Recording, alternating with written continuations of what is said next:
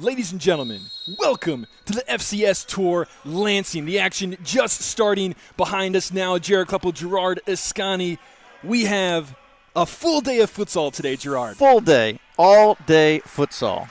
So many games. I mean, I think it's like 10 matches. Yeah, it's going to be a lot. They're shortened a little bit, but a lot of futsal. You can stay with us all day long. Let's jump right into the action. It's Lansing City taking on Capital Futsal in our first match of the day. Here we are at the court action. Lansing City and the newcomers, Capital Futsal for the tournament. Gerard, we talked a little bit about this on the third half. We have a mix in the tour today between teams that are familiar with the FCS and teams that are not familiar, as Luciano Cernuda rattles one off the post in the first chance for Lansing City. Yeah, we're going to see a lot of new players today. One of the players for Capital Futsal I'm interested to see about is Charles Holt. Ooh, Jeremy Kleppel nearly finding the back of the net for Lansing City. That's all right. You know, we are going to see a lot of shots from Lansing City today. We absolutely are. And in net for Capital Futsal, Naya 2. He spent some time with Lansing City. I remember having some trainings with him when I was with Lansing City, so he is familiar with some of his foes at least. Yeah, between Capital Futsal and Red Cedar, we have a lot of players that actually had started with Lansing City. We talked about this in the third half, how some of the players from Red Cedar have come to Lansing City, but it's actually a little bit of this development happens at Lansing City first, and then they go to Red Cedar or Capital Futsal as well. And so it's interesting to see how these communities combine with these players. And there's Jack Fisher taking his first strike of the match. We see starting out on the court for Lansing City, Jack Fisher, Drew Barney, Luciano Cernuda up at the pivot spot, and Jeremy Kleppel, along with Ethan Castaneda in the neon green in goal. He's one of those players, he was on a red card the last game of the season. We didn't get to see him as Kleppel rattles the post once again in just the first couple of minutes. Three posts already. One's by Luciano, already. Two by Jeremy. Capital Futsal under the gun early. They look to play into the pivot. Ball bouncing around, a few headers in a row. And Kleppel is attacking that one. We're going to see Lansing City accelerate the game and play that aggressive style of defense all game long. Yeah, we definitely will. It was disappointing to see how they ended last season. Like you said, Ethan was on a red card, so he missed the last match of the season. Jack was just coming back. Jack Fisher was from an injury. So they weren't really playing at full strength in the capacity of how they could and should be able to play. So we should see a lot more from them today. That one going to roll over the end line, going to be restarted to the hands of Naya 2.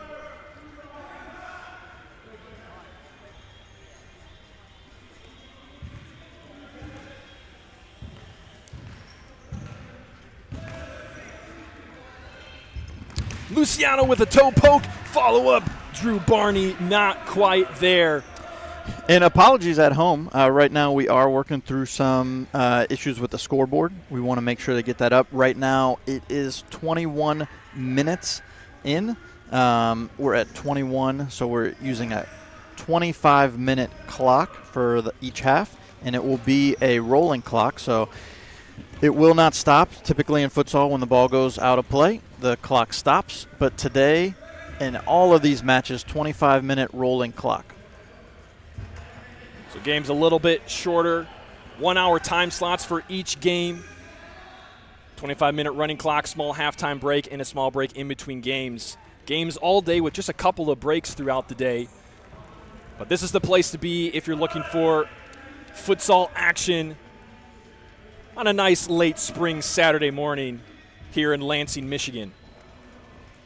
Capital Futsal in the black, going right to left.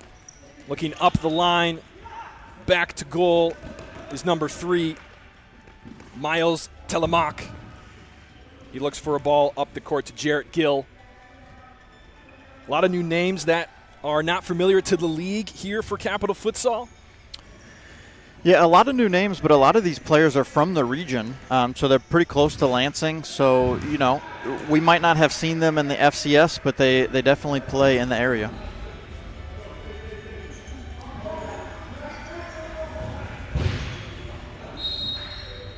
The That ball's going to go out of bounds. Lansing City will take it the other way. 20 minutes on the running clock left in the first half. David Saltzman taking the court for the first time along with Max Kuhn. And on the far side looks to be Coulter Reese. Yeah, Coulter Reese, we talked about him in the third half. He's a young kid. This is his first action in the FCS, so it's exciting to see him come out and play. One of the things that Jeremy talks about a lot for Coulter is his awareness and his understanding of the game. As we see our first kick-in violation of the day. So let's see how Coulter maintains his composure against a lot of these players that are, some of them 10, 15 years older than he is.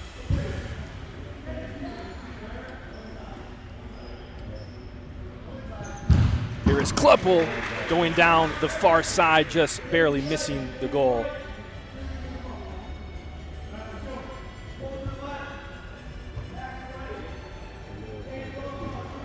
In a lot of ways, this early game feels a lot like the games that we saw Lansing City play against Midwest. Just a barrage of shots on goal. We already had several off the post for Lansing City. Ethan Castaneda on the other end, not challenged quite yet. Still early on in the game.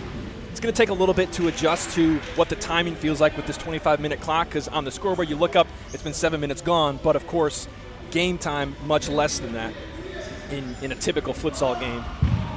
Castaneda going all the way up to Saltzman. Defended, but Lansing City gets it back, and now at the foot of 13, Jarrett Gill, but he kicks it out of bounds. Lansing City going to go quick and be on the attack. Coulter Reese is in there. Max Kuhn comes away with it, and Kleppel now at the point for Lansing City. A couple step overs trying to get by one. He does. Looking for a second, and his shot is just wide.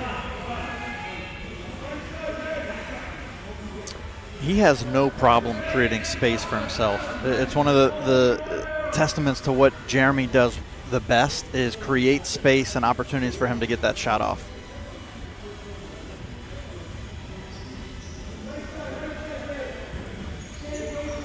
And we see Jack Fisher has come back into the game now for Coulter.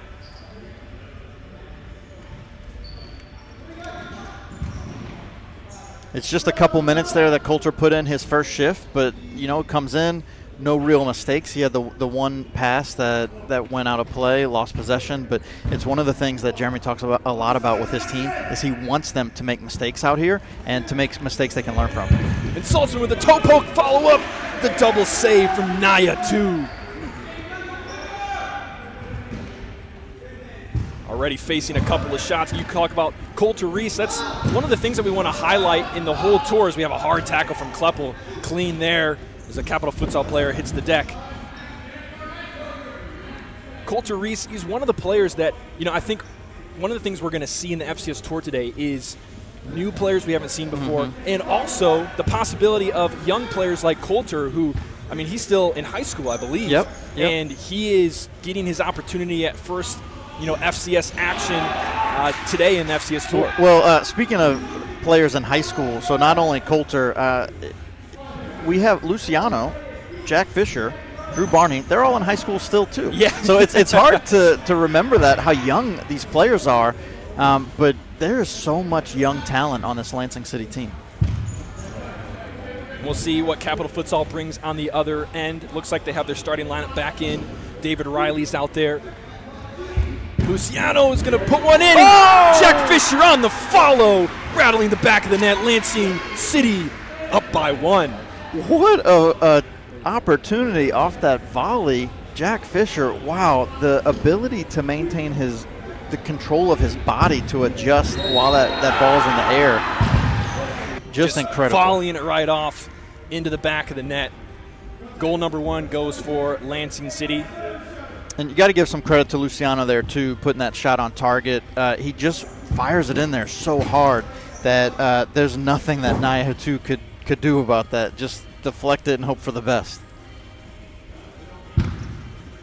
So Lansing City with the first goal of the FCS Tour. And they have possession here. Capital Futsal setting up their defense. Owen Daughtry's in there.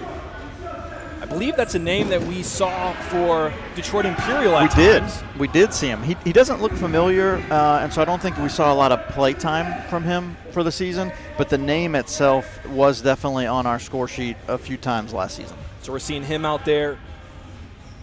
As we mentioned, number 7, David Riley here. Number 2, Ethan Ryder. And I think it's number 11.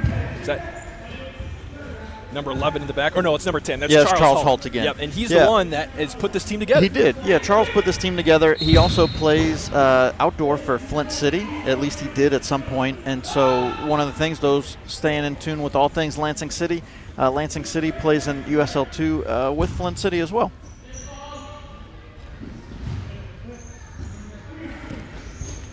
So now with 14-25, here's Luciano Cernuda. Naya has to come out and stop that one.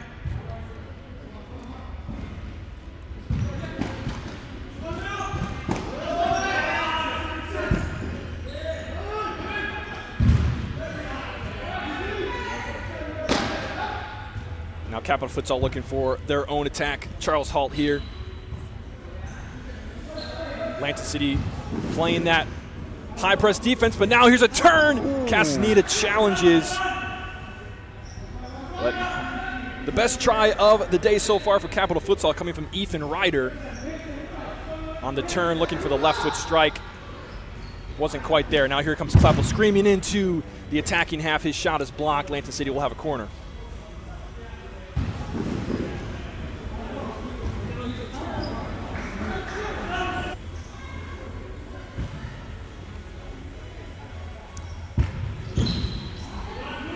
Great stop by Naya, too, right there. That was a shifty little pass from Drew Barney to cut across the middle, but Naya, too, was onto it. Now Cernuda looking for his own chance, blocked by David Riley.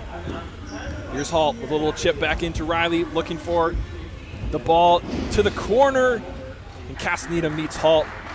Does well to let it go out of bounds for a keeper restart. And Gerard, I'm just starting to get the feeling right now. It's 9:10 a.m. We're halfway into the first 25-minute half of the FCS Tour. And we're likely going to go till 9:30 p.m. tonight. All night. There is going to be so much futsal. So if you're watching today, we got games all day long. You can check out the schedule at the Futsal Champions Series.com website. Click on the Lansing Tour tab, and you'll be able to see the teams, the groups. You know, we got an exciting group. The other team in this group with Lansing City and Capital Futsal is the one and only Chicago House. Really excited to see Chicago House today. So it's one of the things that we talked about this on the third half. They have a lot of young players, new to the league. This is one of the things, and this is the third kick-in violation. The third one. I'm starting to wonder if Capital Futsal understands the rule. The ball needs to be on the line. And so that was a rule that had changed in the not too distant past. And one of the things that we've seen time and time again is that some players that are not necessarily aware of the rule change will have the ball off the line, because it used to be that the ball could not be touching the line. So It had to be outside of the line. And so that's what we just saw on the last two kick-in violations. A couple of shot blocked by Naya. So going back to Chicago House, so many young players and so much talent. Quite a few of them have already been selected to play on some of the U.S. select national teams, so some of the U.S. national youth teams. And so, you know, seeing what they bring out here today, we're anticipating a really high level of play from them. Very excited to see Chicago House newcomers to the FCS next year. Naya gives his own try. It was on frame, but Castaneda was there to collect it. But we'll see Chicago House. I believe their first game is 11 a.m. If I'm not mistaken, they'll play Capital Futsal for their first taste of FCS action as they prepare to join the season. And again, it's Cernuda and Fisher on the combination. What a pass. Wow. Luciano. Is that a putting pass it or on a the shot? money. I think it was a shot. We got to give him credit for the pass there. He's going give for him a the post. assist. Give him the assist. But you know, that's a shot right look, there. when you played right there, you know, you just go back post, and Jeremy's going to put it there. We can give Luciano a little bit right there. I mean, I count it as an assist. Yeah. I know he's shooting. going for side I net mean, there. it's But Luciano. that's what happens. He's shooting. That's what happens. If it is off, it's a pass. If it's on target, it's a shot. Doesn't even matter. But Fisher puts away his second goal of the day.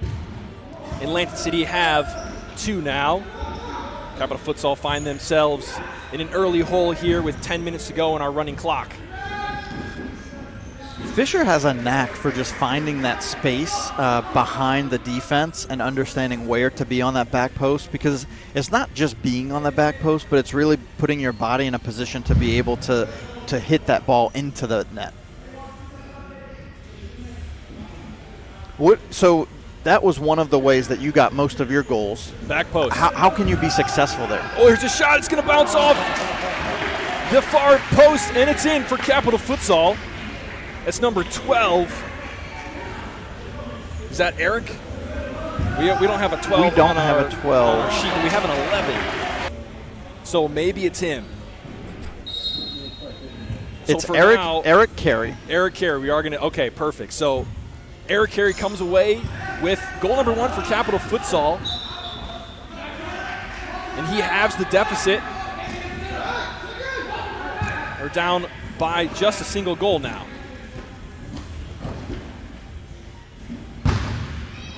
Now Miles Telemak with his own shot on the near side for Capital Futsal. That one goes pretty wild and not on target.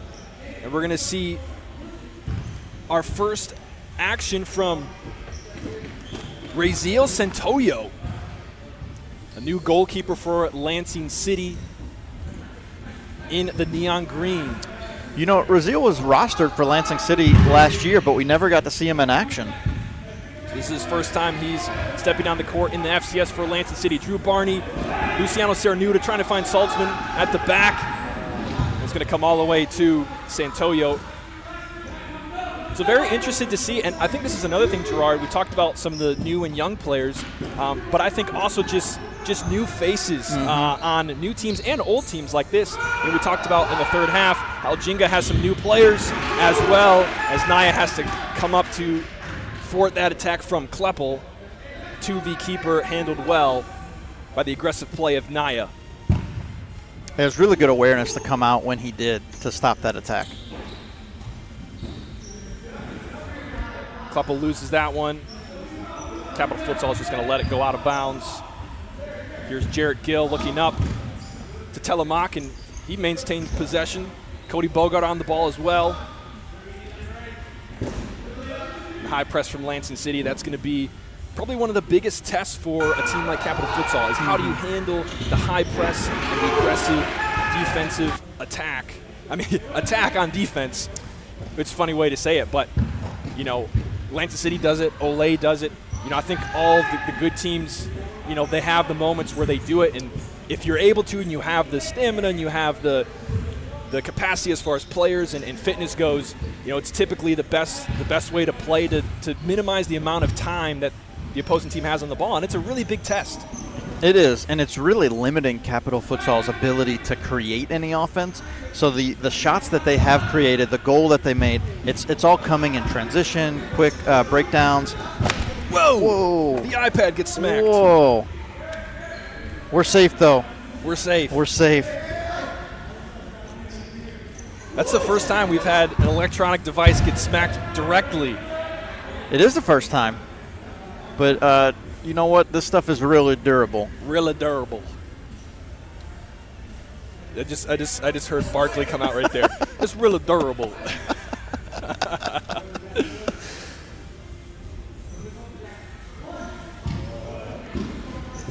It's now a restart from Naya. Goes right into the foot of Cernuda, and he's going to put that one away.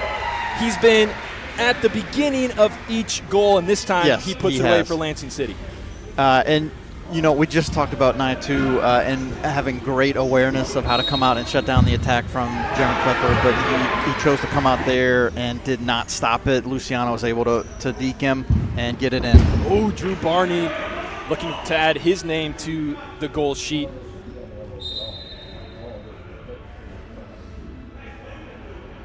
Just a quick shout out to Eric Hegarty in the chat. What's going on, Eric? It's been a long time since I've seen you. Good to see you in the chat. Hope you enjoy the FCS Tour action all day long. Couple attacking that one. Barney trying to keep it in. He does, looking for a chip down the sideline, but Charles Halt, here it comes, halts him. Had to use it at least once today. At least once. Barney with left-footed strike. Great save from Naya. He's put in work in this first 20 minutes already. Capital Futsal the other way. Raziel with his first test. Santoyo, and he turns that one aside. Great positioning by Raziel. After the strike of Capital Futsal, Lansing City the other way. Barney goes down, no call. And is that going to be against Jack Fisher? It looks like it was. He's not really, I didn't really see what happened there. I don't know if it was a handball or something, but he didn't really think too much of it. So. Oh, they actually called it on Drew. Oh, they called it earlier. You know, one. Drew fell and he tripped the Capital Futsal player, so I can understand why they call that. It's unfortunate, but you know, Drew stumbled and he did trip the Capital Futsal player. So now just over 4 minutes to go in the first half of the running clock here. If you're just joining us, unfamiliar with the format, it's 2 25-minute running halves for each game today. And games are slotted to start on the hour, each hour, with just a couple of breaks through the day. We have 4 games back-to-back to start, 9, 10, 11, and 12 p.m. Our first break coming out 1 o'clock. And I'm going to save. Oh, the save. Get out of here. Oh, put him on the score sheet. I do not want my computer or screen to be damaged this early in the game, in the tournament. I'm just going to say you didn't leap to the iPad's defense like that. You know, Barney just puts that one over the net. I was trying to think of a way. I don't know. Oh, no, the other one was way too quick. Yeah, the other one was way too quick. There was no time to react. There's a limit to my goalkeeper ability right there. Did you ever play keeper? In training. I don't think I ever played it in game. So how did it feel being on the receiving end of one of Kleppel's rockets? Oh, you stop everything with your palms. You never let your wrist have the possibility of extending, and you put a bunch of athletic tape around your wrist so it never bends, and you guess. You guess. Yep. That's the strategy. I got pretty good at guessing, honestly. Really? Yeah. Oh, wow. It's kind of like the more you play with him. Like I felt like as his brother, even like in defending, I kind of knew his cadences. So I felt like I had a slight advantage, maybe just over other defenders. Yeah. But not a slight advantage over him. 2:25 to go in the first half. Saltzman's going to put this one into play. It goes back to Raziel Santoyo, Max Kuhn, Cernuda. He's looking for Saltzman. He keeps it, though. Across to Saltzman. Can he find Kuhn? Naya's there. He's put in work for Capital Futsal this first half. Yeah, he definitely has. It's one of the challenges when we see the game flow like this, to where, you know, we saw it a lot out of Midwest last year where Josh Postrema looked really strong but was letting in a lot of goals. And so how do you really balance that strong play from the goalkeeper, but when they're having this barrage of shots and attacks on them? Yeah, I mean, it's you talked about durability. And that's going to be, keepers. It's a big question for keepers is how do you sustain receiving all those shots? We saw it last year with the game, particularly against Lansing City versus Detroit Imperial right here. We saw one of the best keepers, or probably the best keeper in the league, who we said was the best keeper in the league. And Emerson Velasquez. Oh, Kleppel's strike. I barely saw that one, but it is wide. And he faced so many shots. We actually saw him kind of go down with an injury during that game on his wrist, as Santoyo is also tested from long range. He collects that one. But that is a big question. If you're facing, 20 or more shots a game as a keeper, that to block, right? Not just shots you're facing, because there's lots of those, but if you're blocking more than 20 shots in a game as a keeper, especially on a day like today, you're going to have a minimum of 3 games and possibly 4 if you go to the finals. That's a big question of how do you hold up physically. Yeah, absolutely. And Naitu does have the athletic tape like you're talking about, so he's prepared. Yeah, and he's got the ones on the fingers too. That's smart. I never did those, but that's smart to protect those knuckles as well. Now here's Capital Futsal with a corner. Owen Daughtry turning and taking a look, and it's blocked by Kleppel. 20 seconds. Up comes Naya. To add some attack, and he quickly retreats, and with 10 seconds left, Saltzman realizes the clock's not going to stop for me. I better get going if I want to put one more play put the ball into play here. He's got Max Kuhn. The layoff from Naya Saba, nearly there, and that's going to be time for half number 1 in the FCS Tour. Now these halftimes, Gerard, are going to be very short. Very short. 5 minutes. 5 minutes, maybe less. So that way we can try to stay on schedule as much as possible. It feels like we're actually ahead of schedule right now. It's only 9:23, so keep up the pace. We played a 25-minute half in 23 minutes. That's amazing. That's good time management. That's what great that is. Time management. That's impossible time management right there. So, Gerard, from that first half, what did you see? Capital Futsal, coming in. How do you feel like they withstood that test of this first half, Lansing City and the FCS Tour? One of the things we talked a lot about, how Midwest during the season played very defensively and had to just withstand that barrage, and that's what it reminded me of, seeing them. And Jenga did that too. Jenga did too. And when you don't have that background as a team playing together, and I anticipate a lot of these players with Capital Futsal haven't been playing together a long time, that defensive structure, you can maintain it for a bit, but it starts to break down over time. So I would anticipate seeing more of that as the day goes on, specifically in the second half of these matches. The one challenge about that is these games are a lot faster, right? You're not having 40 minutes of stop clock, which typically those games are going to last twice as long as these. So we might not see the breakdown that we saw from teams like Midwest in the second half last season. Same thing with Jenga. We did see that breakdown in the second half a lot of times from them as well. And when Lansing City played Detroit Imperial here, that was kind of the story there. We talked about Emerson Velasquez in that case. But, so far, Capital Futsal, I mean, they got on the scoreboard. Yeah. They're down 2. Lansing City's had a lot of chances. Naya's put in great work for them at keeper, and they've the post has also put in work for them. 3 times saves already from in the first 2 minutes of the running clock. So far, they've withstood the test enough to stay within striking distance on the scoreline, and we'll see what happens in the second half. We're going to send you back out to the court, and Gerard and I might take a little voice break just for a second.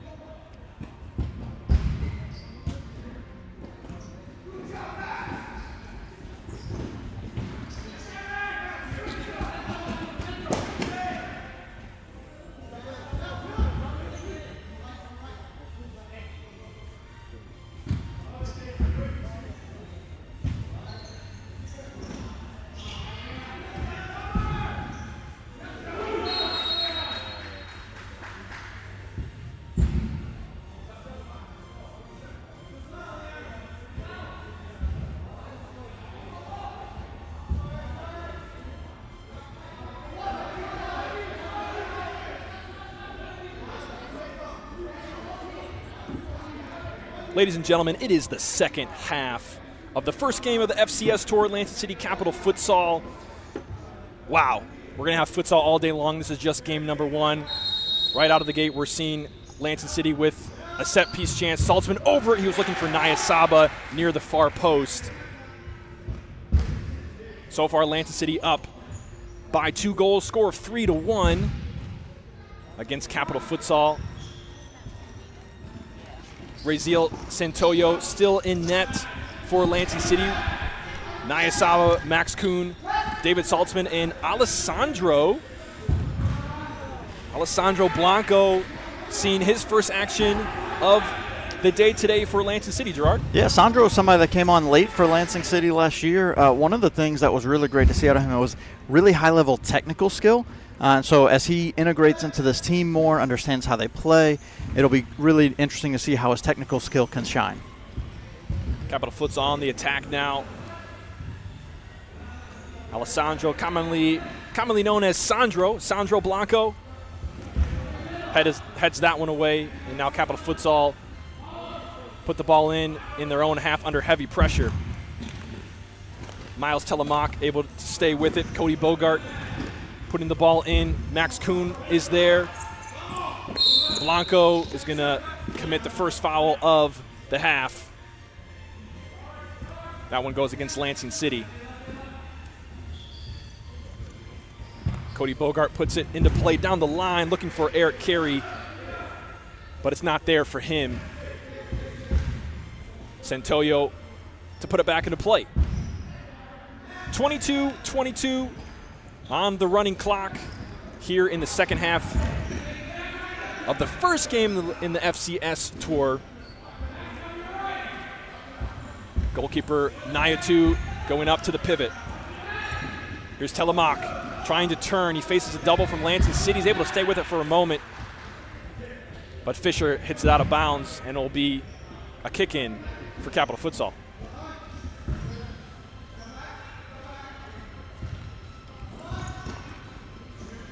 Ball inside, giveaway to Lansing City. Fisher going for a quick one, trying to connect with Barney, but it's not there. Capital Futsal going quick the other way. Strong defense from Max Kuhn right there. You know, it's one of those things when a player gets on the ball like that, you have to have that high level of physicality, and Max does not shy away from the contact at all. The outcome is a Lansing City kick-in. You see Cernuda back on the court, and the starters in full force for Lansing City as Kleppel joins them as well.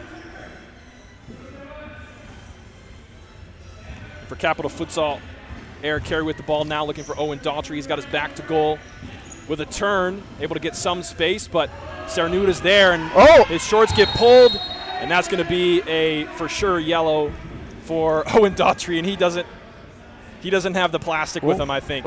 Does he? Okay. Yeah. For a second, I thought he said he didn't have it. I was going to say, just hold up Barney's shoe, and you'll be good. But he's got it with him. Would expect nothing less than the officials to be properly equipped. Yeah, nothing less. And very well-warranted caution right there. Absolutely. I mean, we saw how stretchy the shorts of Lansing City are. Yeah, I really like the play there, too, of allow that shot to happen from Luciano so you can play advantage, but then even if nothing happens, then you can still give the caution, and there's nothing wrong with doing that there. So great work from the official. Ball into Cernuda at the pivot spot. He's able to keep it in here on the near side. Left foot strike, angle not quite there. He had Barney in the area, but it's going to be a restart. Oh, is that a deflection? No, it's a kick-in on the far side for Capital Futsal. Ryder puts it into Daughtry. He fumbles over it, and now it's back to Lansing City. Step up from David Riley to put that attack on pause. But we have definitely seen, Gerard, the flow of this game be Capital Futsal on the defense, looking for counterattack opportunities. They were able to get one in the back of the net, but lots of attacking chances for Lansing City, and they've put 3 in the net so far. Yeah, and one of the things that we're seeing out of Lansing City, too, is when Capital Futsal gets the ball, Lansing City is doing the high press. They're accelerating the game. They're not shying away from contact. They're winning the ball back often, as you saw Luciano did right before that caution. He won the ball back. A little half volley from Jack Fisher, not quite connecting in the way he wants to. And that's one of the things that we see a lot from Lansing City is accelerating the game, putting the pressure on the opposing team, and it really creates this high level of skill that they want to play the game at. Fisher able to win that one. He's got it. Cernuda's with him. He tries to roll the ball over, but stopped by Ethan Ryder. And now back the Luciano other way. winning it. Stopping on a dime, finding Drew Barney. Gets by one. Faced up by Charles Holt, and the ball back to Kleppel. Great anticipation from Ethan Ryder there, disrupting that attack.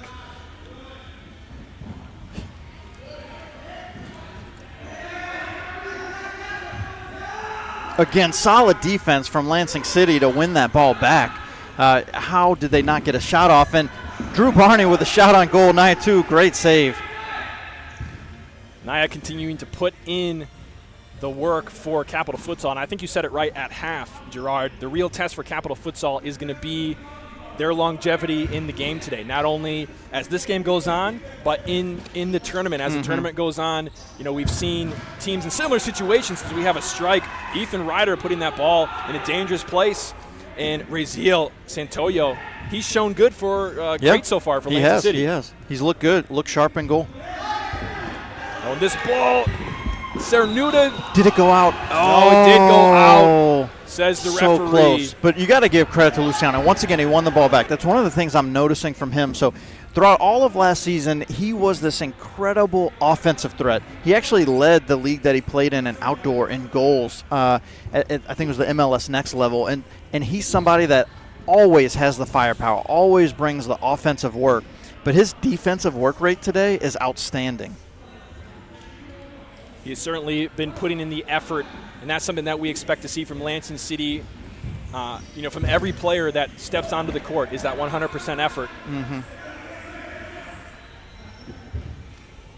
Really, I think if I were Coach Matt Alashari, I would say I want everybody to work as hard as David Saltzman when he's on the court. I mean, we see him, number 3. He is a workhorse. He gives everything. Yeah, he truly does. He's a testament, and what a great example for the young players at Lansing City.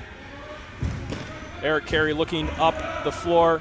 Oh, Barney with a quick touch. 2 touches there to get around one. He's got Carey standing him up. It goes back to Fisher. What kind of attack does Lansing City have here? Fisher and Barney working together. Can he keep it in? He does. Saltzman in the corner. Good defense from Carey there. Into Saltzman. He leaves it, and it finds the back of the net. Goal number 4 for Lansing City. Wow, if you're Nia too, what do you do right there? The ball's coming in. You got David Saltzman that could easily put a foot on it. Does he just let it go right through? I think he does. Yeah, I don't know if that was intentional, but he let it go through, and it gets to all the way past 9. And as a keeper, you know, when you have a player in that position that is unmarked, it's very difficult to anticipate what's going to happen. He's kind of getting ready for the ball to be touched, and he doesn't, and all of a sudden the ball's in the back of the net. Yeah, and it's one of the things we talked about at half, right? As this game continues to go on over time, there's going to be more defensive breakdowns. When you have a player standing in front of your goalie like that with no defender around, that's a defensive breakdown that just cannot happen.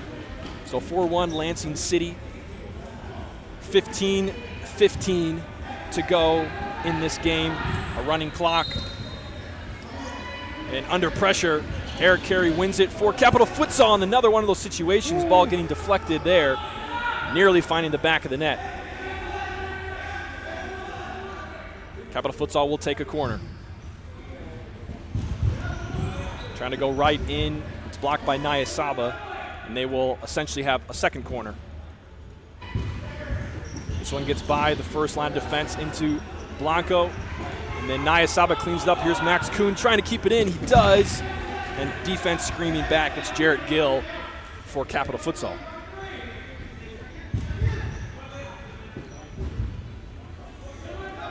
Gill to put it back into play. It's at the foot of Nia.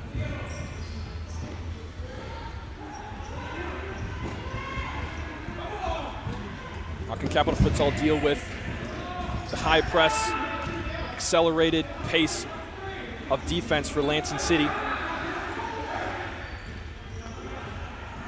You know, we just see that pass, that giveaway from Leonce right there. That's the second time a pass has been made in an aggressive fashion to Max Kuhn, but he hasn't been pushing the pace offensively. And so Jeremy called him out earlier for that. Let's see if he can adjust and understand like where to be to know how to be on the leading end of some of those passes.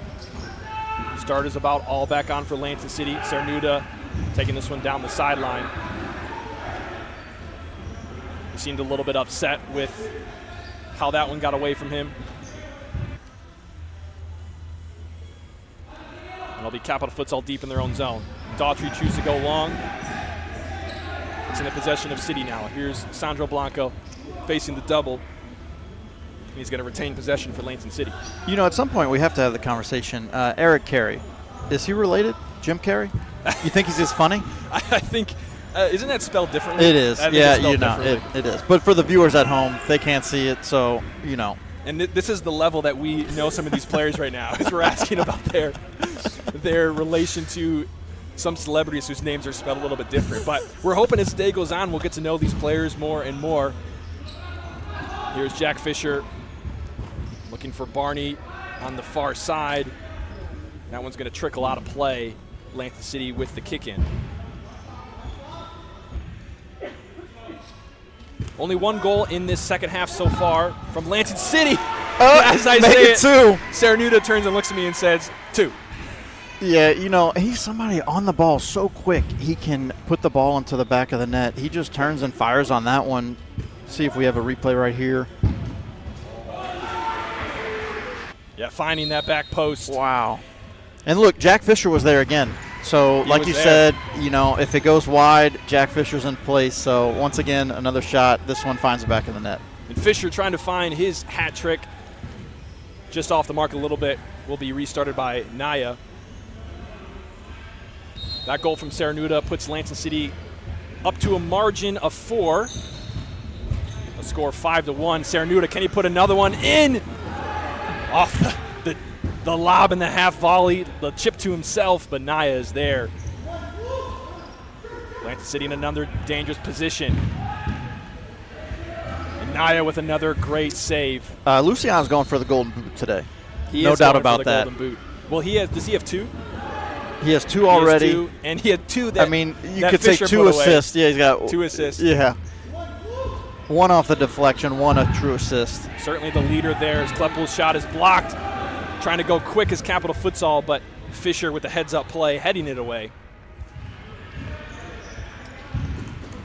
Daughtry finding his way to Riley, but Santoyo is there.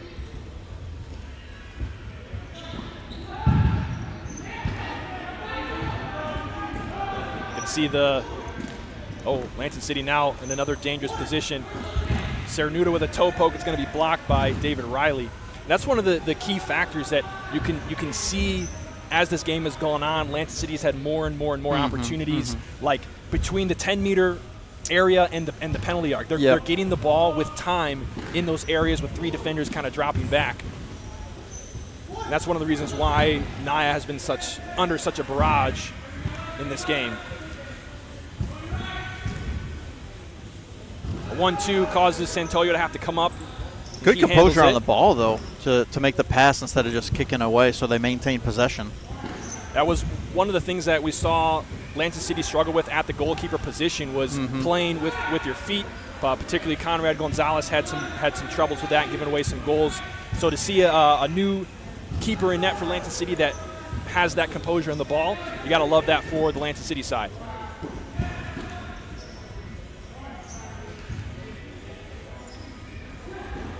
Barney will put this one back into play. Lansing City in the middle of a line change. Here's Max Kuhn. A quick turnover. Going the other way is Ethan Ryder. He splits 2 defenders, but the ball is too far from him. Santoyo will scoop it up.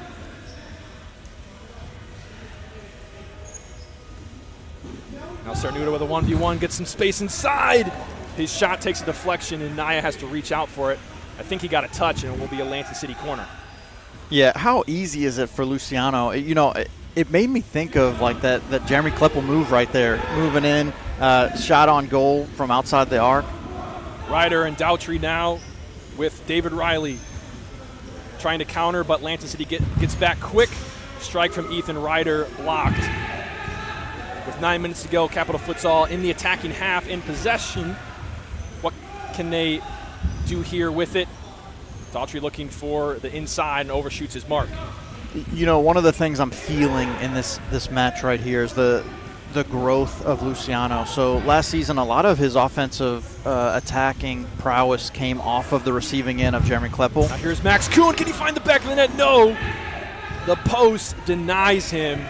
He had that far post open. And will he have another chance here? Brings it to his right foot, blocked by Charles Holt.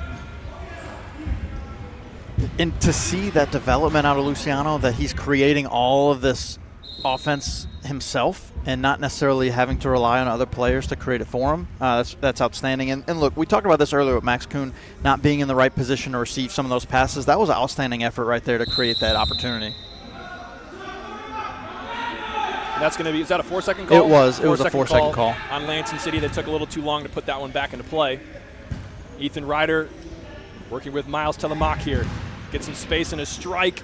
Won't get past the Lansing City defense, but now Charles Holt putting it back into play to Riley. Ball inside. Great combination there from Riley and Ryder to get a little 1-2 and a first-time strike just inside the 10-meter area. But it won't trouble Santoyo too much. 7:30 to go here in the first game of the FCS Tour. Coulter Reese nearly got his first FCS goal on the pass from Luciano Cernuda. Look, at this moment, there's not many games that I've watched Lansing City play that hands down Jeremy Kleppel was not the best player on the court. Luciano is making his claim today that he's the best player in Lansing City, at least in this match. I think we're seeing that's a pretty big claim. It is. I know it's a big claim, and it's just we're seeing something different out of him than we saw all last season. And you know, one of the things we talked about earlier is a lot of these young players, Drew Barney, Jack Fisher, like they're 16, 17, 18 years old, so there's so much growth and development that's happening daily for them. And here is Cernuda working with Kleppel. Kleppel getting some space, trying to find Blanco. His touch not quite there.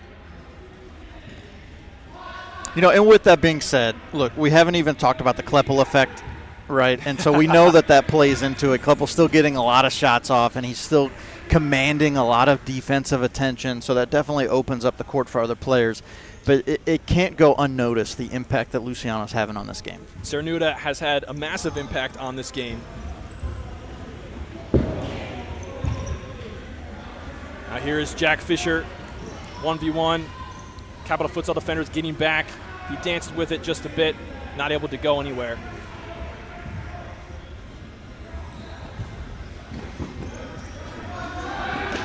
Now Capital Futsal trying to find their own chance. Cody Bogart not able to put that one on frame, challenged by Santoyo. Yeah, good pressure from Santoyo there to understand how to come out, where to come out to limit that opportunity on goal. High press from Capital Futsal. Lansing City beats it for the time being, and they put the finishing touch of punishment onto that high press. Drew Barney puts it into the back of the net. What an excellent pass from Jack Fisher. Just put it on the money to Drew Barney. I mean, wow. And that is the danger of high pressing. It can be it's obviously a very good tactic to accelerate the game, but when you have a team that's able to break it like that, it results in a goal that is definitely the danger and the trade-off of what you risk when you high press and try to accelerate the game. Lansing City now up 6-1. 3 goals in this half, all scored by Lansing City. And that's Lansing City's first goal not created by Luciano? Or no, second goal. Second one? Yeah, second. With 4.5 to go. Jack had the goal earlier that David let go through. So between Luciano and Jack, all the goals have been created by them. They have been integral pieces to the scoring of Lansing City so far today. And we're seeing the players of the match that is upcoming in the tunnel. It's going to be, that's Midwest and Red Cedar coming up next, I believe. Yeah, this will be the first time we're seeing Red Cedar in action.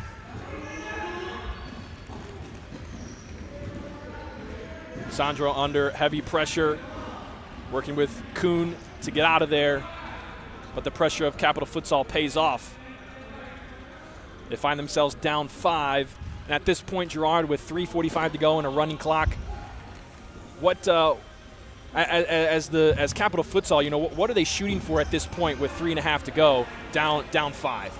You know, really just to limit the barrage, like to try to maintain possession of the ball, limit some of these opportunities from Lansing City. Coulter Reeves with a strike. It's going to be stopped by Naya, and Capital Futsal going the other way. Saltzman will get whistled, and he's also going to see a yellow for the jersey grab. Very well warranted right there for Saltzman. You know, we haven't talked about it much, and that's always a good thing when you're not talking about the officials, because that means that they're doing a pretty good job. You're going unnoticed, calling what needs to be called, not calling what doesn't need to be called, so doing a good job today. Here's Coulter Reese finding Saltzman at the halfway mark. He takes his player on, and now working with Nayasaba down the line back to Saltzman. Can he keep it in? Initially he does, but it will go over the end line. Long ball up to Charles Holt, trying to find some kind of direct attack. Not there for Capital Futsal. Here goes Lansing City. Coulter Reese is there looking for Alessandro Blanco, and that was a great 1-2 play right there from Saltzman to Coulter. Blanco just could not get on the end of it. You see that one again, and Blanco just not able to get there. You know, and that's what we talked about earlier. The reason Coulter's playing this game is that high-level understanding of positioning and awareness. Just to put himself in position to be on the receiving end of that pass from Saltzman shows his understanding of the game and where he needs to be to create the space. We tick under just 2 minutes to go in this second half. A running clock for those of you that just might be tuning in to see the next game, Midwest United against Red Cedar. So 2 25-minute running halves. Right here, it's Capital Futsal. We're going to draw the foul in black. Currently down 1-6 in favor of Lansing City, the home and the hosting team of this FCS Tour. Set piece now for Capital Futsal. They roll off to the top, and it's executed well. Eric Carey is going to find the net for the second time today. Capital Futsal get goal number 2. Yeah, a little surprising. Lansing City was caught off guard right there. You know, it looks like they didn't even get the wall set up properly in time. You know, it was a little bit of miscommunication maybe, Raziel not knowing necessarily what was happening with the kick. Now Lansing City the other way. Coulter Reese nearly finding the back of the net. Kuhn trying to clean it up. It's not quite there. And if we go back to that play, we did have, you know, Coulter Reese was one of the players in the wall, and he is one of those youth players that he's gaining lots of experience. This is his first time seeing court action in the FCS, and Sarnuda is going to get a talking to from the official, no card. But that, you know, I think we saw some of the inexperience and the youth of Reese on that play. But he's done very well today. I mean, he's put the ball in solid positions on offense, and he's worked hard, and that's the first time we're saying that there was something that he's growing in, and that's obviously a position he's in. You know, like he's going to be making mistakes, and he's going to be growing, and what an opportunity for him to step onto the court today for Lansing City. Yeah, absolutely. 2 seconds, 1 second, and we hit 4 zeros on the clock. Game 1 of the FCS Tour in the books. Lansing City takes it 6-2. Quickly, your thoughts. Time management is excellent right here because it's only 9:51. So we played 50 minutes of futsal with a 5-minute intermission in 51 minutes. So amazing. You know, time management is excellent. So far, that's going well. We'll have a few minutes before we start the next game. Probably going to try to start the next game a little bit early to stay early on schedule. You can see them behind us. It's going to be Midwest United taking the court in the gray, playing against Red Cedar. So we'll maybe have some more thoughts on the game we just saw. And we're going to bring you the live action for the upcoming game in just a few moments. So don't go anywhere.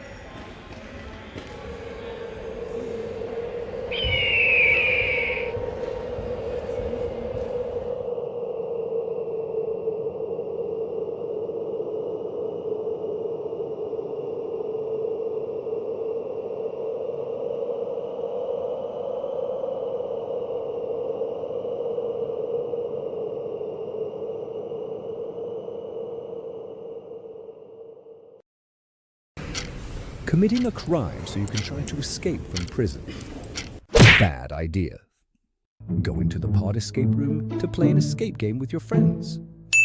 Great idea. Test your skill as an astronaut in outer space. Find Santa and save Christmas. Or take a vacation to an abandoned island. Just don't get stuck there. The Pod Escape Room. Learn more at thepodlansing.com.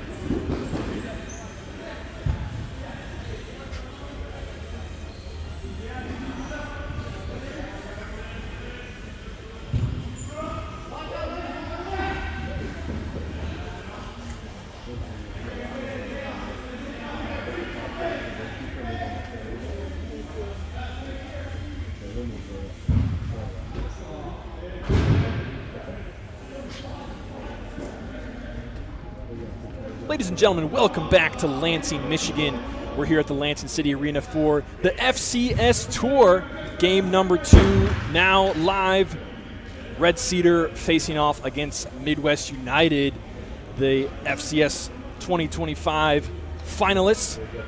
Coming in second place in the gray, currently with the rock going right to left on your screen.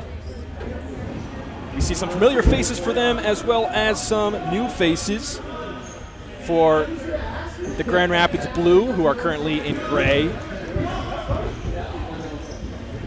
Jose Vicario in net. He's tested for the first time wearing that goalkeeper black uni. Red Cedar currently on the attack, and just a miss hit there from number 29, Reese Erickson. This is the first time we're going to see Red Cedar in FCS Tour action. The first time in the FCS, in any kind of FCS action since we started broadcasting the games. That is true, but quite a few of these players have some FCS experience, including Storm Powers, number 99. Yep, he's on the floor for the defense. Looks like Red Cedar okay to settle in and play a low press defense. So immediately we're seeing a very different style of play of a game as Aiden Hanchett, another familiar name, is tested for the first time in that goalkeeper green. Now Red Cedar on the transition. Looking for Storm Powers with number 18, Joshua Triana. But as I mentioned, with Red Cedar okay to sit back and low press, at least for the time being, a very different feel to this game right off the gun. Yeah, right off the bat, it's a different feel. And for Midwest, we're going to see a little bit of a different Midwest United today because they're missing a lot of their players that we used to see in the FCS week in and week out. They do have some new ones like Manny Bedoya. We'll see him. We'll see Salvador Aldama, Isaac Cervantes, some new names. And we're seeing, how about that, number 17, Gio Garcia, coach for Midwest United, take the floor as Aiden Hanchett again is tested, and he's going to look for net. That one was on target. Vicario getting back just in time. Yeah, Vicario's going to have to stay on his toes because Aiden Hanchett will get very aggressive in goal. We saw it right away. Even though he never left his arc, he's already having his go on target. But here is Midwest. Anthony Leon, Gio Garcia, Pedro Aguillon, Isaiah Meyer, the 4 on the floor for Midwest Blue. And Aiden Hanchett called upon again. Midwest are going to have the first corner of the match.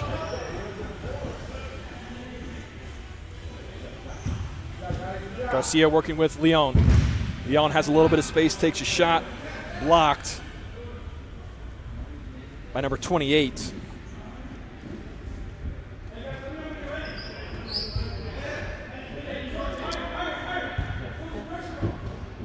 No 28 on our roster sheet for Red Cedar, but we'll get that at some point. Midwest in control here with offensive possession. Shot from Leon's going to go over the bar.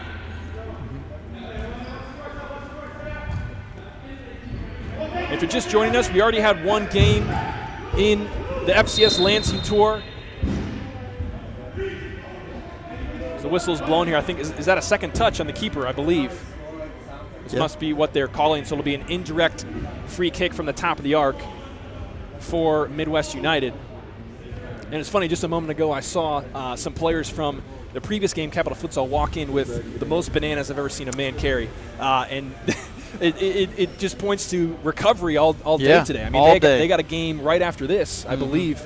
And, they got to stay warm, stay ready, or manage how do you cool down and warm back up, throughout the whole day. Yeah, I think that's going to be one of the biggest challenges for these players throughout the entire day. So Gio Garcia finding his teammate for the strike. Defended well by Red Cedar. Garcia again, he's quite off the mark there. He was working with Salvador Aldama, as well as on the far side, number 10, Manny Bedoya.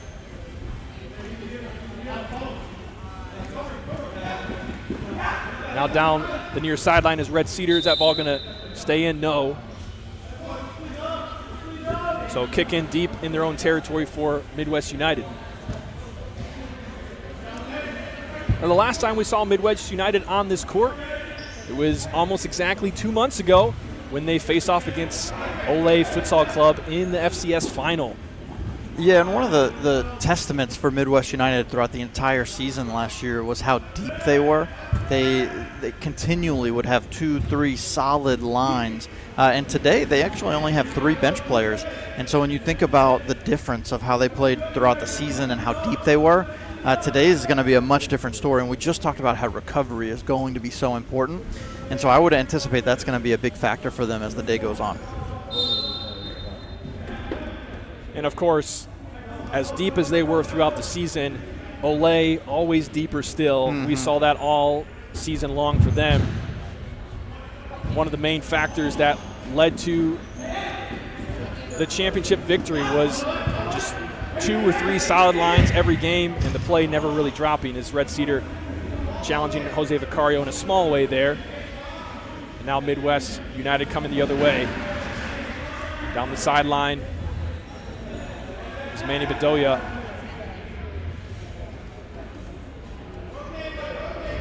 Now Red Cedar will take over. Little chip into the pivot spot, collected by Anthony Leone. Now Midwest in kind of a half-court attack. They quickly give it away. Aiden Hanchett in the goalkeeper position, going all the way up the court to Logan Wells. And a bit of transition play back and forth between the teams.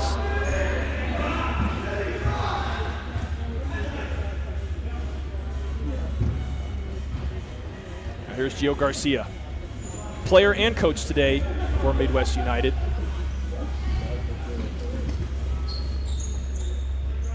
You know, Gio Garcia is somebody that he can still play at a really high level, but he actually prefers to coach. He loves developing players and helping other players to be successful, so he actually prefers that to playing.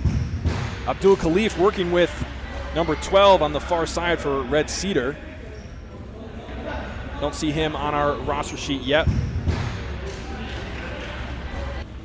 So a couple of numbers mismatched for Red Cedar on our roster sheet.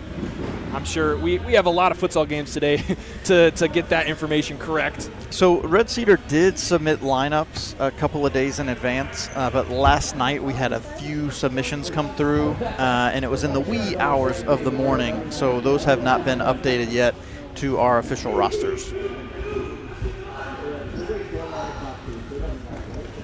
Now Red Cedar opting for a man-to-man high press,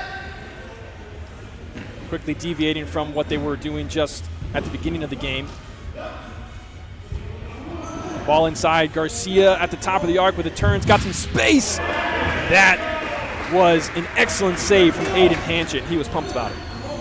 Yeah, that's one thing. Aiden is strong in goal. As much as he is a great attacker and an offensive threat as a goalie, he's a solid shot stopper as well. Garcia on the first time from the corner. Wow, what a chance there for Midwest United. And once again, Aiden with the save. He is tallying them up quickly here with 10 minutes away in the first half. And if you're just joining us or you're not sure of the format for the FCS Tour, it's 2 25-minute running halves with a small break in between, each game slotted on the hour with a couple of breaks throughout the day. But lots of futsal today. Should be about 10 matches as we have I was going to call it a hard foul, but it wasn't really hard. It was just a kind of a bad trip. Yeah, it was just a bad trip. I mean, it looked dangerous at first, the way he landed, but he looks okay. Referee looked like he reached into his pocket for a moment, but opts to... So one of the things I've noticed is that he's actually keeping track of the foul count on a card. So he's writing down each time there's a foul. So we keep seeing him go to his pocket during these fouls, but it's to keep track of the accumulated foul total. Gio Garcia opts to go right to goal there. Doesn't trouble Hanchett. Who will distribute now. We saw Aiden Hanchett in the FCS this year. He had a couple of games for Midwest. Ooh, Red Cedar is number 18, Josh Tirana, with an attack all alone on a transition, but it's not going to trouble Vicario too much. Here is Isaiah Meyer coming right into the middle of the defense. no one really picking him up, and he had a decently clean look. Deflection's going to make it a Midwest corner. Garcia still on the floor for Midwest, and how about that one? To the top shelf. Midwest United get their first goal through number 10, Manny Bedoya. Excellent finish on that. Take a look here. Skying that one in the upper 90 right past Aiden Hanchett. It's 1-0. Midwest United is up.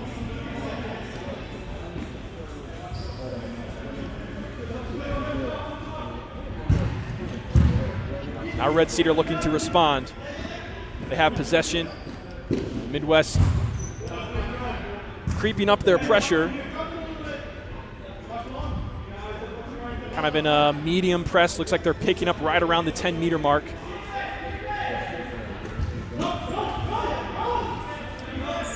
Looks like they're almost able to win it here. Isaiah Meyer.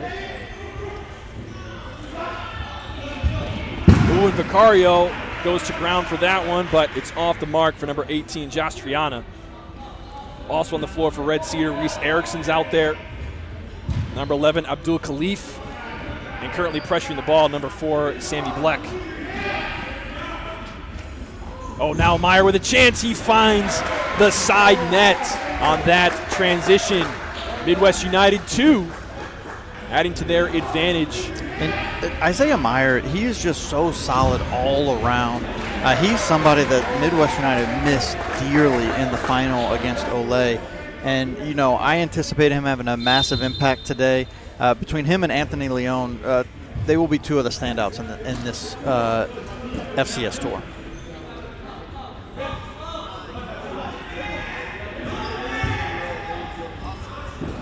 Now here's Pedro Aguillon for a moment before it's hit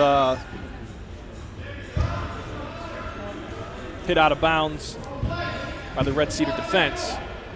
Ball down the line from Aguillon looking for number 6,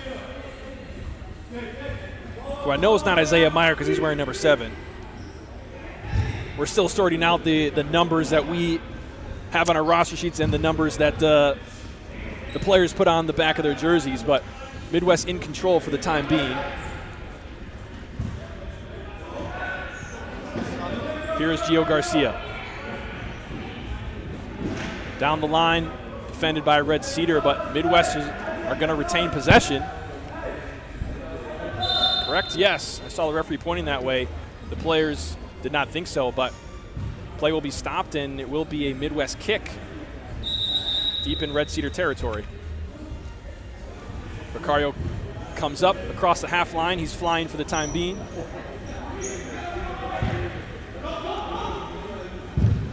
A strike looking for the far post, nearly there for Midwest United.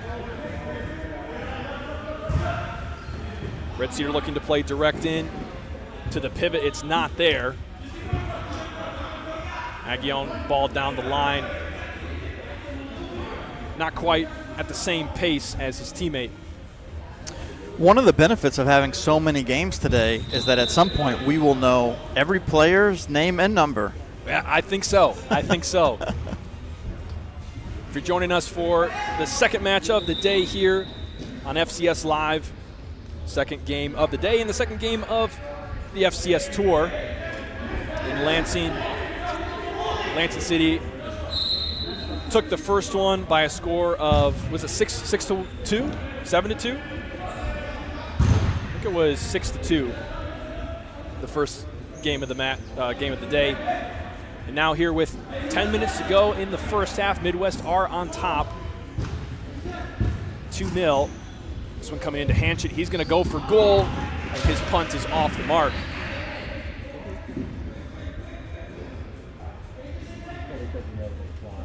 So far, we're seeing kind of the flow of play in Midwest having a lot more possession,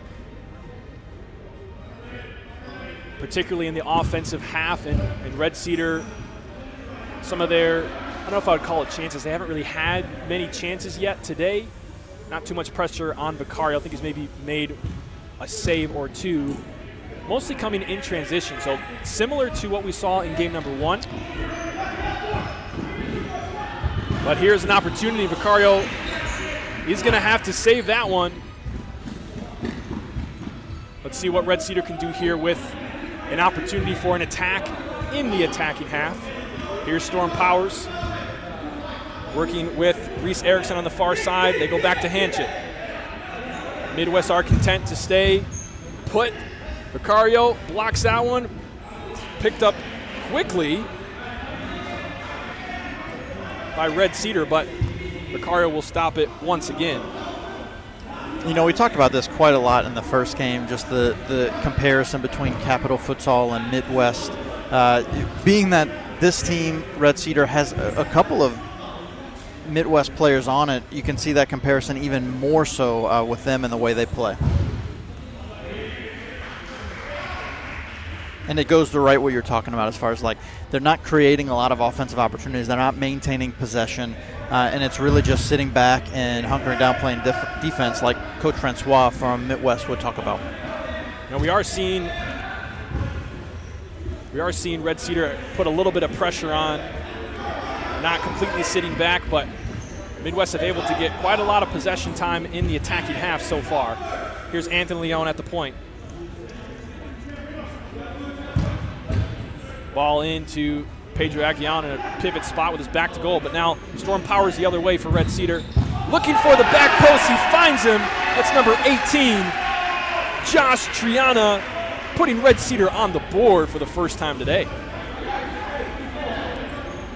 And it's a transition play. It is. It's a transition play. We just talked about that, not necessarily creating offense by maintaining the build-up play, but that, transition play, counterattack, and it works. I mean, it's a huge part of the game of futsal. It is. Both offensive and defensive transition, and Red Cedar capitalized in that case, and they cut the margin in half, only down by 1 now with 7:10 to go in half number 1.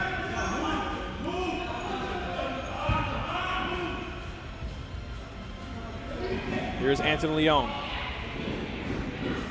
Going to the sideline, leaving the ball for his teammate now, Aguillon. Looking inside to Meyer with his back to goal. Cleared away all the way to Vicario's hands.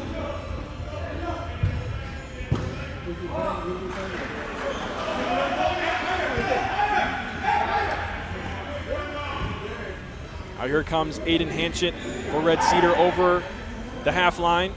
He is now a 5th attacker. He retreats as the ball goes over the end line. Vicario will restart from Midwest. I'm a little surprised. That's the first time we've seen him be that aggressive so far today, but it is kind of hard when they're not maintaining possession. They're playing so deep. It's hard for him to get involved offensively. Nice flick and pass there from Garcia to Meyer. Goes over the end line for a corner, but great play there, finding some space. Corner comes in. Wow, nearly finishing. That one was number 14, Salvador Aldama. Midwest almost had number 3 right in the face of goal, and they're going to get whistled for a kicking infraction there. Ball not on the line. Ball was not on the line. But once again, Aiden Hanchett in goal, another outstanding save.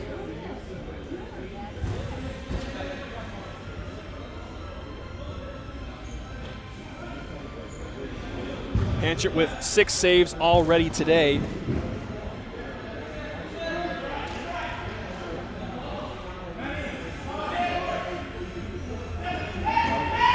Vicario on the other side with 5 to his name.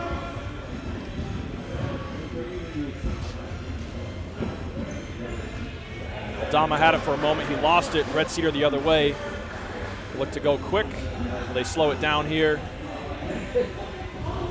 They utilize the touch of Aiden Hanchett. He's got 4 seconds on his own half. He's going to bring it up across the halfway line so he can have it for as long as he'd like. And a little chip down the sideline. Ball across the face of goal.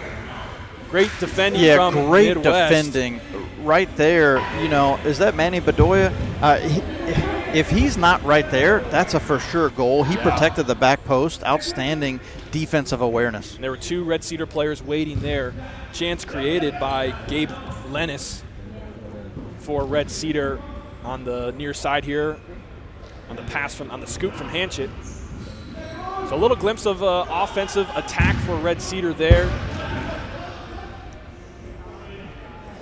First time we've seen that this half, and that's got to be encouraging for Red City Yeah, it has fans. to be. And, look, it started with Aiden Hanchett, too. He came up the court, he progressed the ball, and then they maintained possession, and they created some offense. So, good work from them to at least put that together.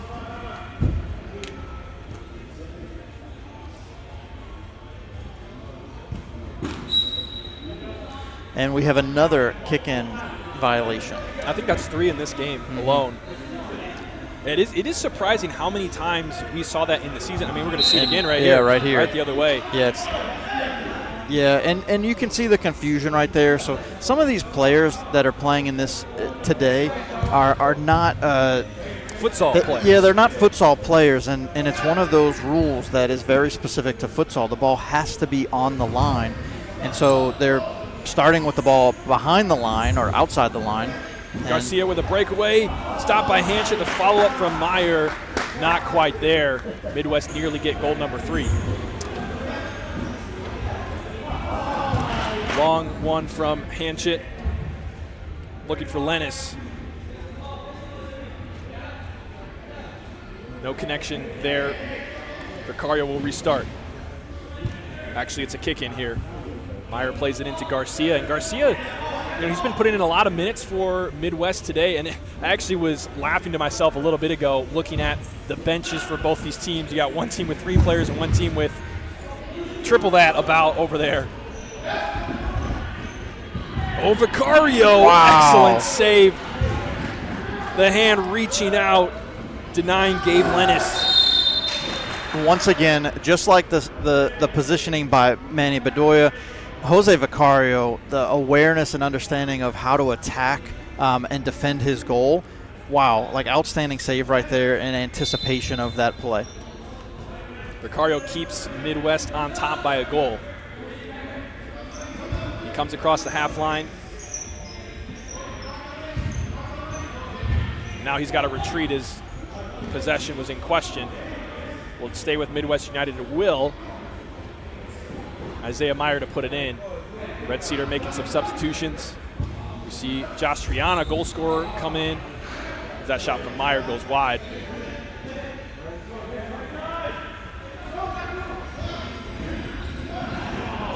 Yeah, it's one of the things about Red Cedar. You talk about how many players they have available for them today. And another kick-in violation. Yeah. They had a lot of players, like we talked about, that just registered last night to play in this tour. And so, they're anticipating what we've talked about all day, that recovery between each game. They're going to play at a minimum 3 games today. And so it's a lot. It's a lot of wear on all these players. Yeah, right now on the court for Red Cedar, we see Josh Triana. We see number 9. I don't see a number 9 on my stat sheet. We have number 28 out there, Ivan Latua. Tenoria has had to protect our equipment once again today. As well as number 29, Reese Erickson, of course, Aiden Hanchett in goal. 1 minute left in half number 1. Red Cedar looking to pull even in the final minute here. That attack not going the way they'd like it.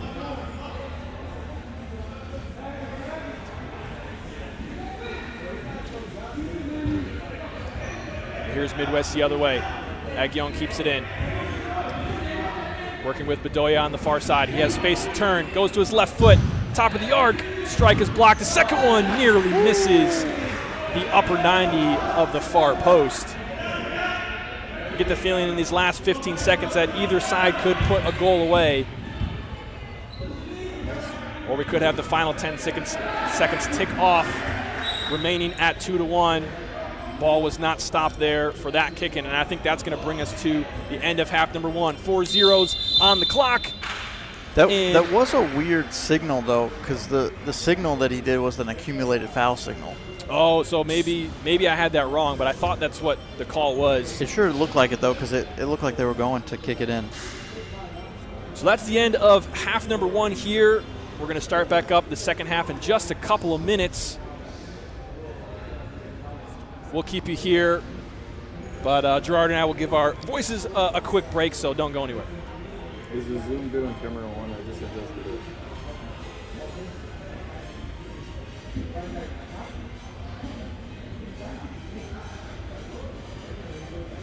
Okay.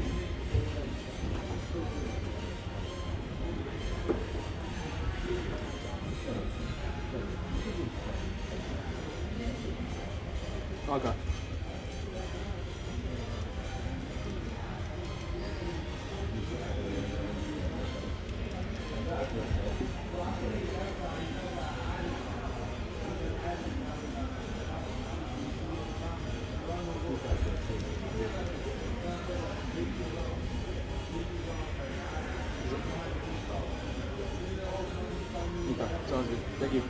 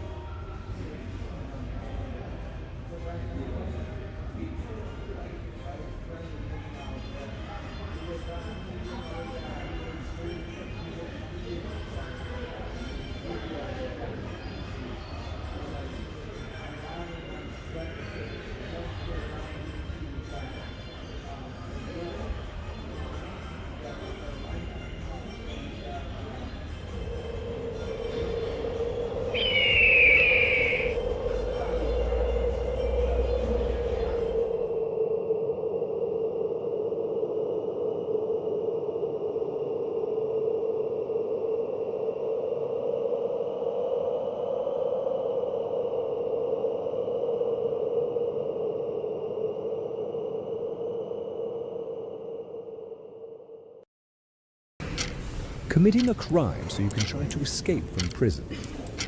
Bad idea. Going to the pod escape room to play an escape game with your friends. Great idea. Test your skill as an astronaut in outer space. Find Santa in Save Christmas. Or take a vacation to an abandoned island. Just don't get stuck there. The Pod Escape Room. Learn more at thepodlansing.com.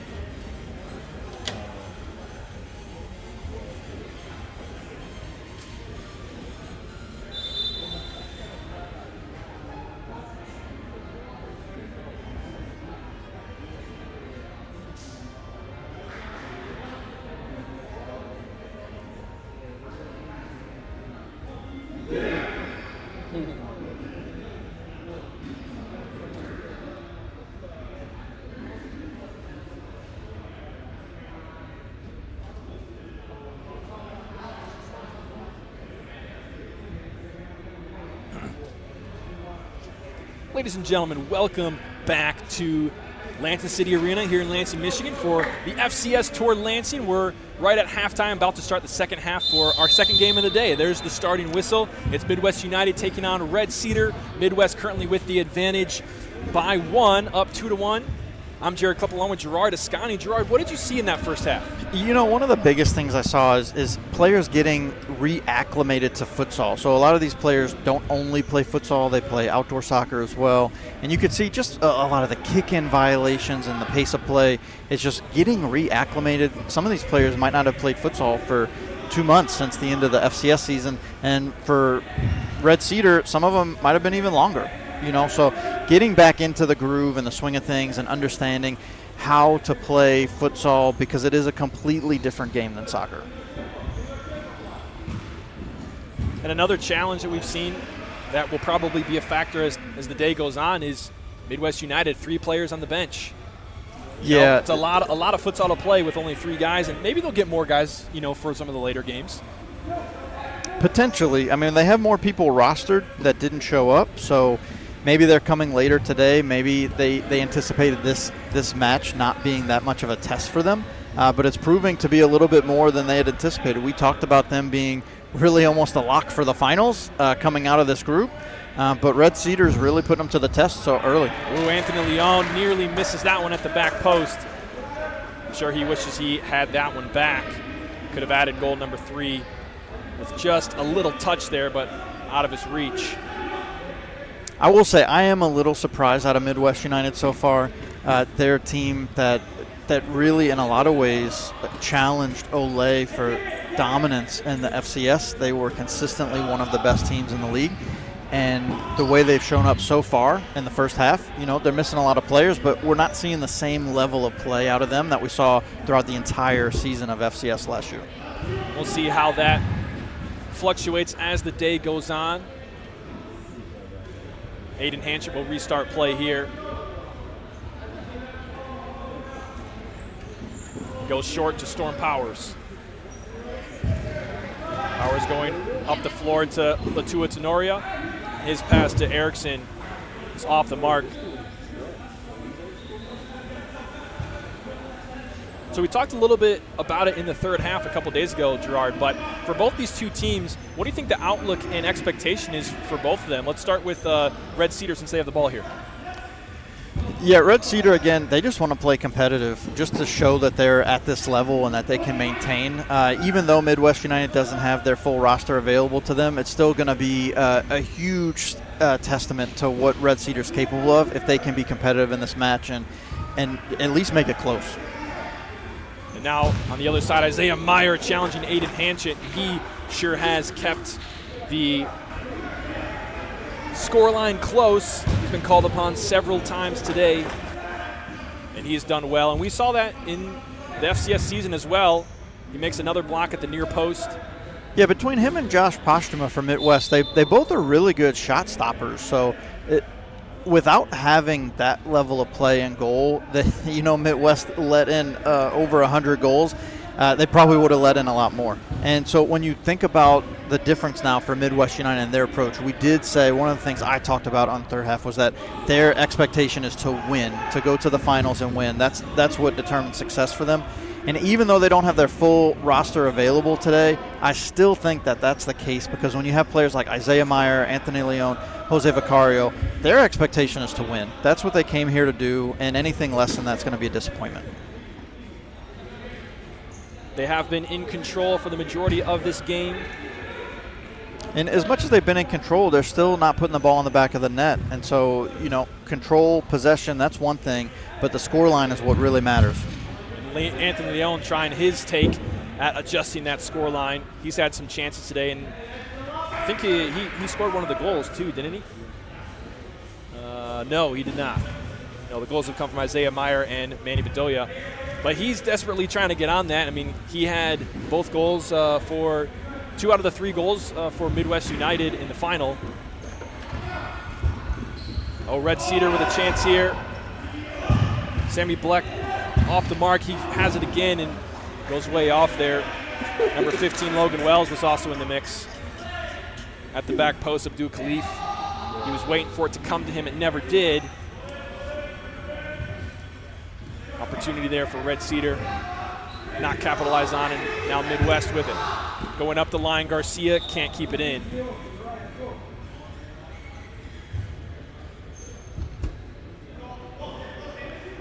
And we've talked about the Midwest players that are playing right now for Red Cedar, but we have some Detroit Imperial players that are here as well.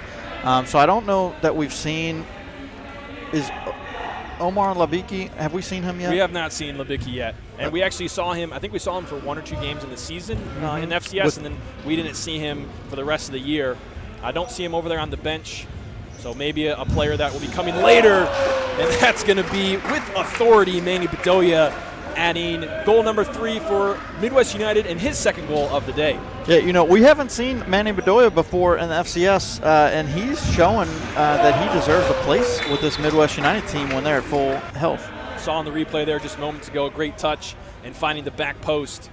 Now with 19 minutes left in the game, Midwest extend their lead to 2.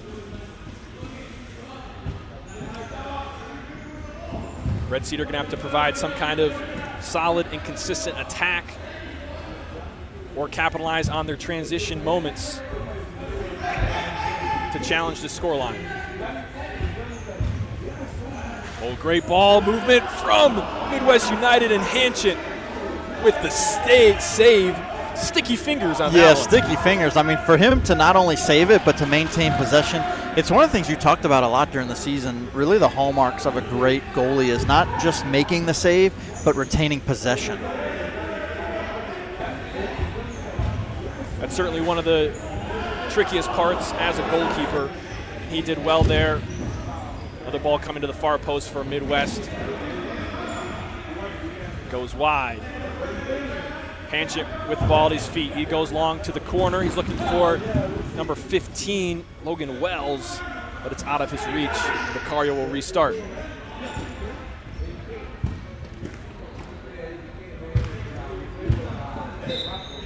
That pass out of bounds. Red Cedar takes over.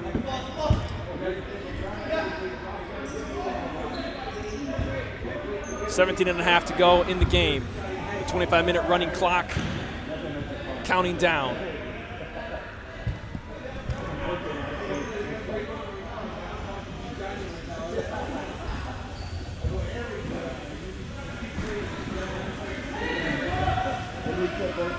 Oh, loss of possession there from Midwest United. You know, that's a good foul right there. You know, losing possession. They were about to have a 2-on-1 on Vicario. So, you know, even though they lost possession, that was really a smart foul by Manny Bedoya. Now Hanchett coming up as the 5th attacker. He's going for goal. Blocked. He's got to hustle back. Don't think he got a touch on that one. It was just off the mark on the Midwest transition opportunity. And that is one of the dangers of Aiden Hanchett coming out of goal. We saw that a lot last year in FCS when he would be very aggressive as a goalkeeper, attacking. He would put himself out of position and let in quite a few goals like that. Fortunately for him, Manny was off the mark. Midwest United building their attack. Little chip attempt from Garcia. Not there. He keeps the high pressure up. It pays off. Isaiah Meyer now. Looking for Garcia. Into the top of the arc. Great chance from Bedoya. Off the post, nearly finding his hat trick of the game. A good play there as we see it again. Just hitting that post was Bedoya. One of the things, even though we're not seeing a lot of goals going to the back of the net here for Midwest United, it is very encouraging to see their creative ability shine in this moment, because missing a lot of players, you wouldn't expect them to be able to communicate as well as they are, and their offense is flowing pretty well. They're getting a lot of great opportunities. They're just not finishing them. Now what's on here for Red Cedar? They had possession in the attacking half for a moment, but now the giveaway. Isaiah Meyer going the other way with Aldama there as well. Not able to capitalize.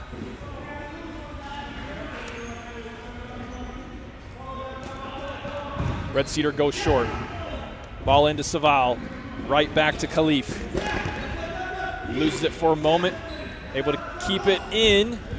Just barely there. Working with Erickson, but a giveaway, and now Midwest the other way. 2v1 foot save.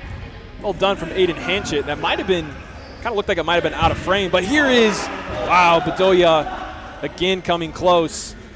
I mean, the shot wasn't very close, but the positioning, he had a very good opportunity there to complete his hat trick. He's got 2 goals already today.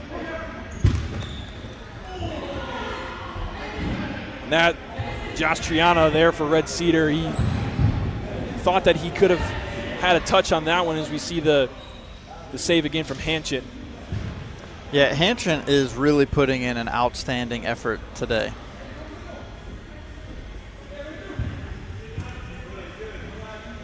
Hanchett has 13 saves to his name. And that's even more impressive when you think about the running clock and how this is, in a lot of ways, about half of what a normal game would be as far as like in time. And so 13 saves and just over 30-plus minutes of action.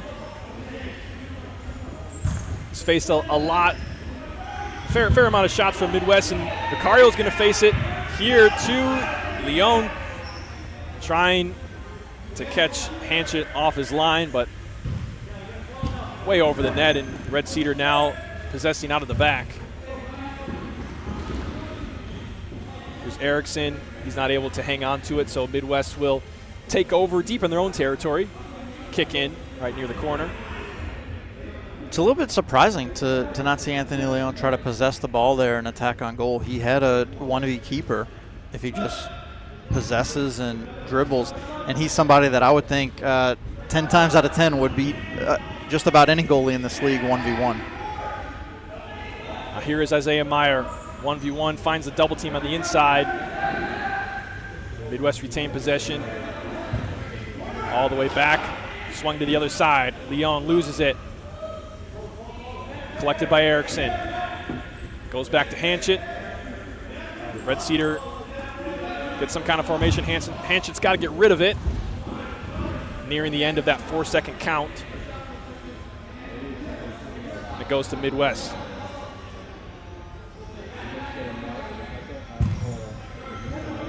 Long diagonal up the floor. Midwest have some space there. Great defense. Aldama had the shot, and now Meyer with his own. Both blocked. Meyer's fighting to keep it in play. Midwest still have it.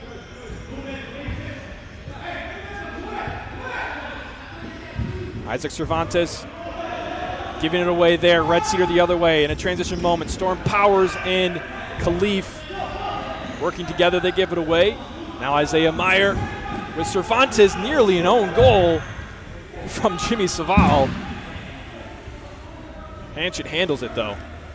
Yeah, what a dangerous play. But they were lucky to come out of that without a goal.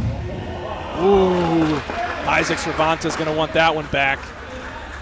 All alone at the far post, sends it well wide of the goal, as you can see right there.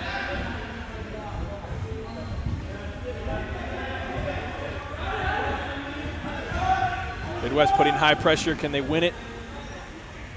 Red Cedar continue with their possession, find its way to Gabe Lennis. But Bedoya's there. Leon's there. And Midwest win it back. All the way to the far post. Not quite on for Bedoya. Red Cedar thought they got fouled. Yeah, with a hard tackle. I was waiting for that to happen because just the last minute or so, we've had a lot of really aggressive play, and no fouls were called. I don't know that the ref was even saying anything. I can see him motioning with his hands, but if the players don't see it, don't hear it, and the level of physicality just goes up every single play. And so right there, Gabe Lennis was just really frustrated. That's a frustration foul. Absolutely, and here's Leon, well wide. Would not have been on frame with a goal beside a goal there.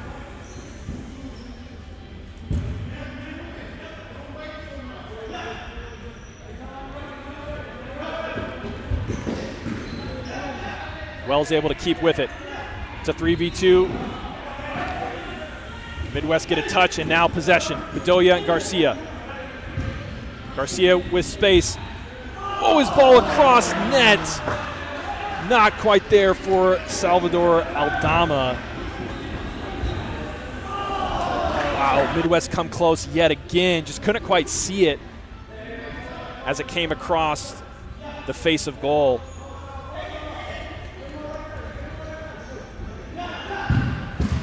Vicario blocks that one.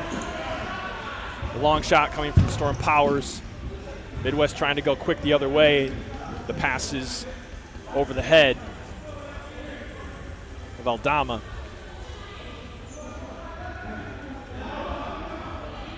Now with just over 9 minutes to go in the game, Red Cedar are down 2. What do they have to show here to try to bring this scoreline closer to even? Still plenty of time left. No one with solid possession until right now. Garcia keeping it at his foot. Very comfortable with a 2-goal lead is Garcia. He's okay just to bring it all the way back. He's saying hi to us. Vicario on the far side. He brings it across half. Ball to the corner. Now up to the near side point. Leon near the sideline. Back to Vicario. Midwest with a solid spell of possession here. Kind of inviting Red Cedar to come out and play. They know they have the 2-goal advantage. They're content with it. They only have 3 players on the bench. They're totally fine just letting this clock waste away. They're saying, Red Cedar, you got to do something. Yeah, and at this point, too, Red Cedar, they're a place where I know that this is meaningful for them. The fact that they're playing just 2 goals down to one of the best teams in the FCS, it says a lot about what they're doing. So they're really, in a lot of ways, comfortable with this result, and you can see they're not going to be overly aggressive.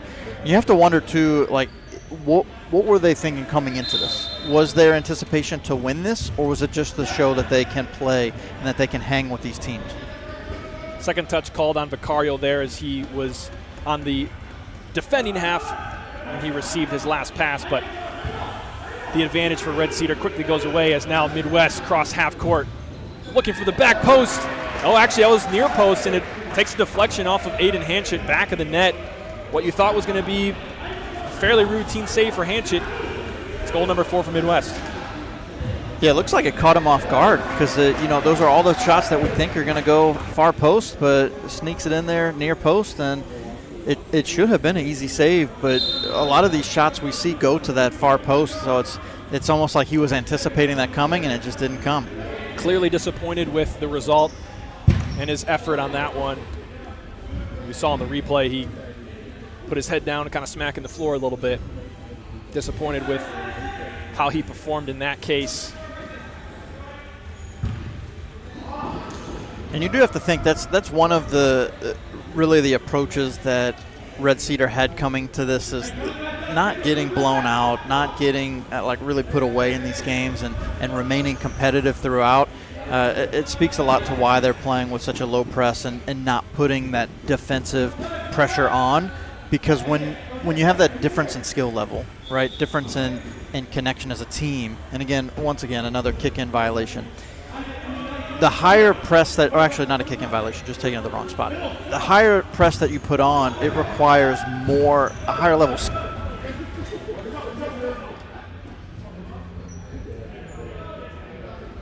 Gerard, your iPad hit the ground once more. Once again.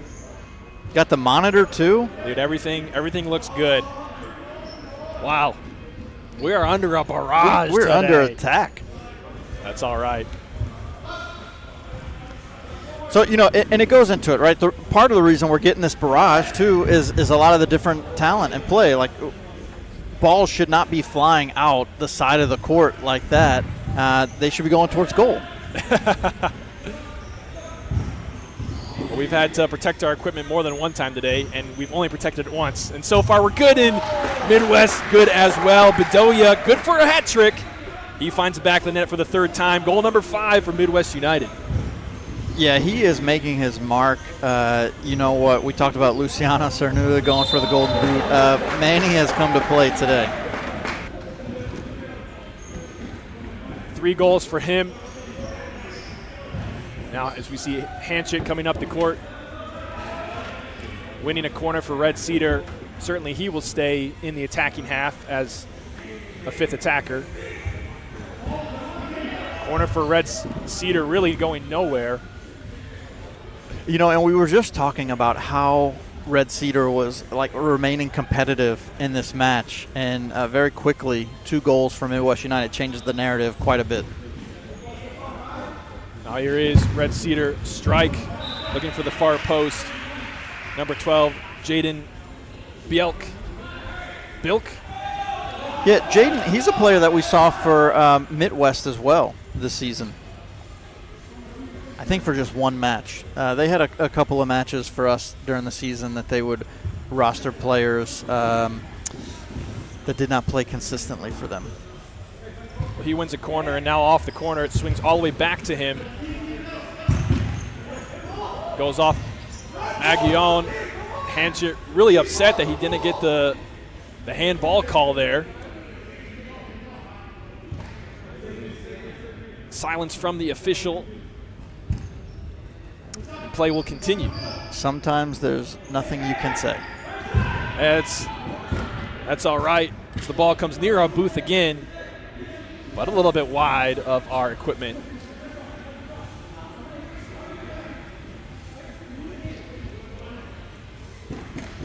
Right, here comes Manny Bedoya.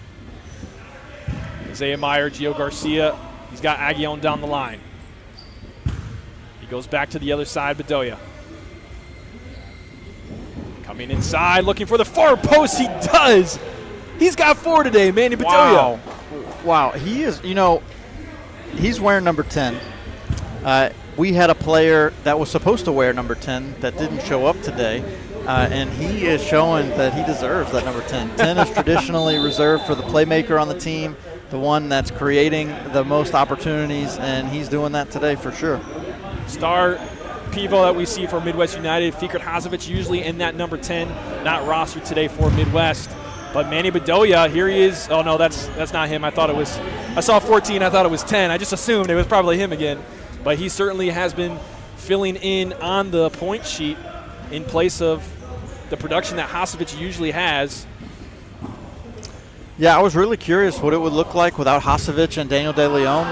They're two of the people that create a lot of offensive prowess for Midwest United, but without having them, it was a slow start today, but they've really come on strong late. Really a huge thanks to Manny and Bedoya for that.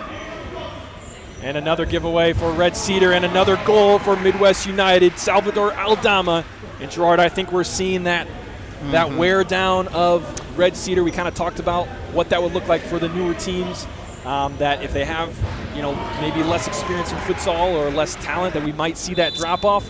And we're starting to see it here in the last few minutes. Yeah, they played really strong for, roughly 35 minutes. But once we hit that second portion of the second half, the wheels really fell off. Midwest United have taken full advantage, now with 7 goals to their name. And Vicario flying up as a 5th attacker. He's got plenty of space. Working in the back with Isaac Cervantes. Cervantes going into the middle. Now back to Vicario, who is stood up, and Red Cedar for a moment had an open goal transition, but not able to create an attack out of it. Under a minute to go in this one. Got to think that Midwest United is probably going to try to conserve for the last minute. They don't really need much of anything at this point. But even with that said, Jose Vicario's come out of goal, being a little bit more aggressive. Maybe just an effort to maintain possession as well, get that 5th attacker. Yeah, especially with goals to give, Oh, but here, oh my goodness, Red Cedar. Jimmy Saval is definitely kicking himself for that one. Open net chance and can't find it. Hate to see it.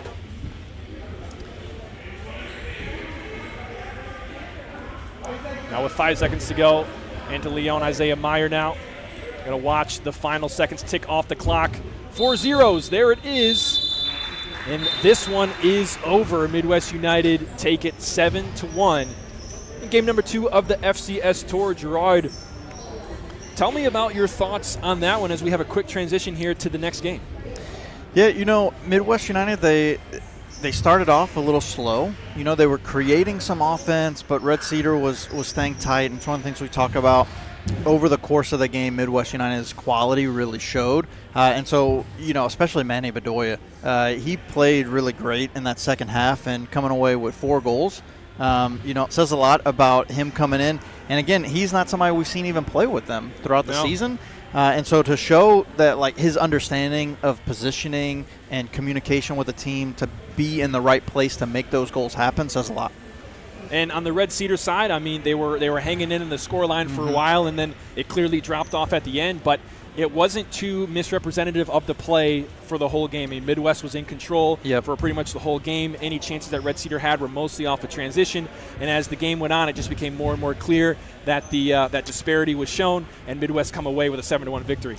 Yeah, we've seen that a lot over the course of last year with teams like Midwest where for a short burst of times they can maintain that level of competitiveness and keep it close, but just over the course of the entire game. And even though we're playing a reduced amount of time in the FCS Tour, it's only 50 minutes of game action with a running clock.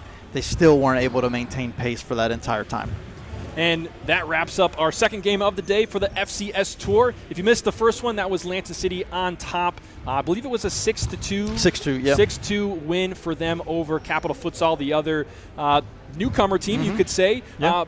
And another team that I think we would say is a newcomer, but they are also a newcomer to the FCS next year, are about to play. Yeah. And we've talked about it. We're really excited to see them. It's the boys from Chicago. Chicago House. Yeah, this is going to be an interesting matchup. And so when you think about what Chicago House brings to the table, this will be a good test for them in the FCS. So, and we'll get to see them later against Lansing City and potentially maybe in the semifinal or final against Midwest United or Jenga. But to see them in action with a lot of the young talent that they have, it'll be interesting just to see their offensive understanding, like how do they play? What are they going to bring? High press, low press defensively. We're finally going to get our first look at Chicago House in the FCS, and it's coming up right on the other end of the break. Game time slotted for 11 a.m., so don't go anywhere.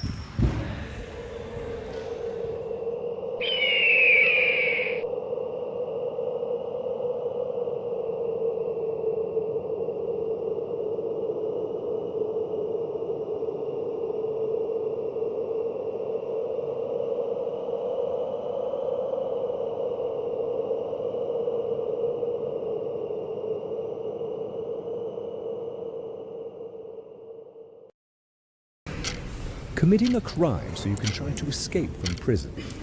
Bad idea. Going to the pod escape room to play an escape game with your friends. Great idea. Test your skill as an astronaut in outer space. Find Santa in Save Christmas. Or take a vacation to an abandoned island. Just don't get stuck there. The Pod Escape Room. Learn more at thepodlansing.com.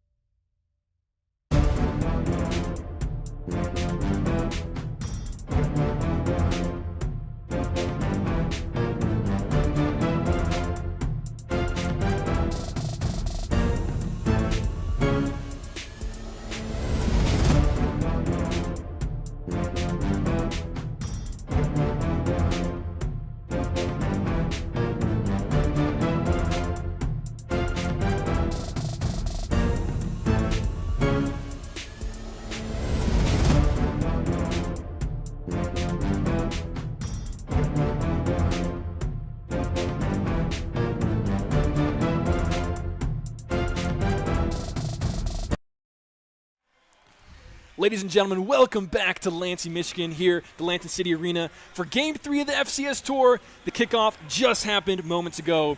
Chicago House taking on Capital Futsal.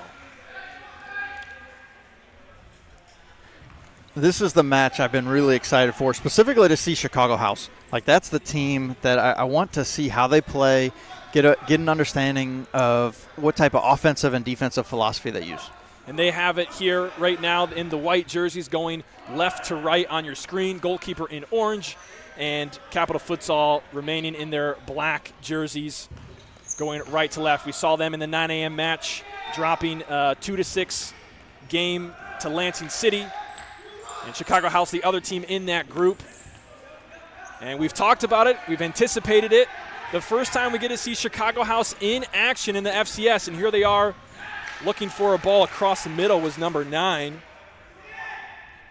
going to say that's Vinny Da Silva, one of the starting 5 for Chicago House.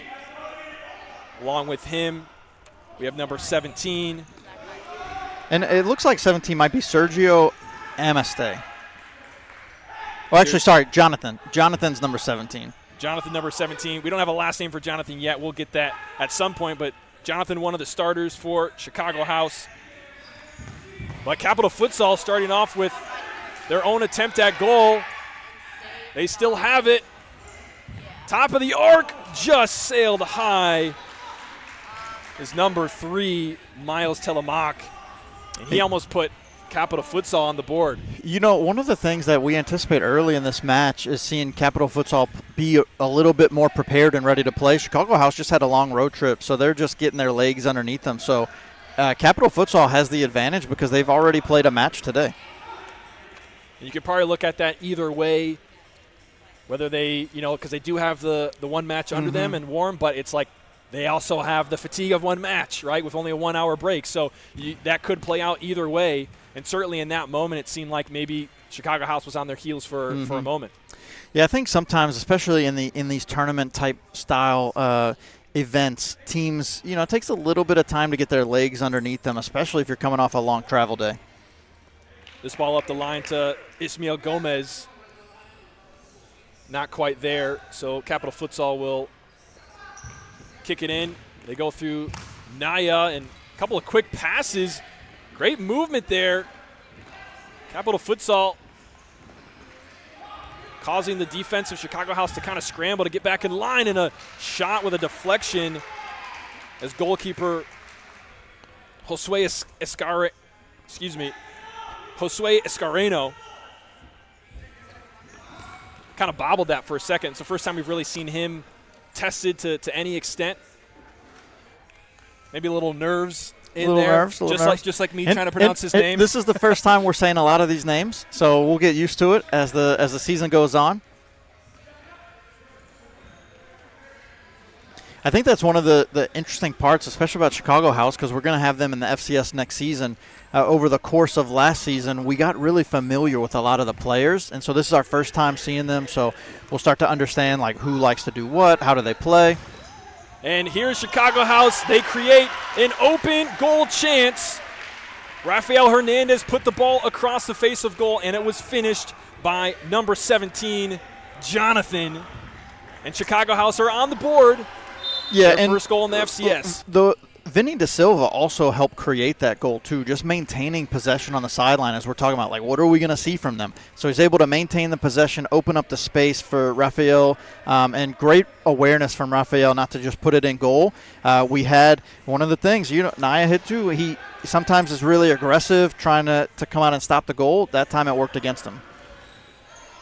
Now Chicago House deep in their own territory. See how they handle that pressure. They're able to get it out of bounds up near the half line.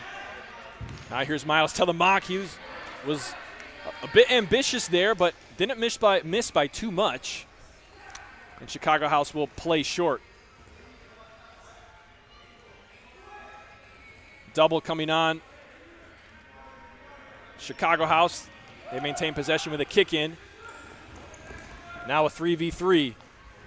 Ball in the far corner. Great defense there from David Riley. Kicking for Chicago House, not on the line. We're going to have our first infraction kicking infraction of the day. Hopefully we have less of those as the day goes on. Hopefully so. It's always disappointing to see it. Such a basic thing. Just put the ball on the line, and you just have to wonder sometimes if the players know the rule. Again, like we talked about, acclimating from the outdoor game to futsal. With Capital Futsal with possession here. You can see that bench for Chicago House on the far side. They brought a full squad today. 3 goalkeepers in orange. 6 court players waiting.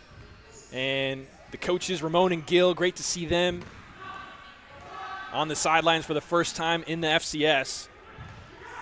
Here in the FCS Tour Lansing, game number 3.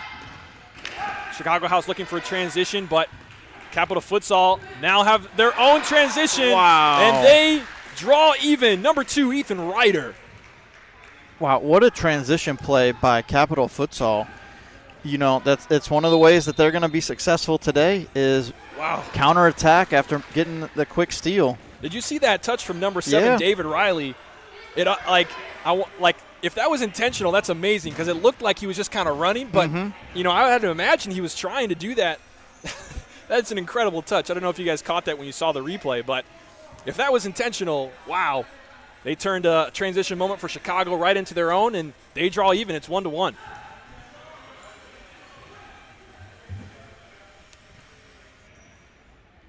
Yeah, that's one of the things we talked a lot about the travel for Chicago and how this is going to be a challenge for them coming into the FCS. All of the teams we saw last year in the FCS, when they had those 4+ hour road trips, roster availability was really the biggest concern and the biggest issue. To see them at this tour have this big of a roster, it really shows that logistically that roster availability might not be a concern for them. It might not, and we talked about it in the third half, but the difference between a one-day thing and a whole season-long thing is a pretty big difference, right? This is one day, but it's great that for that one day, this is what they're able to show, and they bring a full roster. They're ready to compete. As they talked about in the third half, their guys are hungry. Here they are with possession. They go back to, as they rotate, looking to play kind of in a 4-0. That ball is a little too far for Vinny Da Silva.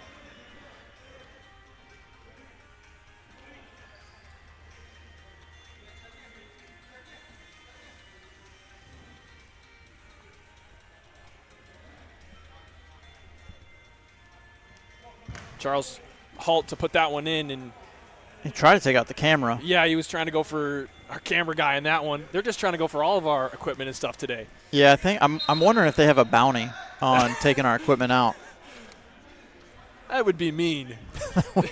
Would be. Yeah, you said during the break, I'm going to put my iPad away. Yeah, it's already hit the ground twice. Here is Naya looking for an option to distribute. He finds Daughtry. Daughtry up the line to David Riley. Riley to Halt. And he is stopped by the Chicago House defense. Jethro O'Reilly. Orlin, I think, is actually probably how you I know say it. We're still learning the Chicago House players. The first time we've seen all of them. Have they subbed at all? I feel like they haven't subbed. I know these are the starters that we're seeing right now. I don't know that they have. I think you might be right. And that's interesting because, Lansing City is a similar team that they play their first line a lot of the time. And the fact that we're almost 10 minutes into this match and we haven't seen any subs yet, says a couple of things, right? It says a lot about the starters, first and foremost. But then the second thing is the trust that the coach gives into them and their stamina. Like, that's another aspect. If they're going to be playing this many minutes all day, what's the wear going to look like as the course of the day goes on? Over here, it's Rafael Hernandez trying to go down the line. Ryder's not going to allow him to. You got to wonder if it has something to do with kind of getting established in the game, because when you are sub so quick, it can kind of feel like you don't have anywhere to place your feet. And now with an opportunity, a shot coming from Vinny Da Silva, blocked by the Capital Futsal defense. Yep, and as we say that, it looks like we got some subs. It looks like they do kind of employ like these different lines, as we got about 4 people that look like they're ready to come in. It's very similar to how Olay plays, where they have these consecutive lines that come in. It's a full line change and not just like substitution of 1 or 2 players at a time. Chicago House with possession right now. Here on the near side is Hernandez looking for the near post, and he somehow gets it by Naya. My view was kind of blocked. It looked like it just went right through him. Yeah, it looked like it might have went through the 5-hole. Wow, Rafael Hernandez, he already showed the awareness and the positioning and the pass. Yeah, 5-hole. Wow, outstanding shot. Little chip into Owen Daughtry for Capital Futsal the other way. Met by goalkeeper Escarino. And we did see a full line change for Chicago House. So this is the first time we're seeing Angel Bracco. We have Damian Sereno in there. And he was looking for number 15, Angel Bracco.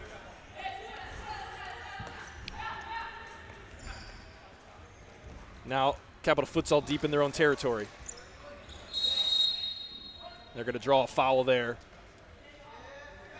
I think that was number 52, Damian Sereno, drawing that foul.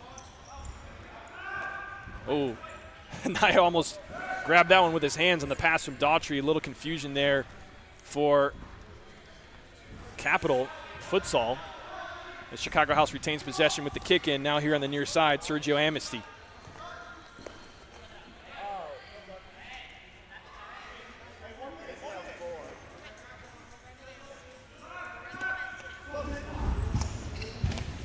Capital Futsal trying to go down the line. Daughtry with it now. He's able to get by one, but second defender.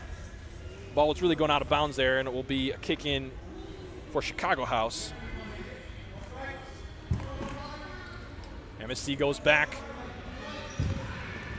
into the pivot, back out. Seeing some possession here from Chicago House as Capital Futsal looks to put on pressure. 2v2. Possession won by Chicago House. Oh, a player all alone. I think they did a sub. Not a great time for a sub there, as number 15 for Chicago House, Angel Bracco, was there all alone. Yeah, it's one of the things we talked a lot about, even with Lansing City, of like understanding when to make those subs is one of the things that comes with better understanding and deeper knowledge of the game. That right there was just a display of just not understanding the situation and what needed to happen and when the substitution should have taken place. Now Chicago House in their own zone. Oh, a foul is going to be called. Capital Futsal did not agree. That one called on Jarrett Gill, and I think I might have to agree with them that didn't really look like too much of a foul.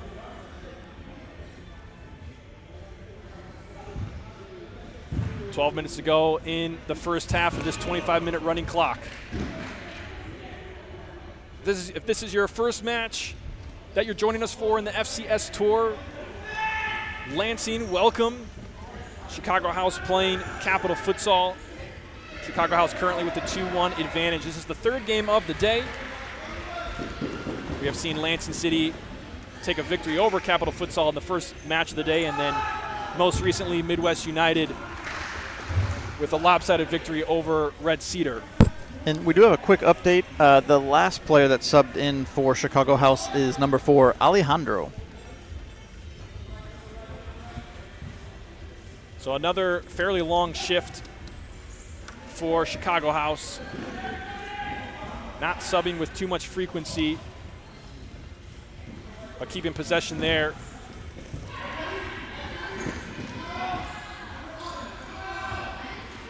Miles is able to keep that for a moment, and he is going to draw the foul.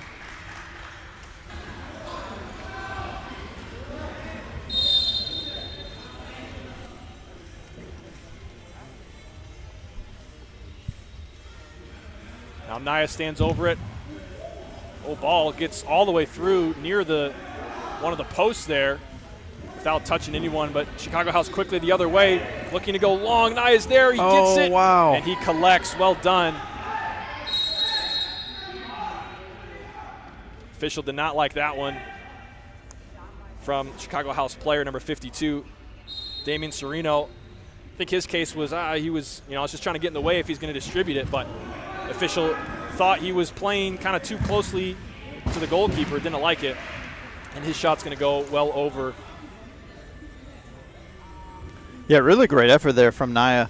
That's a tricky situation. He was aggressive, and that's one of the things that we've seen consistently from him so far today is that high level of aggressiveness as a goalkeeper. Sometimes it's worked in his favor, and sometimes it hasn't. That's another whistle against Chicago House. I believe that's their 4th foul of the match. They've gathered some in quick succession here. Capital Futsal trying to take advantage. That play goes nowhere. Chicago House choosing to kind of sit back a little bit on the defensive side. It's one of the things it's kind of tricky in a game like this where Chicago House is, coming off of a trip, and it's their first play in the FCS, and we're seeing not a ton of possession from either side, solid, so it's kind of difficult to see how do these teams play. Like what kind of, do they high press? Do they low press? Do they, as we get a 4-second call here, I think he was waiting for a whistle was his argument, but it's a little trickier to spot, how do these teams play and how do they tend to operate. You can see here Chicago House with kind of a medium pressure, picking up right around this 10-meter mark. That moment there, it looked kind of like similar to what Lansing City does with accelerating the game, where you're not always upright on the player, but you wait. You're slowly pushing up. You're pushing up as much space as the offense gives you. Yeah, a lot of times too, that pressure it's tactically decided to go at a certain moment in time. So like even depending on what foot is the player with the ball on, are they on their weak foot, they're on their strong foot, and as soon as there's any type of gap in their control or their possession, that's when the pressure gets applied. And so it's interesting to see Chicago House employ some of those same tactics. A lot of fouls in this match, more than we've seen. I feel like we've had more called in this half. Oh, we definitely have all in day. Either game. And that's got to be getting close to the 5 foul mark for Chicago House. No indication from the referees yet. Yeah, I think that they might not have called a foul on Damien. It might have just been kind of like a blow the whistle to have like a quick talking to him. Was that the one with the I don't think that he called a foul there. I don't remember if we actually kicked in or if he threw in, because that would help us know if he called a foul or not. Yeah, but currently the foul count at, I think we don't quite have all the fouls registered here in our system. But we got to be getting close, but the point is we've had a lot of them this half. As a strike again, testing Josue Escarino. Capital Futsal will retain possession. A little chip coming from Daughtry into the corner. And they will have a corner. And we got the first action of the day for Chicago House, Johnny Chicas. And there he is with it right there. Yep. Oh, ball in to Bracco. Not quite there for him. Yeah, and it looks like Gill for Chicago House is pretty frustrated right now, and it's not just the way his team's playing. It's got to be some of these calls that are going against the team. There's a lot of fouls, a lot of physicality. I mean, even right there, a call doesn't go the way for Capital Futsal, and Jared Gill is livid. Yeah, he was very upset. Now a shot pretty far out coming from Chicago House. Left-footed strike missing the far post. Yeah, you got to wonder if Gill's working the officials over there to his favor and not getting the call Jared Gill's way. I say Gill, the coach. Right. Gill, the coach, working the officials, and Jared Gill, the player, for Capital Futsal not getting the call, just showing the frustration. There is a way to talk to the officials, right? Yelling at them, you're not going to get the call your way. Intimidating them, unlikely. You're more likely to get a caution and get sent home. But talking to them, expressing concern, asking questions, trying to understand why they're calling it the way they are, that's the way you can actually change the way a game's called. There is Capital Futsal with possession. Ball does go out of bounds there. They will have a kick in near the half line. Just a little over 5 minutes to go in half number 1. Chicago House wanted a handball there. They're not going to get one. They have possession here with a 1-goal advantage. Jacob Chelinski on the ball for the first time today. And that's one of the twins. So, we've seen quite a few brothers in this league in FCS. And so in the tour, this is our first instance of a brotherly partnership. Jacob and Matthew Chilinski. And Jacob with it here. Finds Sereno. Now back to the point. Here is Chilinski. His turn and strike makes its way to Naya. Naya turns it, blocks it with his knee there, out for what will essentially be a corner for Chicago House. And we can't see the number, but I know that that's Matthew that just entered the game. Just based on the... they're twins, so you can tell. You can tell. It'll be, one of the things we saw out of the Diaz twins was just how connected they were and understand where each other was. It's just really uncanny. It'll be interesting to see if we see the same thing out of the Chilinski brothers.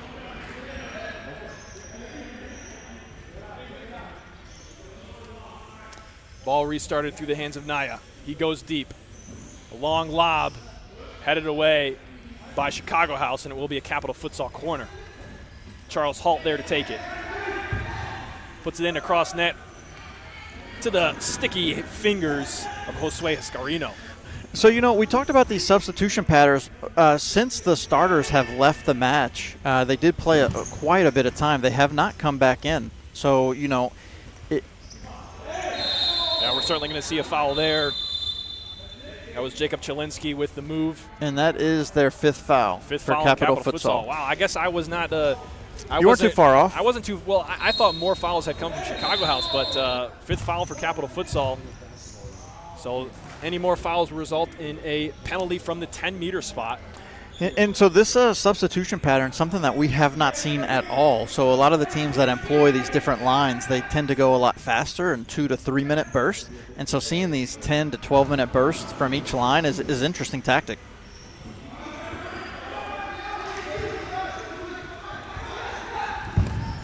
Strike off the post, and he gets the bounce off the back of Naya. Number 26, Jacob Chilinski, puts Chicago House up by 2. Very unfortunate for Naya to get an own goal there. Great strike off the post. Great. And hits his back. Yeah, great strike. Well-deserved goal there for Chilinski, but unfortunate for Naya to hit it in.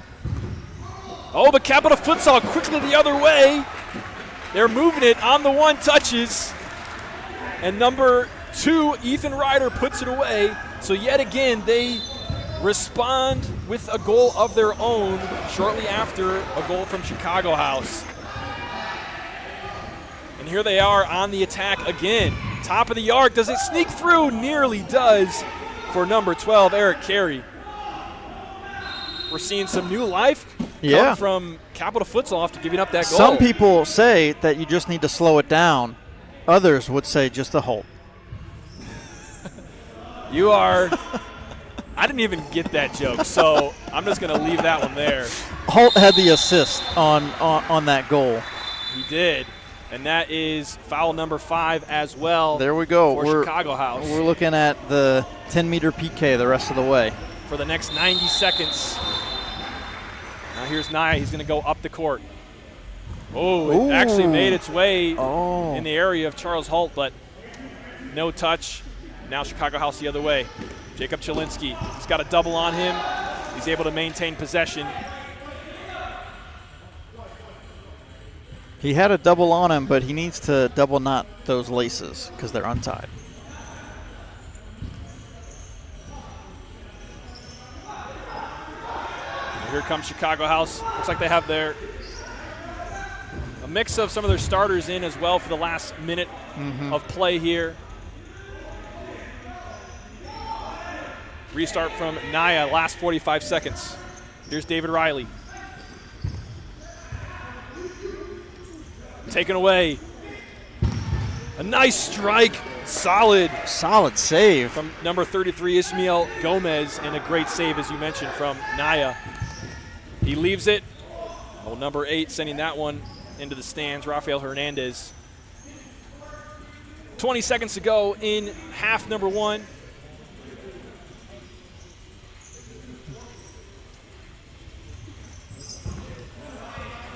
Ball from Naya going long, deflected by Chicago House. Capital Futsal is going to have to get this one quick. They only have 5 seconds. Play it into Charles Halt. That one's deflected, and we're going to see 4 zeros on the clock. And that is half number 1. Chicago House up by 1 goal, 3-2. Gerard, what are your thoughts after the first half we got to see out of Chicago House? You know, it's interesting to see Chicago House, their substitution patterns. That's something that we haven't seen before, playing such long lines. You know, we saw some really good, strong play out of that first line. Second line comes in, you know, maintains some of that momentum. But really the standout for me is Capital Futsal. You know, one of the things we didn't see a lot from them in the first match of the day was controlling the game and controlling the flow. And they were able to impact their mark on this match more so than they were in the first match against Lansing City. We're going to have a brief halftime here of just about 3 minutes or so. We're going to step aside just for a moment, and we'll be back with the second half in just a minute or two. Don't go anywhere.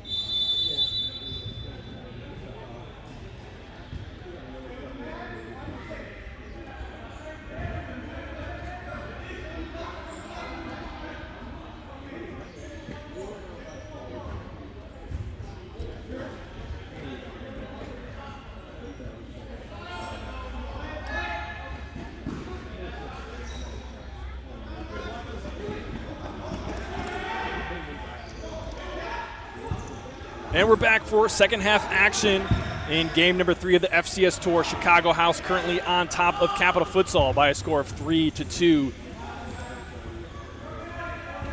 As I mentioned, third game of the day. We had 2 earlier today.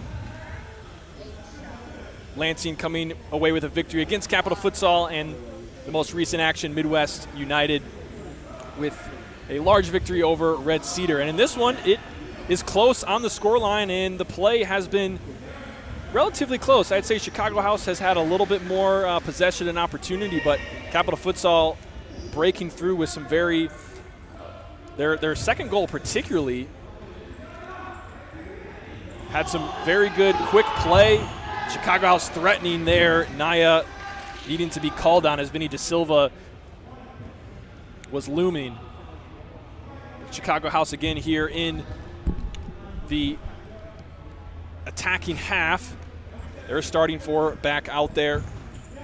Number 17, Jonathan, and they give it away. They quickly get back.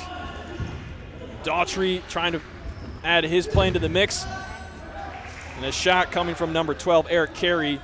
Doesn't trouble too much. New goalkeeper, Manuel Hernandez, stepping on to the floor in the Chicago House orange. Chicago House brought 3 goalies with them today, so it'll be interesting if we see all 3 of them at some point today. This is a common tactic, too, with teams that have multiple high-level goalies to switch them out at halftime. Immediately we're seeing Chicago House with high pressure, and it pays off for a moment, but it's shot over the bar by Ishmael Gomez. Yeah, it's just a little tough on that touch from Vinny Da Silva. He does a great job winning the ball back, but he lifts that ball on the pass, and it makes it a little too difficult for Ishmael to put it home. But that chance created by pressure. Yeah, very high pressure coming from Vinny Da Silva, basically by himself. Mm-hmm. So we see the Jenga players coming in front of the booth here. They get ready for their next match at noon. They're going to be facing off. Who are they going to be facing off against? Red Cedar at noon.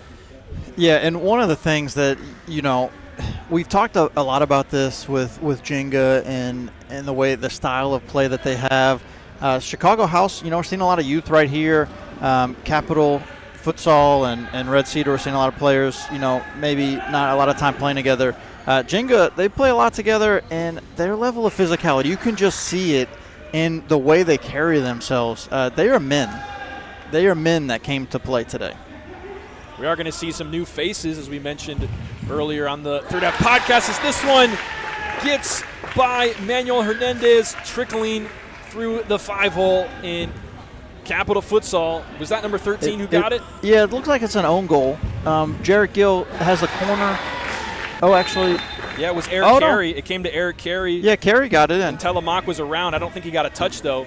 But they are going to draw even. It's 3-3 now.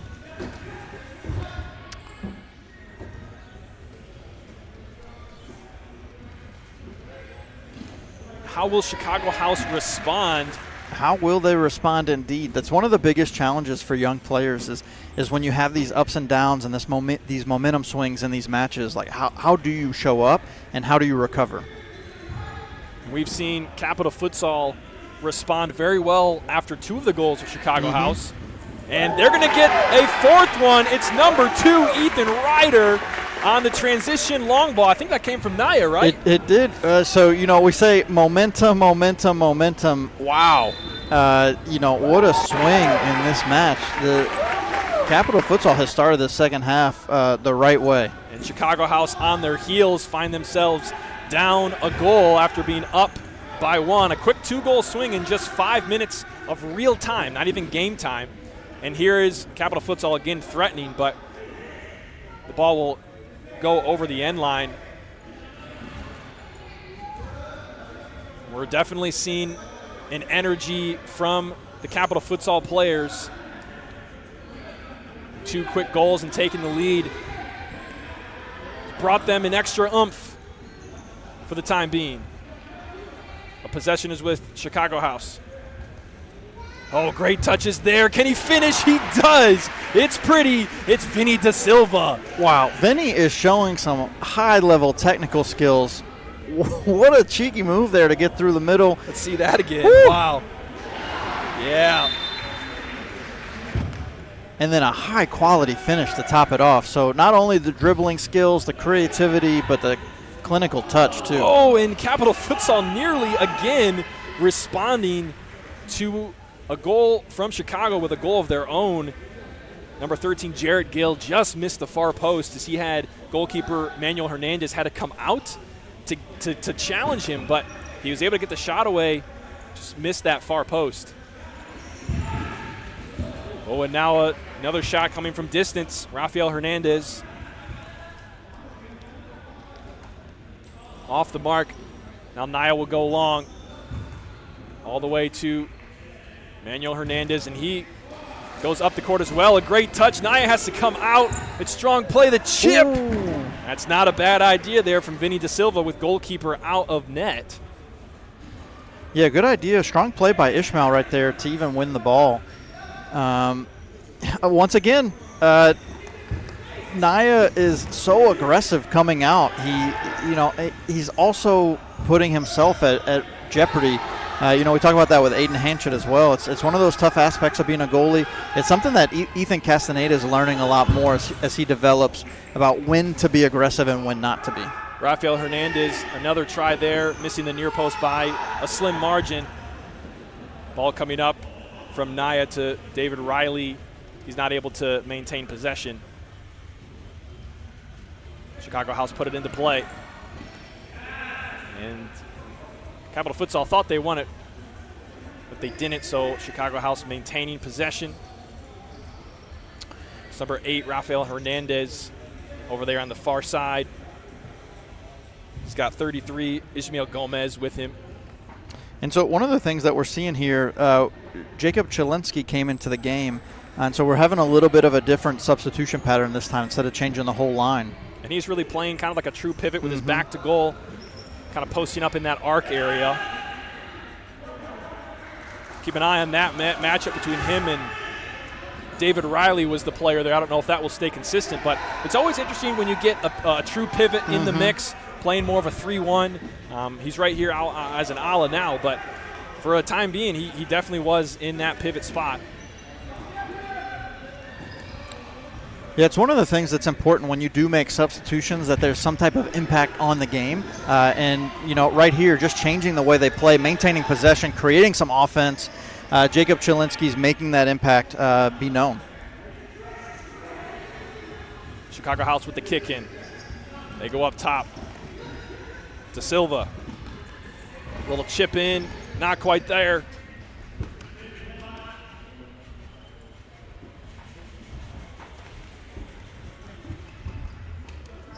Oh, not on the same page there. Chilinsky and De Silva.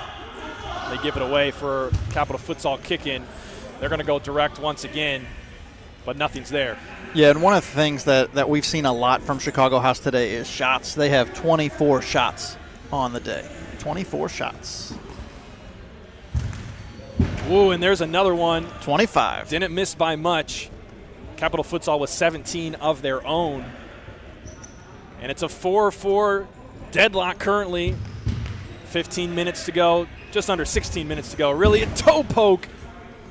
Wow, froze Naya in his boots. De Silva trying to find the net.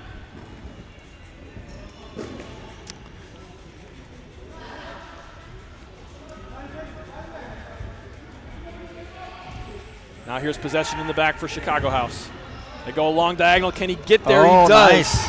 Well done. Hernandez looking the back post to Jacob Chilinsky. The connection almost there. Really great thought about how to advance the play. It was so close to a finish, but you know, it's really not just the one pass, right? It's the lead pass to there. The speed of Rafael as well, outstanding just to get to that ball. Capital Futsal capitalizing. Jared Gill, wow. Through Jarrett Gill, his second goal of the day. You know, he was livid in the first half for some of those calls not going his way, and he has shown up in a big way in the second half, putting his impact on this match. And that's 5-4 Capital Futsal. They go up by 1. Jacob Chilinsky finding his way around, but not without committing a foul, says the referee. And Jared Gill, just really great defensive positioning to draw that foul.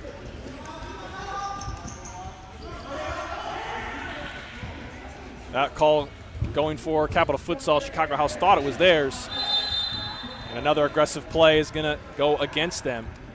Yeah, this is always one of the challenges in these moments in time. We saw it a lot last year in the FCS, the composure that creeps in, especially with the younger teams. Some of the calls might not be going their way. They feel like it's not, whether it's a foul call or out of play. So let's see how they respond. You know, they just gave up another goal to go down again. They've been able to overcome some of these momentum swings, but how do they respond now? Quicker the other way is Hernandez. He gets by 1. Naya's shoulder keeps that one from going in the back of the net. Had that been just a little bit off of the torso of Naya, that would have screamed by him. It just came too quick. But he's able to make another save. He keeps Capital Futsal in front. They have their own chance down the other side with Jarrett Gill, but he puts it wide. Yeah, between Vinny De Silva and Rafael Hernandez, we're seeing exactly why they play on the court so much. And it's interesting. I've been kind of seeing with Chicago House their play. They've had some very good moments on offense. Like here, Hernandez getting by his defender, a good 1v1. But they've had a lot of confusion defensively. They've been a little bit discombobulated, and it's left some open players, some easy chances, especially in transition. And I think that's why they find themselves down a goal here.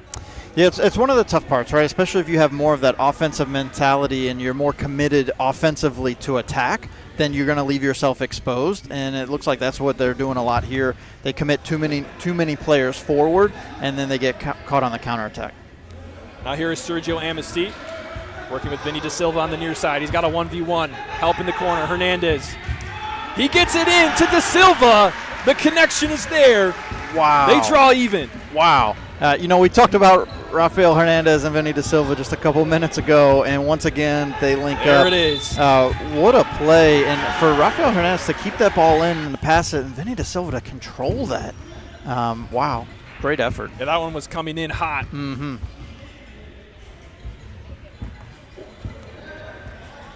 So now we are even again with 12 minutes to go. This one so far has been the most exciting by the scoreline of all three matches yet today. And so far, Capital Futsal, anytime Chicago House has scored, I think except for once, they've responded with a goal of their own very shortly. Yeah, they are not backing down. That's for sure. Da Silva now with it. And one of the things that they've shown to us already is that they can play at this level, Capital Futsal can. So, again, we don't know a lot about their backstory, a lot about their history as a team. And so, a lot of these players came from other teams as well. So seeing them together and seeing the way that they're carrying themselves throughout this game, it says a lot that they're here to win. They're not just here to play. It's well done there from Rafael Hernandez, beating his defender and looking for the far post. He didn't have an attacker there, but that would have been an easy tap in had he had some help.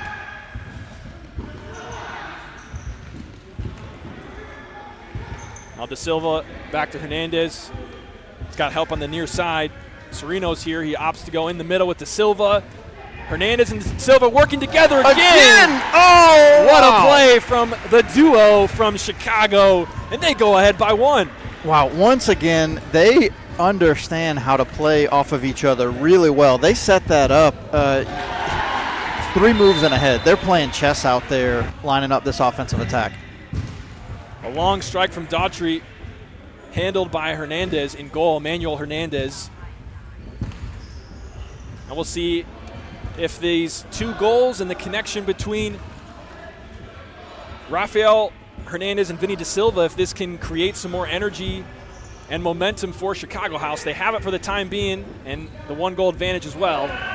But it's going to be a Capital Futsal corner now. Charles Halt puts that one well over. And we haven't talked about what the standings of these groups look like, because most teams have only played 1 game or not at all. But Capital Futsal, this is their 2nd game, so they are playing for some kind of opportunity to get into the. If they lose this out. match, they're out. They're out. Yeah, so they're they out. have to have they this have one. to. They have to have at least some kind of a result. At a minimum, they have to draw. At the minimum, they have to draw. Some kind of good result, a draw or a win. Chicago House do have 1 more game today against Lansing City at 3 p.m.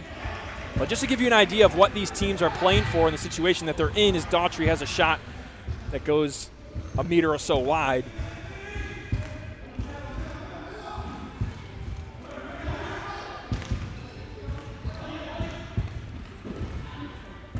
Vinny Da Silva, very comfortable with the ball. Gets around 1 and a pretty big foul there. You'd expect a card out of that one, but you would, I mean, I say big. It's such a move where he's showing his level of technical skills. It's tactical. And it was tactical. Yeah, it was tactical, and so that's why a card is warranted in that situation, because it is a tactical foul. But again, it was a situation where it wasn't that dangerous or aggressive. Now here they are. The shot kick save from Naya. Well done. One of the best saves I've seen all day. Those are not easy to make, that split save from a keeper. The shot coming from Damian Sereno. A solid strike. Oh, the rainbow flick. A little rainbow flick coming on the other side from Rafael Hernandez. Look, if there's one takeaway out of this game, Rafael and Vinny Da Silva are 2 incredible players to watch. That was so cool, seeing that on the replay as well. That's something that, to me, it doesn't have a lot to do with the result of the match or how things are going, but we are seeing some creative play from Chicago House. We're seeing some willingness to take chances like that one. Yep. I mean, I don't think we've hardly seen anyone in the FCS do anything like that, and just the confidence and the willingness to do something like that. That's really cool, and in spite of how this match ends up for Chicago House and how the day does, I think that's really encouraging going forward. Yeah, so ultimately they do need to work on shoring up some of those defensive opportunities and just the lapse of focus and positioning and defensive awareness, but creatively, offensively, like they got a lot of good things working for them. And we have seen Rafael Hernandez and Vinny Da Silva on the floor for quite some time now as well. Yeah, I think they've played the entire second half so far. Oh, Capital Futsal with their own chance. He was all alone. David Riley at the back post. He thought he should have had that one. Could have been. And Vinny's taking a quick breather. This is his first rest of the second half. And the referee wanted the goalkeeper to do that throw again. I don't quite know what I think maybe he was still out of bounds as we have a rocket of a strike. Turned aside by Naya, still in play. Here's Sereno, double comes, and he's going to draw the foul. And a foul. Halt's upset about it, and the official tells him, this is why I made that call, don't be upset. Oh, what a great kick-in play. It wasn't finished, but the understanding and recognition of where the space was in the middle of the defense, great awareness between Damian Sereno and Angel Braco.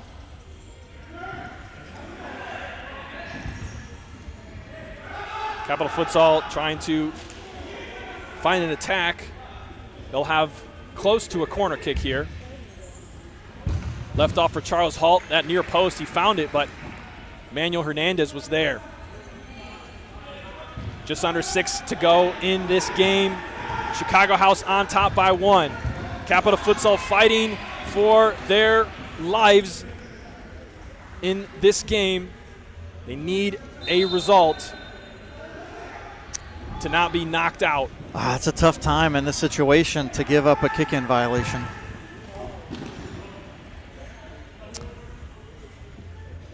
Yeah, and right there, Capital Futsal, they were trying to kind of capitalize on that. And that's where we've seen them be dangerous against Chicago House, is in some of those transition moments. They put the ball down, they take it quick, and Chicago House is on their heels, and that's where we've seen them give up some goals and really allow Capital Futsal to be in this game. It's okay to make a mistake. It's not okay to make a mistake after making a mistake because you're just not mentally there or prepared to overcome it. Capital Futsal the other way in transition. It's off the post. Jared Gill trying to add another to his tally. I think that would have been a hat trick for him. No, just one we have marked down for him today.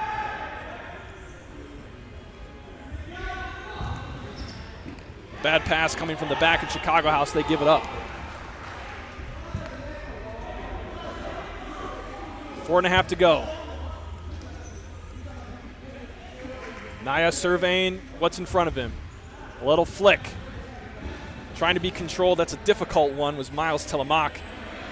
Now Manuel Hernandez looking for his distribution option. Went up the floor. Handled well. Chicago House keeping possession for the moment, but it's all the way back to Naya.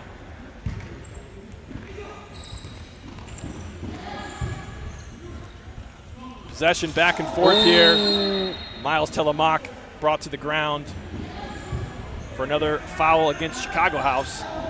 Looks to be their 4th. Oh, a strike coming from the long range. Didn't think that one would trouble the goalkeeper. But now here they go again. Handball. They wanted a handball. Oh, Johnny Chicas. No, it looked like he chested that, but wow, great awareness from him. That was an open goal that he just prevented, and he saved a goal. Hard slide tackle. That one was really not necessary for Chicago House. No, Johnny Chicas is playing a little bit out of control. He got the foul just shortly before that when he pulled down Telemac. So as much as the defensive awareness and positioning is great, he's playing a little bit without restraint, which in some ways is good, in some ways is bad. In this case, it gives Capital Futsal an opportunity with 3 minutes to go. The clock is still ticking. Remember, it's a running clock, so just outside the arc. Looking for the near post, Jarrett Gill.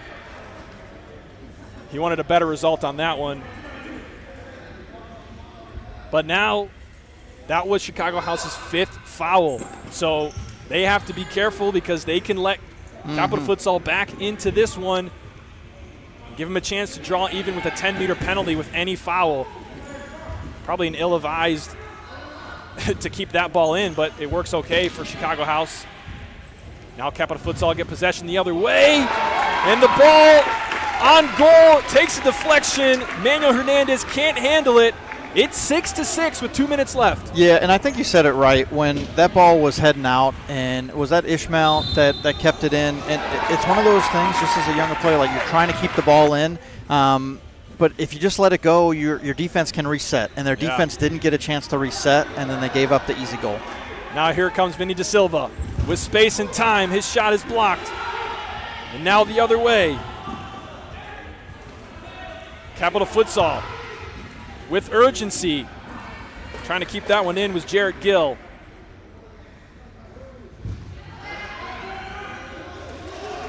And now Chicago House with a 3v2, one defender coming back. Great defense from Miles Telemak. It's a 2v2. He had Gill up high, but he's tired. He's calling for a sub. Charles Halt comes in. Minute 30 to go. Oh, dangerous for Chicago House. Naya saves it. He met him up at the arc. That was Ishmael Gomez.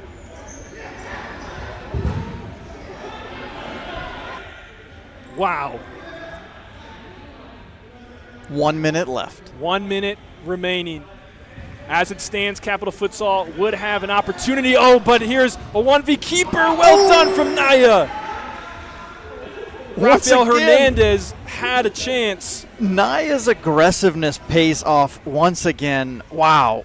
I thought for sure that was a goal. The way Rafael Hernandez has been playing today, I thought that was a lock. Yeah, he broke through the line and had a 1v keeper.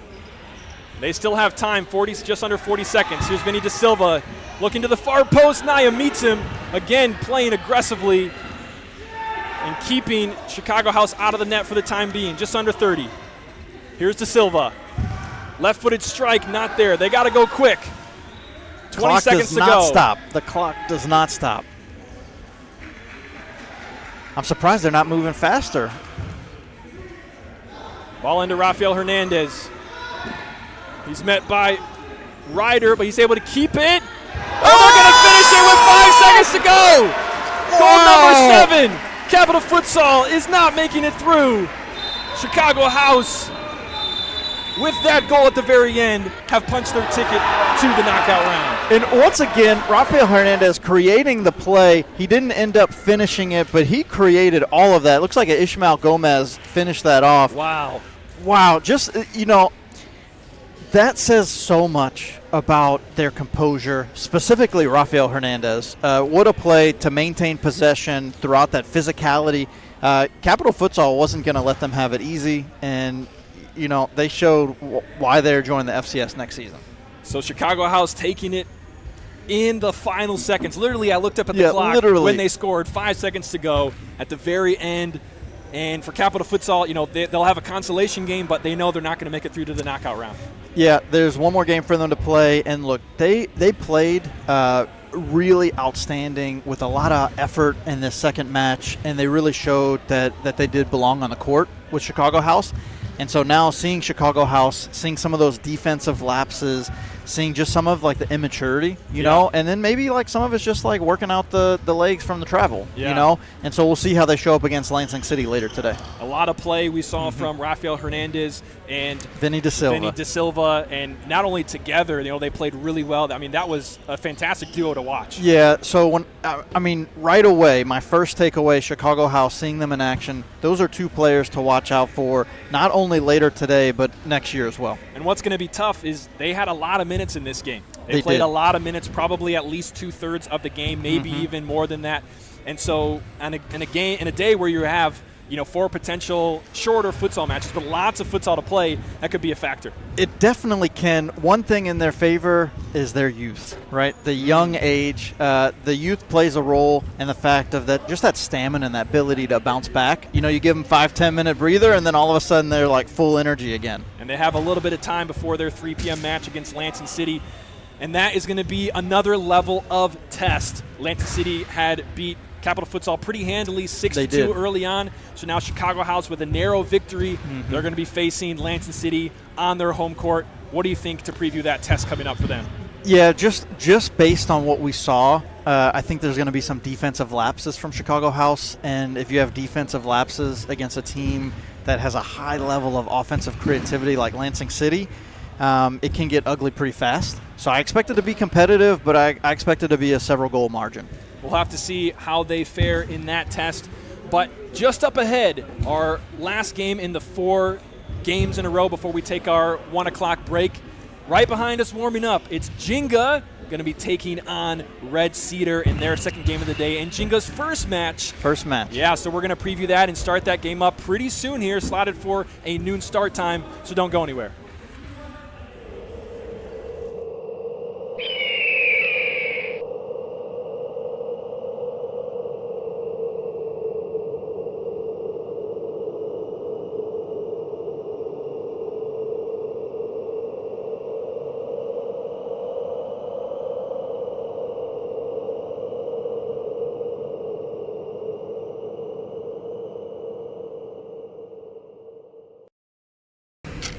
Committing a crime so you can try to escape from prison.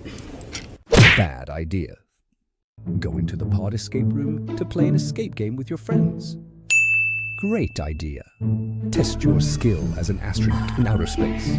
Find Santa in Save Christmas. Or take a vacation to an abandoned island. Just don't get stuck there. The Pod Escape Room. Learn more at thepodlansing.com.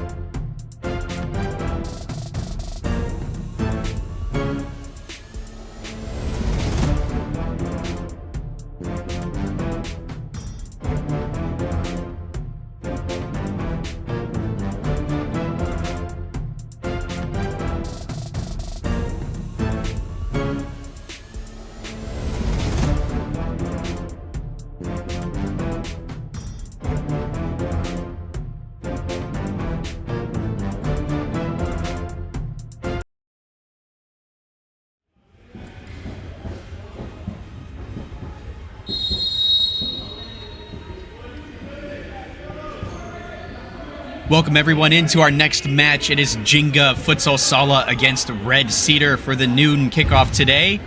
Jake George with you for the match. Welcome to the FCS Tour in Lansing, Michigan, where we're seeing some FCS regulars take on some fresh faces.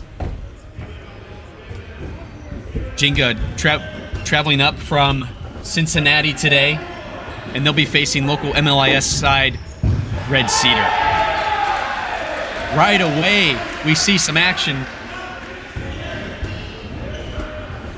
And Jenga with a nice rotation here.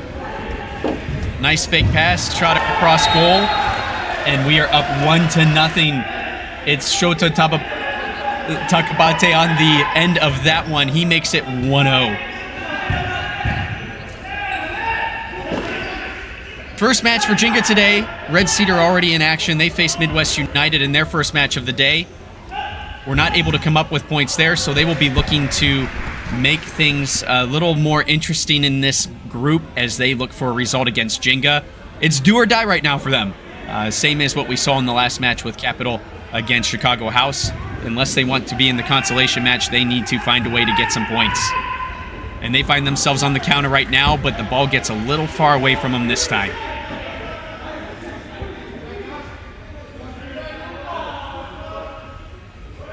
Distributing out of the back is Jenga, but it goes out the end of the court. Jenga coming up with a great result in the FCS series, regular season, They got to the semifinals where they faced Midwest United. They'll be getting a rematch of that contest after our 1 hour break at a 2 p.m. kickoff. A match that they're definitely looking forward to, but not looking past Red Cedar as a potential upset. Jenga now working their way down the court. Nice little play and shot across goal, but Aiden Hatchett is up for the challenge and knocks it out. Actually, it looks like it just missed frame. Yes, he did deflect it, so it is a corner kick. Jenga's lining up. Short pass, looking for the cross. They earn themselves another corner. This time a long pass across the middle, but not there in time for Jenga on the play.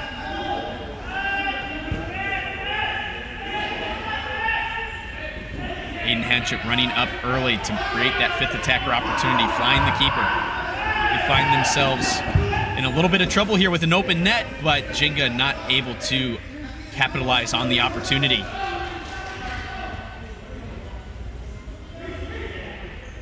If you're just now joining us to follow Jenga, if you're one of our Ohio fans and just now tuning into the stream, this is going to be a little bit different. We'll pause here for the breakaway. Great save again from Jenga, or from Aiden Hatchett, against Jenga. Great 50-50 break for Red Cedar. They're looking to keep control of the ball. They do. It's number 11. It's Abdul Khalif. He's looking for a foul there, but doesn't get it from the official, and it is a roll out of the back.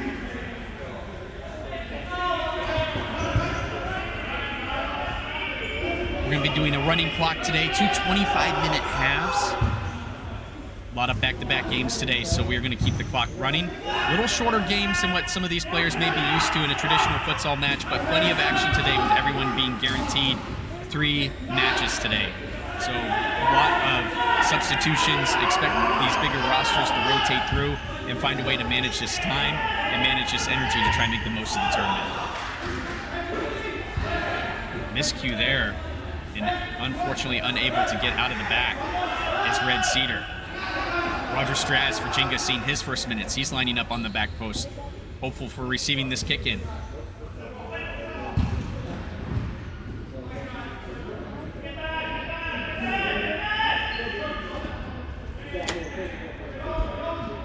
Nothing comes of it. Red Cedar on the ball now. Struggling to find a couple of connections here. They turn back over to Jenga. Jenga with a long shot coming from Onishi.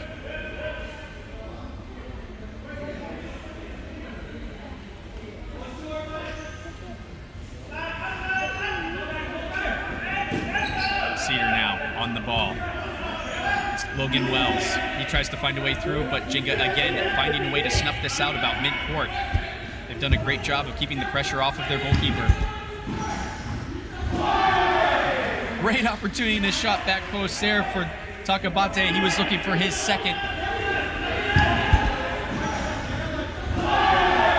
Just off frame for him. What a great scoop across the court. Creating some interesting opportunities for Jenga. You see them high pressing now. Cedar has to come up with something here. Saval in trouble. He gives it away in the middle. Shot. Oh, so close there. Nakajaya so close to getting himself on the score sheet for the first time today as Jenga gets their first minutes of the tournament. All the way back to Rasdorf, who finds their goalkeeper. Right through the middle, nobody there to block it off, but it does take a deflection in the long run and does not trouble Aiden Hanchett. Long ball from Aiden. Unfortunately, his teammates struggling to keep a hold of it, but they do ultimately retain possession. It finds its way back to Aiden.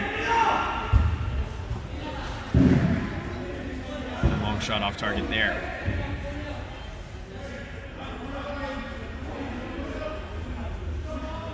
Interesting, the dynamic of this game. We're going to see a fresh Jenga team coming in, but off of the road, similar to Chicago House's situation in the last game.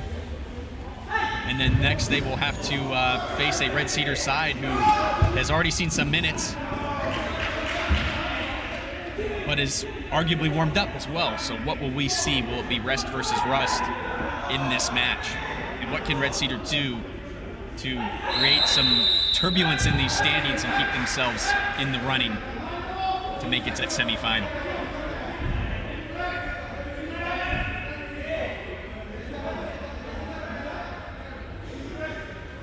Four-second violation on the goalkeeper, sees an indirect kick right on the arc.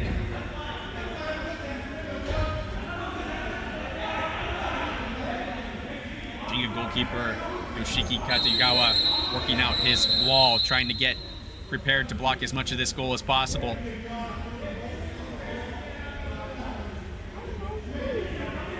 Big opportunity here for Cedar.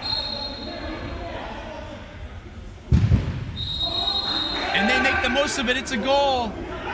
Oh no, referee says no. Apparently a miscommunication between the officials there. I believe we heard a whistle from the near side official with the camera, but our far side official not ready, still sorting out that wall. Now we see a different formation from Cedar. Can they come up with something new? They drive it through and score. Same end result as Abdul Khalif finds his first goal of the match. It is 1-1. Taking advantage of some miscommunication there on the court, and they find a way to blast it through that wall of Jenga.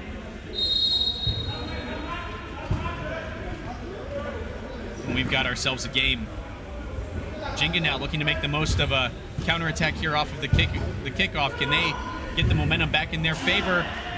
Very nearly do.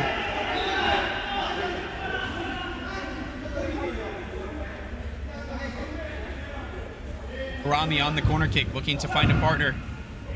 He finds it to top of the arc.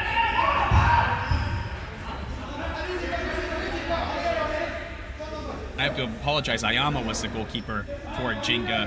Katigawa, number 4 for Jenga, out on the court right now. Matsushima looks for a shot off the kick in. They don't get it. And Cedar now on the counterattack.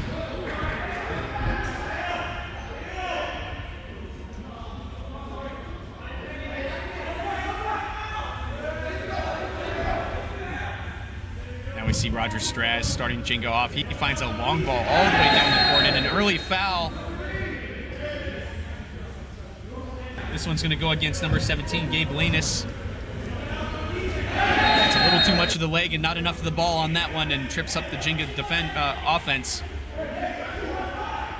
Ryushin Harami in a very dangerous position there. Now they'll be looking to start a play. Can they drive it through? Nearly.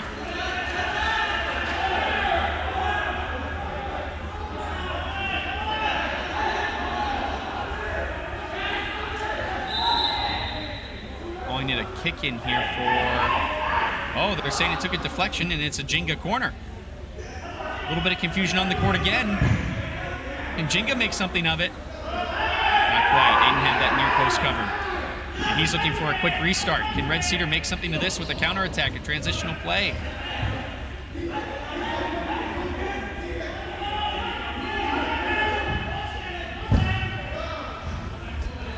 Cedar working the ball, trying to find that rotation. And they find a way to break down this Jenga defense.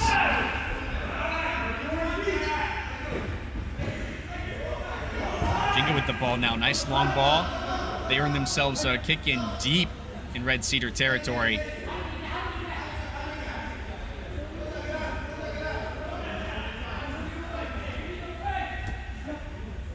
Riley McKenzie's going to start things off for Jenga. Long shot back post coming from Onishi. It deflects out. Goalkeeper for Jenga steps up and tries to shove it right back down Red Cedar's throat, but after a couple of deflections, it's going to be an easy rollout for Aiden Hanchett for Red Cedar.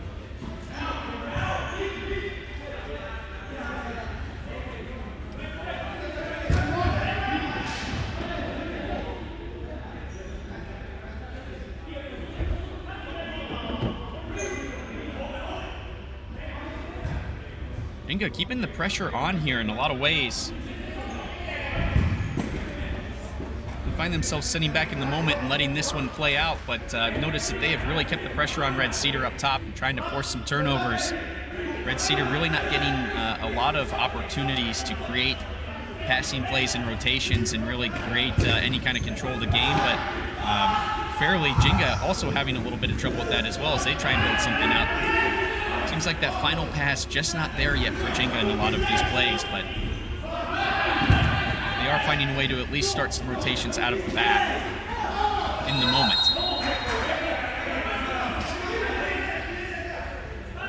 Riley McKenzie called with the foul there for Jenga. That's a foul apiece for these two sides. Cedar resets to Aiden. He decides to take a shot, but it is not on target.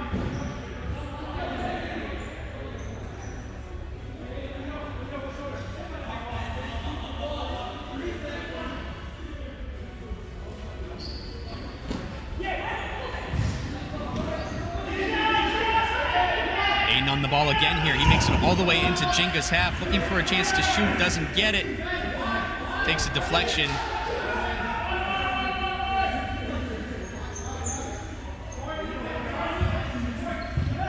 That's actually Corey Weisenhunt wearing 57, which is normally Wes Rastorf's number. I believe Wes is in number 13. Corner kick for Red Cedar goes all the way out to Aiden at half. A couple soul rolls, finds himself a shot. It's not there. Open net, the punt. Just off target. Jenga looking to take advantage with some long balls over the top with Aiden playing aggressively in this match.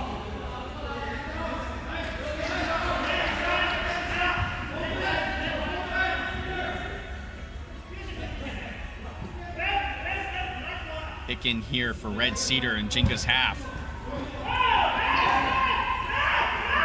Logan Wells, the one on the ball for Red Cedar. He finds his goalkeeper, Aiden.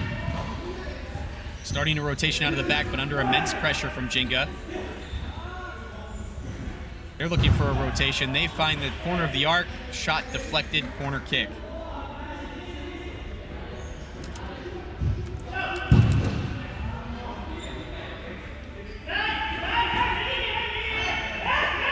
Cedar deep in their own territory. Aiden finds some relief for him, but it goes right to a Jenga player at center court. They're looking for a quick turn in and a shot, but can't get enough control on it.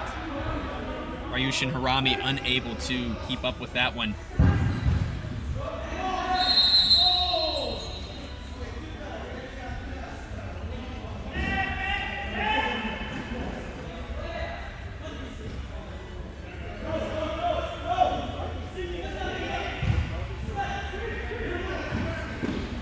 Cedar looking for a play to rotate the ball here. They're starting to create a little bit of opportunity moving this Jenga defense around, but Jenga doing a great job protecting that middle. Shot from half court. Great save there from Jenga. They now look for the counterattack. Great battle down the line. Red Cedar's able to come out on top for only a moment, and Jenga looking now to possess and regain control of this match. Long shot to the back post, though, and no one is there for Jenga.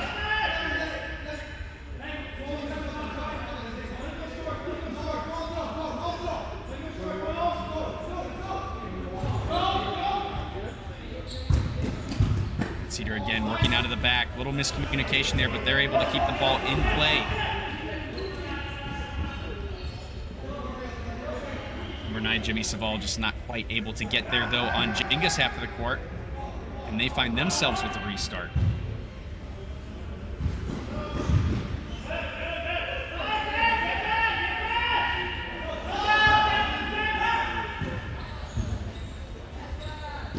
Again, Red Cedar looking to make a nice little rotation here. Nice little 1-2s, but not quite enough control of the ball as Jenga has been all over them in the middle third of the court.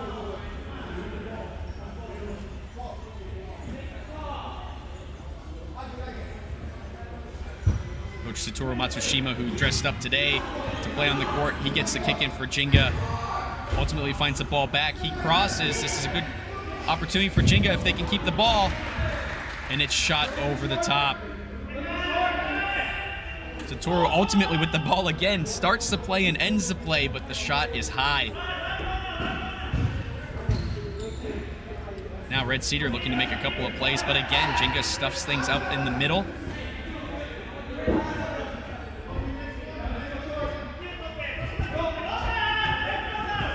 Cedar again on the ball. And they're looking to start some rotation play out of the back. Relying heavily on their goalkeeper in their play so far, Aiden Hanchin, who has a ton of experience against these FCS sides. Really see them leveraging him and using his knowledge of these teams to try and create some opportunities. This is a huge turnover, and Jenga, shoots it off the near post. Onishi picks the pocket of Abdul Khalif, but ultimately Aiden Hanchin has the goal covered very well, and Onishi has to settle for a shot off the post.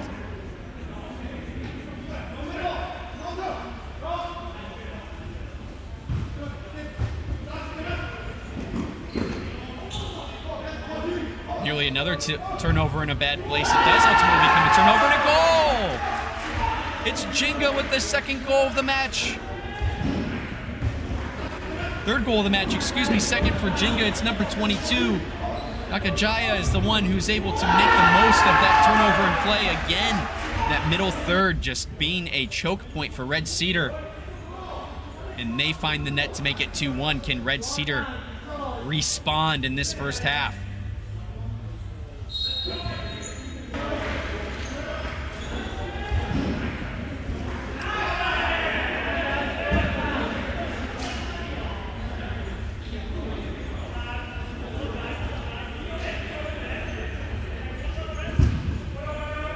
Cedar now rotating out of the back. They find the pass down the line. Nice little layoff, but doesn't make its intended target. And number 29, Reese Erickson. Jenga back on the ball. Riley McKenzie finds a pass up the middle. Comes in a little too hot, and it ends up deflecting out of bounds.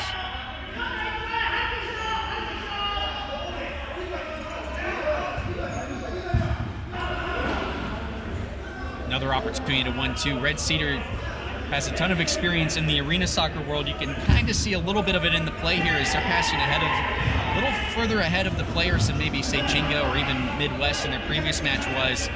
Maybe taking for granted that this surface is going to be playing a lot faster than what they're used to on that turf. But really hanging in there against this Jenga side and finding the energy to keep up with the run of play of this match.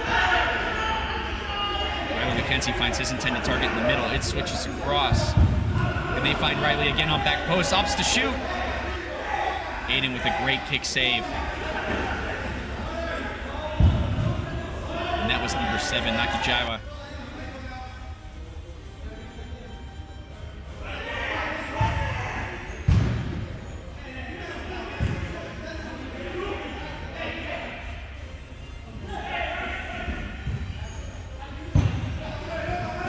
Cedar finding their way through the middle this time. Could this be the opportunity? Unfortunately not. But Jenga still has to find a way to get out of some high pressure from Red Cedar at the moment. Riley McKenzie finding the switch to make it happen. Now 3-on-3, and it deflects out for a corner.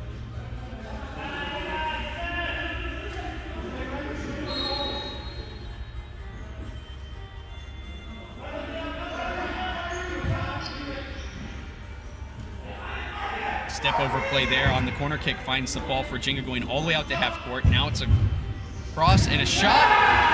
Deflected out, but it goes right back to Riley McKenzie, who's able to put it away for Jenga's third of the match. Great rotational play from Jenga off this kick-in. Crossing the ball to Anaki Jawa, who finds the first shot right at Aiden Hanchett, but he was not able to parry it out of trouble. And Riley McKenzie puts away a goal, finds himself on the score sheet today. He's been really putting in a lot of work in this match.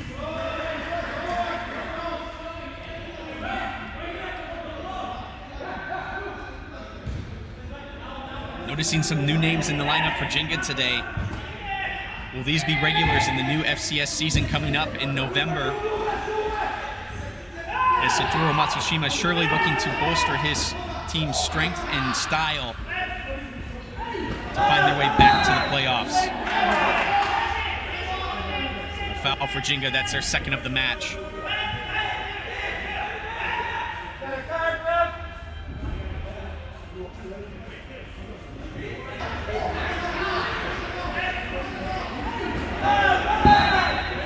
Just a little late on the challenge there, and it's enough to create a kick-in for Red Cedar in a dangerous place. They roll out to Aiden Hanchett.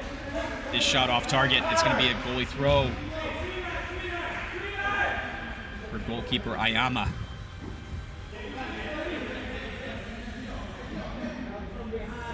Interesting stat for Jenga. Another one of their goalkeepers.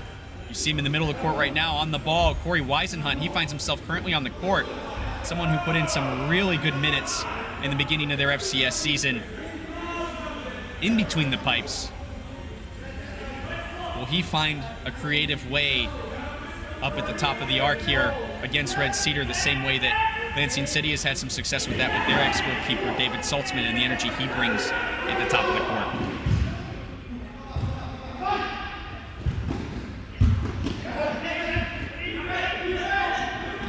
Esdorf on the ball right now. He ups the back heel. Nice rotational play here from Jenga. Finds number 10 out on the Harami out on the side. He rotates across. Trying to find a way to mangle this Red Cedar defense, but at the moment they're holding strong. Leaf now on the ball. He's got time. Jenga playing up high, but not pressing too hard other than just choking out those passes and trying to keep them in their own third.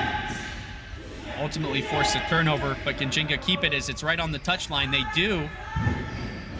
Cross against the face of goal. Wasdorf, instead of a shot, rolls out to the top. The shot is deflected. Great defending by Abdul Khalif to kill that play, but they do not have possession. Jenga still on the ball, finding a way to rotate around.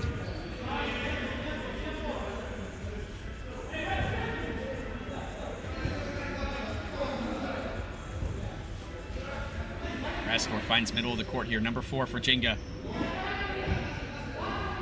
Shiki Katigawa. He's still in the play. I think he thought that went out of bounds for a minute. Just a moment's delay. Not enough for him to keep playing that ball as we have 90 seconds left in this first half.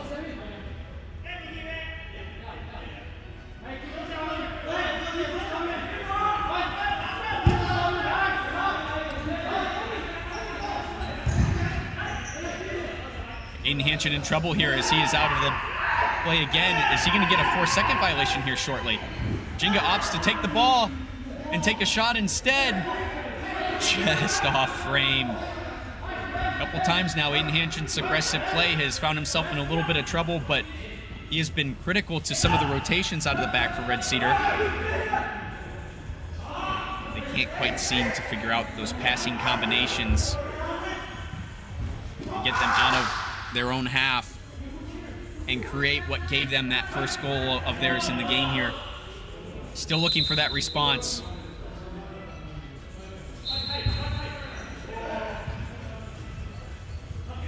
Corner kick doesn't find its target. Red Cedar gets out of this one.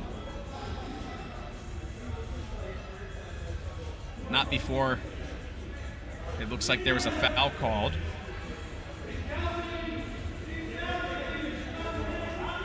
Ref is counting here the 4 seconds. Jenga's got to do something quick. I don't think they realized the referee was already counting. Missed opportunity. And it looks like Red Cedar's going to take one last shot from Aiden, but it's well over the top to bring us to halftime, 3-1.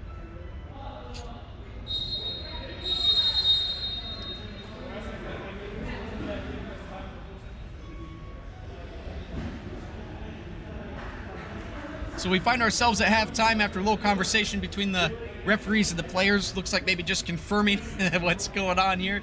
We are looking at the second half here in just a few minutes. Quick turn for these two teams. Red Cedar find themselves with their backs up against the wall in this tournament. They have to come up with a result to stay in the running to make those semifinals. Jenga looking to make their statement here and get some very necessary points as they face who they see as an up-and-coming rival between each other in Midwest United after the break. 3-1 here at the first half. I believe that first line is actually shots, not goals. Jenga with a whopping 29 shots. Red Cedar, 100% accuracy on their shots, but only 1 goal so far to their name. Obviously, Jenga controlling that first half as far as the stat sheet's concerned, and from the feeling of the flow of the game, definitely feels like Red Cedar having a hard time generating any offense right now, and they need to find a way to break through. Curious to see what adjustments we have.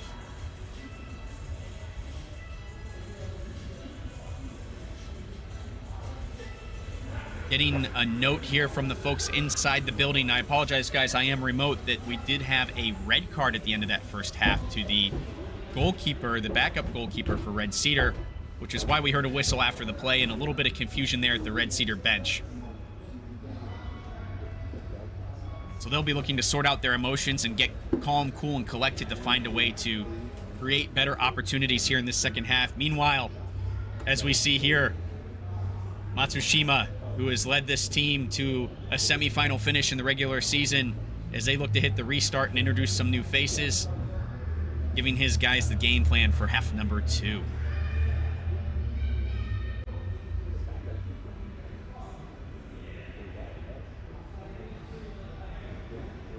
A lot of high press from Jenga in this match. They found a way to keep the pressure on, and they'll wonder if they'll be looking to continue that or how they will make adjustments in the second half, considering they still have another match after this.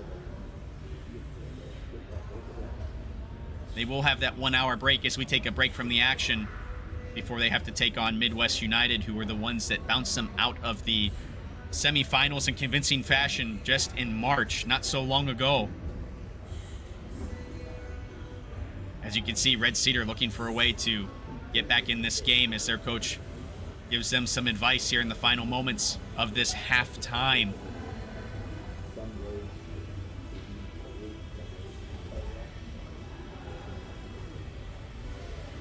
I think if I'm in that huddle, they need to be talking about the passing accuracy and bringing those passes back to the feet of each other. Give themselves a fighting chance with the speed on this court.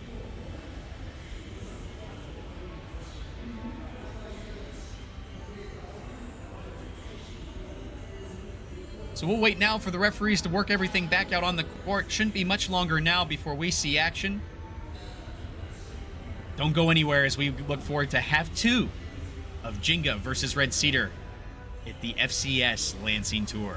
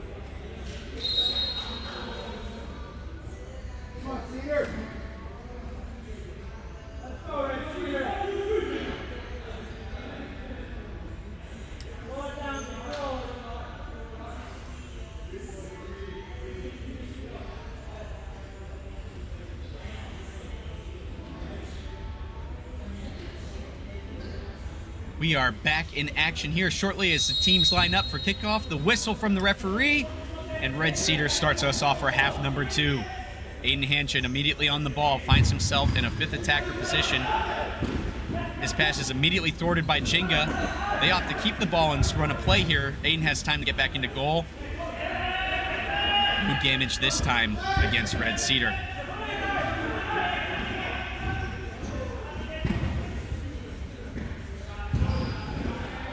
A little back and forth here. We were able to confirm there was a red card to Red Cedar against Caleb Lewis, who is the backup goalkeeper for Red Cedar. Sounds like conversations went just a little too long at a little high of a volume for what the referees would have liked to see. Ultimately, they had enough and told him to take a little rest.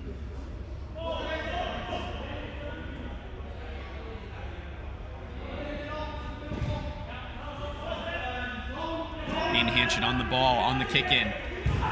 Looking for somebody up the court, but doesn't see it. Khalif now on the ball. He ends up taking a shot. Just off frame. Ayama happy to see that one go by. Now a hunt for the ball.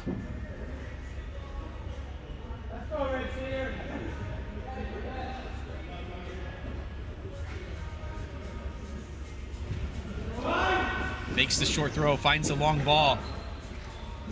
Cedar able to snuff out the opportunity, but it is not over yet as Cole Smith, who tallied a goal in the first half, has a kick in here. He finds the middle of the court. Can they create a shot off of this? It's a little crowded. Ultimately, Cedar finds their way out, but not out of trouble. Riley McKenzie finds Smith again. He's keeping the pressure on high. Now Red Cedar looking for a counterattack here. They're looking dangerous. Can they find the shot? Unfortunately not. Jenga opts to relieve some pressure and kick it down the line. Cole Smith nearly getting on the end of it, but Aiden scoops that one up safely and securely. Cedar, another transitional play. This time we find Ayama out of the goal. And a punt from Aiden Hanchett. Ultimately would have been off target by Ayama, not taking any chances. Corner kick now for Red Cedar.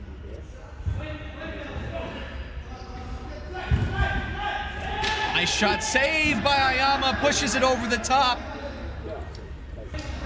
Red Cedar with their first real opportunities since the first half on goal, and puts Ayama to work. Another corner kick. This time Red Cedar finds Aiden Hanchett. He's in the opposing half, trying to find a way to stay in this game. Keep the offense high. Ultimately over the top.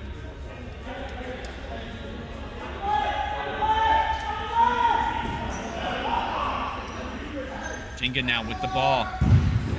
A run down the court and is looking for the cross. Doesn't get it. Jenga able to keep the ball only momentarily. Cedar now looking to create a counterattack. Nice little play to the middle. Shot deflected by number 10, Harami. Or excuse me, that's number 9, Suzuki, who's able to get a foot on that. I apologize. Now we see Logan Wells on the ball for Cedar. Ultimately, his pass is snuffed out. And now Jenga on the counterattack. What can they do with this? A little pass back post. Nearly goal number 4. And you can see the smiles from Jenga. They knew they were close there. Number 7, Ryoto Nakajaya, put it right where it needed to be, but the run just a second or two behind and not able to get a poke on that to make it happen.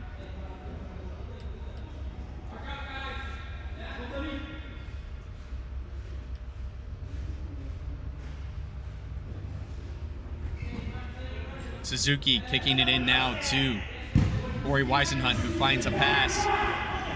Cross court. Another cross court pass. Weisenhunt looking for the back heel. Doesn't get it. Don't think he was going to be on target with that, but you can tell that Jenga is feeling good in this match, feeling confident. A team that we saw a lot of counterattack play from in the regular season. We find in this game keeping the pressure high, finding some passing rotation plays. But that same physicality we're used to seeing from Jenga in this match, and they've really kept Red Cedar on their heels for the majority of this match. Corner kick for Jenga here. Red Cedar looking out of position. Nope, just kidding. They were trying to steal the deal. It's a goalie throw.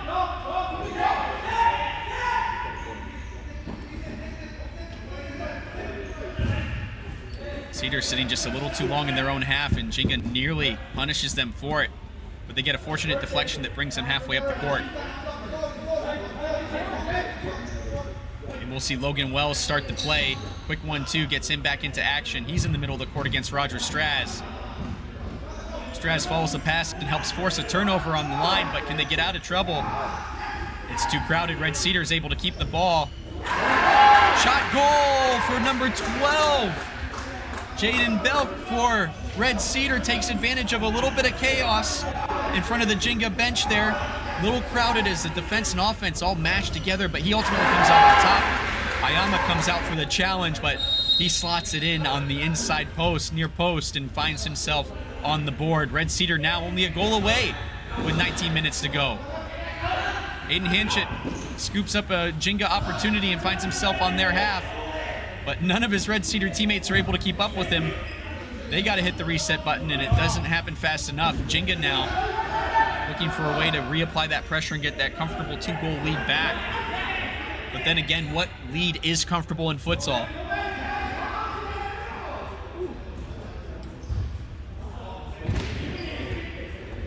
Cedar now looking to have a little bit of life, playing with a little more confidence. Heads a little higher.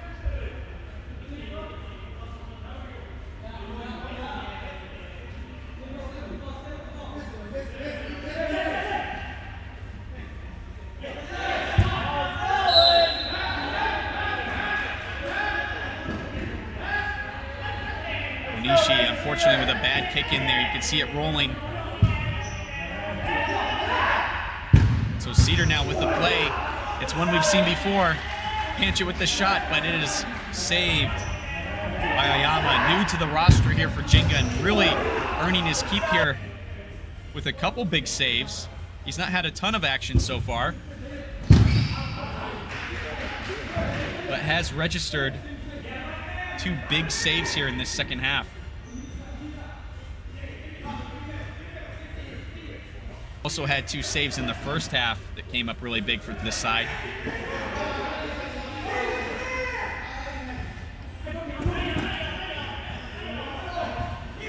Jenga rotating out of the back in a 3-1. Riley McKenzie on the line right now with the ball.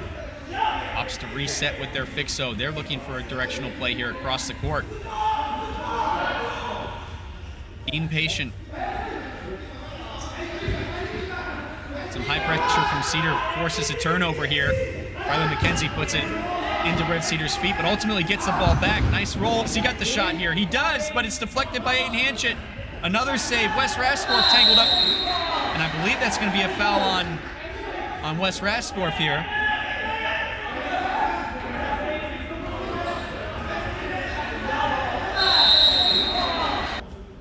Someone who's not made a lot of friends in Michigan, as we've seen from the FCS regular season, is Wes Rasdorf. And his physical play keeps that storyline going here against Red Cedar. He slides in for a challenge, but is unfortunately fooled, but Jenga is able to deflect it out anyway.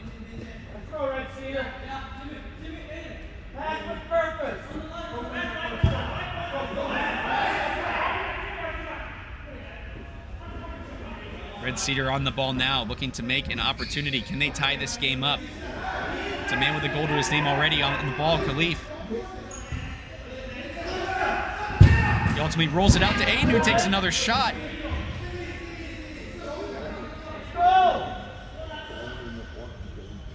Aiden's shots so far have been high. If he finds a way to put some of these on target, he could create some real trouble for Jenga in the way he's coming up as that 5th player to disrupt the Jenga defense. He tries again, this time nice low shot right on cue. The commentators thank you. And Cedar ultimately with the ball still after a couple of deflections. Khalif with the ball, running out of space, forced out of bounds by Onishi.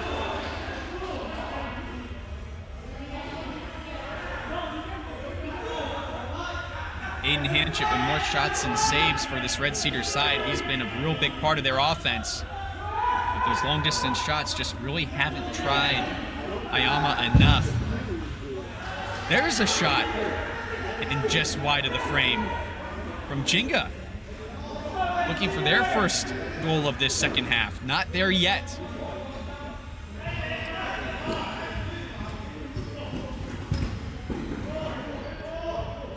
A little back and forth here. Both teams trying to keep control. I think we have another foul here. Second foul against Jenga in this second half.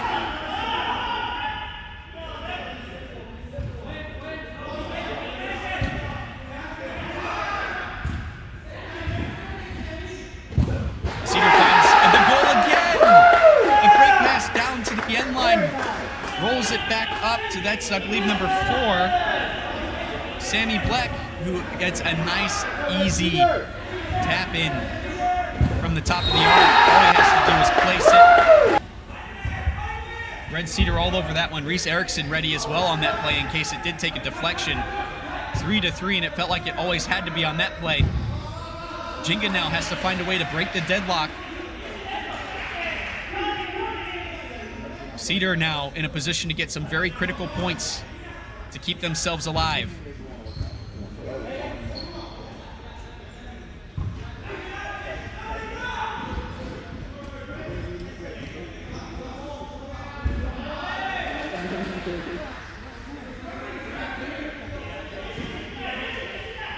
Some back and forth between the teams, but Cedar ultimately still on the ball. Can they keep this momentum going and get their first lead of this tournament? So far, dealing with some high pressure from Jenga. Jenga ultimately gets to the ball. We have ourselves our first foul against Cedar.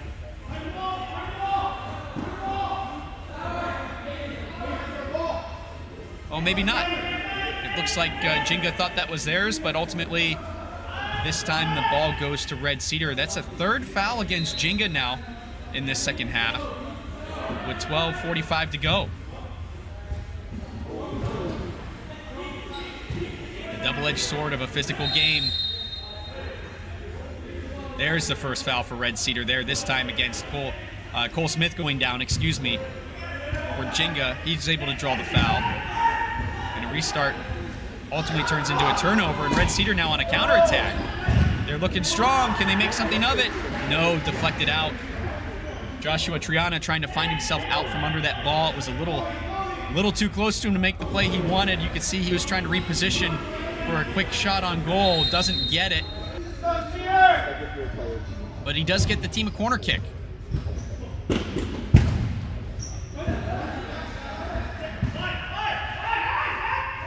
This corner results in another, as Aiden Hanshin takes another long shot for this Red Cedar side. He's on the ball again from the second corner. He finds his goal scorer, Bleck, who is unfortunately not able to make anything of it. Now a Hanshin caught out, but Bleck saves him with a bike at the top of the arc as Jenga almost with a very critical counter there and points that they don't get this time, but Jenga now through this chaos.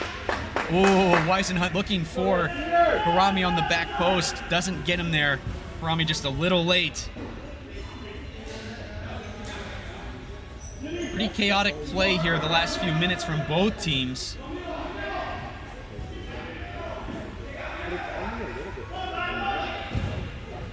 Red Cedar certainly playing with some confidence and some momentum at the moment.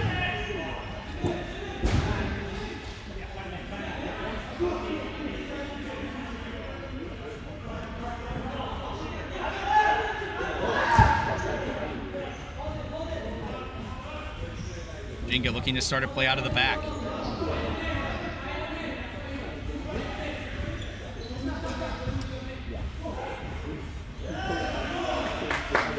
Ultimately, Cole Smith losing the ball for a kick into Red Cedar deep in their own side of the court.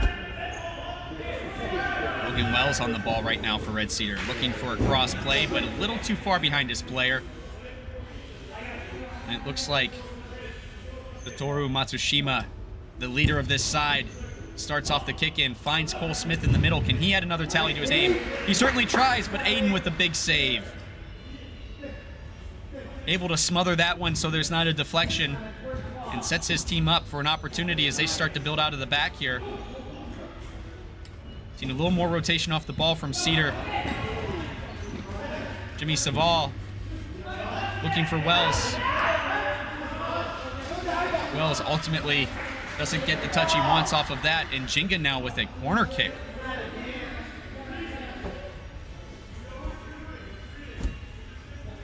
Matsushima again on the restart. He crosses the goal, and after some deflections through, and it looks like a minor collision, but enough that it caught Aiden just right. I think he took possibly an elbow or a shoulder to the face on that play. Let's check it on the replay here. Yeah, just a little collision between he and Roger Straz as they both go for that ball across the goal.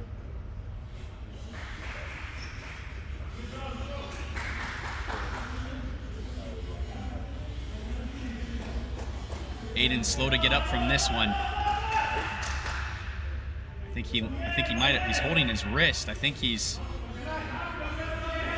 asking for tape or a sub. This could be a game changer for Red Cedar as they lost their backup goalkeeper at halftime.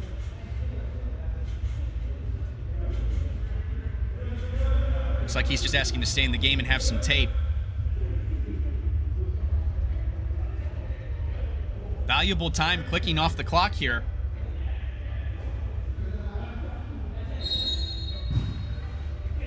Draw for these sides, not the worst thing in the world, but certainly if you can find a way to make the most of the time and get 3 points, you want it in a tournament bracket that is really leaving no room for error for any teams.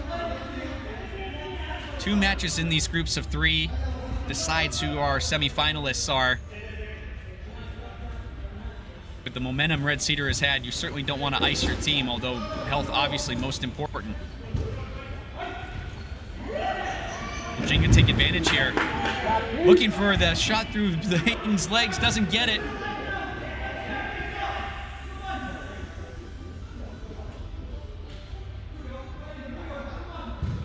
Matsushima starting the play. He looks for the scoop over the Red Cedar team, but a little too much for his player up top.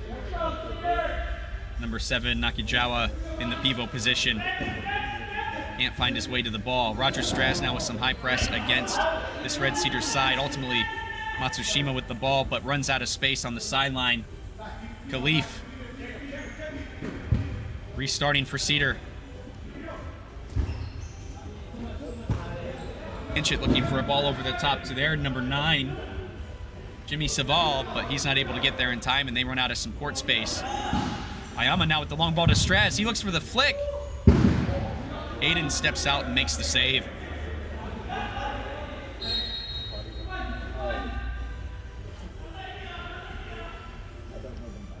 Ayama with the long ball restart. Cedar able to kill the play.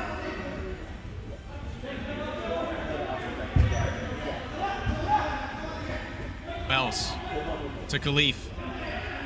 Looking for some rotation out of their own half. The pass down the line to no one.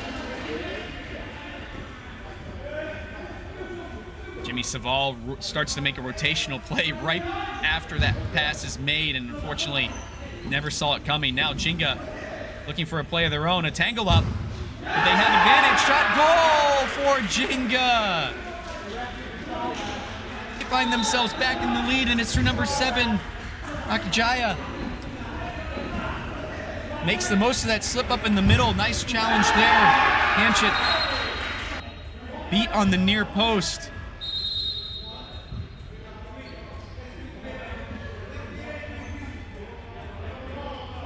Jenga find themselves back in front.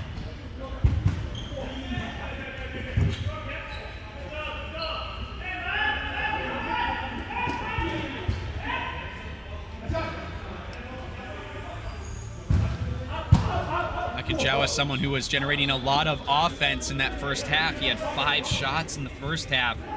Another 2 so far in this second half with 5 minutes and 20 seconds to go.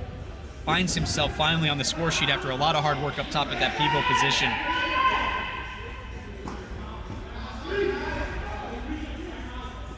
Riley McKenzie, another big part of this offense so far. He's been a regular for Jenga, a veteran on this side.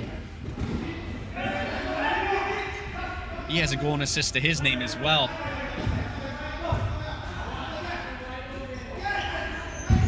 Jenga Jenga now. Another big shot. Save from Aiden Hanchett. He's able to deflect it out to Khalif. West with a really wild challenge on Khalif. Westdorf's going to pick up the first yellow of the match. And another foul tallied to Jenga. Hanchett looking for his back post. Nobody there. Kind of splits the two players up there at the top for him.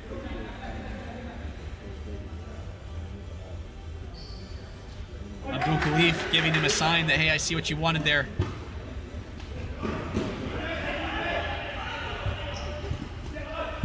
McKenzie now on the ball. He finds a cross-court pass, unfortunately, to Khalif of Red Cedar. Khalif runs into a player. He looks for a foul, but just a loss of control there from him. Jenga not able to make the most of it, though. So with less than 4 minutes to go, we have ourselves a one-goal match. Very tightly contested between Jenga and Red Cedar here. Hanchett with a lot of his own half to eat up here in his 4 seconds, but finds a way to do it. Long shot from Reese Erickson, but it's not on target. Ayama with a long distribution now. Jenga with the header back to the middle. Rastorf gets a piece of it and trickles through. Oh no, a bobble at the top of the arc from Red Cedar. Long play from Ayama. Header back to the middle. And it looks like a miscommunication maybe between Aiden Hanchett and number 28, Ivan Latua Tenoria. And neither of them commit enough to that ball. And it's just enough for Rastorf to give it a nice little poke and get it past those players. They were beat on the play. And now Jenga with a 2-goal lead at a critical time. They're looking for the ball out of bounds there, but I think Cedar able to save it, and sure enough, a little limp there from number 18, Joshua Triana. Is he okay? Looks like he opts to walk off in a sub. Number 10 for Jenga, opportunity to shoot. He goes down from Khalif. No whistle, everybody letting. Oh my goodness, and all the chaos. Harami finds himself on the score sheet to make it 6-3. One thing I've noticed about this game, it seems like there's been a lot of confusion between the players and the officials.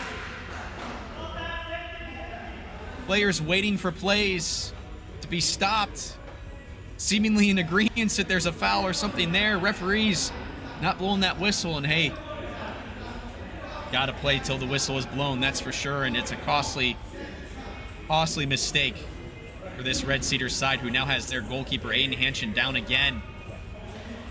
He has been really in the mix here, playing hard for this Red Cedar side, giving it his all. He finds himself with another injury.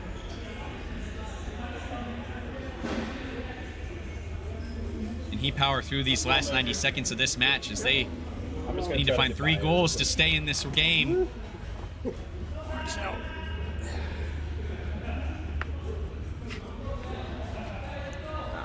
Thought so.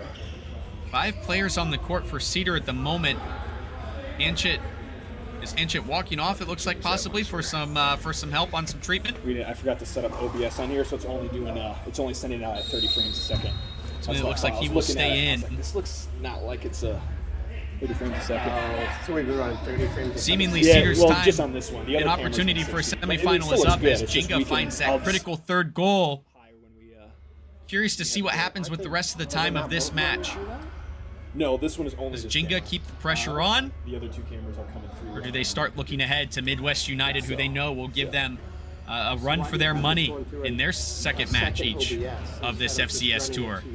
So basically, we're doing a new system that this is technically a remote stream. So it's technically going to Luke, and he's producing. But we're using a new protocol that is better quality for remote streams and better like unstable networks and stuff like that. So looks like they do have a goalkeeper switch. Hanchett unable to finish the game. We can have like a solid 2-camera setup. A field player stepping in there for Red Cedar to see through these final moments. Only 10 seconds to go. This one's pretty well locked up. And sure enough, a long ball to kill the clock. But I wondered about this. I was like, I think it's a I think it's 30. And that is it's only it, coming at 30 guys, frames a second. for It this might be coming noon in at match 720 between as well. Jenga and Red Cedar. Final score, Jenga 6. Thank you so much for your help. Red Cedar 3. Jenga coming up from Cincinnati, making the long trip north. And they get a statement win to start their game. Start their tour, excuse me. Goals coming from Riley McKenzie, Cole Smith, Joda Takabatake, Ryushi Harami, Ryota Nakijaya, and Rasdorf, Wes Rasdorf, finding the final goal of the game there. Ayama, his first minutes in goal for Jenga, as well as a few other fresh faces that we've spoke about here on the court. Now they look ahead to a match against Midwest United. Both teams through at this point in their group. The question now is how they will seed. So they will not only have to look and prepare for either Lansing City or Chicago House on the opposite side of the groups. So these teams will definitely have a lot of strategy to consider, not only on the court, but what do we do with the rest of the day today.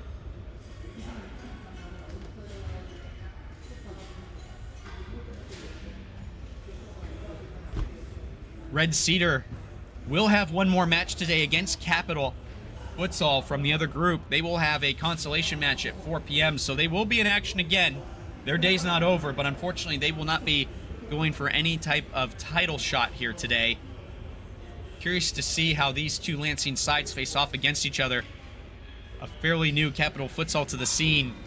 Seen some true competitive action today under the bright lights of FCS inside of Lansing City Arena, and Red Cedar will find themselves looking to make the most of the time they have left on the court today. Better known for their arena soccer play. So with that, guys, we're going to have a break here in the action for an hour, and we will be kicking off again at 2 p.m. between Jenga and Midwest United to wrap up this group. We'll throw to our tour sponsors. Thank you guys so much for being here and tuning in to the FCS Tour, our first stop of the summer. Look ahead to June, where we do this again in Akron, Ohio. Don't forget about our national showcase in July, which will be back to more traditional game rules over a 3-day period. Stop clock, 20 minutes.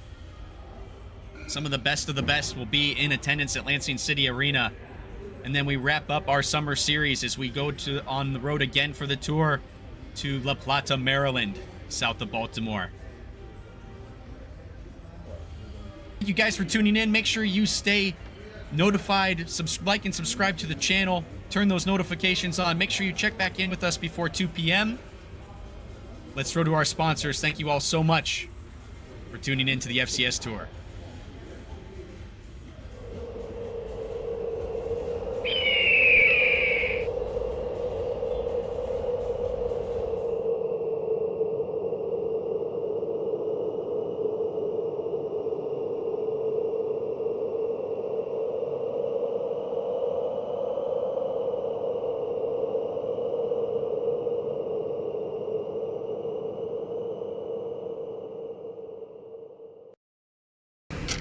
Committing a crime so you can try to escape from prison. Bad idea. Going to the pod escape room to play an escape game with your friends. Great idea. Test your skill as an astronaut in outer space. Find Santa in Save Christmas.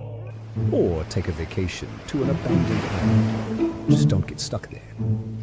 The Pod Escape Room. Learn more at thepodlansing.com.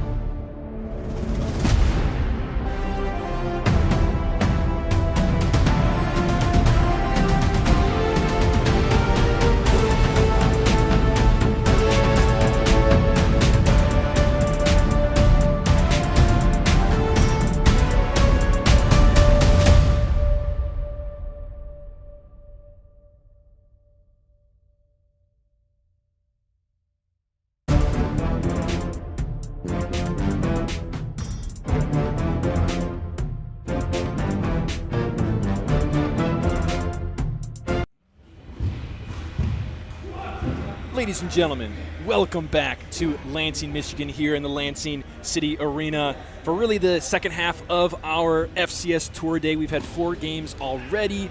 Some very exciting ones that we ended the day, that first part of the day with.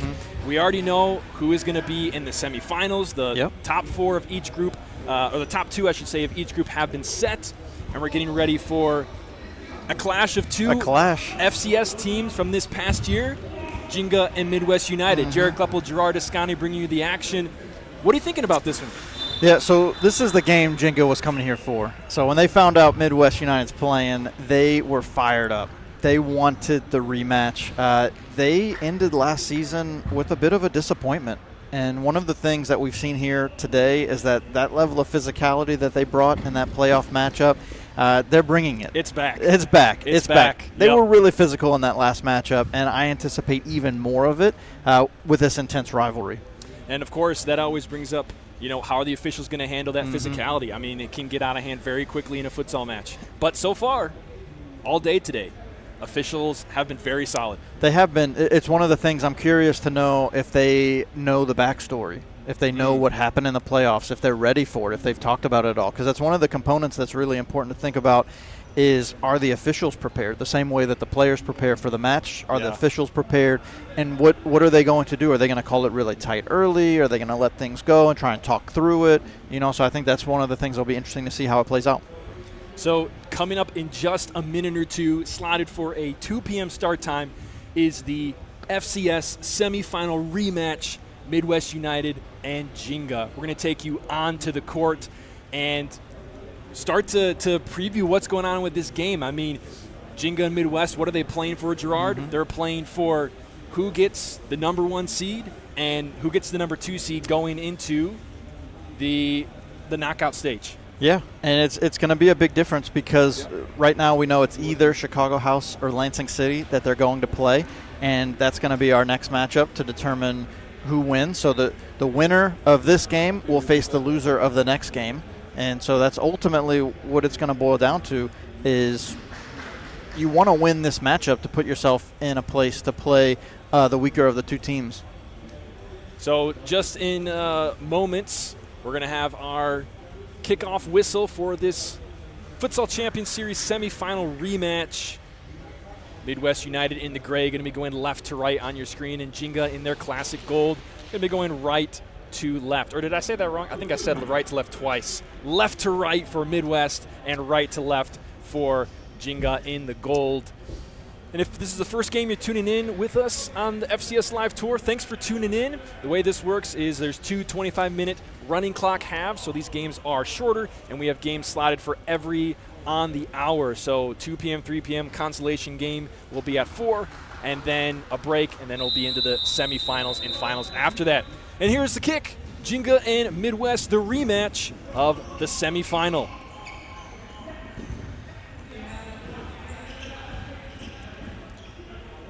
Now, one thing that, we weren't calling the game that Jenga was in recently, but one thing that you have to notice is the amount of different names that we see when we look down on the Jenga roster. Yeah, so there are quite a few players for Jenga today that are here just for this tournament. They don't play with Jenga regularly, and a lot of them are local to Lansing as well. And so this is an interesting aspect for Jenga because when we talk about how much the cohesion and how much the continuity of lines and of players matters, so many of these players, this is the first time they've ever played together. And on the other side for Midwest United, they do have one more player on the bench there. I think it's Joseph Abden who has made his way into the arena. So now they'll have 4 players on the bench, but still they're running very light for today. They are, and hopefully later today we'll see Jorge Saldanas. He should be arriving later and just be in time for the semifinal. And now here is Anthony Leon working with Isaiah Meyer. He's got a double team on him. Won by Jenga, doing well, the slide tackle to save the opportunity on net. Haruki Onishi was the one for Jenga, number 17, that had the breakaway before the sliding tackle came in. I think it was number 6 for Midwest United that made that sliding tackle, Isaac Cervantes.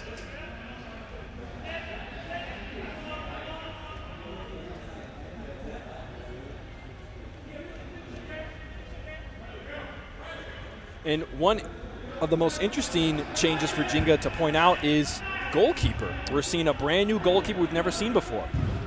Rotary Iyama. That is correct. And Corey Weisenhunt, who typically is one of the goalkeepers for Jenga, is playing as an outfield player today. So he's playing a lot as the fixo role, so it's a more defensive-minded player. But, you know, he was pretty solid in the first match today.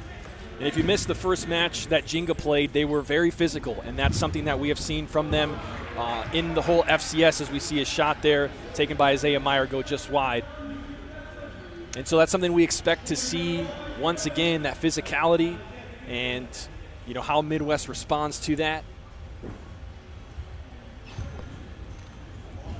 Long distribution here from Iyama. Finds his target. Block there from Midwest. Leon goes back to Vicario. Finds Aguillon, Gio Garcia, coach and player. Across the court to Anthony Leon and Isaiah Meyer. Oh my goodness. That is not a ball you see Isaiah Meyer miss often. Oh, you don't. Anthony Leon put that on the right spot, but it just deflected off wide. I don't think I've ever seen Isaiah Meyer miss like that. Yeah, very no, uncharacteristic. Absolutely not. And was that a 4-second call on the keeper, I think? I think that's what they're getting him for. That would make sense. You know, I was watching the replay with you of that, so I don't know if he either came out of the penalty area with the ball or if it was the 4-second call. But it looks like it's indirect. Yeah, so it's got to be the 4-second call. And the keeper comes out, Rotary Iyama, to make his first save of the match. Corner kick for Midwest.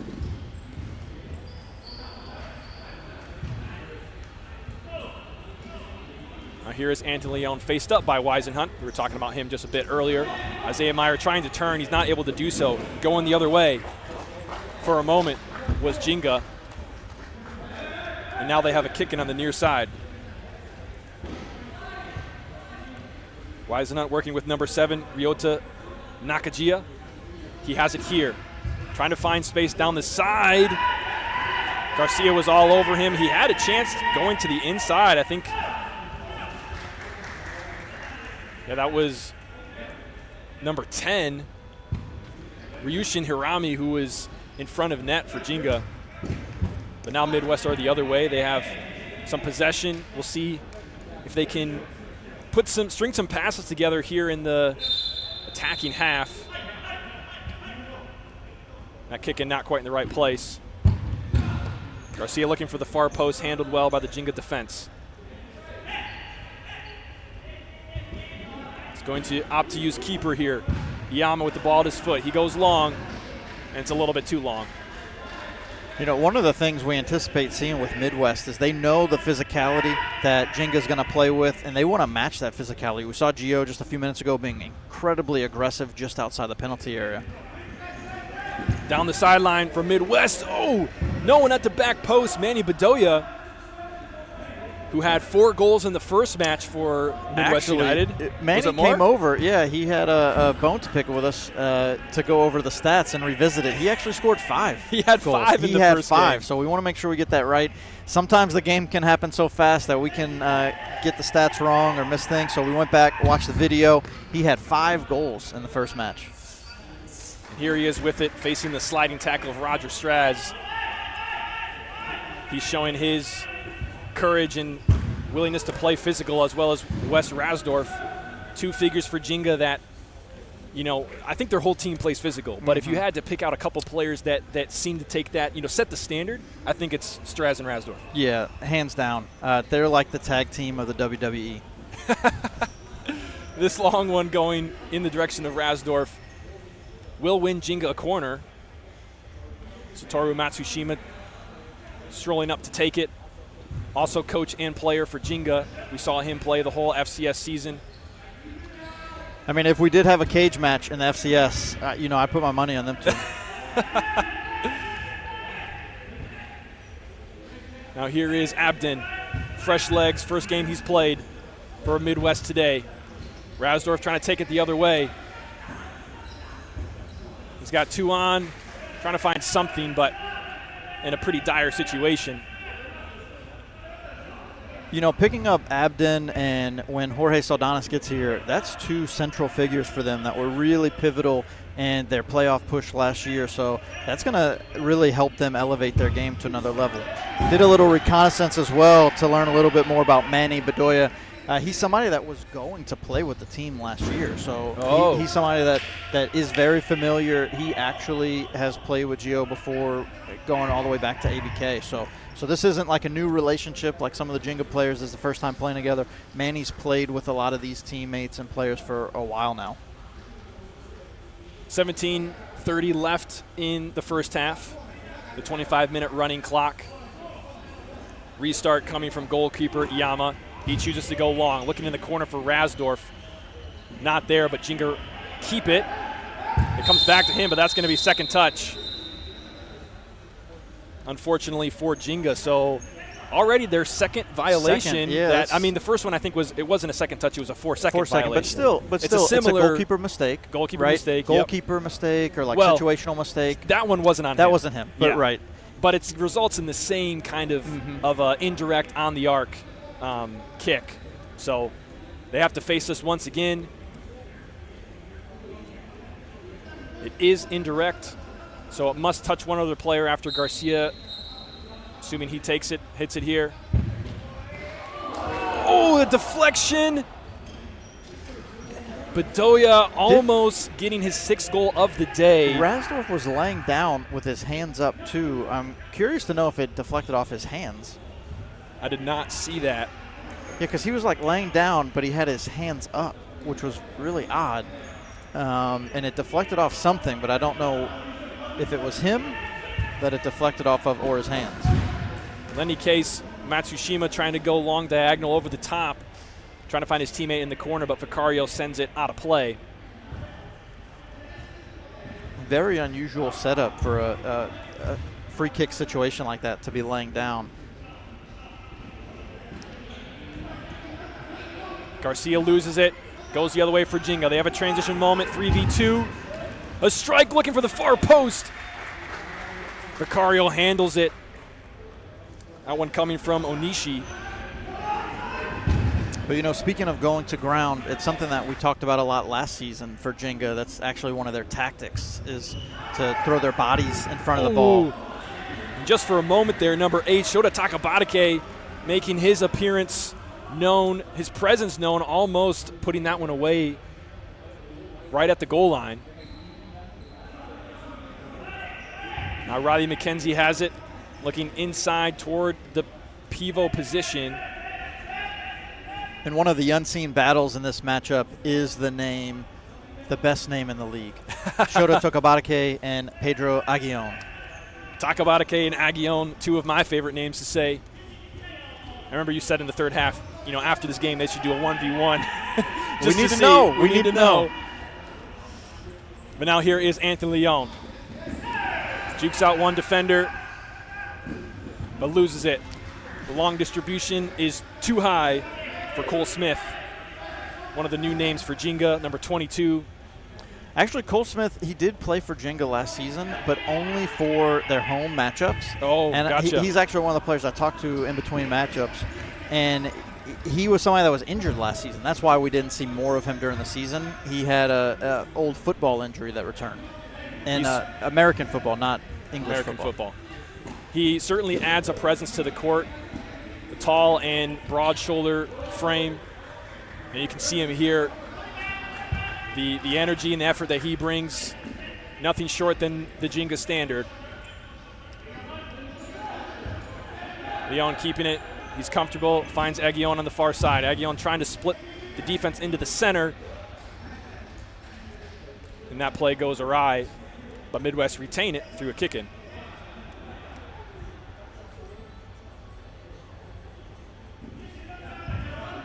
Leon in the back again.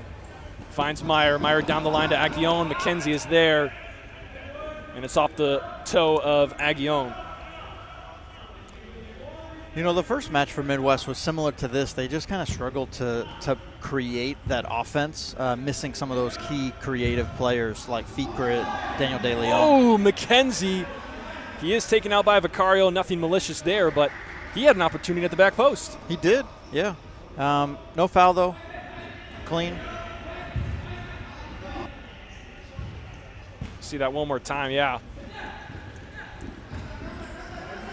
And now here comes Meyer. It's taken away from him.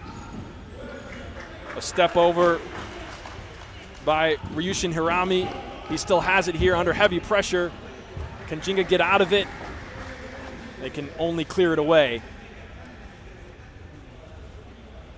Yeah, this is one of the things that Jenga always, with their level of physicality, it's very disruptive. You know, so anytime Midwest United is trying to get some of those creative plays going, Jenga's physicality right now, you see Isaiah Meyer being held as he's trying to dribble around. And the high press as well. This is the first time we've really seen an all-out high press from Jenga. Leon gets it up the floor in a tricky spot here. It's just Jenga's not afraid to play with their hands, play with their upper body, you know, and if the officials allow that to go, then, you know, no harm, no foul. It's just a matter of how's it impacting the play and can Midwest play through that contact. This one's going to go all the way back to Vicario. Midwest with a line change. Garcia coming in, receiving the ball here, along with Abden and Salvador Aldama. Those are the four for Midwest currently in the gray. On the other side, Roger Straz, Cole Smith, Corey Weisenhunt. And I think that's number 9. Indeed it is, number 9, Ren Suzuki. Haven't said his name yet, but he's been on the floor a couple of times for Jenga already. Yeah, just early on, some of the new players for Jenga that I got my eye on is Ren Suzuki and Ryota Nakajia. See what kind of impact they can make. Garcia pushed backwards. Now working on the sideline. Oh, and that one. Is it going to be a deflection? Looks like it is. Corner kick for Midwest. I think they're saying it was deflected by the goalkeeper. The next play by Midwest just goes well over the bar from number 10. No deflection there. Manny Bedoya. No, not at all. You know, I think Manny has his eye set on the golden boot. He wanted to make sure that we had that right, so. Well, right now he's competing with Luciano Cernuda, who's been a big part of the scoring for Lansing City, though he didn't have as many goals. Jack Fisher had a hat trick as well. And Jack Fisher also. Lansing City going to be playing in the next game against Chicago House. So if you're tuning into this game and wondering about what's to come, Lansing City and Chicago House, probably one of the more anticipated matches of the group stage, as Jenga, I think that was number 9 again. Yes, it was. Ren Suzuki has a go from good distance, but didn't miss by much. And so that last game that we got to work together was the first time we saw Chicago House in person. And I got to say, I was really impressed with Vinny Da Silva and Rafael Hernandez, 2 outstanding players. And the fact that they're so young and so talented, it's going to be a fantastic matchup with Lansing City. Jenga give this one away. Here comes Abden, trying to create something out of it, but really just not enough on that ball. Kind of got caught under himself on that turn, couldn't get a solid strike away.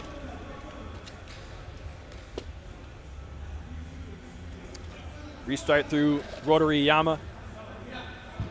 Long, lanky keeper. His head almost touches the crossbar. Coming down the other way, Ryushin Hirami keeping the ball at his foot, trying to create an opportunity, does win a corner. Matsushima coming up to take it. And here he goes. Well, it comes into the arc. No Jenga player there, cleared by Midwest. Jenga retained possession. Abden comes up and challenges. It's a 3v2, one Jenga player coming back. Abden again going for goal and well wide.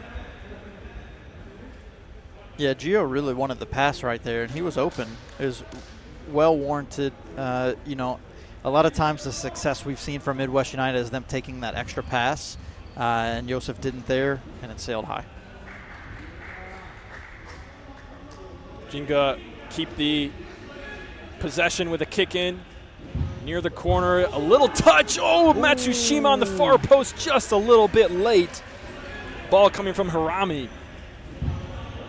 See that again. For some players that are just playing their second game together, they look like they were communicating pretty well right there.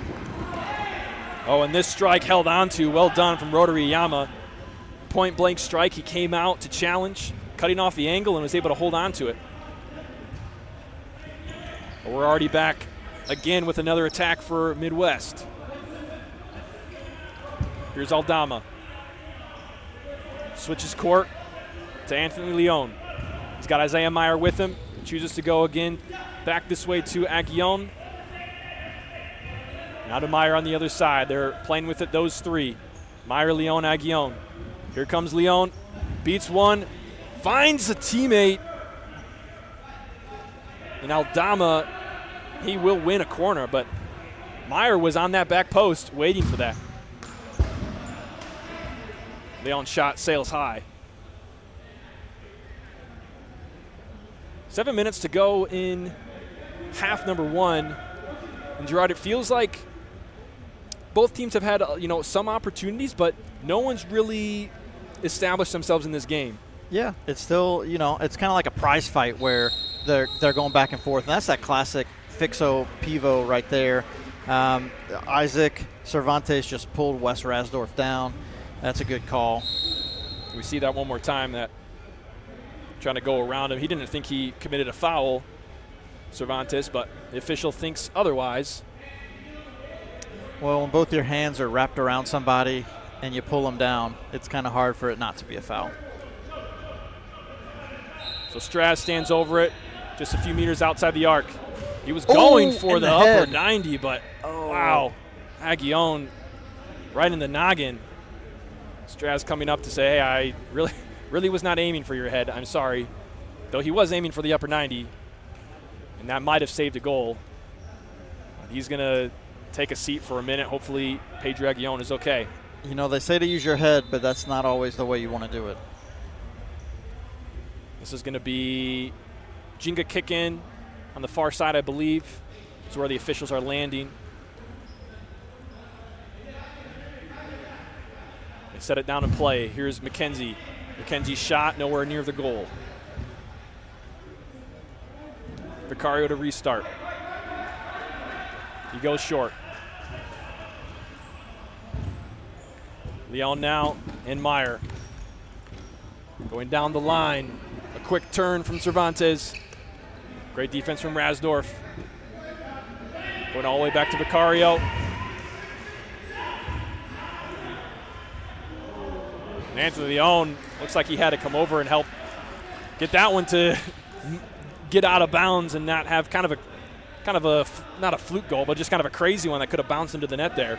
Yeah, it's one of the things we talk about Anthony Leon, how strong he is, how solid he is across all aspects of the game. Great awareness there to understand that Jose Vicario came out of goal and somebody needed to be back there to protect the line. Jenga playing into the pivot position. Rasdorf holding it up, knocking it back, and a shot is blocked.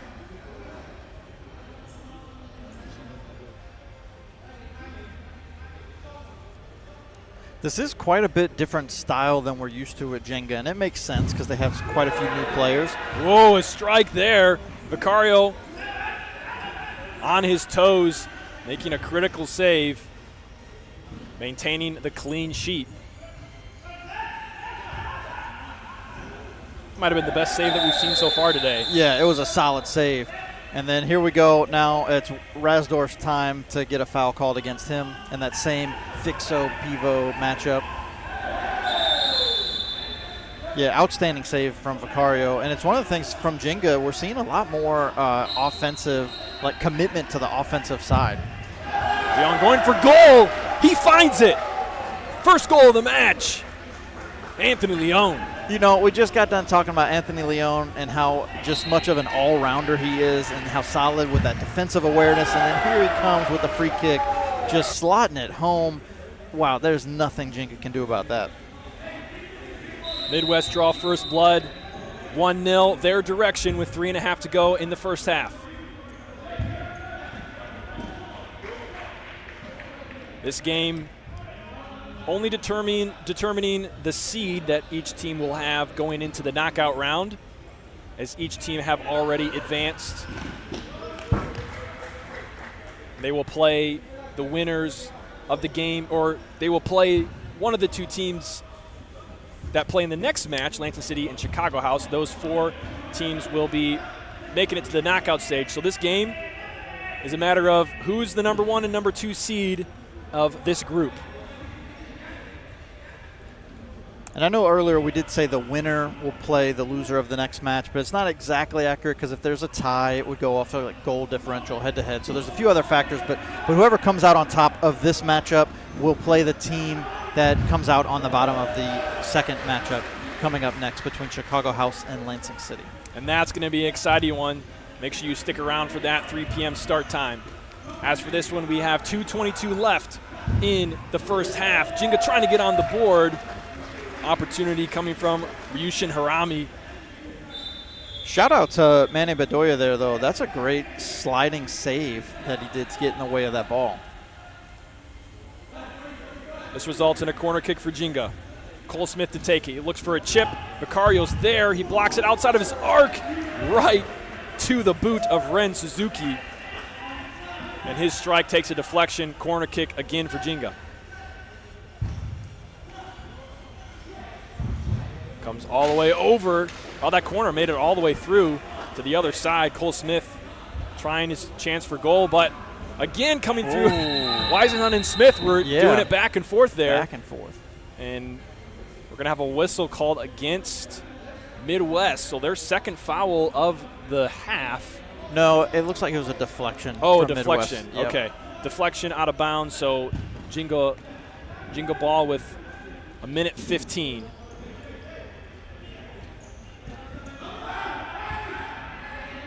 Here comes Harami. We've seen him keeping the ball at his foot. Attack thwarted. Leon the other way, but Harami gets it back. It's a 3v3. Harami gets by the first one. Weisenhunt trying to find Smith, but Vicario steps out to clear it. Jenga coming right back at them. Ren Suzuki. Up comes Iyama, flying as a 5th attacker, and his shot sails well over the bar.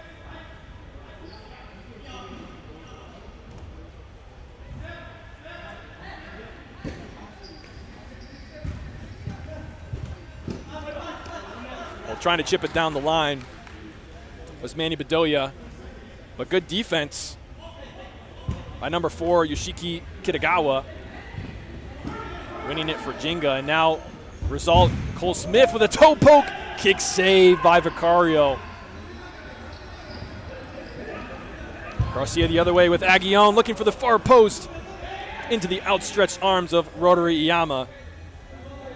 Player down for Jenga, and that's going to take us to all zeros on the game clock, and that does it for half number 1. Midwest on top 1-0. And Jar, check this out. I think we have some live updated stats from the half. I think. Let's check it out. Yes, there it is. 1-0 Midwest on top. You can see the differences in corner kicks and saves. And it says a penalty there for Jenga. I think that was something probably got into the wrong category there. But, I mean, fairly even. You can look at, like, the corners and the saves and the fouls. Like, both these teams on the stat sheet and on the floor playing pretty even so far. Yeah, they sure are. I mean, for me, the standouts, Jose Vicario on goal. He's had some really outstanding saves. And then Anthony Leon, he saved a goal on the back line, and then on the free kick, he slotted one home. And so, like, for me, that's the difference in the matchup. They're playing really even, and outside of just a couple of plays, that's really the difference in this matchup so far. And even right now, as we speak, some adjustments coming from the Jenga team. I don't know if we got that on camera or not, but they're out on the floor right now, almost the whole team, talking about, you know, when they have these scenarios when the ball is on the arc. Yeah, you see it right there. Matsushima talking with the team about, you know, what just the strategy how to set the is. wall up. Yeah, how to set the wall and all we that. We saw that with Lansing City in the first matchup of the day, is that with Coulter, you know, being a young player, not necessarily knowing where to set up in the wall. So when you set up a wall in futsal, it's a lot different than setting up a wall in soccer. And one of the reasons is you stagger the wall. And part of the reason you stagger the wall is because once that ball's touched anybody on the field, there's no offside like there is in soccer. And so without the offside, as soon as that ball gets past that wall or it gets touched, like you could have somebody on the back line. And we've seen it a number of times from Lansing City even. They pulled out some of those nice plays with somebody hanging out on the back post, and the free kick, because the wall wasn't staggered, they weren't ready for it. And it's one of the things that Jenga's talking about now is building that wall. And actually they may not even be staggering it, but that's something that we've talked about with Lansing City. And you can watch some of these teams like Ole, Lansing City, watch how they set up their wall for these quick or like close direct kicks or penalty kicks if they have an opportunity to set up a wall, which they wouldn't on a penalty kick. But in those situations where they almost always will stagger it for those reasons. And Jenga have faced, just in this first half alone, 2 infractions that resulted in an indirect free kick right on the arc or just outside, and it seemed like that was one of the focuses that they were talking about right there. We also see the Midwest players taking their few-minute rest. Not a lot of rest in between these games, and as the day continues to move forward, more games, more minutes played for these teams, that fatigue and fitness could become more and more of a factor as the day goes on. Yeah, it definitely can, and it's one of the things, just a shout-out to all the players, the officials, the game management team here in Lansing City. The fact that we're staying on time with all of these matchups, we kind of made jest of it earlier that we played 50 minutes of futsal in 47 minutes, but realistically everybody's staying on time and maintaining pace, so and that's difficult in these tournament settings. Seldom are organizations able to keep things on time because there's so many factors that come into play. So really great work even from the players of when the game wraps up, leaving quickly, and the next team being ready to go and ready to start. So good work for all parties involved. Second half just about to be underway shortly here. Midwest already taking the court. Referees verifying the goals are in the correct positions, and we should have second half starting momentarily. So, Gerard, this brings me to a question here for you. If you had to say, that first half, the scoreline was pretty even, the stats were pretty even. If you had to pick out like one thing that, hey, if Jenga does this, I think they're going to come out on top. If Midwest does this, I think they're going to come on top. What are those keys for each team in the second half? For Jenga, because Vicario's playing at such a high level, we just need one extra pass. So for them to be successful, if I'm Satoro, I'm just saying take the extra pass. So he's stopping all those shots, so we need to catch him off guard, take the extra pass. As far as for Midwest to continue to be successful and take that next step and really control the game, for me, I just look at they need to be a little bit more composed defensively. So they're having some breakdowns in some of these transitions, giving up easy shots. So if they can maintain some defensive structure and lock it down, that'll help them on the offensive side as well. Back to the action for the second half.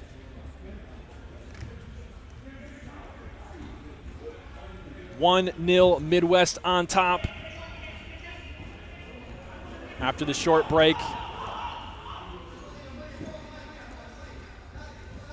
Deciding who will be atop this group and who will be the second, as we have a shot from Haruki Onishi into the wrong side of the net. Now Garcia up the court, quickly finds his way back to Manny Bedoya. Patience from Midwest. Pressure from Jenga in man-to-man, and that pass off the mark from Salvador Aldama, giving it away.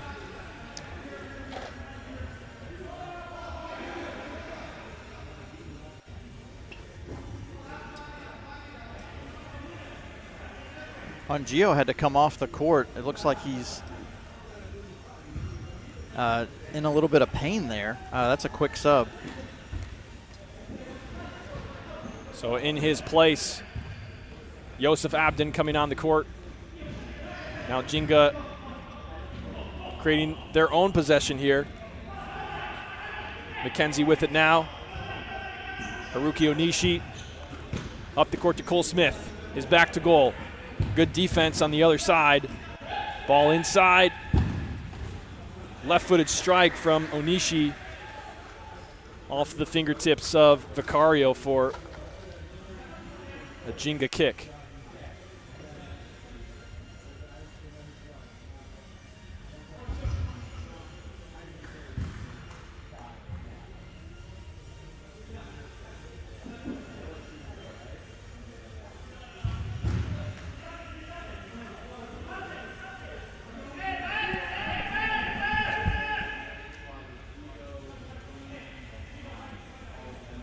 Everything was good on my end.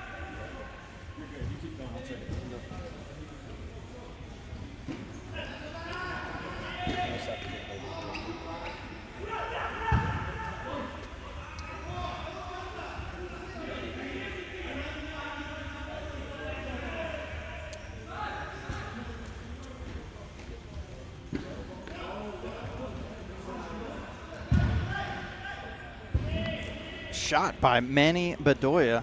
Shota Tokabatake was locking down Manny right there, causing him to be a little bit frustrated, the level of physicality, not giving him an open shot. But he takes another shot on goal. Incredible save by Ryota Iyamama. Cole Smith using his body to deflect that.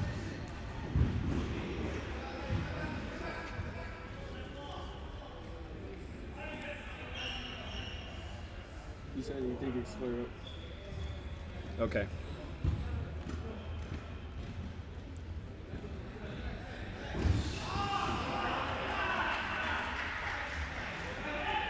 Cole Smith committing defensively to block that effort.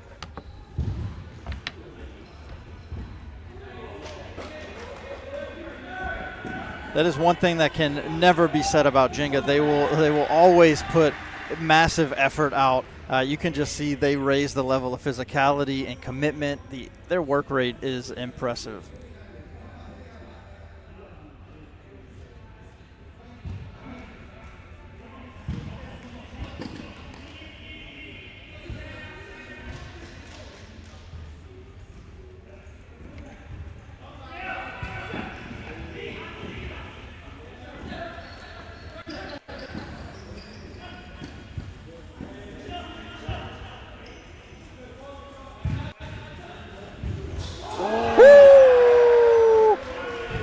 Outstanding effort. What a pass from Haruko Onishie. He almost had Ryushin Hirami on the back post, but Hirami was not quite able to get it home. And that's what we talked about. We talked about that extra pass earlier. That's the extra pass that caught Jose Vicario off guard, but they just weren't able to have that finishing touch to put in the back of the net.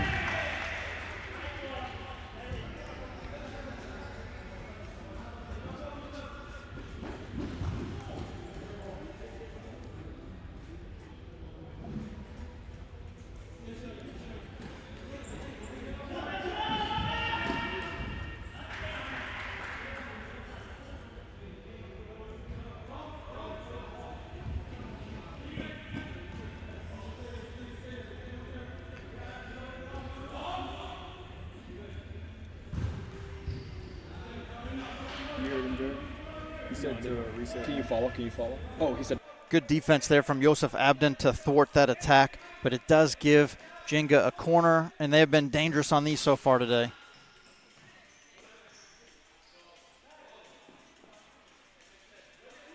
Abden on the attack with a shot, sails wide and to the right.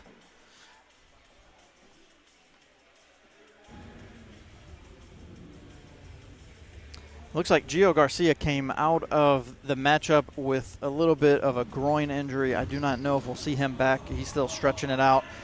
See if he can get back in there. And on the attack, Ryushin Hirami is able to beat Jose Vicario.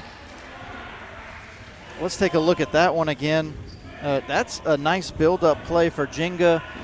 We get a little hold-up right there from Ryoto Nakajiya. And that's that extra pass. We talked about it earlier. They need to take that extra pass. They made the extra pass, got it to Ryushin Hirami. And, we talk about players to look out for Jenga. We got new players. As Isaiah Meyer takes a shot on goal, another great save. Those were the two players we said to keep an eye out for Jenga. Ryushin Hirami and Ryoto Nakajiya, and they're bringing them back in this game. So Jenga pull even. 1-1 now with 18-10 left in this one. Here's Abden on the far side. And he will kick it in as well. And Gio Garcia is making his way back in. This is the Willis Reed moment, playing through the pain. Midwest with that thin bench, only 4 players. They only had 3 the first game, 4 this game, and they expect to have 5. Next one is Leon with the turn. Only the keeper to beat, and Iyama doing well to catch that one with his foot. Corner kick for Midwest. Leon is just so slick on the ball. It is so difficult to maintain possession with that level of pressure on you. Aguillon fires from distance, well wide. Iyama will restart. It's one of the things, Anthony Leon, keep an eye on him. His balance is just amazing. So not only when he's on the ball, off the ball, but his ability to play through that contact. And that's one of the things that Jenga's trying to do, is to use that physicality to get people off, get them uncomfortable. But it's almost impossible to disrupt Anthony Leon. So what do you think, Gerard, at this point? You know, we're 10 minutes into the second half, almost 10 minutes into the second half on this running clock. On the rematch from the FCS semifinal, how does it feel different or the same as that semifinal we saw a couple months ago? You know, really the difference in that matchup was the physicality. And so Midwest outplayed Jenga, but the physicality from Jenga really made Midwest United lose composure for a few moments of the game, and that made it closer in the first half, and then Midwest United pulled away. Today here, Midwest United is missing a lot of the skill. Like, they're missing a lot of the players that are very creative on the ball, help them maintain possession, and that's really been the difference. 2 in particular. Yeah, 2 in particular. Hasevich and De Leon, yep. Whoa. And Myers says, hey, maybe I can put one in from distance. Yeah, and Meyer was missing in that matchup. When they played in the playoffs, Meyer wasn't there, and so they got him back. But he's somebody that is less for a facilitator for your offense to run through, and just a standout player overall. And so not having that creative element of Daniel De Leon, and not having that possession-oriented mentality from a pivot like Fikret Hasevich, it's really disruptive to what Midwest United is trying to do. I think we're seeing a boost from some of the new Jenga players as well. I mean, I think Absolutely. Haruki Onishi, Ryushin Harami, even goalkeeper Rotary Iyama, I think have increased the level of play for Jenga from that match. And you know, we are seeing, in my opinion, a more evenly matched game Absolutely. than we saw in the semis. Yeah, all of those players, you can tell the level of skill that they have, that they're not new to the game of futsal, that this is something that they've done before, even just the way they dribble the ball. You can tell that this is a sport that they have played, that they're not just outdoor players just joining to play for the weekend. Here's Takabatake trying to find space. That shot won't trouble Vicario. He sets it down for Gio Garcia. Jenga in a high press for the moment. A double coming. A 1-2 attempt not there. McKenzie collects. Now up the court. Takabatake retreats back and then up the line.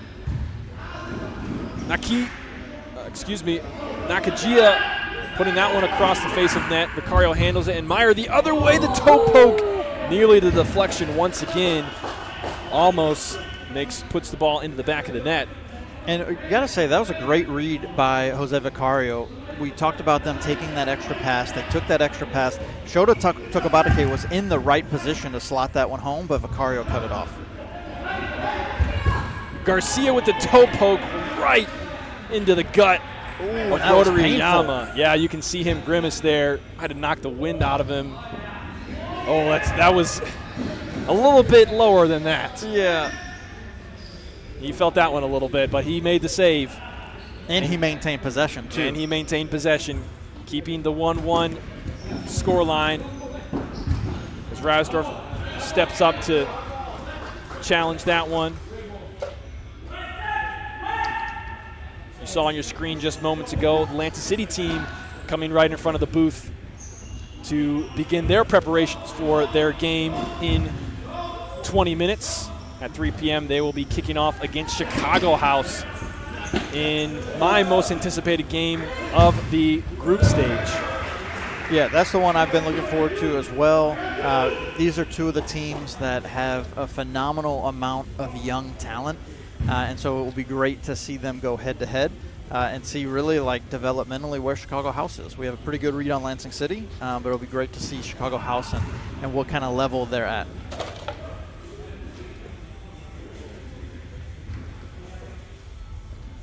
Midwest United going to restart play deep in their own zone.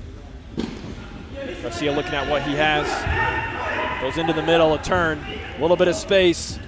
Midwest on the attack, trying to go to the end line. Defended well by Ren Suzuki. Yeah, outstanding work from Ren right there. You know, that's a moment where if you're not able to stop that attack, to thwart that attack, we've already seen a few goals come from that position on the end line. Now Jenga trying to put together something of their own. Midwest applying pressure.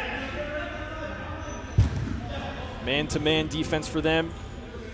High press, kind of up until just a little bit across the half line. I would say similar defensive styles for both teams this game. Picking their moments when to go all out. Yep. Yeah, it's one of the things that Midwest United has to be mindful of. We already talked about this a number of times. They have 4 subs. Ever since being hit in the head, we haven't seen Pedro Aguillon either. And we know Gio went off injured a little bit earlier. We actually did see Aguillon come on. Oh, did we see Aguillon come back I out? noticed him come back on because he was a part of a chance over here. So he has come back on, which was good to see. But you talk about, you know, the possibility of nursing injuries or playing through. You know, and if those two players need extra rest, that's half their bench. Yeah.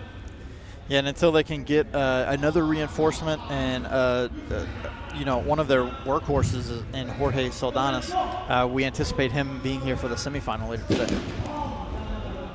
This ball going over the foot of Salvador Aldama. He was not too happy about it. With that being said, Jorge's not going to help them in this matchup. So they need to do it without him.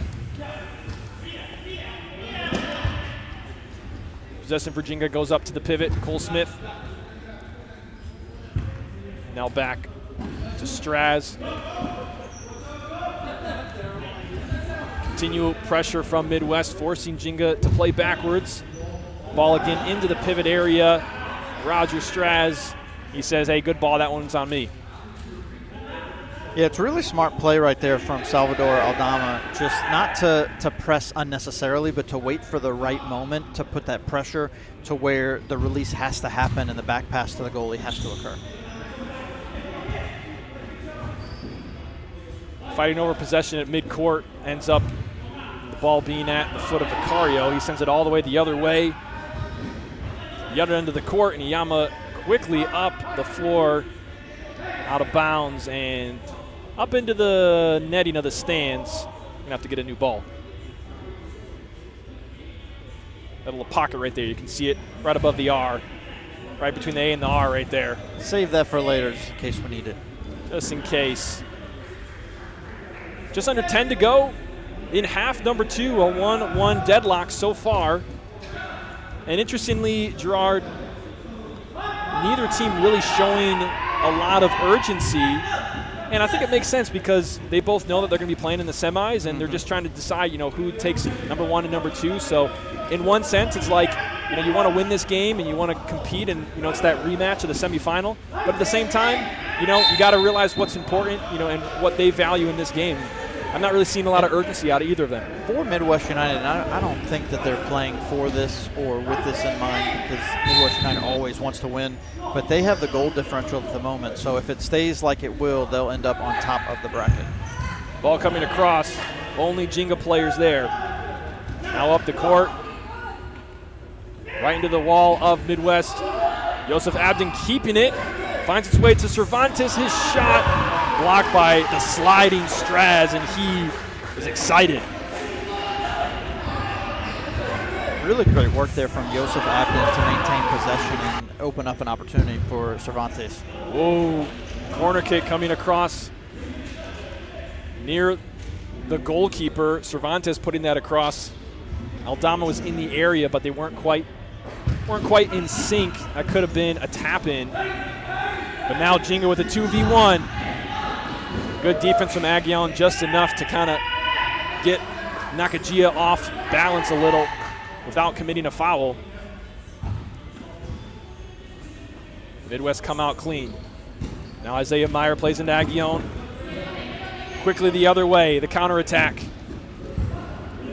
Oh, just missing the far post was Nakajia. And a good move to kind of get by the first defender you see right there. Balance there. Wow. Ooh, a little outside of the foot. Just missing that far post. Probably one of the best chances of this half for either side. And that's a foul. Down goes Bedoya. Kind of hit pretty hard there, but looks like he's okay.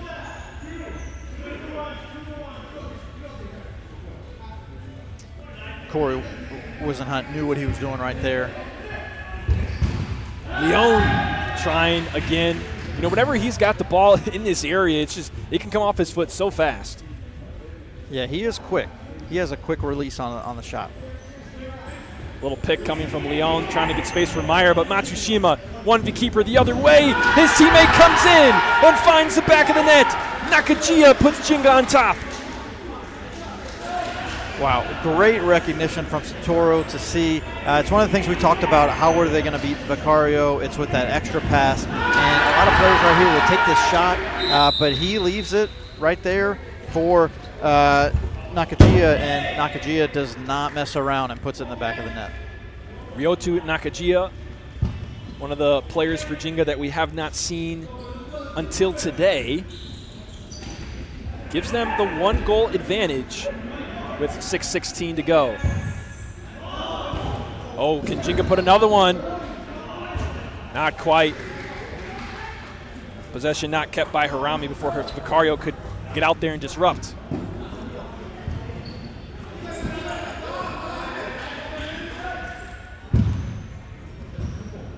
Oh, quick ball inside the arc, a little bit of space. Vicario's got to come out now, but he's going to wisely let that one roll over the end line, and he'll restart through his hands.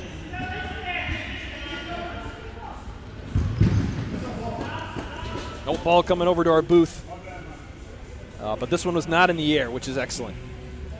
No risk of equipment being hit this time. Over the top goes McKenzie. Jenga think it's theirs, Midwest think it's theirs, and it is going to be a corner.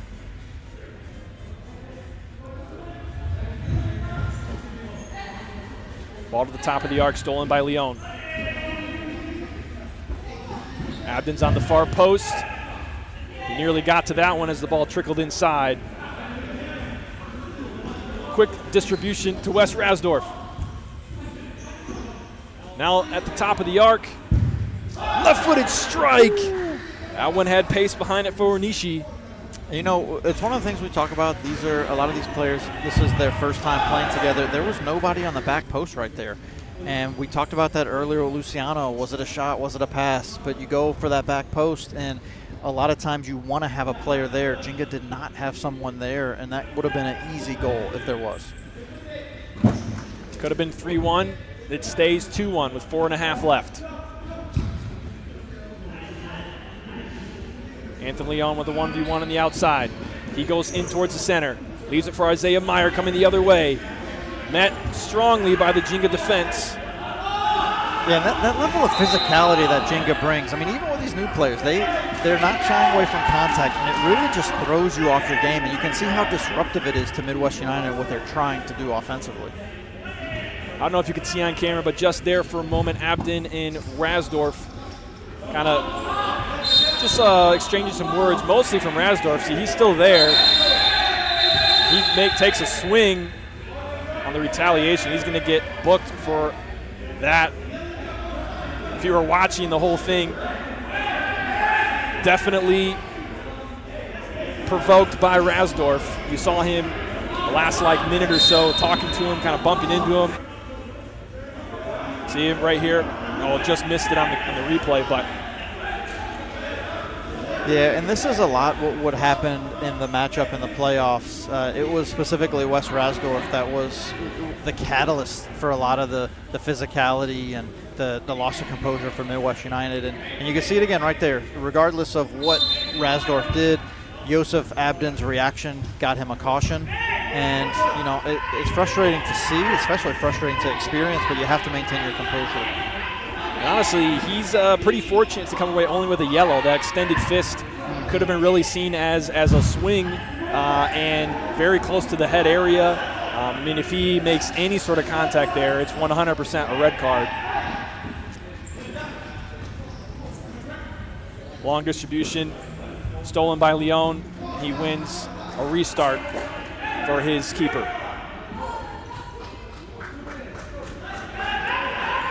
Vicario starting to come up the floor as a fifth attacker. So Midwest United definitely want this one. Bringing up the extra attacker, Leon. Wow, that one was heading straight for the side netting if it weren't for the outstretched arms of Iyama. Vicario steps over it. Garcia has it to Vicario. We haven't seen him play with it at his foot very much. The clearance is going to go wide of the goal. You know, it's one of the things we saw earlier in the matchup. The goalkeeper comes out of the penalty area and it leaves the open net. Midwest United is lucky not to be down 3-1 after that right there. Just a little bit more composure on the ball to put it into the net. It's tough from three-quarter court, but you know who's done it? Yeah. He has. Oh, we got a fifth attacker here. Yep, fifth attacker for Midwest United. And that is Manny Bedoya. Jenga get whistled for a foul, and they're not happy about it. See it one more time, following the fifth attacker. So Midwest trying to make up this goal difference with just over a minute to go. Fifth attacker on the floor. It's Bedoya.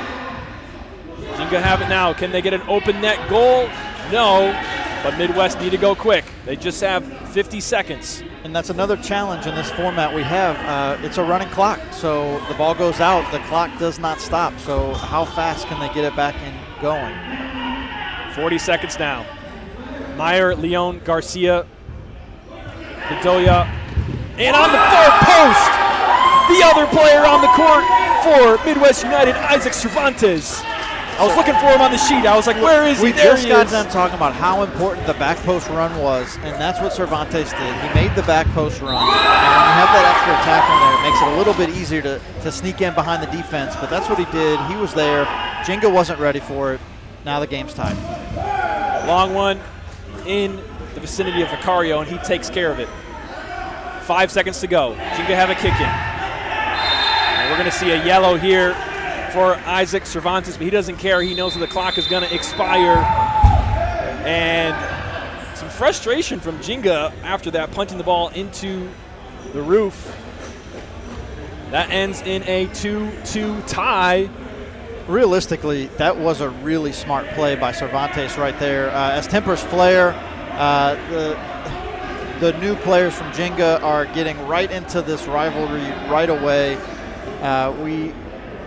There's a lot of frustration with the way that ended. Ultimately, Cervantes had a really smart play right there. So in futsal, if you encroach on a kick-in, it is a cautionable offense, and he did get a caution, so it was penalized accordingly. But because we had a running clock, the clock kept going, and so he ends up just wasting time, and it didn't allow Jenga to make a play. So even though it might be unsporting, it might seem unfair based on the rules of the tournament, based on the rules of the tour, it was a really smart play in the situation to allow them to come out on top, because like we talked about, based on goal differential. All right, so we are going to have our first overtime of the day. It's a 5-minute period running clock, and if it stays as it will go the full 5 minutes. It is not a golden goal, and if it's still a tie, then I mean, it's the group stage, so it's supposed to end in a tie, and you go to a tiebreaker. But I was hearing they're going to go to PK. Oh, no overtime. No, it is overtime. A 5-minute overtime. 5-minute overtime. Yeah. Yep. And because it's the group stage, if it stays tied after that, it's supposed to go to tiebreaker. But you're saying they're going to go to PK. That's what I was just told. But I think because it's the group stage, it's supposed to just go to the tiebreaker after that. But they will for sure play a full 5-minute period. That is a running clock. It is not golden goal, so they will play the whole period. We'll get some clarity from the officials right here.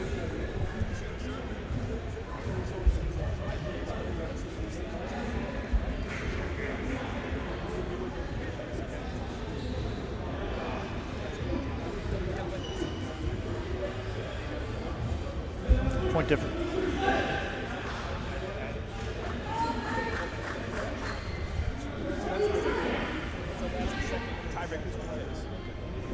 All right, so just getting some clarity there from the tournament staff and the officials. So we have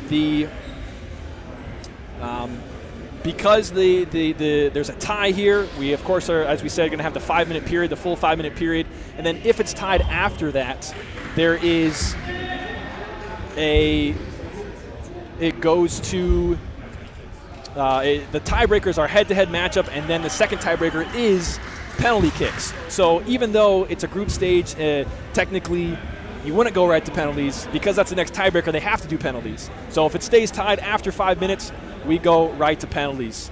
And Gerard, the way we ended that half with the yellow card, and there was kind of a scuffle, and you saw Lansing City, Jeremy Kleppel, and one of the Chicago House players actually trying to help break that up, could make for an interesting 5 minutes here. Absolutely. You know, not not surprising at the least the way the season ended for both these teams when they played each other. You know, we anticipated some of that heated rivalry coming through, and that level of physicality. Jenga does not shy away from it whatsoever. Jenga are on the attack here, trying to find some space, and we're going to have a foul off the ball called against Shota Takabatake, and he is... Yeah, and that's a clear call right there where Shota did go into the Midwest United player, and that's a way that the officials can kind of take back some of the control of this game and limit the physicality, because it was probably a softer foul than what we've seen some of the things go, but, you know, set the tone right for the overtime period. Wise choice by the official, in my opinion. Vicario keeping that ball inside the arc. Doesn't matter where his feet go, as long as he keeps that ball inside the arc, he can keep it in his hands.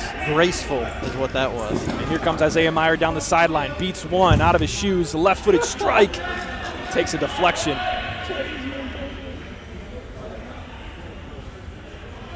It will be essentially a corner kick for Midwest. Clock still running as it is a running clock. And for the first time today, Gerard, we're going to be slightly behind schedule as Lansing City and Chicago House slotted to play at 3 p.m. That header from, I think it was number 14, Aldama, finds its way into the hands of goalkeeper for Jenga. Now they're on the attack.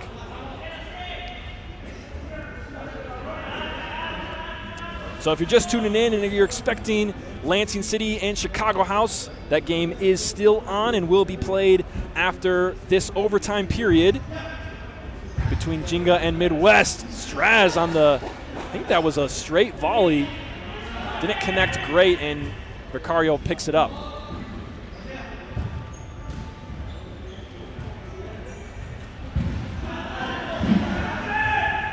Two minutes gone in this overtime period.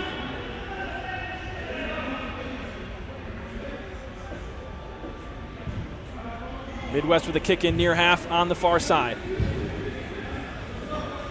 Leon working with Aldama. Taking it inside, looking for some space, but not a good strike. Yama's going to take his time.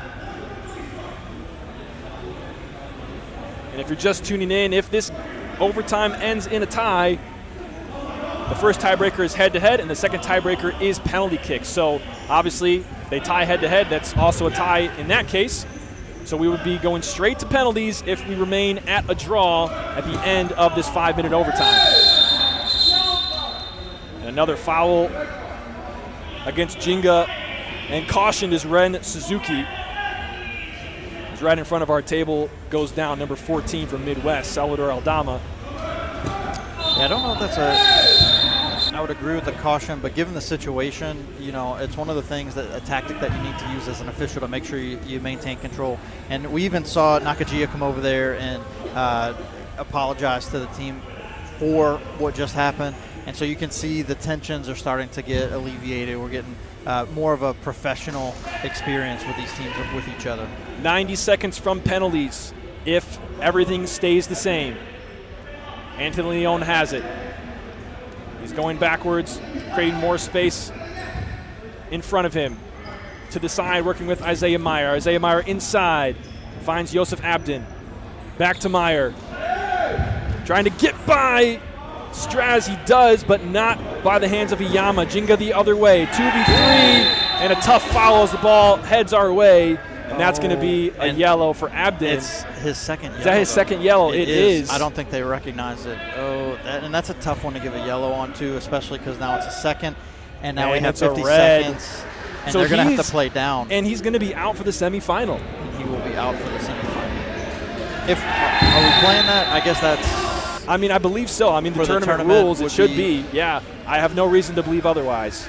So as the clock continues to count down here, 30 seconds left.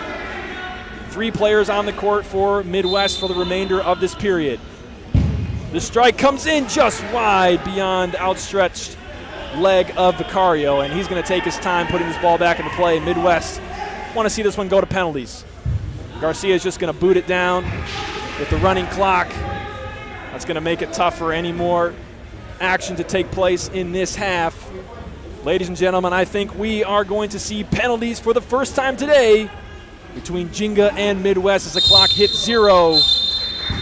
So who will take the 1 seed from this group?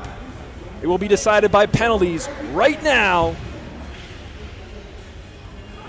between Midwest and Jenga.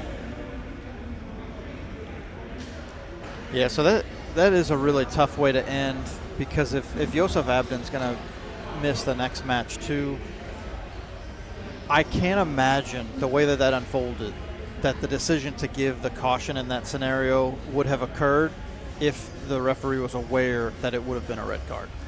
You could say that maybe, but it's questionable, right? But it's also like, as a referee, like if it warrants a yellow, you got to give the yellow, But based on the tension that just happened, right? Yeah. Like there was one that just happened. We gave a yellow, maybe a little bit prematurely for a tackle that we didn't see. Cautions given earlier, and it's one of the things we talked about, like the official taking control of the game, cautioning it. And I think that was a moment where he was trying to do the same thing with Midwest, but wasn't aware that Joseph already had a caution.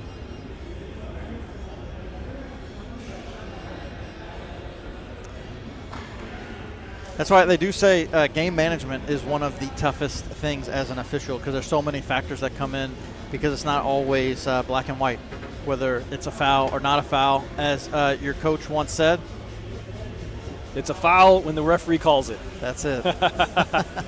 So we're going to see penalties momentarily, and the coin toss between the captains happening right now.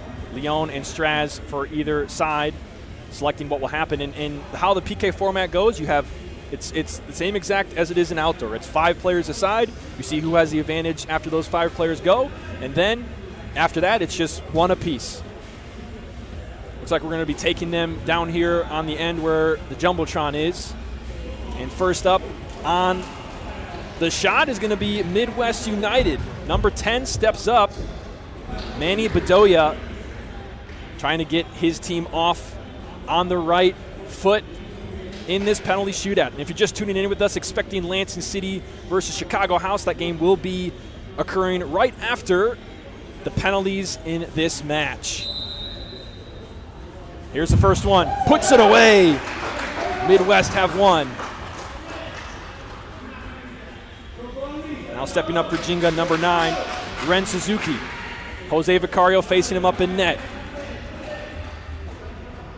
And Gerard, these PKs, they're only 6 meters away.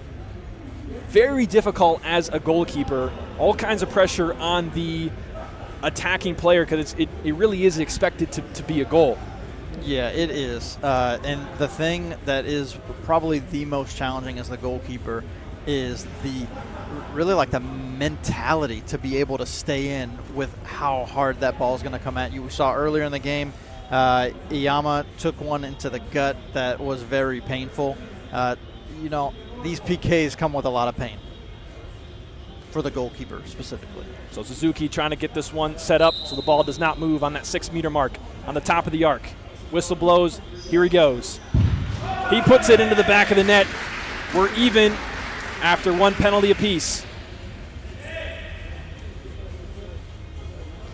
And all this is to decide who gets the 1 seed and who gets the 2 seed in this group.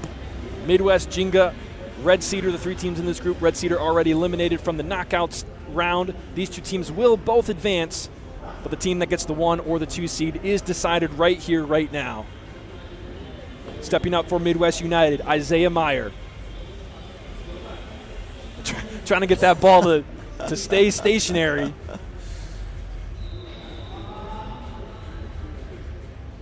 It's going to be the trickiest part of these penalties, is to keep it from moving. It looks like that one's going to be good enough. Here is Meyer. Whistle blows. He puts it right into the right leg of Rotary Iyama. And he gives Jenga the first advantage in this penalty shootout. How about the lankiness of Iyama on that leaving one? the foot out there, what a great save. So you're really protecting both ways, left and right at the same time.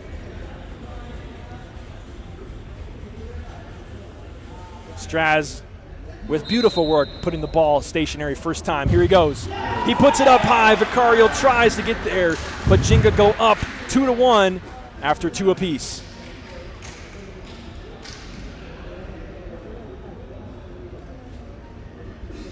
Didn't quite get that replay for you guys, but no problems on that. Now stepping up for Midwest United, Anthony Leon from 6 meters away. Iyama stands between him and the net. He puts it away with authority. No surprises there. No surprise there. Jenga still have the advantage. This is their 3rd kick. They have a chance to go up to maintain their 1-goal advantage. And on the other end, Vicario. Here is Nakajia. And he puts it away. After 3 aside, Jenga have a 1-goal advantage, 3-2.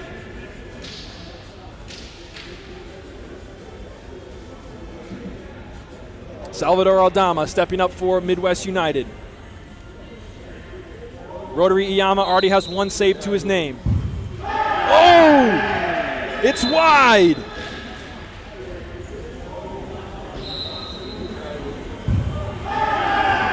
Oh, he came off the line. The goalkeeper came off the line. So this one will be re-kicked. Costly mistake for Iyama. Salvador Aldama will have 1 more opportunity, and he puts it away this time. That's a tough ask out of 2 attempts to miss both. So now it's on Vicario. Can he do something to pull Midwest United back even? It's number 10, Ryushin Harami for Jenga. Here comes his right-footed strike. Oh, Vicario nearly there, just under his hip. But Harami puts it away. So 4 penalties apiece. Jenga have the 1-goal advantage. And to close out the first 5 for Midwest United, it is number 6, Isaac Cervantes. Now he must put this one in the back of the net, or Jenga will win the penalty shootout. And it's saved! Rotary Iyama saves it and hangs on to it. And Jenga come away with a victory on penalties, and they will be the number 1 seed. Wow.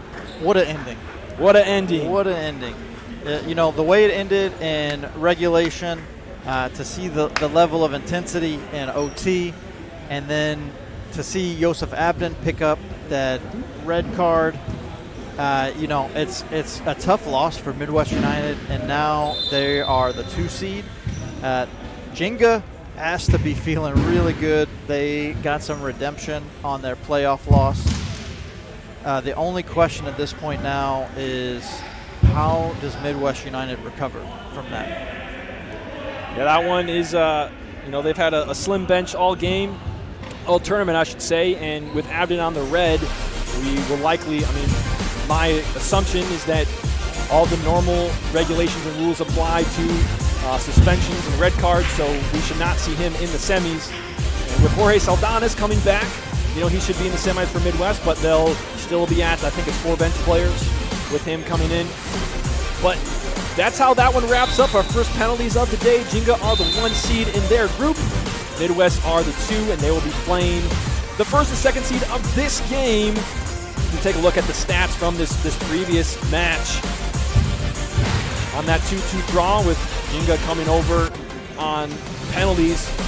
But this is it. This is the game that was slotted for 3 p.m. In my opinion, probably the most highly anticipated game of the group stage. It's Lansing City against FCS newcomers Chicago House. What do you think, Gerard? Here we go. Yeah, this is the game we wanted to see. We already saw Chicago House play. They have some really exciting, electric players. When we think about the defensive structure from Lansing City, will that thwart the offensive prowess from Chicago House? Because really, the opportunity for Chicago House in that first match was their defensive liability, right? So as exciting as they were offensively, there were some breakdowns defensively that led to quite a few goals. And now they're going to be facing Lansing City, and that's a whole nother level of test. Lansing City, the teams that they played in common today, Lansing City won 6-2, and Chicago House winning with a goal at the very end with 5 seconds to go. And now, they had their first test, and I think this is probably their first true test in the FCS, playing Lansing City on their home court. Yeah, so we'll see how it goes. One of the things I do expect to see a lot of offensive firepower, a lot of back and forth. One of the things that we notice, especially if you have some defensive lapses, Lansing City will take advantage of those very quick. And so it is time. The whistle has blown. The game has started. Lansing City and Chicago House. Lansing City in the black and blue uniforms going right to left on your screen. Chicago House in their white going left to right.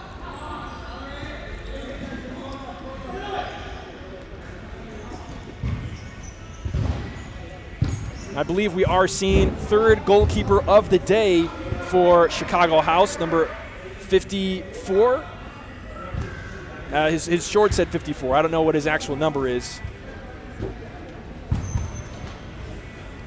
We'll figure out who that is shortly. Well, Kleppel steps up and different numbers. Kleppel's 15. First time we've seen him in 15. Yeah, well, this is the first time we've seen these black and blue jerseys the whole year. They only wore the white ones. Oh, that's true. So, yeah. And in goal, it is Sergio Castillo. Castillo's in goal, number 19. So 19 on the jersey, 54 on the shorts. So along with him, we have Vinny Da Silva. We have Rafael Hernandez on the floor for Chicago House. Number 33, Ishmael Gomez. Oh, giveaway nearly costing Lansing City a goal. And the last player on the court, number 52, Damian Sereno. For Lansing City, it's Castaneda, Cernuda, Kleppel, Barney, and Fisher, how they started the first match. Lansing City giving the ball away a couple of times already, and they are going to give away their first goal. Less than 2 minutes into the match, Chicago House are on top. We know Chicago House is not afraid to capitalize quickly off of that. And was that Rafael Hernandez? Yeah, it was. The assist. So Chicago House with a quick lead, just a couple of minutes in. This is the first game that you are tuning into here in the FCS Tour Lansing. Game format is 2 25-minute running clocks. And you have to think this is the game that Chicago House had circled on their calendar. When they signed up to play in this tour, they wanted to go head-to-head with Lansing City to show what they could bring to the table.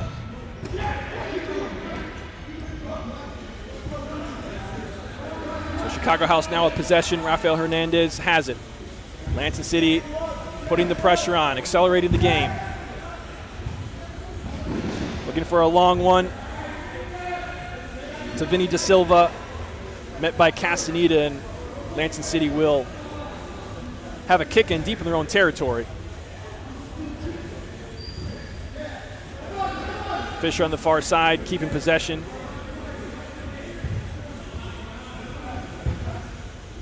Here's Luciano Cernuda, 1v1 on the near side.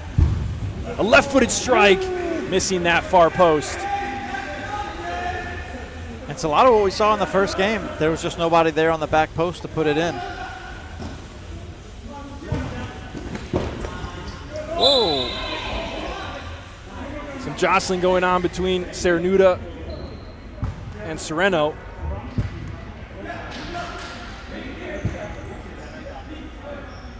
I believe that's the first foul of the match.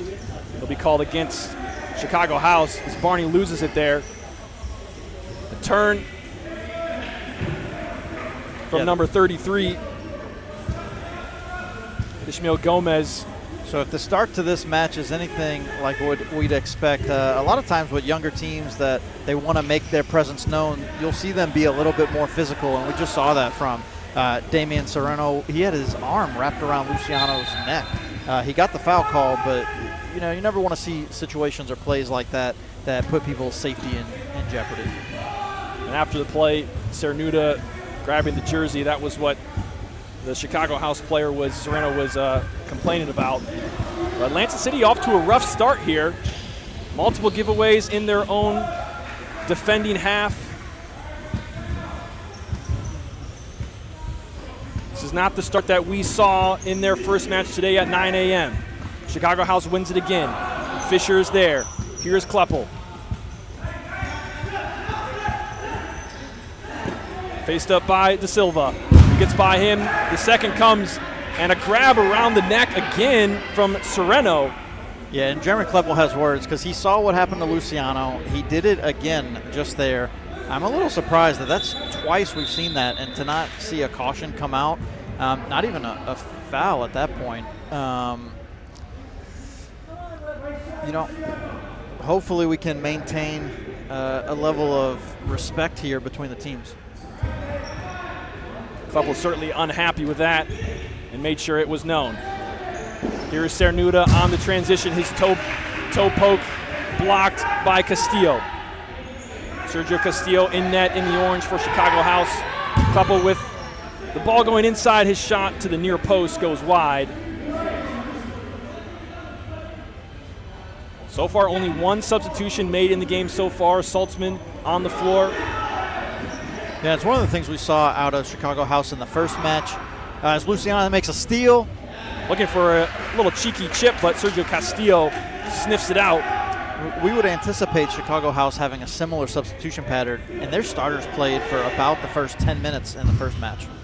That corner kick coming into a dangerous area in the arc. And then a quick distribution up the floor, not finding any teammates, was Sergio Castillo. Leonce Nayasaba coming on the floor for the first time today. Did not see him in the first match. Lansing City going through Castaneda. Saltzman loses it. And the sloppy play continues for Lansing City. Saltzman with it, inside to Barney. It's taken away by Chicago House. That was Gomez. And now Kleppel collects. Nayasaba to Saltzman. Saltzman to Kleppel. Kleppel with a 1v1. Going down the sideline, a left-footed strike. It's blocked by the second defender. Da Silva keeps it in. He's got a 1v keeper, and Saltzman screaming in with the slide, making sure that ball got nowhere near the net. What was it that you said earlier about Saltzman's work rate? Yes, exactly. Coming out of nowhere to make that save. Corner kick from Chicago House, not taken advantage of.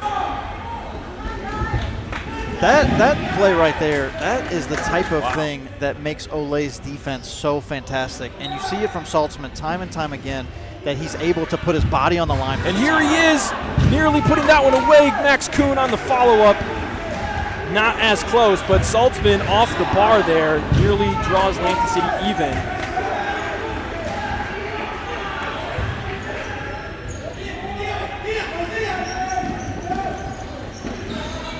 Here's Gomez coming in the inside.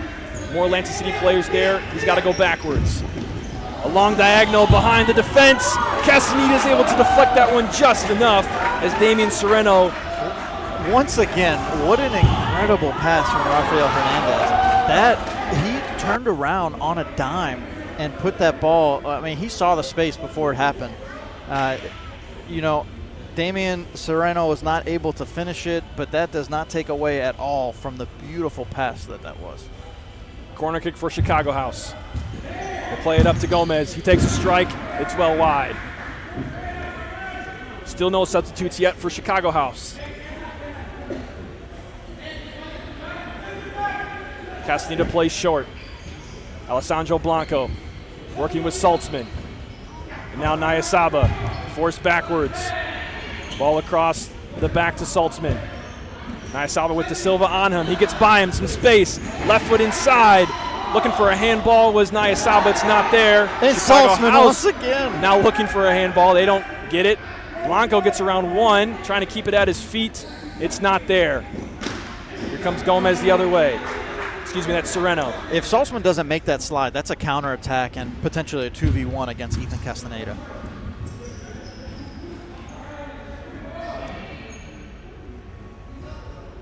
De Silva on the far side.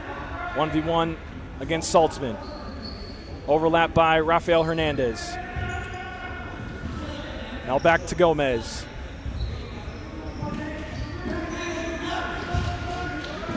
Some solid possession here from Chicago House. De Silva with it now. His shot doesn't get past Nyasaba, who was right on him.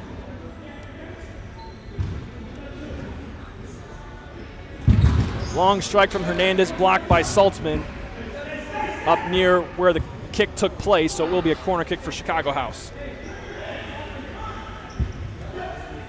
Chip up top near the 10-meter mark. A settling touch, and off the volley, Ishmael Gomez doesn't quite put it where he wants to. Now Kleppel back into the game for Lansing City. Coulter Reese also entering the game. First time we've seen him in this match. Just under 15 to go in half number one. Lansing City 0, Chicago House 1. Goal from Chicago House coming very early, less than 2 minutes into the match. Here's a giveaway. Kleppel has it. And a strike. He had a tough angle there, trying to whip his body around to get it on frame. Can't quite do so. It'll be restarted by Castillo. Anytime he's on ball, it's a dangerous situation for any team, and we've seen him put a number of those shots across the body into the net. Chicago House now with possession. Let's see how they can handle the high press from Lansing City. They look for a scoop. Cernuda's there. And Sereno will watch that one go over the sideline. It really does feel like Lansing City was caught off guard in the first few minutes here by Chicago House. Chicago House, we talk about they're a young team and they're a developing team, but I don't think that Lansing City was expecting that level of physicality out of such a young team. They definitely have looked flat-footed, particularly in the first 7 to 10 minutes. Even just like the little touches, it was a little bit off. It just seemed like they were a little bit too passive with the way that they were responding, almost like they were waiting for somebody else to do something. Kleppel now with the 1v1. Great save from Sergio Castillo as Kleppel got some space. Now a 2v1 the other way. Kleppel's there. Castaneda's there. He makes the save. This follow-up from Gomez goes wide. That great work by Castaneda. That's a dangerous position to find yourself in when you basically have to figure out how to split the difference between two defenders or two attackers. Long up the floor to Fisher. He gets beat by Vinny De Silva. Long ball up to Rafael Hernandez. Castaneda with the knee save. Yeah, can't go unsaid. Fantastic chest trap from Rafael Hernandez right there to set that up. Ball inside. Cernuda cleans that one up. It will be a corner for Chicago House. I feel like we don't give enough love to the chest trap. Not often enough. Shot save from Castaneda. Still the starting four for Chicago House on the floor. And we're 13 minutes in. 13 minutes into the first half. Sereno with it now. Looking inside to Gomez, I believe. Both teams trying to get possession here. Little flick over the top, looking for Hernandez. Cleared away by Lansing City.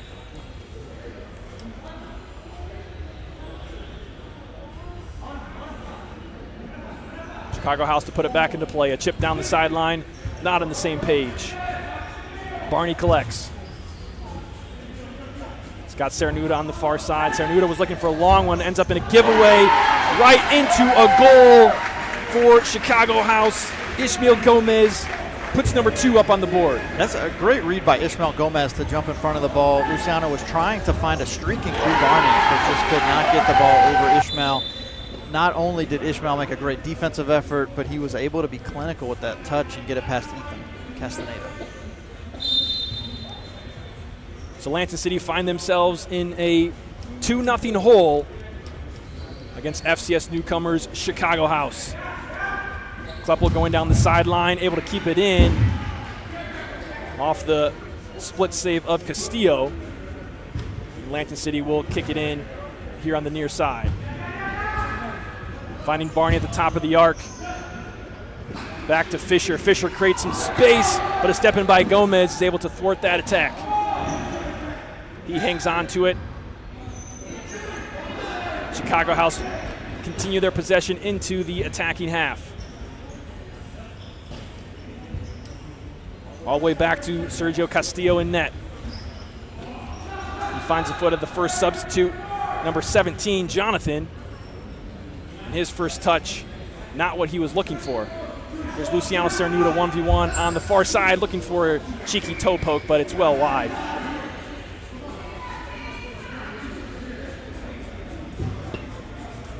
And now we're 16 minutes in, and we still have 3 of the starters for Chicago House in the match. Here's Vinny Da Silva. Faced up by Kleppel, looking inside to Gomez. Barney's there. Hernandez overlapping on the far side. Out of bounds, kick in Chicago House.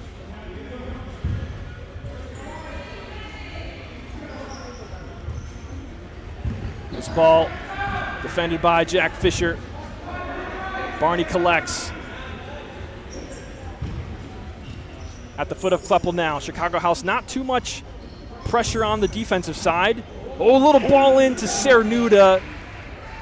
And his touch just misses the ball. And that would have been another It would have been a goal spectacular. Goal of the season. He's shooting for that already. We've seen that from him a couple of times already. Fantastic goal, probably the best one of the Futsal Champions Series season last year on a chip from Kleppel, and he rattled it home off the volley. If you didn't see that one, go back and watch it. Their first game of the year against Midwest. Certainly an amazing goal. And the thing about Luciano, too, is he wouldn't even take credit for the goal. He gave all props to Jeremy for putting it on a platter for him. And here he is with it. Was a big part of the offensive attack for Lansing City in the first game. But so far, Lansing City not having too many quality chances. Chicago House now with possession. Deep in their own territory with a 2-goal advantage. Oh, Jack Fisher right next to the keeper. Ball does go out of bounds for a corner, but his pressure. Yeah, great pressure from Jack Fisher. Scoop from Saltzman. Kleppel has to bring it down. Left-footed strike. Great positioning coming out. Sergio Castillo able to get that one with the body. Lansing City making a couple of substitutions. Max Kuhn, Leonce Nayasaba, David Saltzman.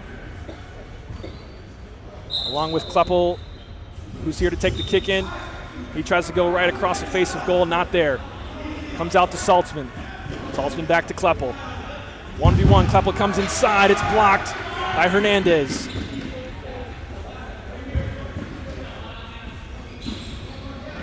Nayasaba under heavy pressure, can he come out with it on the other side? He does. Long chip. Kleppel's now gonna make his substitution. It's at the foot of Jonathan.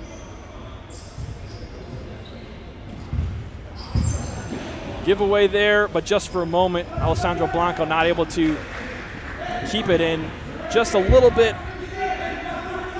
off sync there with Sergio Amnesty. Looked like he was going to go down the line, and then he stopped, but his teammate decided to play it because he thought he was going. And again, Lansing City, they look rattled in their own half here.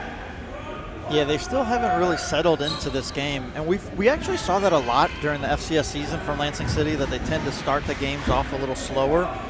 So realistically, this isn't uncharacteristic from what we've seen through them really throughout the last year.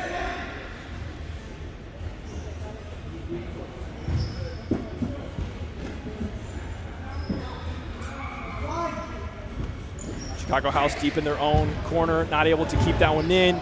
Quickly the ball comes in. Alessandro Blanco looking for the back of the net. It's not there. Chicago House the other way.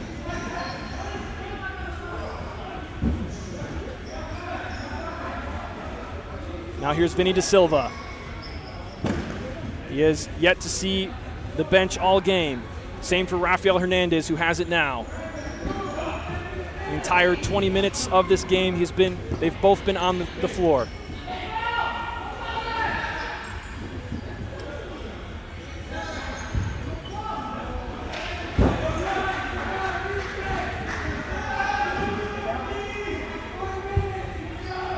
I mean, at this point, you just have to imagine they're just going to play the whole half. I mean, they might even just play the whole match. It's very possible. You can tell they want to win this game. This is important to them. This is like really their mark of what they're going to do in the FCS this year. Saltzman's toe poke blocked. Nayasaba's rocket blocked. Castillo putting in work. Coulter Reese on the follow-up makes contact a little bit over the net. It looks like it was deflected too, so this is one of the things that we want to see out of Lansing City is a little bit more on the front foot. We've been talking about how they've been on the back foot a lot. Oh, it looks like it didn't take a deflection. So going in for a throw-in. But that's encouraging to see from Lansing City to get on the front foot, get some opportunities in, get some good shots on goal, really put the defense of Chicago House to the test. Now Chicago with possession. Facing the high press of Lansing City. Rafael Hernandez. Looking inside, Nayasaba takes over. Saltzman with it, looking for a little, trying the bike. Kind of halfway committed to that one. It was a little bit in an awkward spot for him as well. Nayasaba trying something exciting, love to see that. Can't quite connect well. And that turn from Amnesty goes nowhere. Ball back in play to Castaneda in goal. Nayasaba can't quite trap that one. Chicago takes over.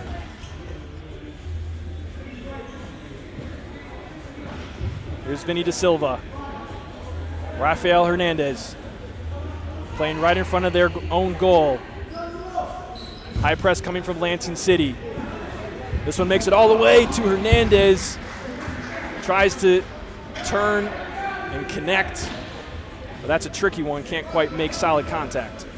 It's really surprising. That's a ball that Ethan Castaneda would typically come out of his goal and be really aggressive on, but he was hanging back on it. Off the post is Rafael Hernandez. That one didn't miss by much. Could have been 3-0 Chicago.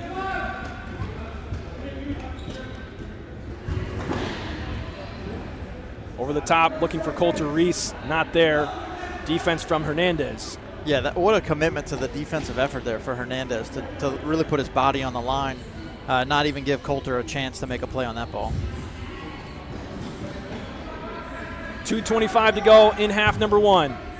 Chicago House 2, Lansing City 0. Kleppel now with it. All the way to the other side. Jack Fisher. Oh, he puts a strike. Looked like that might have been going over just a bit, but Sergio Castillo makes sure. Puts that one out of play. Corner in the volley. Solid contact, but well wide is Kleppel.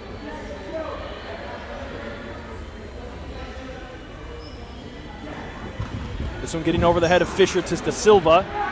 Lansing City quickly collecting. 2v2, third player coming back. Cernuda decides to go backwards.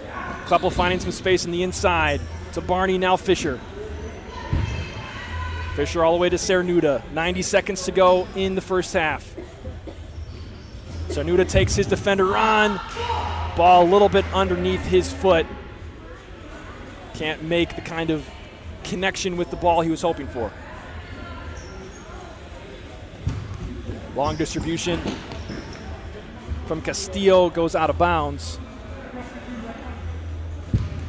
Kleppel to put it back into play. Here's Barney.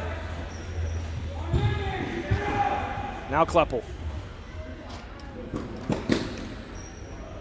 Across the half line. Loads of space now. Leaves it for Cernuda. Cernuda is upset with himself on that one. He knows he had a great chance. Just a few meters, really right around that 10-meter penalty spot. Jack Fisher down on the ground for a moment, but back up in enough time to thwart the attack from Chicago. Lansing on the attack again with 30 seconds to go. Kleppel at the point, finding Cernuda. Cernuda loses it. And Gomez on the attack, forcing Castaneda. And that's what we're used to seeing from Ethan Castaneda right there. Come out aggressively, take care of that, clean up the ball before anybody has a chance to make that attack. All the way up to Castaneda with 7 seconds to go. If Lansing City want to get another play in, they got to go now. All the way to the back post. 2 seconds, 1 second, and it's going to come to us as we hit all zeros on the game clock. And that's it for half number 1. Chicago House on top, 2-0. Gerard, is this what you expected from half number 1? You know, I can't say this is what I expected. Chicago House, they brought a different level of intensity, especially on the defensive end. We did not see that level of creativity out of Lansing City that we thought would expose that defensive really lapses in judgment or lapses in positioning from Chicago House. They were locked in. And one of the things we talked about, their physicality, they brought the physicality in the first half, and it really caught Lansing City off guard for this young team to be that aggressive and that physical. You know, a couple of times, maybe too physical. We had Damian Serrano had his arm around Luciano Cernuda's neck. And he did to Kleppel a little while later did, as well. Yeah, right after that too. And so one of the things, though, we talked about some of those kind of like developmental opportunities for Lansing City. There are two things I noticed that half that are kind of indicative of like what we're seeing.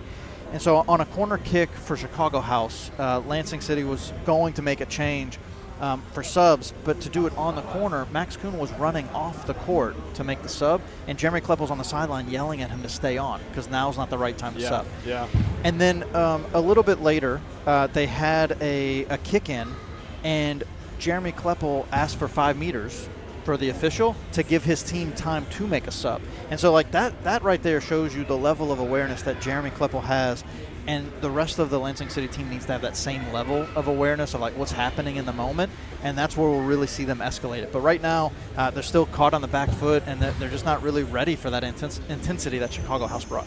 Yeah, you know, from a Chicago House perspective, I think you got to be very happy with how the first half went. I mean, the first outing, had a chance actually to speak with Coach Ramon and Gil after that first outing, and they felt like they didn't mince words. They were like, we were terrible. We sucked in that first one. Yeah. They thought they did not play well. They thought they were happy. They were telling their players, you know, you guys want to just go home? Like, that's how they felt. You know, that was the raw honesty that they said. And so you got to be, I think they got to be, you know, thrilled at where they're at against Lansing City, up 2-0. And on the Lansing City side, you know, I think they looked like, especially at the beginning of that half, probably the first 10 minutes, it was like they gave it away in the back.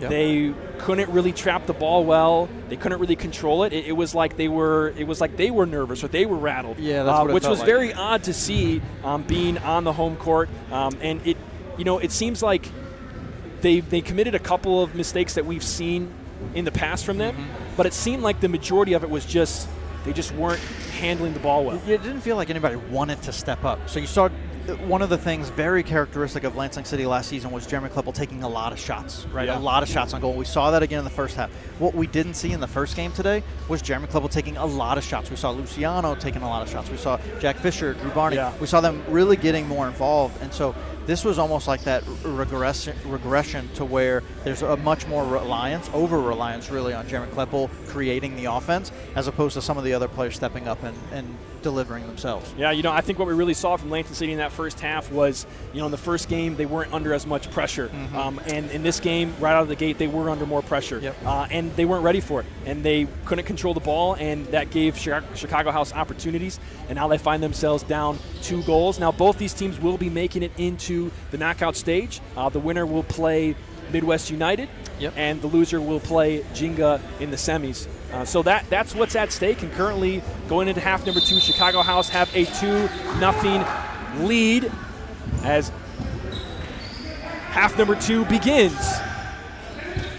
A different lineup for Lansing City: Naya Saba, Alessandro Blanco, David Saltzman, and Max Kuhn starting the half for Lansing City. And surprise, surprise, Rafael Hernandez. He's played every minute so far. He has, but we do see Vinny Da Silva taking a break as number 52, Damon Sereno, is back on. But we also have one of the Chelinsky twins for the first time. I believe this is Jacob Chelinsky on the floor for the first time in this match. And Sergio Castillo staying in goal for them as well. Yes, he is staying in goal. He's performed well. And you wonder if Castillo is their number 1, and they were, kind of saving him for this game, as the previous match they split halves. Maybe they think this is their man and they want him to continue to play. Yeah, that would make sense. We've seen a lot of times this season, or last season in the FCS, we saw a lot of teams switch goalkeepers and really not just like play the hot hand, but really give everybody an opportunity to make their impression on the game. This one's going to go for Lansing City to the argument of Chicago House. Blanco with it, finding Saltzman, right back to him. A giveaway there, transition play. Ishmael's been putting in some stellar defensive work here. It's not the first time he's reclaimed possession of the ball.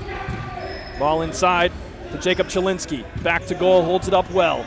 Maintains possession for Chicago House. Now Damien Sereno back to Chelinsky, finding Rafael Hernandez. Possession here for Chicago House. Lansing City in a man-to-man pressure. Fight here from Saltzman and Chelinsky. Goes back to Castaneda. Saltzman is not one to shy away from that level of physicality whatsoever. Absolutely not. A giveaway for Lansing City. It's 3v2. A little miscommunication between Saltzman and Castaneda. He was blocked for a moment. Could have been bad, but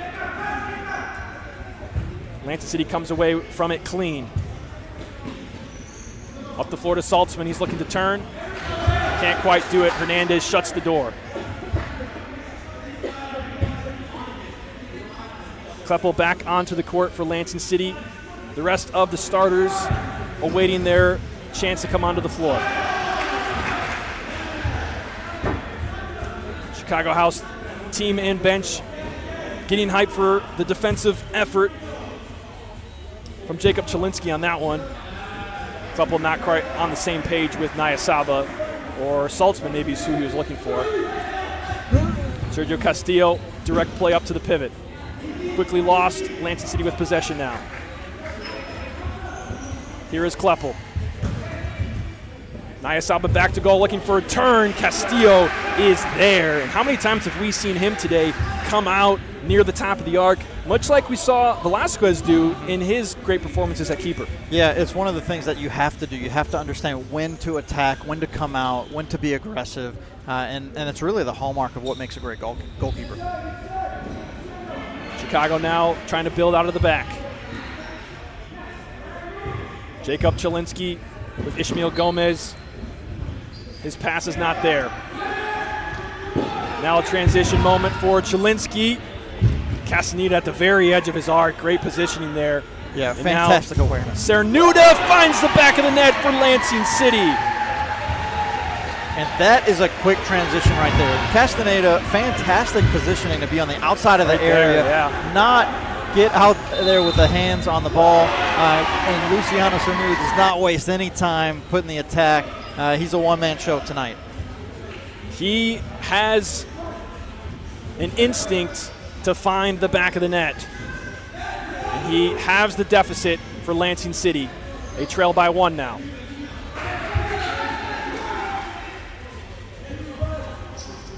Just over 20 minutes to go in the second half, running clock here. In the final match of the FCS Tour group stage.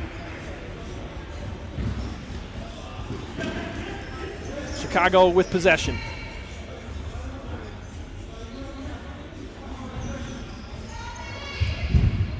Into Jacob Chelinski in his turn. Fire into the back of the net. He rattles it home. The Chicago House did not waste any time right there. And where did that pass come from? Rafael Hernandez. I think we might have a new assist leader in the FCS next season. Hernandez, is that his second assist of the game? Now Kleppel trying to respond with Lansing City as now their goal met with another goal. And Raziel Santoyo's come on for his first appearance in this match today. That goalkeeper for Lansing City, Raziel Santoyo.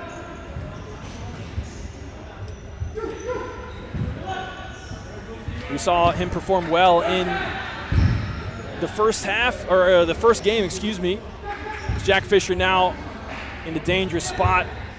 He's trying to find Barney in the middle. Yeah, it's a good idea. There was an empty net if they could just get it around, but Barney was not able to connect on it. So how about that response from Chicago House? Chicago what a House. response. You know, it's one of the things, Jake George always talks about momentum, and Chicago House did not let that momentum slip away, and they responded quickly. They have the possession and the control of the game at the moment. Quick giveaway. Barney the other way. Trying to get it back to Kleppel. And it looks like we have the starting 4 from Chicago Houses back in the matchup. So both teams starting lineups with the exception of Raziel. Kleppel spacing the inside. And in classic Kleppel fashion, rattled off the post to the other side. Goal number 2 for Lansing City. Well, we said Luciano's a one-man show, but we have seen this time and time again from Jeremy Kleppel. Just the inside touches, create space, get an opportunity to just slot it past with a rocket, just like he does so often. And now Chicago House trying to eliminate that momentum. But here's Alessandro Blanco with Jack Fisher. 3v2 for Lansing City. And his shot goes well over. He had Colter Reese on the near side, but opts for the shot instead. Ishmael Gomez the other way, working with Damian Sereno. Trying to leave it for Vinny Da Silva, but that goes out of bounds. Colter Reese quick to put it back into play. Sandro Blanco, Nyasaba, 1v keeper. Blanco nearly there. Lansing City corner, but he could have put that one away. This one goes all the way back to Santoyo. Trying to find Nyasaba near the corner. It'll be a keeper restart for Chicago House.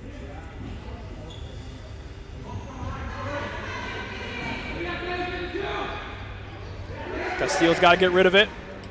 He just chucks it all the way to Santoyo. What a astute decision in that moment just to get rid of the ball and not get the 4-second violation like we saw in the last matchup.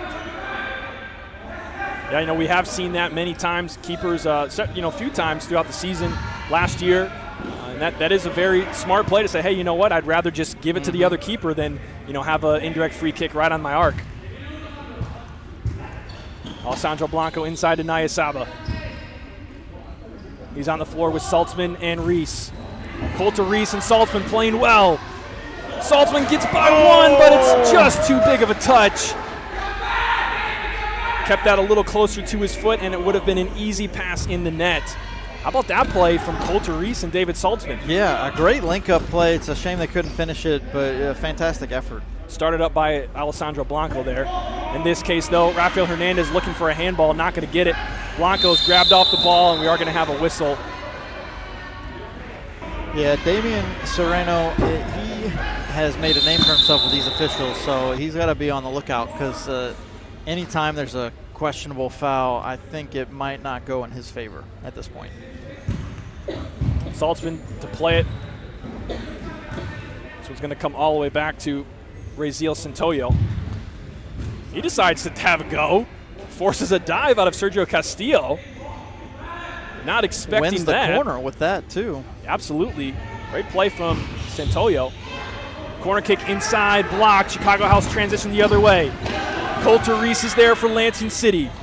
Phenomenal play from the Youth Academy call-up. He receives it here. Ishmael Gomez is there to knock it out of play. But fantastic defense from Coulter Reese. Yeah, fantastic positioning, understanding where the play was developing and where it was going. Ooh, Max Kuhn coming off the bench. The corner kick found his head, trying to link up with Reese, but they couldn't make that connection.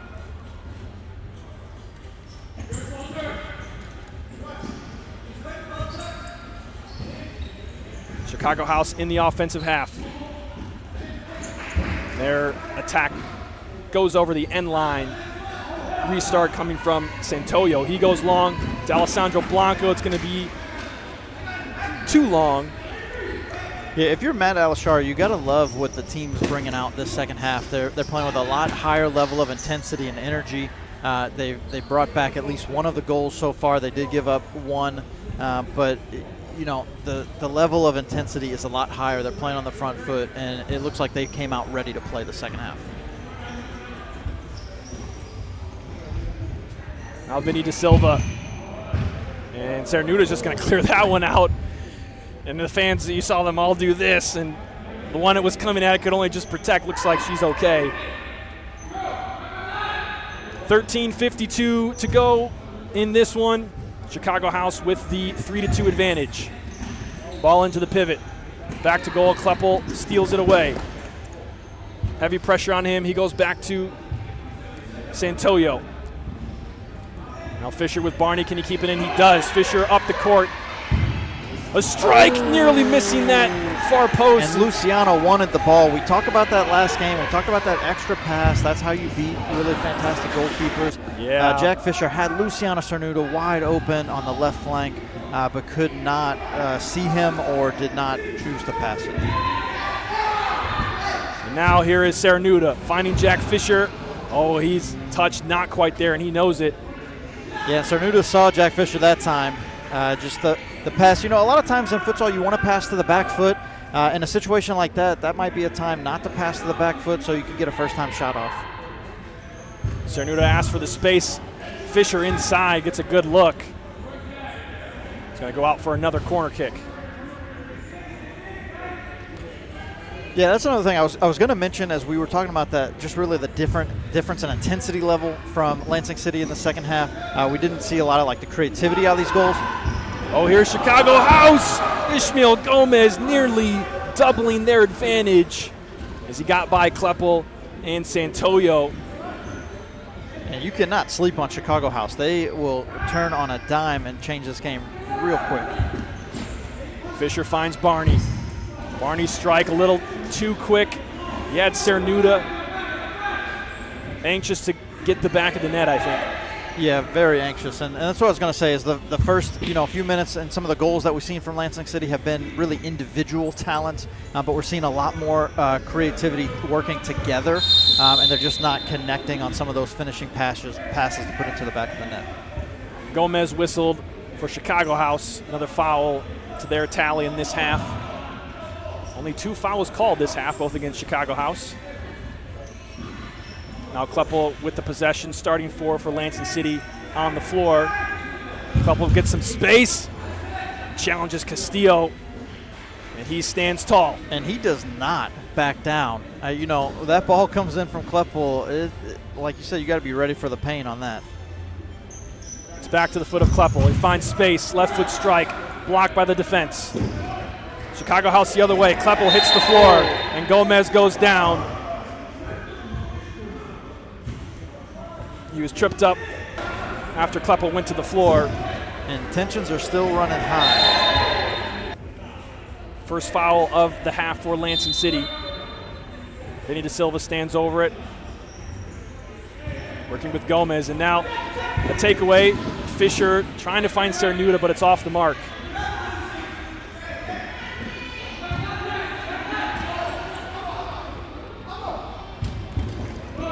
Ooh, outstanding commitment to the ball there for Cernuda to shut down that attack. If he doesn't make that stop on that ball, that's going to be a run on goal. De Silva was looking for Bracho on the near side. And De Silva loses it to Kleppel. Kleppel working with Cernuda. A little flick, just missing the back post. Equalizer, narrowly missed for Lansing City.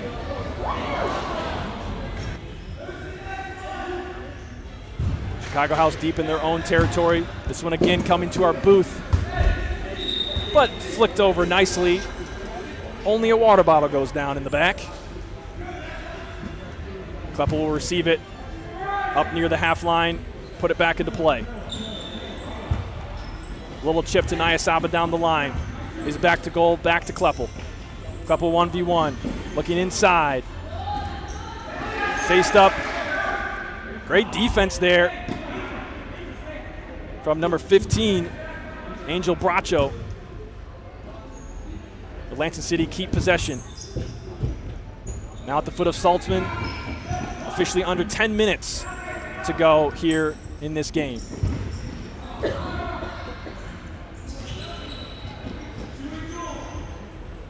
Kleppel with some space, looking at the near post. Sergio Castillo again called upon. And Kleppel had runners there. He had runners near post and far post. He really had his choice of options. Corner kick coming from Saltzman. Puts it to the top of the yard. Great strike from Barney. Right into the chin of Sergio Castillo. He puts his body out there, makes another save. Yeah, Castillo's really putting some work in here tonight. What is he up to now on saves? He's got 10 on the evening. No, 16. 10 just in the first half. 10 in the first half, 16. Yeah, so he's got 16. And a lot of these saves, too, are not just like easy saves. These are rockets from Kleppel. Oh, what's on here? Nyasaba looking for a way. He had a 1v keeper, and now it's the other way. Santoyo is there for Lansing City, and what was certainly had a high chance for a goal for Nyasaba turns into a 3v1 the other way, and Santoyo has to save him. Yeah, that's really frustrating to not even get a shot on goal in that situation when you got the goalkeeper beat, laying on the ground. But shout out to Nyasaba to give that defensive effort, to come back and not give up on the play. We talked about that earlier. When you make mistakes, when you make one mistake, you can't compound it with making more mistakes in the same play.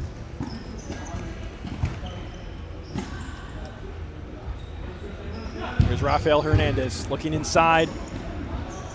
He's trying to get it back for a moment, but Barney takes it, and his shot goes just wide. You know, we didn't get a chance to really talk about it, but Rafael Hernandez did get a quick breather. He did sit out for a couple of minutes, and it looks like we got a goalie change going on. Is that Manuel Hernandez? I think that was the first goalkeeper we saw, Josue Escarino. Escarino. I believe so. Interesting choice to pull him out right now. Oh, it rattles home! Rafael Hernandez off the post and into the side net. He puts Chicago up by 2 again.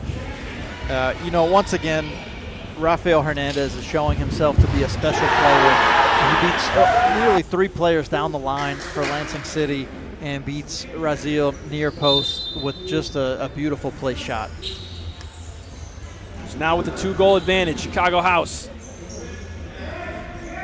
in prime position to claim the #1 seed in this division. 6.5 to go. Ball coming across. Nyasaba cleans it up, and Lansing City respond. The easy one, Nyasaba says, nah, let's not finish that one. But the most difficult one with the back heel flick, not even knowing necessarily where the defenders are at the moment. Nyasaba, with eyes in the back of the head, puts it into the goal. Josue Escarino doing well on the first chance of that. He got a piece of it, but it deflected, and Nyasaba was the first to clean it up. So just like that, we're back to a 1-goal game, and Gerard. You have to wonder, why did they take Sergio Castillo out? He was having such a strong match, really playing out of his mind. Great saves. We were just talking about the saves, and then they give him a breather, and they give up a goal. So a 1-goal game with 5:40 left. Here in the second half, a running clock in the final match of the group stage. And on goal was number 17, Jonathan for Chicago House, and he had an open look near the top of the arc. Yeah, and once again, he got that open look because of some fantastic footwork by Rafael Hernandez, creating that opportunity, baiting Max Kuhn into being on the wrong foot to stop the ball. Now Lansing City across half. Here's Saltzman. Kleppel with it. All the way across to Saltzman. It looks a little slippery on that court to me, Gerard. Are you seeing that too? Keep seeing the players wipe their shoes, and it seems like there's a little bit of slip going on as Saltzman's left-footed strike doesn't miss by much. A lot of times one of the challenges with indoor courts, especially when the weather's changing outside, we had some hot weather, some cold weather, can create some condensation. So I wouldn't be surprised if it's a little slick out there. Oh, good touch. A 1v keeper. Santoyo takes care of it, though. Outstanding effort from Razil to be able to thwart that attack. Yeah, Ishmael Gomez was knocking on the door. 1v keeper, and Santoyo kept that door closed. And he's called on again here. He's out. And Gomez puts it wide. Jonathan was screaming back post. Yeah, we talk about that a lot as a goalie, when to be aggressive, when not to be. Razil was really lucky to not get penalized with a goal right there. This shot from Rafael Hernandez goes high at the bar. Just under 4 minutes to go. Santoyo plays it short. So I know you always play for the win. You're Lansing City. You know what's coming next. You hopefully have 2 more games to play. Do you want to play Midwest United, or do you want to play Jenga? Do you even ask yourself that question? I mean, I think if I'm a player, I'm just trying to win this game. And Cernuda's trying to do the same thing. And he draws Lansing City even. As we hear the crowd get into it for one of the first times today, this afternoon game here in Lansing City Arena. Take a look at it again. Look, it all starts with the defensive effort from Cernuda. Questionable whether or not it was a foul. Rafael Hernandez wanted a foul, but Cernuda just proves himself to be stronger, wins the ball back, and slots it home.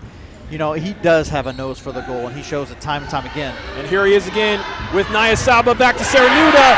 And just like that, Cernuda puts Lansing City in front, 5-4. Look, we talked about this in the first match. Cernuda, it's not just the offensive effort, it's the defensive effort. Look, he wins the ball back. Once again, he wins the ball back. Nyasaba makes the extra pass. Yeah, what an incredible effort from Cernuda to not just wait for offense to happen, but to really create offense with his defensive commitment. So now, in a matter of seconds, Chicago House go from up 1 to down 1. And again, we talked about this just a few minutes ago. What's the difference with Sergio Castillo in the game? Why pull him at that moment? But to be honest, I think the goals that Lansing City have scored, they haven't really been at the fault of the keeper. Not at all. They haven't. Since he's been pulled, yeah. Yeah, I mean, there have been some really fantastic goals, some great efforts. It's just one of the things I think about, right? Like, it's substitution patterns and knowing when to pull people. And it's always interesting in futsal, especially because goalies sometimes aren't in the limelight. Here is Rafael Hernandez working with De Silva. Jack Fisher's there. Starting 4 out there for Lansing City, except Saltzman in for Barney. Same for Chicago House, except it's Jacob Chilinsky in favor of, I believe, Damien Sereno is not out there. Little 1-2 between Fisher and Cernuda. Cernuda across the face of goal. Saltzman not quite there. 1:15 left. Chicago House down 1. Can they pull even? Or will Lansing City hang on into the pivot? A turn from Chilinsky. Kleppel's there. He wanted a foul. And it's going to be a corner. Chilinsky wanted a foul. I could hear Kleppel saying that was not a foul. I don't know what you're talking about. Here's Rafael Hernandez. Ball comes high. And it's going to hit the ceiling like a bullet. And kicking for Chicago House. I mean, it has to be said, this does not feel like a round-robin match right now. No, it does not. The intensity, much especially more with both teams already in with 30 seconds to go. Saltzman looking for Fisher, not quite there. He's got to get back quick. Chicago House want to try to pull this even in the final 20. They did it earlier with 5 seconds to go. They put in the winning goal against Capital Futsal, and here it is again, Rafael Hernandez from half, catching Raziel Santoyo on his heels. It's 5-5. Lansing City go. 2 seconds. 1 second. Kleppel strike. Ladies and gentlemen, we are going to penalty kicks. I mean, one more time, can we see that highlight again? There's just so much action there. I know we showed it once, but if we can see that highlight one more time, if it's there. Here it is. Wow. From the half line. I don't know if that took a deflection, but it just, Raziel Santoyo, I think just not on his toes there, maybe not expecting it. And this time with about 10 seconds to go, Chicago House pull even.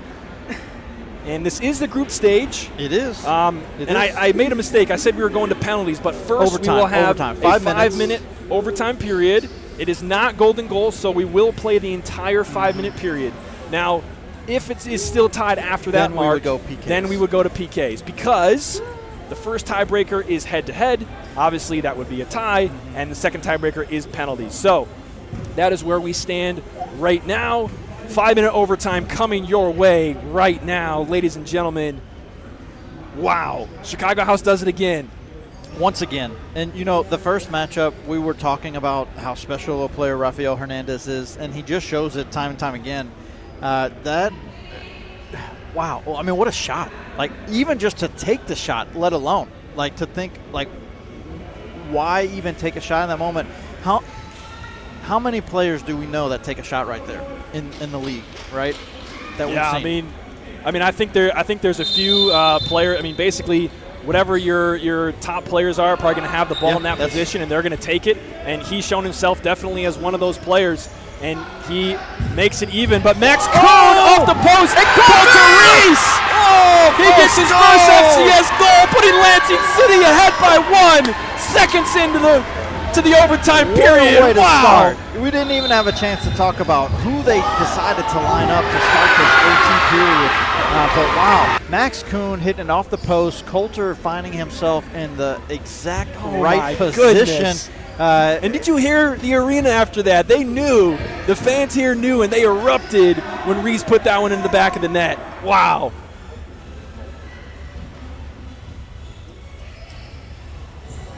Six to 5, Lansing City on top.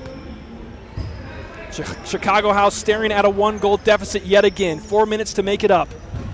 Here's Gomez looking for Jacob Chilinsky.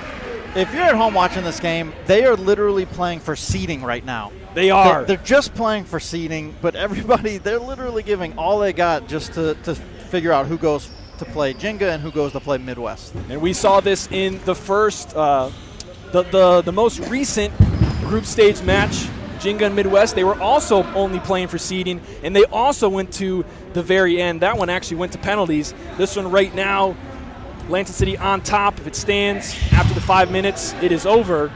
with 3:30 to go now.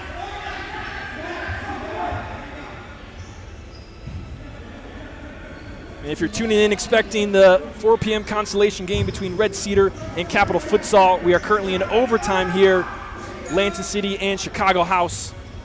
Lansing City scoring in just mere seconds into this one, and Castaneda's back in net, and he saves that one on the shot from Hernandez. The over-under was on whether or not we would be on time for these matches, and I took the over. We were for a long time. That was a lot of matches. We were. There were a lot of matches. The OT is really what was going to set us apart. Castaneda challenged again.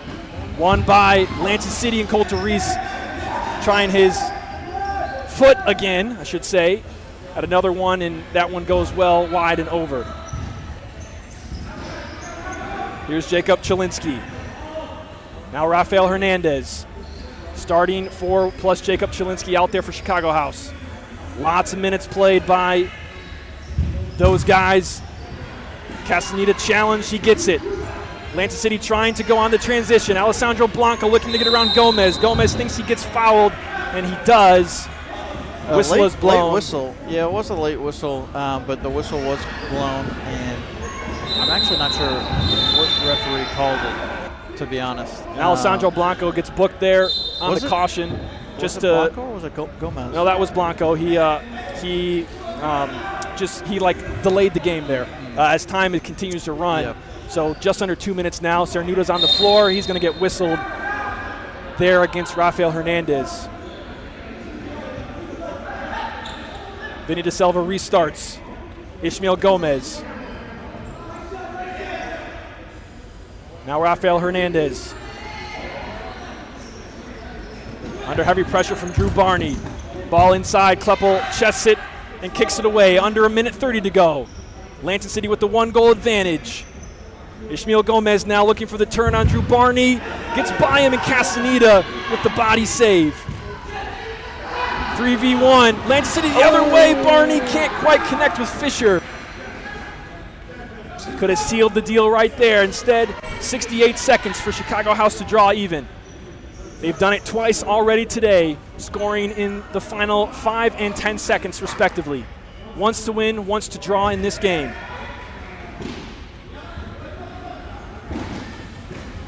Fisher is hit to the ground. The whistle's going to be blown as we get to 45 seconds to go here. Clock's still running. Fisher goes long. It's at the foot of Barney. He goes to the corner, and he keeps up the high pressure. Ball comes up. It's going to go out of bounds, kicking for Lansing City, and they are not in a rush. Kleppel to take it. 24 seconds to go. A chip to Barney. Barney shields. He goes down. To me, it looked more like a slip than a foul. And now it's going to be restarted by Jose Escareno. Hernandez gets by one, but Fisher thwarts him there. 3v1. Can Fisher put it away? Not quite. 5 seconds, 4 seconds. Final attempt for Escareno. He throws it long. Fisher heads it out. Then Lansing City come away with the 6-5 overtime victory. You know, we just got done talking about the defensive effort of Luciano Cernuda. Jack Fisher sprawls for the pass to try to put it away. He finds himself on the floor with 10 seconds left in the match. And what does he do? He sprints back to beat his man back and win the header to run out time. That is the level of intensity and effort that they need. We talked about Saltzman bringing that. Obviously, Cernuda was doing it too. But to see that out of Jack Fisher, that's how you end the match. And what a match it was. Chicago House actually in control for most of the match. Then Lansing City comes back. They tie it up. Chicago House takes the lead again. And then all of a sudden, Lansing City has the advantage. Yeah. And then with 10 seconds to go, Chicago House in regulation, Rafael Hernandez puts one in the back of the net from half. Yeah, wow. It's one of those moments where you just feel something special, right? Like the Lansing City just turns and they're like, what just happened? How did that go into the back of the net? And sometimes there's just nothing you can do. And you feel it a lot of times when Jeremy Kleppel's on the ball and he has these rockets from outside deep. But to see Rafael Hernandez do that, that's why I was asking, like, how many other players. There's not a lot in FCS that we would see do that, right? I could think of somebody like Sammy Escobar trying that from deep. You know, I mean, he had 4 people in between him and the goal. right? Yeah. And so, of course we see Jeremy Kleppel do it a lot, but to have that level of confidence, composure, and then to actually score. It's one thing just to take the kick, but to make it, that's really meaningful. And, for him, it's as great as the effort was, I mean, I think from my perspective, Raziel Santoyo really just caught off guard. I mean, that's a save that he should make. Absolutely. And, as a player like Rafael Hernandez, he's given it his all. He's given everything to the final whistle. Yep. But Santoyo's got to make that save, and he doesn't. But going into the overtime, how about Coulter Reese? Wow. Coulter Reese. Coulter Reese. I mean, he walks away with the winning goal. Amazing. And this is his first time playing for Lansing City, first time with any FCS action. That's a special moment for him. And take away, I know, seconds into that overtime period, Coulter Reese, the Lansing City Academy call-up, comes in and says, I got you guys. Yeah, what an amazing. We talked about all of the things we wanted to see in that match, and all of it had to do around the development of these young players. And we saw it with Luciano Cernuda, we saw it with Rafael Hernandez, and then to see it with Coulter Reese. I mean, it's special, and that's one of the things that really is so exciting about the FCS is seeing the kids and the youth develop, come up through the system, and have something more to play for outside of just playing high school or for an academy. And so, with that match concluding, our semifinals are set. It's going to be number 1 seed Jenga versus number 2 seed Chicago House, and number 1 seed Lansing City versus number 2 seed Midwest United. Now, I'm actually not sure which team plays first. That's what I was wondering. Yeah, I was wondering if we know. We're going to have to figure that out. But the games are going to be the consolation scheduled for 4, getting a little late start. First semifinal is going to be at 5. So 5 o'clock first semi. 6 o'clock second semi, likely will be maybe like 5:15, 6:15, but the final is scheduled for 8 p.m., so that one will likely be at the correct time. And right now, it's going to be Red Cedar and Capital Futsal. So with what we've seen so far, who you got in the final? Who we got in the final? We have. I just said the matchups, but now I'm like, so it's Lansing City and Midwest United. Yes. And it's Chicago House and Jenga. Yeah. Wow, Chicago House and Jenga. That's going to be very interesting. I mean, Chicago House is playing physical. Yeah. That one could get ugly, honestly. It Jenga plays can. really, really physical. Mm-hmm. They have a bunch of men out on the court. And Chicago House wasn't backing down in this one. And they were kind of, in a couple moments, in my opinion, having some cheap shots. Yep. And so if that's how they kind of manage it, it could get ugly. Really ugly. In that one, I think, oh, wow, that's a tough one. I think it could be. I think Jenga could take that one. Mm-hmm. That would probably be my pick, is Jenga winning that one. Lansing City Midwest. That's just another super exciting game. I know. I thought that would be the final, Lansing City Midwest, but the fact that Jenga pulled through on PKs, that really blows up that prediction. And so, who you got, Lansing City or Midwest? I think Lansing City is going to take that one. I think Midwest is a great team. I think they're going to play really good. I think if Lansing City can, with this game, they were kind of flat-footed. I think if they clean that up, I think they're going to come out with the win. And because they had it here, I'm going to say that they're not going to do it in the next game. And I think they'll come out on top. Yeah. We'll see, though. Midwest is a tough side, and those two teams have had great matches all year. Yeah, it's one of the things. Year. So the way this match with Chicago House started, the game that really came to mind for me was the Midwest United game, right, where Lansing City went down 6-0, and then they stormed back. But it was really how they started that game that put them in the deficit. And so that's kind of what I saw in the beginning of the Chicago House game. And they did that same type of thing. They came back. But this time, unlike against Midwest United, I think they lost 12-10 in that match. Yeah, just by 2. Lansing City was able to stay ahead, and they claimed the victory. They did, and so we're going to be going into the semifinal matches starting probably right around 5:15 or so. Currently the consolation match between Red Cedar and Capital Futsal. Hand clap to those two teams for participating and being a part of it and showing what they showed today. As we talked about in the third half, I think success for them is going to be, where do they take it after the tournament? Do players get recognized? Do the teams have interest in being a part of futsal in a more regular capacity? And time will tell to see how that goes. This game will actually now be broadcast podcast as we're going to take a short break for all of our crew here. It's been a long day, and we still have the most high-caliber games. I mean, we've had a couple of really good ones, but supposed to be the high-caliber, high-state games coming up. How do you beat that matchup that we just had? Like, that's the part. I'm anticipating seeing them in the final again. Chicago House, Lansing City. That was a special matchup, and that they weren't even playing for the championship. No, they weren't. If we see them playing again later tonight for the championship. Yeah, that'd be very interesting. Well, don't go anywhere. We're going to have, well, actually, if you don't go anywhere, you're going to be sitting at a Be Right Back screen for about an hour. But we're going to be bringing you the semifinal in about an hour, so make sure you set your timers. We're going to stay live for you with some sponsors, and we'll be back right around 5 p.m. or so for the first semifinal. This is the FCS Live Tour in Lansing.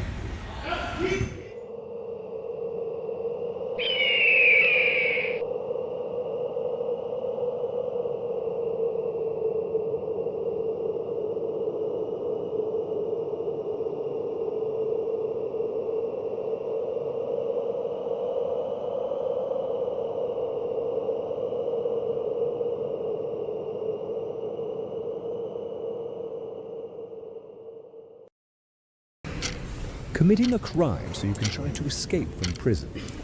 Bad idea. Going to the pod escape room to play an escape game with your friends.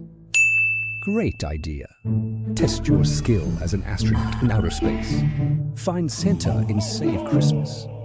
Or take a vacation to an abandoned island. Just don't get stuck there.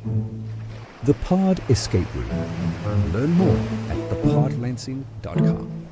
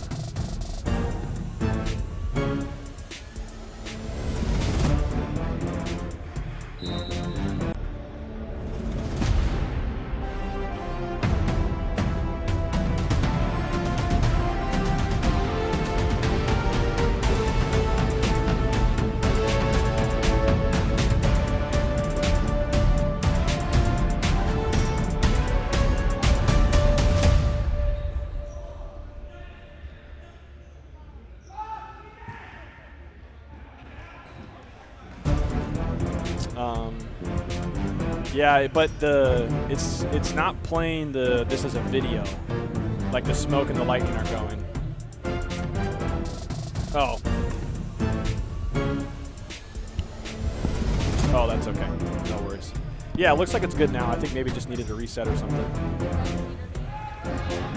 All right.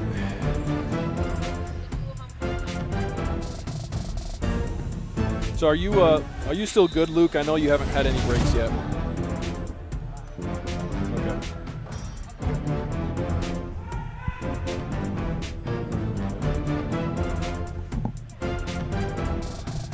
Hey, Luke, apologies.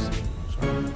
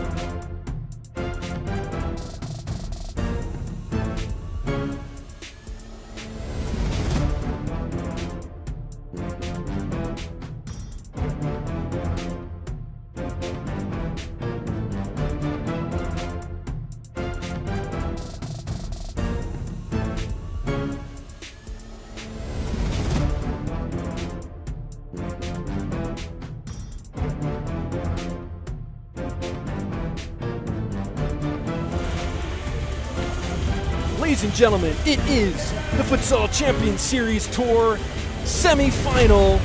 The first semifinal just about to take place. Jenga gonna take on Chicago House in this matchup, the first semifinal of the FCS Tour. Lansing, Jared Klepp along with Gerard Ascani. Gerard, what are you expecting from this game? Well, high intensity physicality. We saw physicality from both of these teams. Chicago House really brought the heat against Lansing City, and Jenga, no surprise, every time they play, they're physical.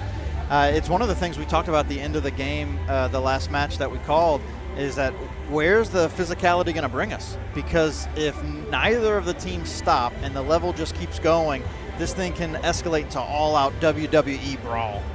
And you see here Chicago House in the black this time. They are coming off of, just about an hour ago, a very narrowly close loss to Lansing City in overtime. And, you know, one of the players that was key for them in that overtime was, where is he on my sheet? Yep, Rafael Hernandez. He pulled it even, and he's number 8 right there. You see him on the screen. He's had a great day today as well. So I've only seen him play 2 matches, and I'm already ready for the hot take for next FCS season. He's going to be our league leader in assists. Oh, he's calling it right now. Already calling it. He had 4 goals and 5 assists already today, and it's not just his ability to deliver and score. It's his ability to understand where to put the ball to set his teammates up for easy shots on goal. And he scored that goal with 10 seconds to go to draw even with Lansing City and force the overtime. Lansing City did come out with a victory there. We see the captains doing the coin toss. That is Vinny Da Silva and Roger Straz. And, Jenga, their most recent match also went into overtime. And actually, that one went all the way to penalties. Yeah, that was a huge battle against Midwest United. And that's one of the things that we talked about Jenga being really hyped up to play for. That meant a lot for them to get that win. And someone to really keep your eye on who's been playing great all day is Ryota Nakajia. He's already got 2 goals and assist on the day. And, this is one of the first times he's playing for Jenga, but he's showing he belongs here. And we have kickoff, and the first semifinal is underway. Chicago House in the black going left to right on your screen, and Jenga in their classic gold going right to left. And so this is the first time from Chicago House we've seen the Chilinsky brothers starting a match. They're joined with none other than Rafael Hernandez and Vinny Da Silva as well.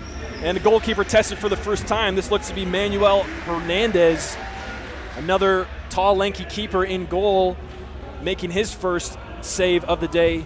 And goalkeepers in their physical build to, in this game right now, they look almost identical. Mm-hmm. Both tall and lanky with Hernandez on one side and Ryota Iyama on the other. Yeah, Ryota Iyama, he's put in a great shift today. In both of the matches, he's looked really solid. So he's come away already today. 15 saves against Midwest, another 6 saves against Red Cedar. So look for a continued strong effort from him.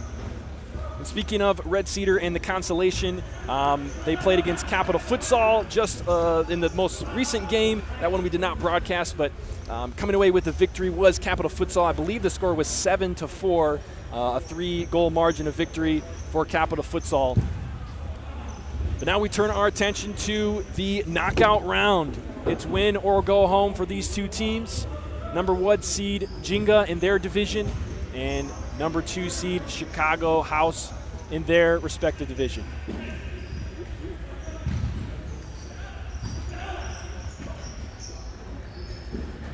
Cutting inside, Ryushin Hirami. Mentioned his name already. Yeah, Hirami's another solid player for Jenga. Again, very similar to Nakajia. This is the first time he's really played with these players in this team. But Hirami's looked really solid today too, also having 2 goals.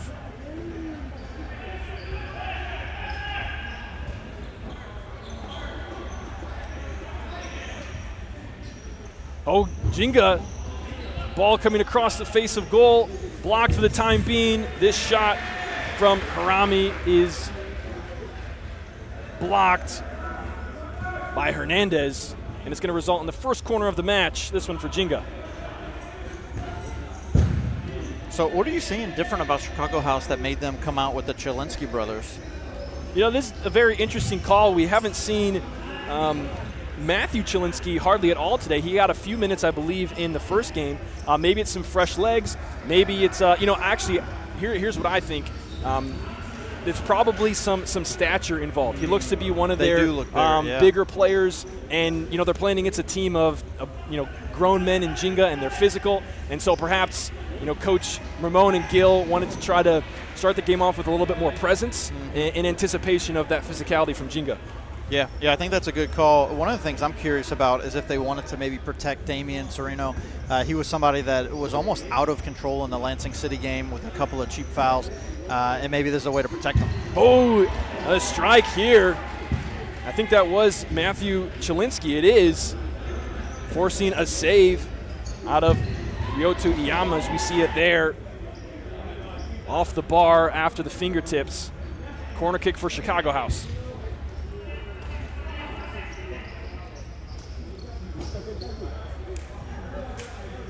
Touch down the line, not there for Rafael Hernandez. He'll kick it back in, though, to Vinny Da Silva. Da Silva looking at his options. Looks to play inside. Matsushima steps up. He wanted to foul. Felt like he got grabbed.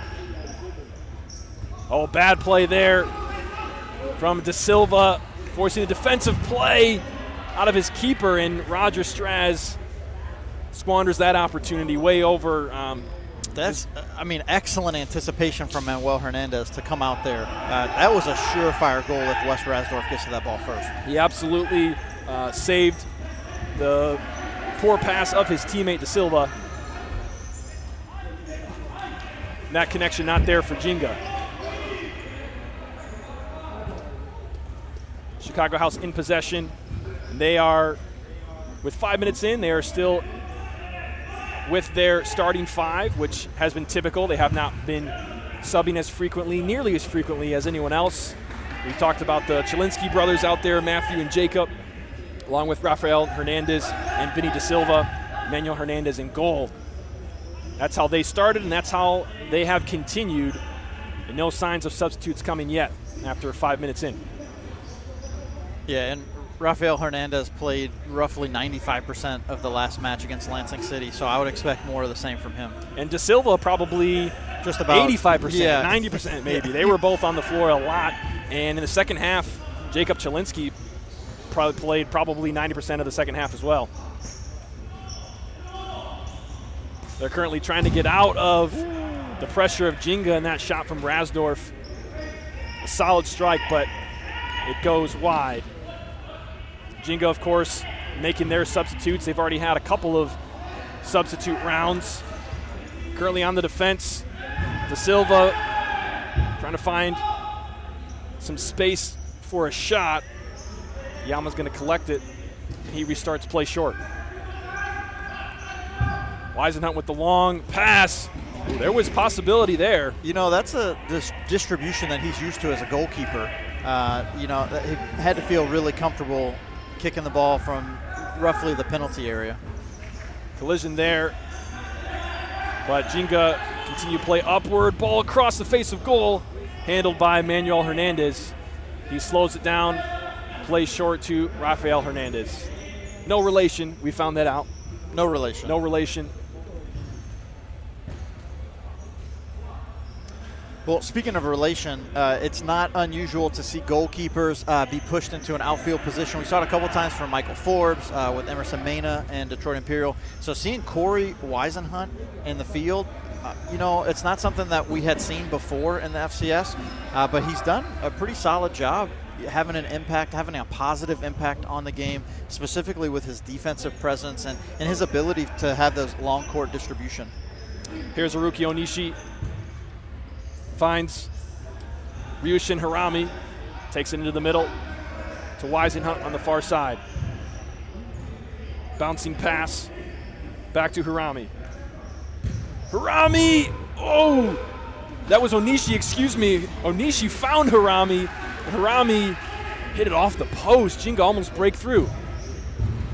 Yeah, great effort. Great pass to find that. It looks like Manuel Hernandez got a hand on it. Yeah, he did. He got a piece. So Chicago House stay clean and now have possession. Jenga playing man-to-man, inching up the court in that acceleration of the game. Wes Rasdorf showing off some juggling skills on the bench there.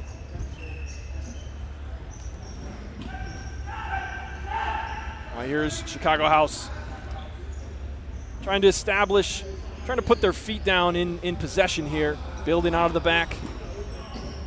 They look comfortable. De Silva, Chelinski, faced up by Straz. And out comes Riley McKenzie with it. Straz pulled to the ground by Matthew Chelinski, and he's going to get whistled for that foul. You know, I was just about to say this was pretty tame compared to the last game both of these two teams played, and that's our first foul of the match. Roger Straz gets pulled down. It's not going to take a lot of fouls for Roger to increase his level of physicality.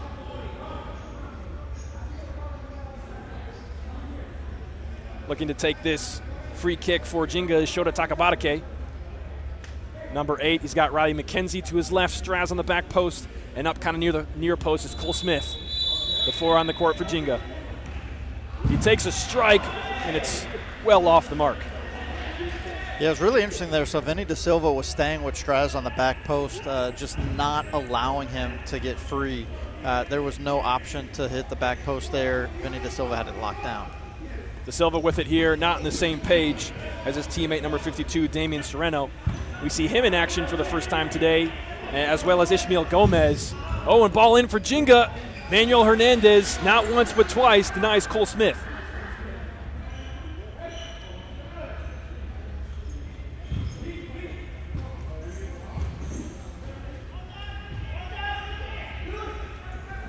Great turn from Rafael Hernandez. Surely a yellow here. Surely. Yes, it is. Come. Yeah, what another incredible show of just technical skills for Rafael Hernandez to break away. Look at this move, and he just leaves Shota. Shota has nothing he can do there except pull him down, and that's a tactical foul he really needs to make because, you know, we could foresee a goal coming out of that. Great turn, as you mentioned, from Rafael Hernandez. He does stand over it right now. Ishmael Gomez to his right. He chooses to go for goal from a long distance, and Takabatake takes that one. Lets out a yell.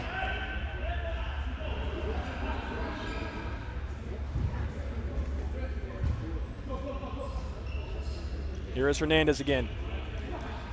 Looking for Gomez, but instead it gets to McKenzie. McKenzie hangs on, and another foul against Chicago House here.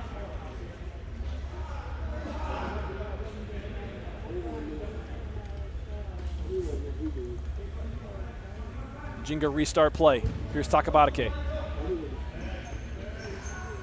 Looking towards the area of goal, but blocked immediately by the defender facing him. Cole Smith collects to put this one back in play for Jenga.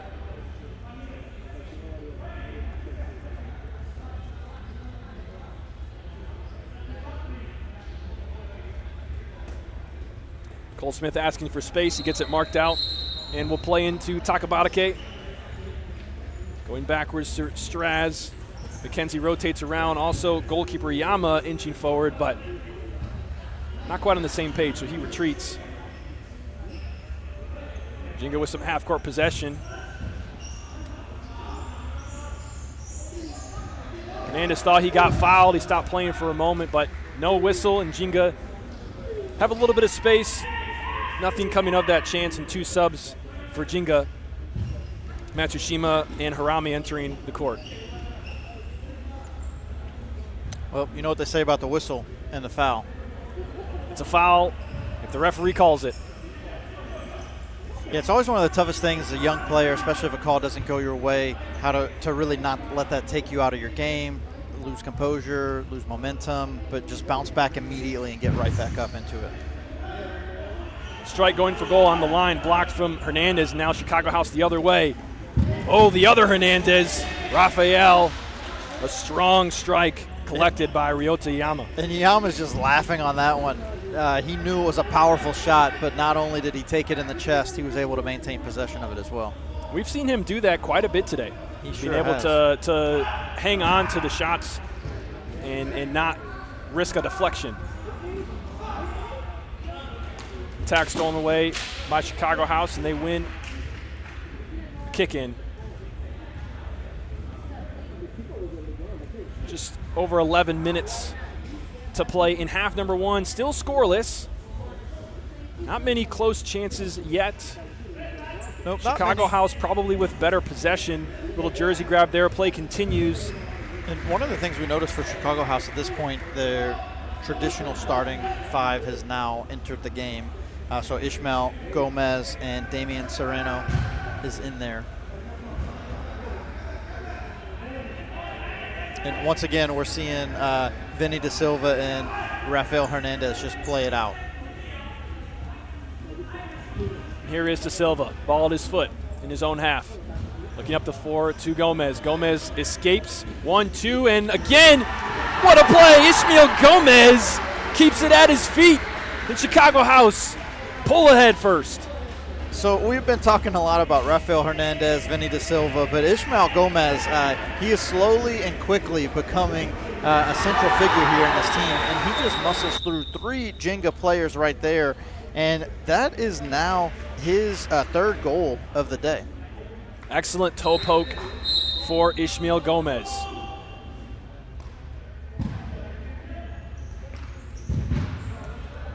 Chicago House have the 1-0 lead now. 15 minutes away in half number one. Corey Weisenhunt trying his go. Blocked by Manuel Hernandez. Down goes, I believe that's number 52, Damian Serrano, drawing a foul against Jenga. So I think that's all level on fouls, 2 apiece with 10 to go. Little chip, not enough pace. Collected by Hernandez. Chicago House starting from the back, trying to build up. High pressure from Jenga. Here comes the ball. Protected. Spike. Protected. No monitor crushing today. I mean, I know you played a little bit, right? I played some keeper in training, but yeah, I wasn't quick enough to save the iPad earlier today. Nope. Shot from number 17, Haruki Onishi. Goes wide, not by much, but not enough to concern Manuel Hernandez. And with 9:15 left in the first half, Chicago House regained possession. They're comfortable to build through the back. A chip now going in the direction of Gomez in the pivot spot. He's able to do enough to keep possession for Chicago House. So far, Gerard, how is this game going how you expected? You know, honestly, I would have expected quite a bit more physicality. I feel like it's quite mild compared to what we saw last out of both of these games. So I still feel like we're going to see a higher level of intensity as things get increased and as the time winds down. I would have to agree. I think intensity levels of both these teams, even just today, we've seen a higher level from both of them. And only a 1 goal between them. This certainly will get hot later on. Yeah, I feel like it's just both of them coming off of those big games. Shot by Damian Serrano. You know, Midwest United was something that Jenga really had their eyes set on after that playoff loss. And like we talked about with Chicago House, Lansing City was a team they wanted to beat. And so, you know, coming off of those big games, how do they respond? And right now it still feels like they're kind of feeling things out. Chicago House possessing here, coming across half is Rafael Hernandez. He goes down the line, gets a little bit of space, but a sliding Onishi keeps him from putting the ball across frame. Yeah, and that's a great work by Onishi because we've already seen a couple of times Rafael Hernandez use the full width of the court to his benefit. Ishmael Gomez, left-footed strike. Second one to his name. Ishmael Gomez, wow. He puts it in the back of the net to double the lead of Chicago House. There's too much space given to him. I think that might have taken a deflection looking on the replay, but Ishmael Gomez, 2 goals, and Chicago House 2 goals. They have the 2-0 lead with 7 minutes to go in the first half. In semifinal number 1, the winner will advance to the FCS Tour Lansing final, happening at 8 p.m. Yeah, well, you know, we were just talking about kind of like how the game's feeling and the flow of the game, and like Chicago House isn't even really like getting into it. Well, very quickly, if Jenga doesn't figure things out, it looks like Chicago House might run away with this. It's very interesting how the goals have came as well. A collision of a couple players over there, disrupting the banners just slightly. Yeah, just a simple set piece. It wasn't anything, no intricate design, just a pass to the top and then a pass over and then a shot. And honestly, that's not something that we traditionally would see a vulnerability with Jenga, because they lock down the middle so well. Oh, Chicago House force an own goal. Riley McKenzie. That was a great spot, but unfortunately it was his own goal. Yeah, that's a heartbreaker right there. He almost prevented the attacking opportunity, but then he just kicks it right into the back of the net. Wow. And if he doesn't stop that for sure, Vinny De Silva's on the back end of that, and he's going to put it in the back of the net. So in his attempt to prevent the goal, he just puts it in the back of his own net. So own goal credited to Riley McKenzie. That is Chicago House's 3rd goal of the match. They are up by 3. This might be their largest lead of any game today. They weren't leading Lansing City by 3. They were leading by 2 and then against Lansing City. And then against Capital Futsal. Or is that, they played Capital Futsal, right? Yeah. They only ended up winning by 1. I don't think they were ever up by 3. So this is most their of the game too. They were down to Capital Futsal as well. Yeah, and they are up by 3 in a semifinal against a physical Jenga side that I personally expected them to give much more trouble, and especially physicality-wise. Right now, it's all Chicago House on the scoreboard. Given up by Jenga. Matsushima wins it back. Cole Smith, great kick save. Manuel Hernandez stepping up. Yeah, I would anticipate as these goals continue to come in, it's just going to make Jenga resort more to that physicality. And a lot of times that's what we'll see too, depending on skill level.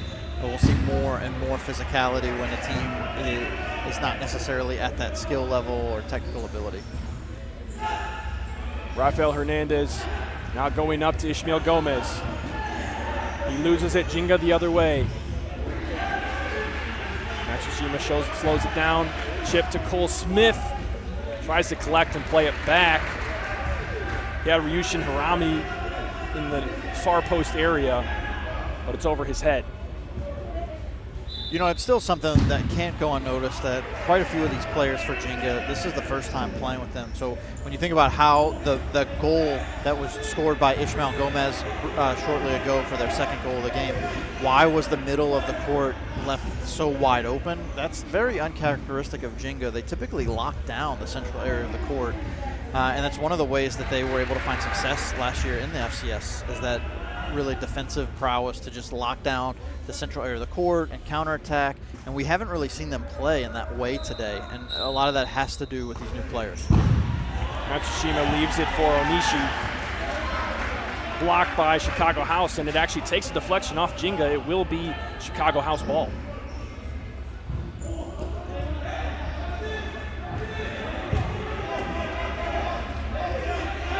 Chicago House switching the court. Rafael Hernandez back inside. His shot is blocked. And they restart play. And again, we have 2:40 left in this first half. And have we seen Vinny De Silva or Rafael Hernandez on the bench yet? We have not. We have not. We have not. Oh, takeaway there. Harami does well for Jenga. Oh, there's bad the sliding physicality. tackle. There's a Certainly yellow coming. caution, absolutely. Yeah, for number 33. Oh, and they took it quick, but they're not going to go for that. Yep, that was Ishmael Gomez. Yeah, well-deserved caution right there. But it The looks slide like tackle, yep. the bench may get a caution as well. Was that on the coach? Yeah, it looks like it. I'm not sure. It might have been on Ramon Hernandez because it didn't look like he went towards Gil with that, but I couldn't tell. Well, yellow issued both to Gomez as well as either the bench or the coach Ramon there, as you see. So 2 yellows there, and with 1:45 and counting, Satoru Matsushima steps up to take it. He goes over it, left-footed strike. Goes wide for Haruki Onishi. Oh, and they had a great set piece there. Onishi just did not, not Onishi, sorry. Hirami was on the near post, but he wasn't able to connect on that. Long diagonal, dangerous really, got by a couple of Jenga players. It really looked like Hirami was not aware that the ball was going to be coming to him. And we're seeing for Yoel Alejandro for the first time in this game. Oh, Rasdorf 1v keeper, save from Manuel Hernandez. Excellent play from him. Those are not easy saves to make. Oh, no. Oh, down goes Rafael Hernandez. That did And not look good. No, he is hurt. Goes out for a keeper restart, but that was a non-contact, and he's back up really quickly. Looks like maybe some kind of cramp, Yeah, if I had to guess. You know, it's one of the things I was talking to some of the Midwest players in between matches, and they talked about just the physical toll these games are taking because they're not used to playing so many games back to back. And you can see Rafa's, it does look like a cramp. He's going to sub off. Yeah. And he's been playing so many minutes. He has been. Yeah, that's going to be a huge miss for them if he's not able to continue. So he gets stretched out on the court, and in his place, number 17, Jonathan. Still don't have a last name for Jonathan yet, so I apologize to you, Jonathan, but that's all that I have on my roster sheet. One day I will learn your last name, and that will take us all the way to the end of the first half. Chicago House on top of this FCS Tour Lansing semifinal by a score of 3-0. Second half action will be happening very shortly. We have a short break of about 3 to 5 minutes for halftime. We're going to take a short break. We'll leave you here, but we're going to give our voices a quick rest, and don't go anywhere.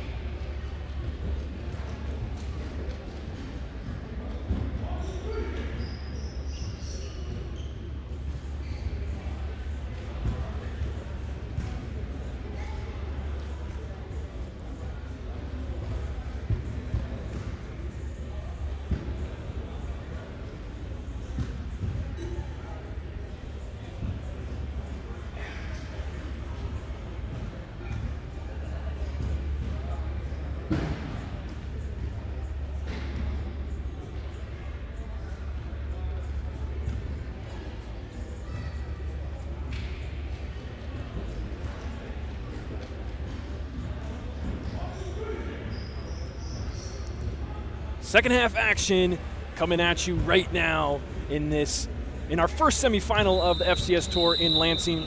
Jenga with the kickoff and currently trailing by 3 to Chicago House. 25-minute running clock started and the second half is underway. And really the biggest news to start the second half is that Rafael Hernandez is still working out that cramp, and he is doing a little bit of foam rolling to try to loosen up. And Jenga take that one away. Cole Smith wanted a handball. He is going to get one. First foul of the half. And that's in a dangerous place. It's going to be a. It is. Yeah. Takabateke's there. And that foul was on Jonathan Perez, the handball, which also counts as a foul. And we found out his last name. Perez. Perez. I hope that's right, Jonathan. Jonathan Perez on the floor, and here comes the kick from Takabateke. Going for goal, blocked by the wall. Takabateke collects all the way back to Yama.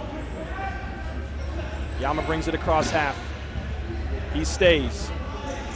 Jenga are playing with 5 attackers right now. And they give it away quickly. Right back to Vinny De Silva. Chicago House. The build out of the back here. Straz stops that one in his tracks from De Silva. His attempt on goal not there. It comes back to Jenga, and ball down the line for McKenzie was interrupted by Takabateke.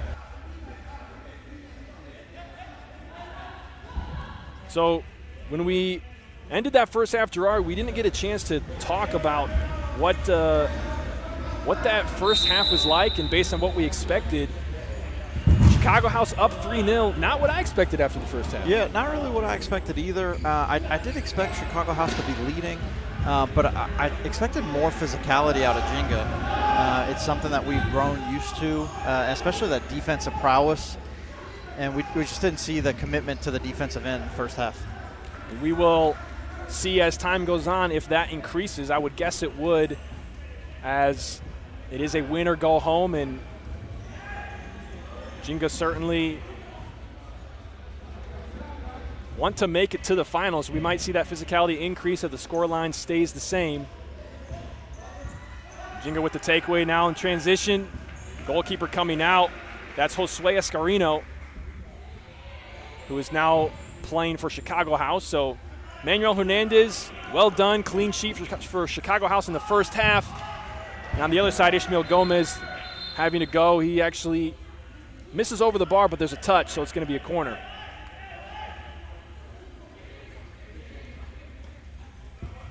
Ball comes up to Vinny De Silva.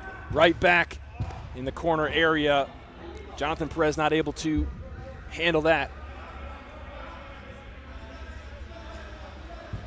Onishi puts it in, right to Yama.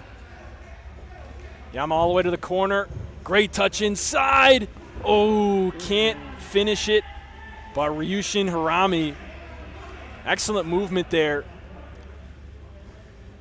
Yeah, like that is one thing that we're seeing a lot more out of Jenga than we typically see, is some really creative play offensively, getting some really good shots on goal.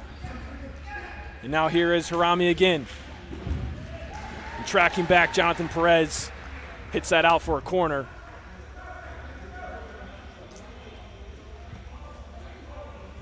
You know, another surprising thing about this match, Gerard, is you talk about the physicality as that shot goes wide for Jenga. Not just the physicality, though. It's like the intensity of this match. You haven't felt it like you have before. You know, it's one of those things. It's just so tough to maintain that high level of intensity of that. Like they weren't even playing in a win or go home game, but both of these teams in their last match were really giving it everything as if they were. Absolutely. It's like, you know, maybe they had some kind of a spark in those games. But yeah, the just like the atmosphere, it doesn't feel like the intensity of the previous, you know, 2 matches that we broadcast. The final of the group stages. I do think there is this component. We talked about it a few times earlier, just about how much it takes out of you to play and how is your body able to recover, you know, and to play at that high level. This is now each of these teams' 3rd match today. It just takes a lot out of you. Absolutely, and that continues to be a factor.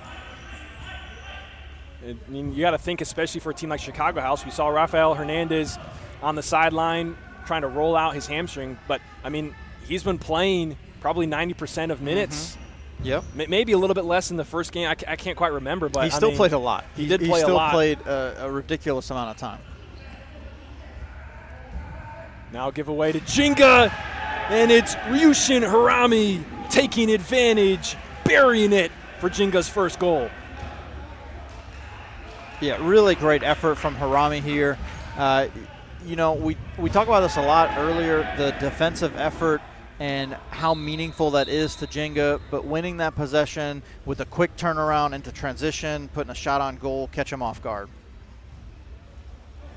Now Chicago House trying to respond. That shot from Jonathan Perez not there.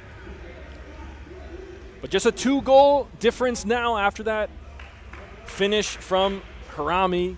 And really, after taking a look on the replay, you know, it's just a giveaway in the back, and the defensive effort not enough to take away the opportunity from Harami, and he takes full advantage, buries it.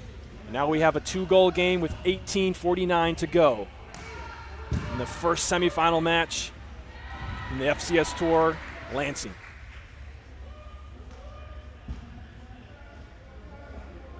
By the way, if you're tuning in and you are unfamiliar with the FCS, this is the first of 3 tours that will be happening this summer. This one hosted in Lansing. The second one in June will be hosted in Akron, and then one scheduled in August for Maryland. And then, of course, the showcase here in Lansing, 3-day national showcase tournament put on by the FCS. It's going to be in mid-July. So we have futsal action all summer long to bridge the gap between the end of the season 2 months ago and the start of the next season, which will be in November. 18 minutes ago in this one, Vinny Da Silva. Oh, what a move from Da Silva.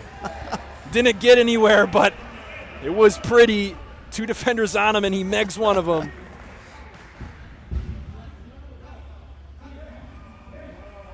How exciting. Yeah, you know, it's going to be fun to watch these guys play throughout the entire next season. Already know there's going to be some electric matchups and just some, I mean, incredible amount of highlight reels that's going to come out of Chicago House. Very exciting indeed. Jenga now with a kick in the attacking half.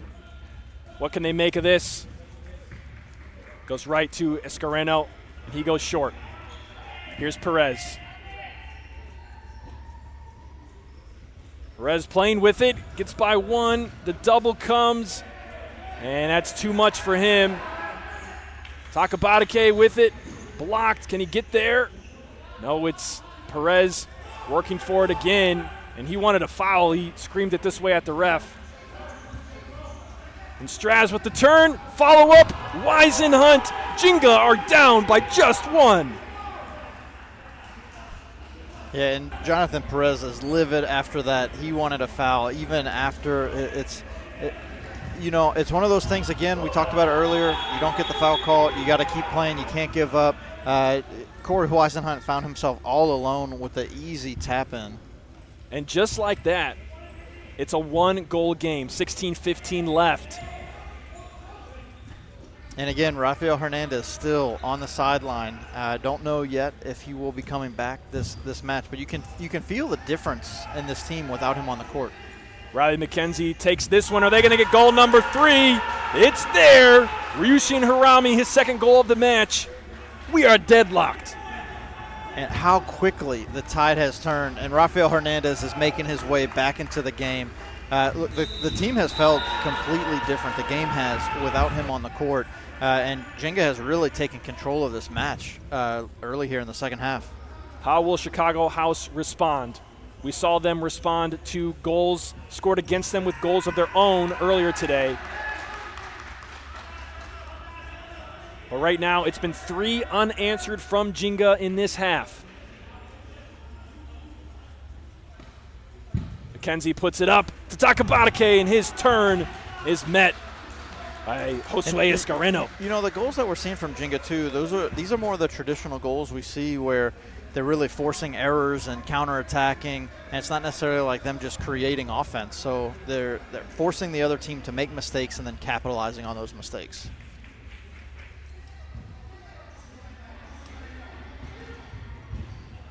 Jenga's play forward, not quite there. Wow, that almost, watch out, camera guy number 1 back there. That almost hit that. Looks like everything's okay. Riley McKenzie will restart it here on the near side. Plays it in. Ryushin Harami back to McKenzie. McKenzie takes a shot, blocked. Now Chicago House the other way. A nice 1-2. Ishmael Gomez gets it back. Oh, one too many passes. That was a situation he probably should have taken a chance on goal. But now Jenga the other way. Harami trying to make it a hat trick. Stopped by the right leg of Josue Escareno. I am stunned that Ishmael did not take that shot. Ishmael Gomez, he has already shown how clinical he can be. That was really set up for him. Oh! Cole Smith, the turn. Through the 5-hole. That was like 2 5-holes there, I believe, Yeah. in Jenga. 4 unanswered. They're on top.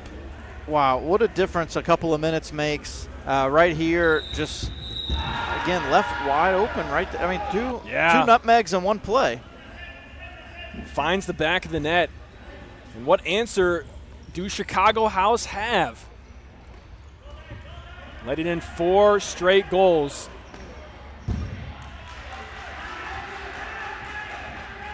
Seen a conversation between a referee and Chicago House player on the far side.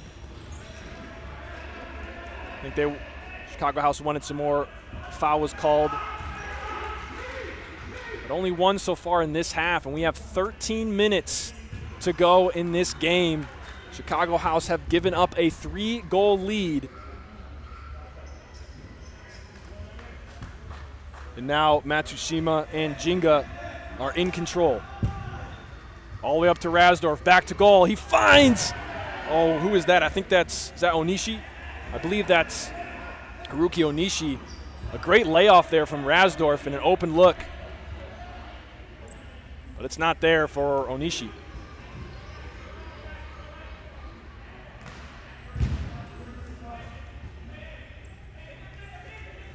Distribution from Escareno. Now Rasdorf, his toe poke, well wide. He's disappointed with it.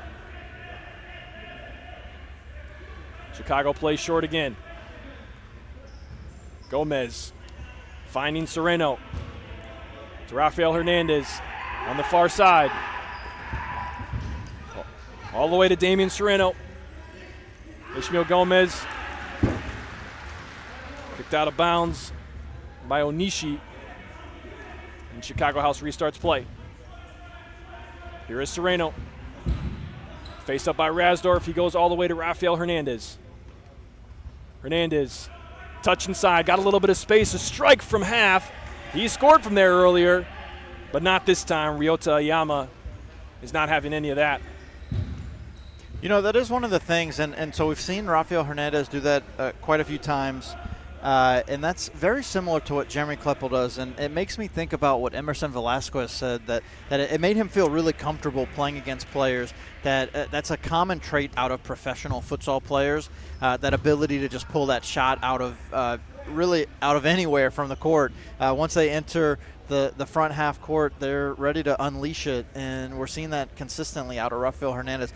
Not only getting the shot off, but getting it on target.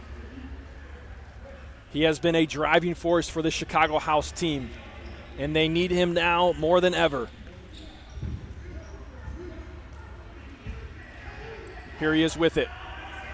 Rafael Hernandez going down the sideline, beats one, drug down, surely a whistle, and one comes. I'm a little surprised not to see a card there, too, because that's the same thing that happened with Shoto Takabatake. He beats him on the sideline, Rafael Hernandez does, and he gets grabbed as he's running away. You know, it's one of the things tough to see. You know, you don't want to see that type of play really defeat a beautiful effort and move. But let's see if he can continue to pull off that skill. Jenga applying high pressure, forcing Chicago House back. Gomez turns the corner. He's got momentum. Playing with De Silva. De Silva had a great idea, but Damian Chireno not on the same page. De Silva's telling him, where were you?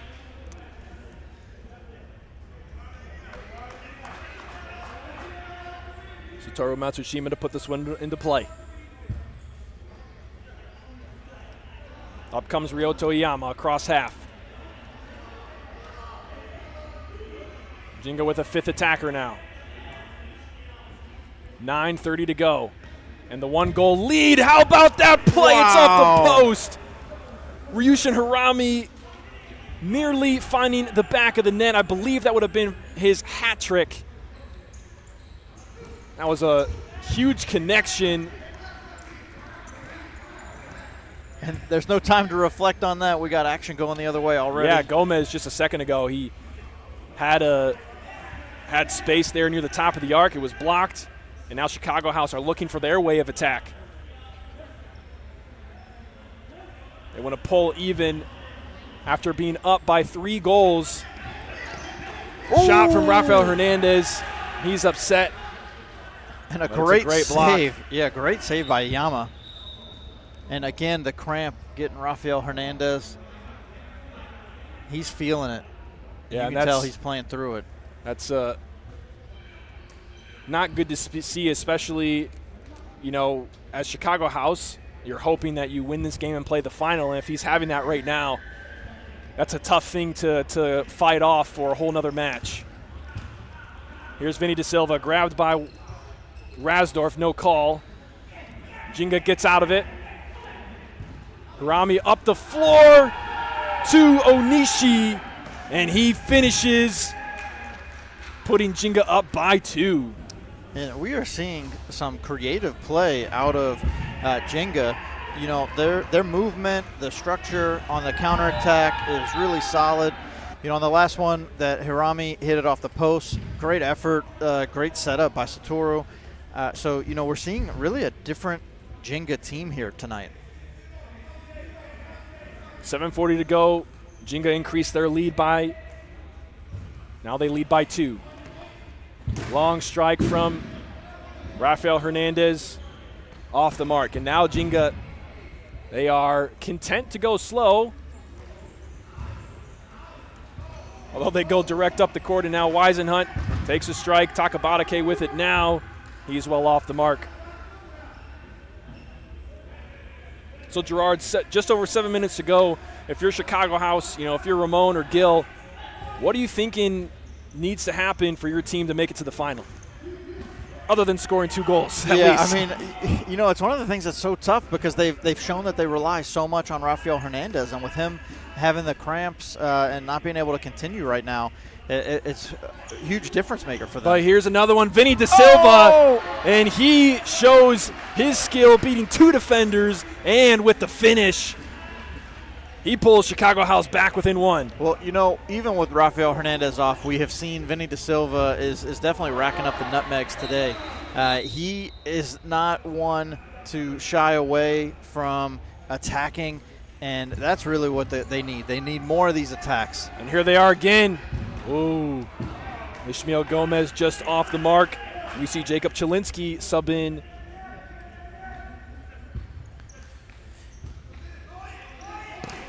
Gomez again takes a deflection, kind of near the goal. But you ask what you need to see, and Rafael Hernandez has really been the driving force and the catalyst for this team, so they need somebody else to step up, and Vinny De Silva can definitely do that. Ishmael Gomez can do that as well. They just need to be more clinical with their finishing touch.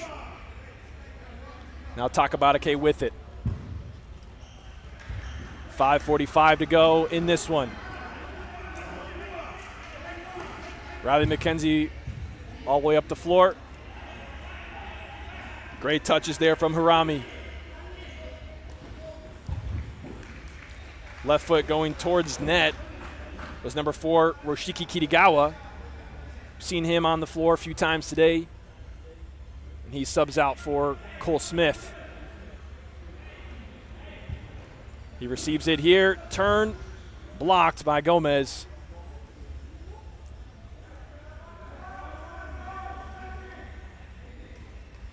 McKenzie plays it in, right to De Silva. Vinny De Silva, Ishmael Gomez. Excuse me, that was Sereno.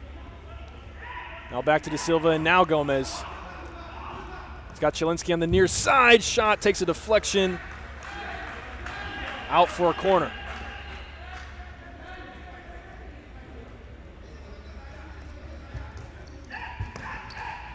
Great strike and save. Yama turns that one away. Chance coming from Sereno. And the clock is ticking down on Chicago House.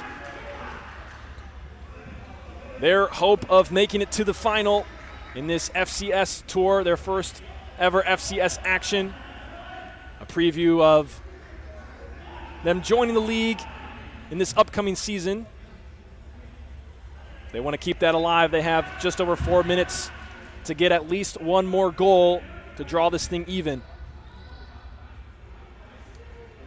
Here is Perez. Finds Sereno. Sereno now to De Silva. De Silva tries to touch it on to himself, and he's going to get whistled for the shove in the back.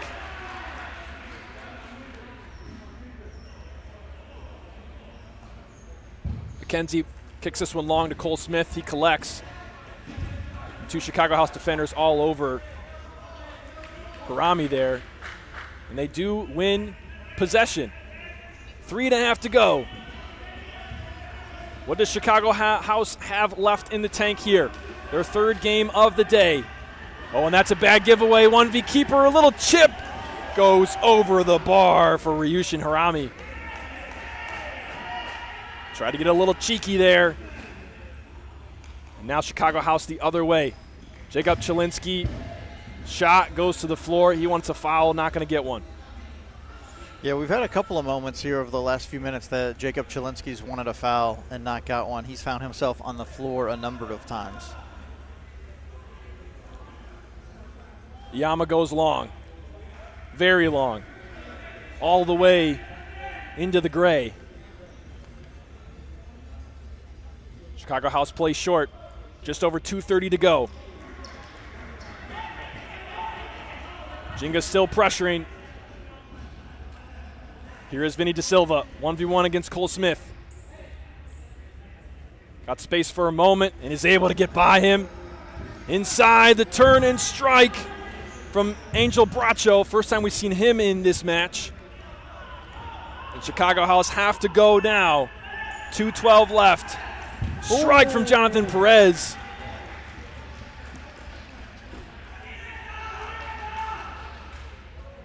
Perez goes short. Jenga steps up. Under 2 minutes now. Costly mistake from Escareno as Jenga will take their time to put this one back into play. And you got to be looking at getting a fifth attacker in there soon. Definitely. It looks like they do have a goalkeeper jersey. Wow, that one came close from McKenzie. It looks like, is that Ishmael Gomez? I think that might be. He's got the goalkeeper jersey on, ready to come back into play as a fifth attacker. We tick under 1:30. And that shot from Munishi goes well high. Probably after this distribution. Yep, here comes fifth attacker for Chicago House. Oh, he doesn't know. It's now or never, and that was second touch. And another costly mistake because the time keeps ticking. And you know Jenga is not in a hurry. They're going to ask for the meters. They're going to take their time. They're going to discuss, you know, who's going to take the kick and maybe what they want to eat after the, you know, the game is over. And here is Takabatake. He takes a shot, bounces in front of the net. De Silva's there, and it goes out for a Chicago House kick. 40 seconds left. And here, yet again, Chicago House are put in the place. Just like the other two games, they need something late. And we got a fifth attacker again, Ishmael Gomez, wearing the goalkeeper jersey. He has it there. Not solid play, and Jenga do win that with 25 seconds left. Chicago House counting out the seconds. They want that time to start. Jenga's just trying to kind of waste as much time as possible. Probably draw a foul maybe. And that one goes out of bounds. I think that's going to be it. Quite anticlimactic. But the clock now hits all zeros. And Jenga FS make it through by a score of 5-4 to the final in the FCS Tour Lansing. Wow. What do you think? Well, you know, Jenga had some incredible moments there. It's a little bit deflating to see Rafael Hernandez get hurt like that and not be able to continue or impact the game the way he did the first two matches. I feel like we were left missing something in that match. But not to take away at all from what Jenga did. You know, throughout all last season, they were a team that was committed defensively and committed to that defensive structure, and we really saw a different team from them. And it's one of the things we talked about after the playoff loss to Midwest United was how would they respond and what would they change in the future. And so we're seeing some of those changes in place. You know, a lot of that probably has to do with some of the new players, but the fact that we're seeing changes, that's a good thing. So we, you know, after that, Jenga comes away on top by 1, but Chicago House, they had a 3-0 lead they did. At the end of the half. Yeah, and they look like a completely different team without Rafael Hernandez in there. And it's one of the challenges when you have a player that is so strong and you rely on them so much, and he played 95% of the match against Lansing City, and then when he comes out, what happens then? And I think that's one of the challenges, and that's one of the things that really has helped make Olay successful, is they don't rely on any one player and they have these line changes. And so I think that's always one of the challenges, because he's truly a special player. That's undoubtedly clear.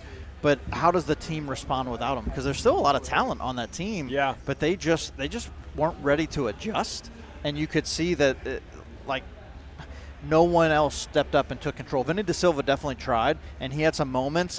But even Ishmael Gomez, without Rafael Hernandez in the game, there were a couple of times where you'd think that he would be shooting and finishing, but instead he was like facilitating and passing.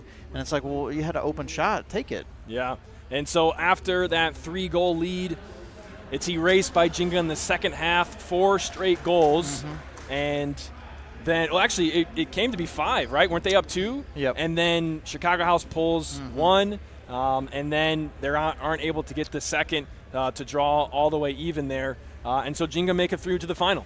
Yeah, it's going to be a tough ride back for Chicago House to go home. But definitely when we talk about success in this tournament, I think this was a successful showing for them. They showed that they can play with a top team like Lansing City. They played really strong against Jenga as well. And so they've definitely shown the level of quality that they're capable of. And so it's really an exciting setup leading into next season. Yeah, it's very interesting when we talk about, you know, playing Lansing City. Obviously, they finished 5th out of 6 teams last year. Yep. And, you know, we do see quality out of their play, but they have mistakes that they play as well. So I do think that Chicago House did have a good showing today. You know, and then they played Jenga, and, you know, this, to me, this was a better team than Jenga's season, you know, season team. I think they're more balanced. I think that's the part. Yeah, because they have some more offensive firepower. Yeah, I think they had some more talented players in there that can kind of keep control. But so that ends up with Jenga making it into the final. Chicago House with you know, still very exciting to see them coming out here and playing 3 games. We get our first taste of what their play will be like. I'm sure we'll see them again this summer in some of the other FCS action that'll happen. But now Jenga's in the final, and we close that page, and it's time for semifinal 2. Midwest United in Lansing City. It's exciting. You know, this is going to be a matchup. One of the things, just to call out ahead of time, we already talked about the impact of the fatigue factor that it had against Chicago House. Midwest United has already started to talk about that. Yeah. So it'll be interesting to see how they play. We should have Jorge Sodanis. He is here to start this match. So this will be his first one. So of everybody here, he's the freshest. He's the freshest. So let's see what kind of impact he can have on the match. And, of course, Joseph Abden on the red card from the last match, so he will not be playing. And he's already went home. So he already went even home. if they make the final, he's done. He's done. So they face Lansing City, and, you know, Lansing City, they started off shaky in the last game.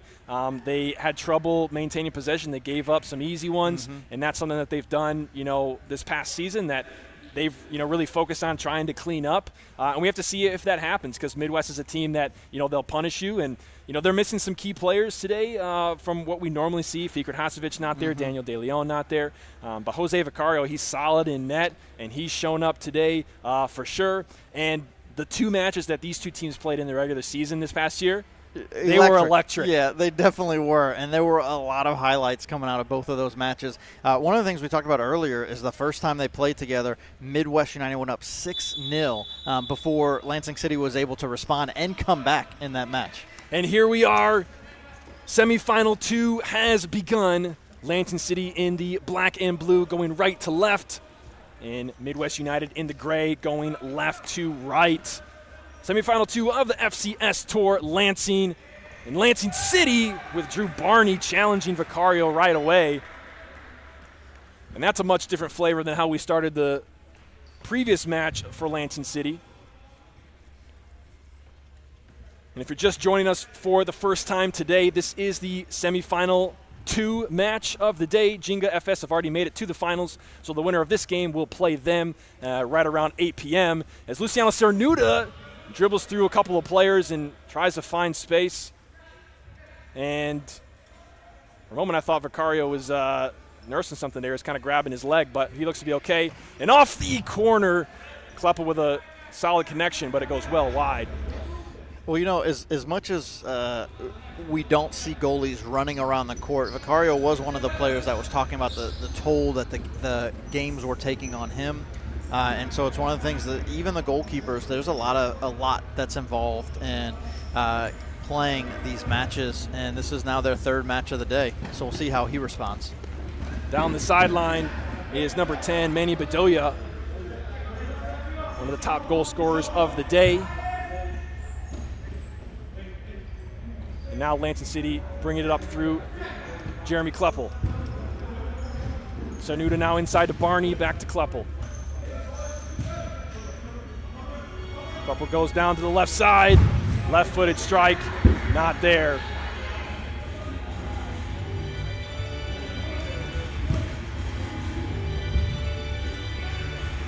So if you're new to the format of the FCS Tour today, it is 2 25-minute running clock halves with a short 3-minute halftime. Winner of this game will play Jenga in the final. Starting in goal for Lansing City is Raziel Santoyo. First time we've seen him start today. He's had solid minutes in both matches for Lansing City already. Jack Fisher looking for a chance well wide. It will be restarted through Vicario.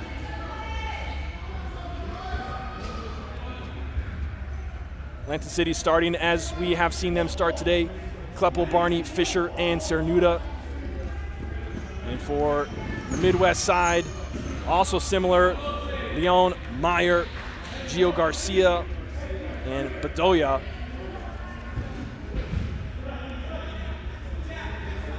Now Vicario will put it into play. Here's Anthony Leon, now Garcia, back to him. Lansing City in the high press. Jack Fisher takes advantage. Can he finish? No, he can't. Great defensive effort, but it's not there on the finish. Midwest goes short again. Lansing City still pressing high. Cernuda gets pulled.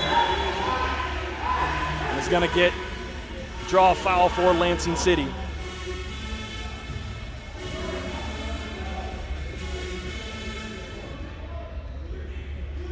Couple standing over, he's going to ask for space. Vicario getting his wall set. Saltzman's at the back post. Barney at the near.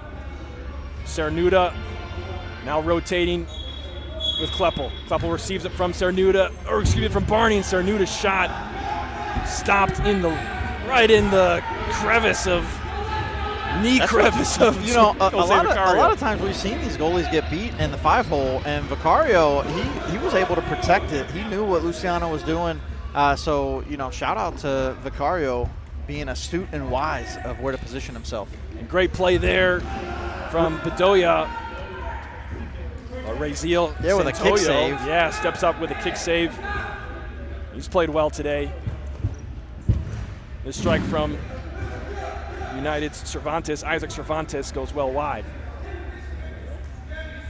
Lansing City with their first major substitutions. Saltzman already came on. Now we have Alessandro Blanco, Lance Nayasaba, and Saltzman on the toss from Santoyo. Looks like he maybe got hit in the stomach there. Now the other way, Isaiah Meyer tries to keep it in. It's Unable like a to track do so. meet here. Yeah, just 2 plays right in a row from the keeper to the pivot. Couple now under some pressure. He gets by Isaiah Meyer. He loses it. Midwest in a transition, but they don't have numbers. Blanco fighting for possession. He gets it, trying to turn, finds Saltzman. Saltzman has space.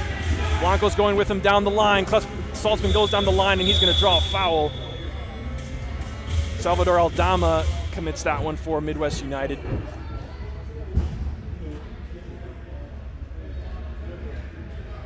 And we see Pedro Aguillon on the floor for the first time tonight, and Jorge Saldanas Making his debut. making his FCS debut Tour. today in the FCS Tour. Saltzman has a look to goal.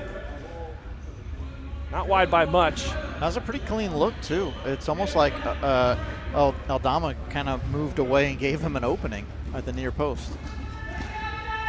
And you mentioned it in the pregame, but if you didn't hear that, number 8, Jorge Saldanas, typically the captain for this Midwest United squad. He was not available for the first 2 matches, so fresh legs coming in from Midwest United, and you know how thin their bench is looking. It's very welcomed by their team.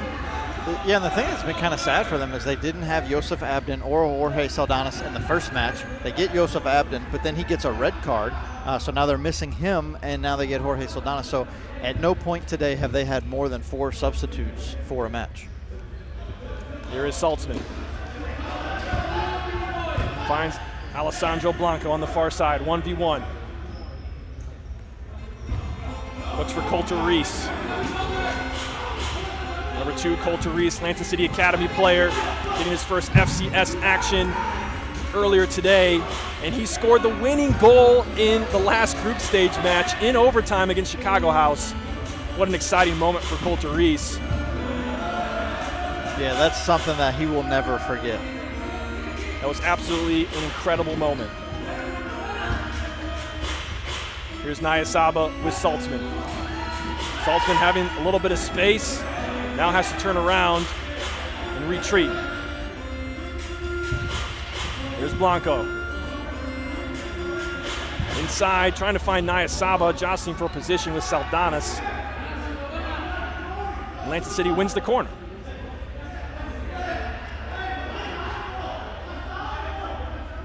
Reese to take it. Looking for the chip to Blanco, does connect with his head, but the header off the mark.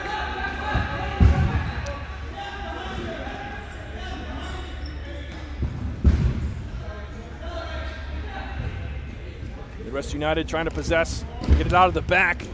Kleppel shielding that one, and thought maybe that came off of Santoyo, but referee says no. So here comes Lansing City, 1-2. Drew Barney and Blanco, the block, the follow from Blanco, again from Blanco. Wow. Vicario, 2 saves in quick succession.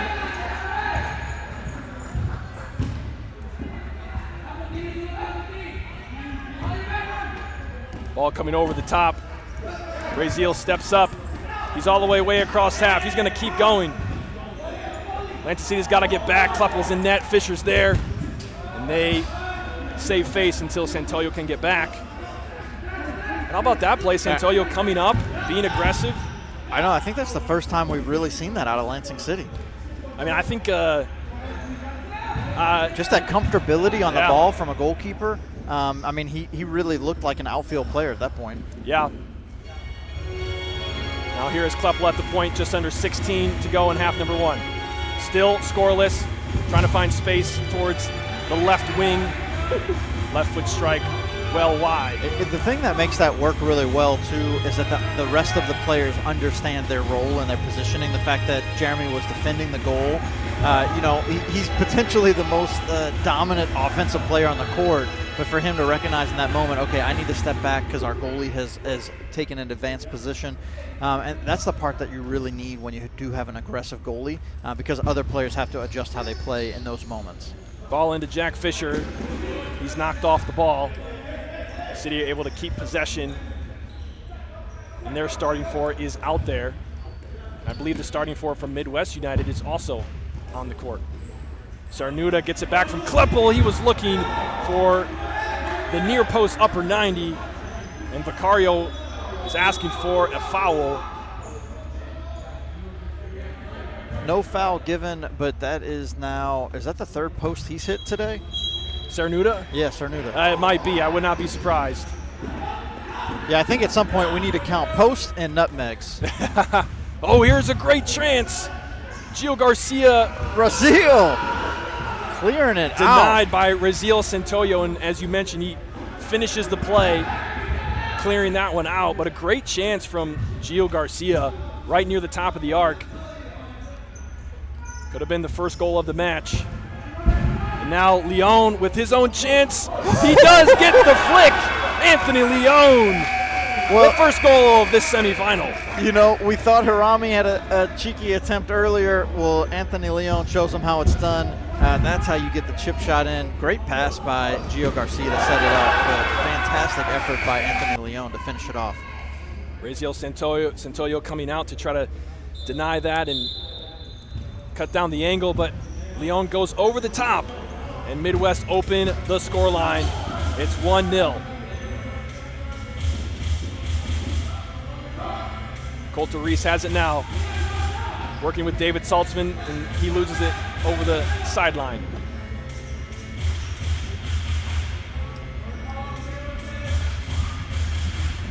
Midwest now keeping possession. Isaiah Meyer with his back to goal, turning right into the out-of-bounds area. This ball up to Lansing Nayasaba, not able to control it. Quickly back the other way. Garcia turns, finds Isaiah Meyer. Meyer trying to find space, he does. Garcia with the follow-up, it's there! Midwest United get two very quickly. Well, it was Gio Garcia that was telling me that their team was tired and worn out, and that all these matches, I think that was just a setup because they're looking really sharp right now. Isaiah Meyer with a good shot, forces the save and the deflection. It's one of the things we talked about. One of the toughest things to do as a goalie is not only to block the save, but to maintain possession. And when you don't, when you just deflect it, you leave yourself open to and vulnerable to those rebound efforts. Yeah, those rebound efforts are so difficult to stop. And Midwest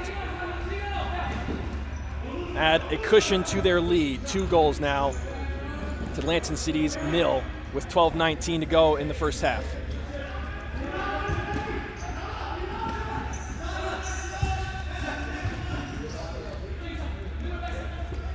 Here's Isaac Cervantes. Blanco kind of got hit in the face there, looks like. He's still good to go. Cervantes with it. Now back to Saldanas.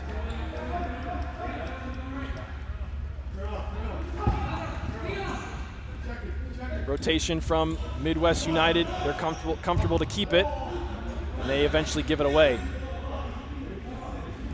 Leonce Nayasaba and Max Keeney. Found out today for the first time. I've been saying Max Keeney's last name very, very wrong for at least a whole year. Yeah, I'm guilty of that as well. So apologies, Max Keeney.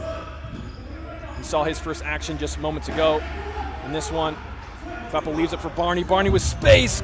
Great kick save from Vicario.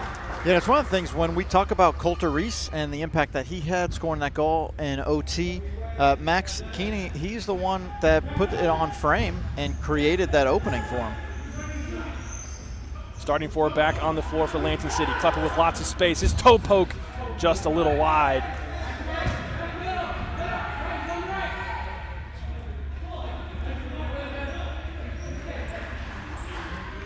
Vicario goes long to the hands of Santoyo. He goes up to Cernuda. Cernuda met very quickly by Isaac Cervantes. There'll be another restart for Lansing City. They go short. Couple jogs it up. Fisher to his right. He goes to him, and now Barney looking to go back to Fisher. It's not there. Out of bounds, Lansing City kick. Couple now at the point. Space to his left. Left foot strike looking towards the back post in the air of Jack Fisher, and he was there, just not quite able to get on it. He's just had about few an chances. inch away. Yeah, he was so close. You know, we typically see him slide to make that, and it was kind of in that odd area of if you slide, you might not get to it, or you might overshoot it if you slide type of position. Yeah, and he's actually had a couple of those in the most recent match, and I would say this match too. I'm sure there are moments that he wishes he would execute a little bit better. Lansing City on the attack, down 2. Barney with it. Trying to find space inside, goes back to Kleppel.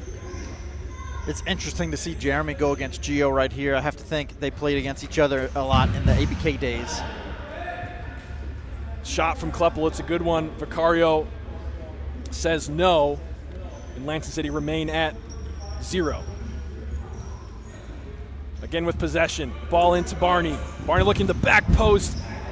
Anthony Leon was in the right spot, deflected it out of bounds because Cernuda was looming. Yeah, without the deflection, Cernuda was ready to pounce. We mentioned it in an earlier game, but Luciano Cernuda just has this, it's like blood in the water for him. Oh, Jack Fisher, again, nearly putting it away. But Cernuda, it's like blood in the water for him just finding the back of the net. Anytime, no matter if he's playing soccer, if he's playing futsal, he just knows how to find the back of the net. And one of the things I learned, so he plays with the USL2 team for Midwest United. He actually plays with Manny Bedoya on that team. Oh, on the interesting. outdoor team. Interesting, and here they are both playing on the futsal side. And with 8:20 to go, they have the 2-0 lead. They're on the defense right now. Lansing City trying to advance up the court.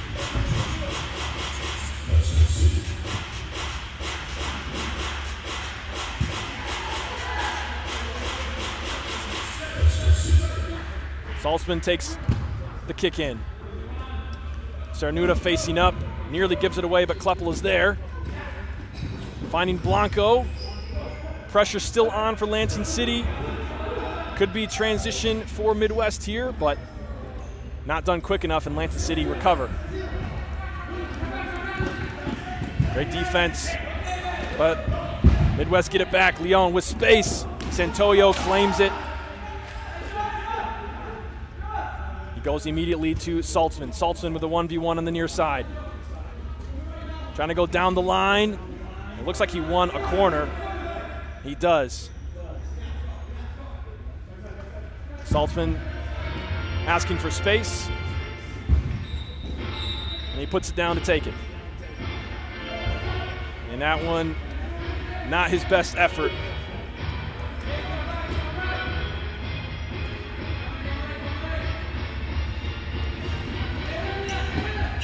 Here's Isaiah Meyer keeping it in.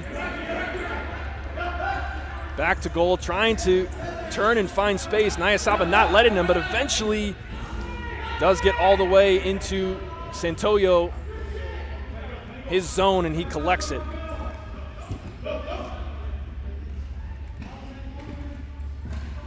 Now Kleppel. Bringing the ball up the court. Gets separation. Finding Saltzman.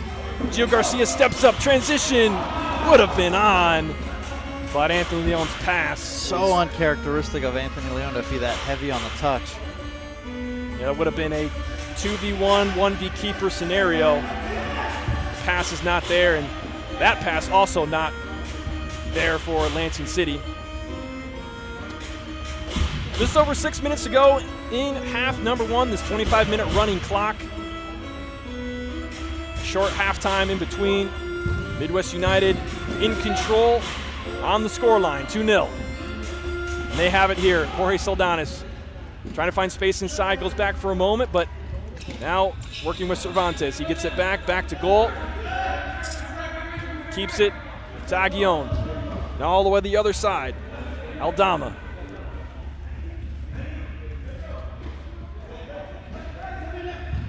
You know, the scoreline is exactly the same as it started with Chicago House, but the game does feel a lot different. It just feels like Lansing City isn't finishing. They're getting the opportunities. They're just not putting them in the back of the net. How about this one?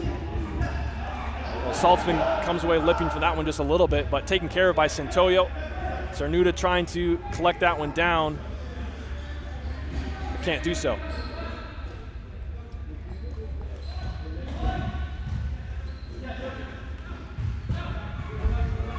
Here come Midwest into the attacking half. Collision there from Cernuda and Cervantes. And that's going to be a kick-in infraction. So Lansing City will have it on the near side. A little flick on to Jack Fisher. Can't quite connect there down the sideline.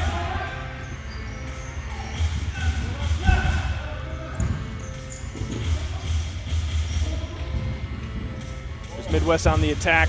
Aguillon couldn't turn. Wow, that went into the stands. Yeah, we're 21 minutes into this first half, and it does feel different even though the score line's 2-0.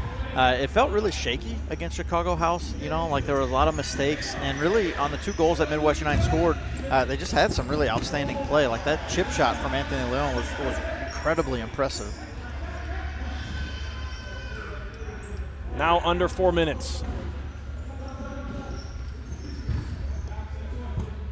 Here is Cernuda, a 1v1 on the near side. Left foot strike blocked by Cervantes.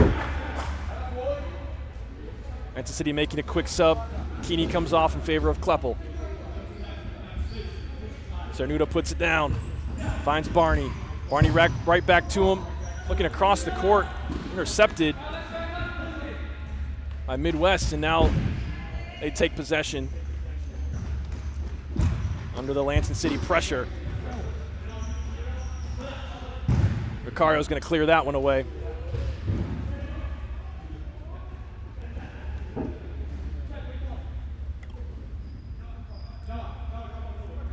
Keep a restart from Santoyo. Goes short to Kleppel. Barney now bringing it across half. 1v1. And he goes down just outside the arc. And that is a dangerous place to have a free kick. Just outside the arc there, Lansing City will get a set piece. So we take another look. And the last time they set this up, they passed the ball to Jeremy and he dumped it off to Luciano, who took a shot. Let's see if they try something different, mix it up. One of the things to keep in mind is we've got Jack Fisher hanging out on the back post. 2:20 left in the half. Lansing City down by 2. The kick comes to Kleppel. Kleppel on to Cernuda, to the near post. Jack Fisher, his touch right into the clutches of Vicario.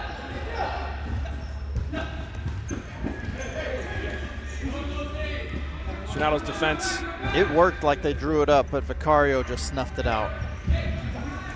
Now here's Garcia with a chance, and his toe poke makes it by the outstretched arms of Raziel Santoyo, and Midwest add number 3 with 1:45 remaining in half number 1. But once again, Gio Garcia showing he's still got something left in the tank here. What another great shot by him. That's his second goal of the match. And more cushion for Midwest United now. Midwest going to be whistled for another foul there. We'll have a set piece, a good distance out. Kleppel asking for the appropriate space. He takes a shot right at Vicario. And Fisher with the assist, the header to the assist to Luciano to put it away.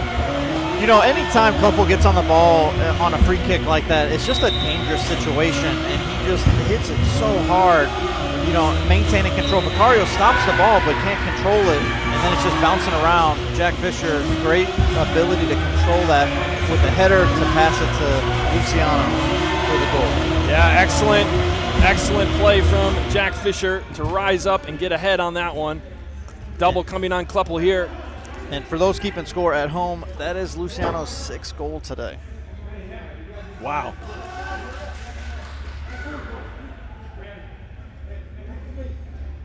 Does Bedoya also have 6 for Midwest? I think he might. I think he's at least at 5.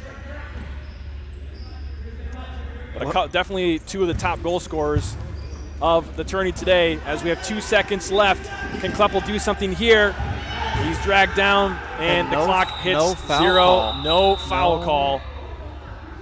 And the referee shakes his head and shrugs his shoulders. With the running clock, I don't know that it necessarily matters because they blow the whistle, the clock keeps running, the time would have run out before they could take it.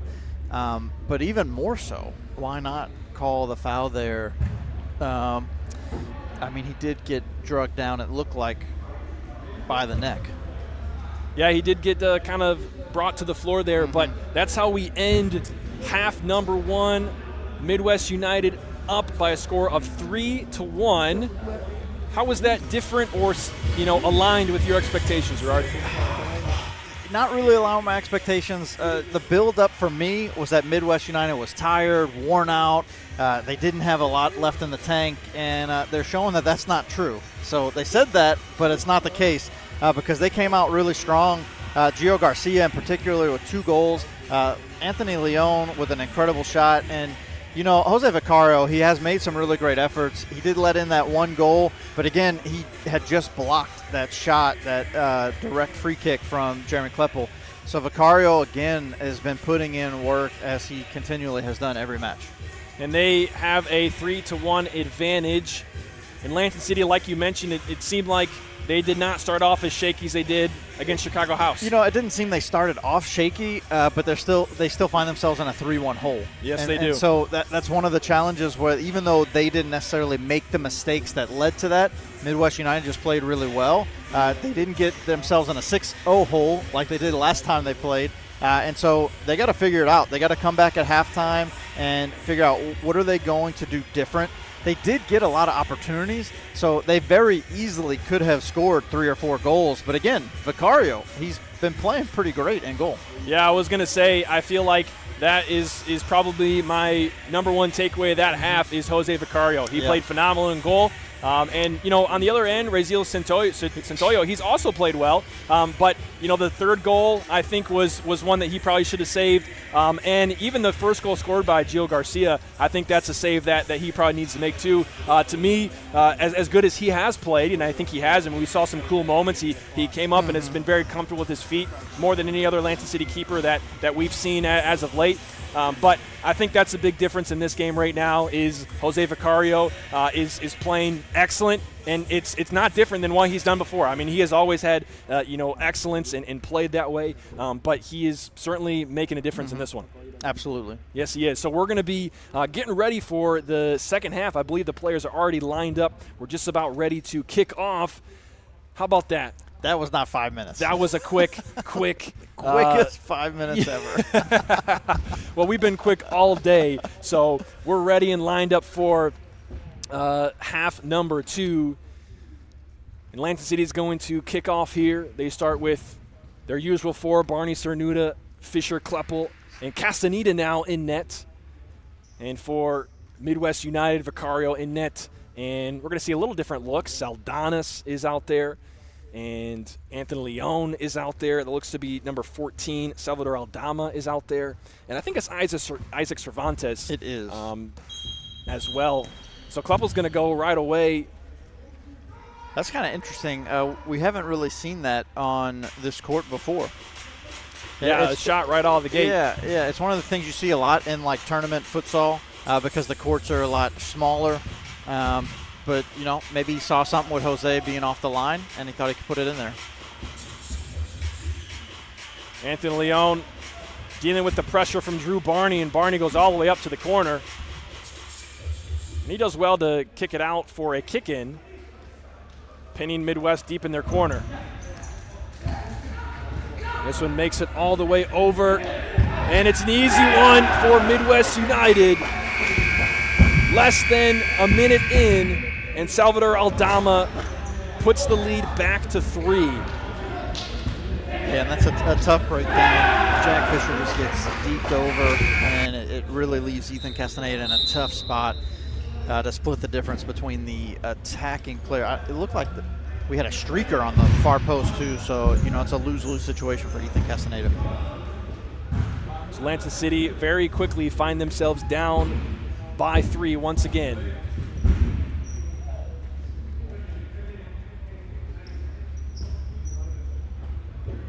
Here comes Kleppel up the far side, and he loses it out of bounds. Midwest with a comfortable lead here.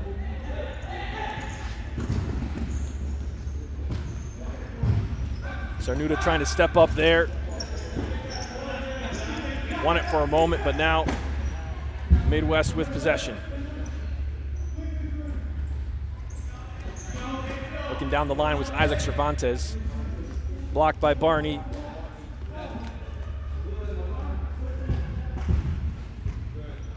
Now Midwest back into play. Ball into the pivot. Fisher's there. He's frustrated with that. I've seen that several times today. Particularly in this game, it seems like there's a few moments where he's been frustrated with his play by his facial expressions. Ball up the line, goes out of bounds. Lansing City will have the kick.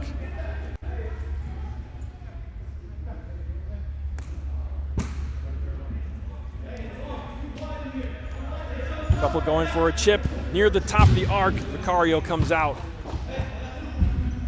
to halt that one in its tracks. Couple plays it again, this time to Fisher. And we did confirm Manny Bedoya is sitting on 5 goals currently. 5 goals for Manny Bedoya.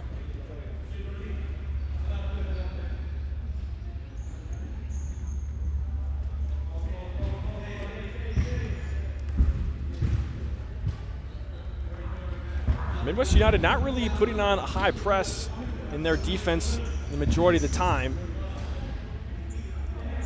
Yeah, at this point they really are content to let to make Lansing City beat them really with like a low block, because at this point they have a 3-goal lead. They don't have to force the issue, and really Lansing City's the one that has to figure out how to score. And they are putting on pressure, as we see Lansing City do all the time. Down the line is Midwest. Cernuda is there, he wins it. Barney plays it back in, here's Kleppel. Faced up by Anthony Leon, he goes at him. 1v1 in the middle of the court.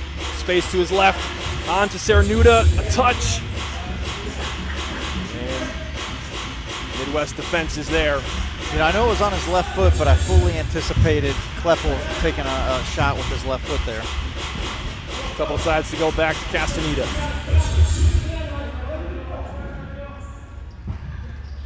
Now Barney up the line, trying to connect with Jack Fisher, but they're not quite on the same page.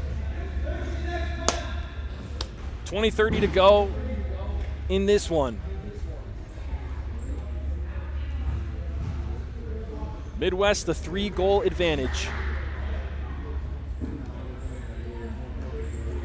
Long diagonal to Manny Bedoya. He comes inside, and 2 bodies hit the floor, but no whistle. I fully anticipate a foul on one of them right there.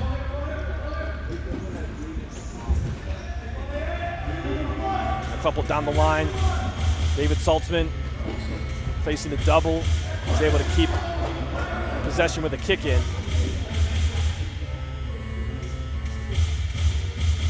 And this is the 3rd match of the day for both teams, though the matches have been shortened to 25-minute running clock halves. It still takes a toll. Absolutely. It's one of the things I was talking to Jose Vicario in between matches, and he said that even though it's a running clock, even though it's only 25-minute halves, it's basically still a full futsal game because a lot of times a futsal match is 20 minutes with a stop clock. There's not always a lot of downtime in between the ball going out or keeper restarts. So the fact that it's 25 minutes, so it's 5 minutes longer, and it's a running clock. Oh, return and shot. And right there's the in the left middle of the foot. sentence. You know, I thought we were going to see a left foot shot from him earlier, but he waited to pull it out right there. Jose Vicario could not find himself in a position fast enough to stop that. That kind of space in the middle for Kleppel going top shelf. Tough for any keeper to stop. Lansing City find themselves down by 2. Can Midwest respond? Right now, they kick it out of bounds. 18 and a half to go.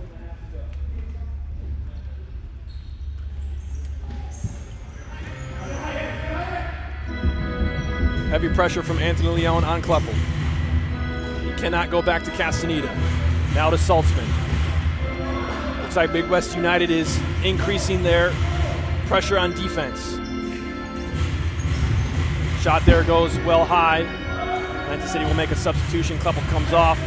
That completes their line change. Castaneda going long, looking for Coulter Reese. The head onto Naya Saba.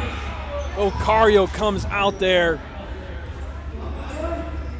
Great touch from Coulter Reese yet again. And it's in the back of the net for Midwest United. And, you know, Manny Bedoya, he heard us say he only had 5, and he wanted to get his 6th. So he puts his 6th goal and the 5th goal of the game for Midwest United away. You know, we talk about this distribution a lot. What an incredible outlet pass from Jose Vicario right there. But Bedoya was able to control that with precision and, you know, great finish. So the response from Midwest is a goal. That surely is going to be a handball, and I mean, it's got to be a red for Ethan Castaneda on the handball. He's surprised. I feel less surprised.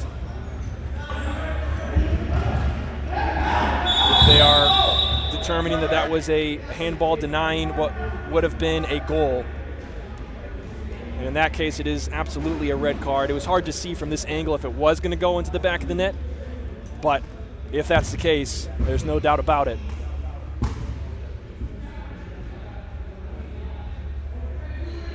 So now Lansing City down 3. And also going to be down a player. So Raziel Santoyo comes in, and Lansing City essentially going to have to do a penalty kill for the next 2 minutes. Oh, that one. Great setup. Found its way to Isaiah Meyer. He could not finish it. And it's really unfortunate. This is the second time that Ethan Castaneda has picked up a red card in an attempt to stop an attack. So what does Lansing City do now? 3 goals in the hole and missing a player. Now, the thing that's interesting is because of the running clock, that means their player comes back in pretty much like sooner than normal. Yeah. So the amount of penalty kill is reduced. Jack Fisher keeps it in. How about, an opportunity shorthanded. Don't count them out. Vicario looks like he received the shot in a very not preferable spot. They did stop the clock for it, though, which is a little interesting because it's a running clock. So there's some conversation about that because this actually plays into Lansing City's favor for the clock to be running right now because now this is helping their penalty kill. Yes, I see what you're saying. That is. So Vicario wanted to get that back in play. He understands what's on the line right here, but he's in pain. You can see it. Absolutely. That was a rocket of a shot to take where he took. And that's it. The 2 minutes has passed. He did his best to get back in play as fast as he could, but they made it through. So So Lansing City back to full strength. Going to have a kick in, locked in deep in their own zone. 14.5 and a 3-goal margin. On the other hand, Midwest United, they responded to Lansing City's second goal with a goal of their own not too long later. So they stay in a comfortable 3-goal lead. Kleppel going down the sideline, faces the double, now into Fisher. Fisher on to Cernuda. Cernuda the shot! Blocked by Vicario. What a save.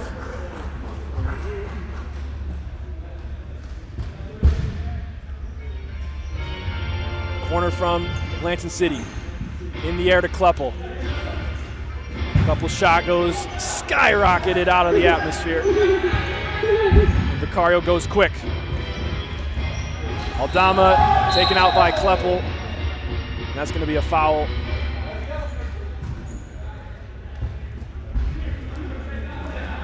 Yeah, it feels like Lansing City's starting to recognize what's going on here as far as they're 3 goals down, 13 minutes left, running clock.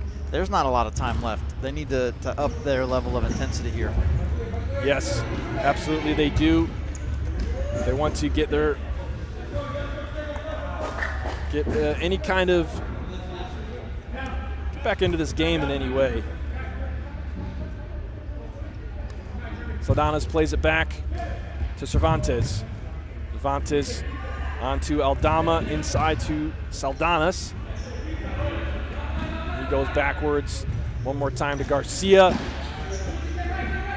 Garcia keeping it. Back on the other side, Aldama.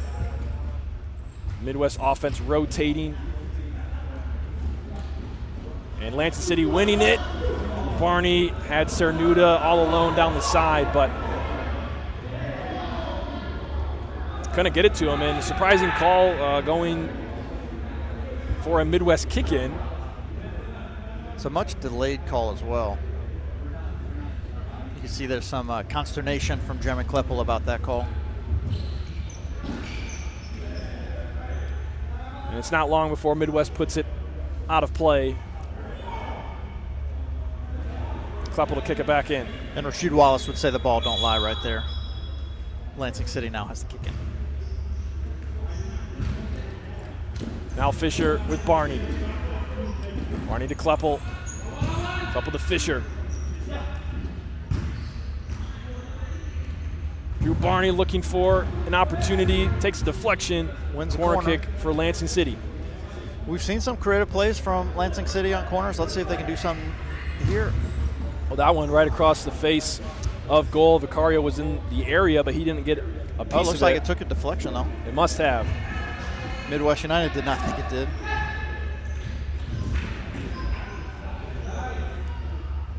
Just goes to show you that very often the players will not agree with the referee's call.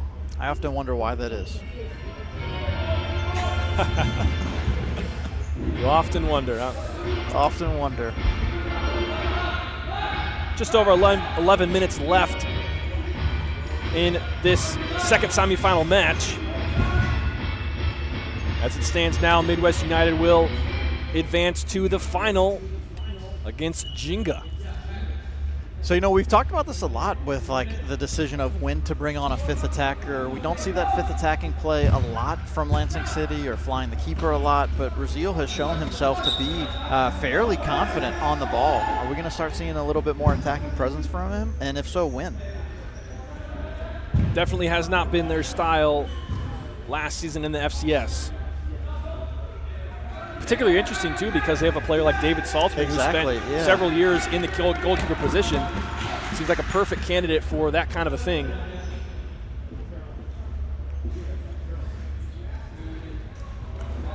Now a chip going for David Saltzman. Vicario meets it at the top of the arc.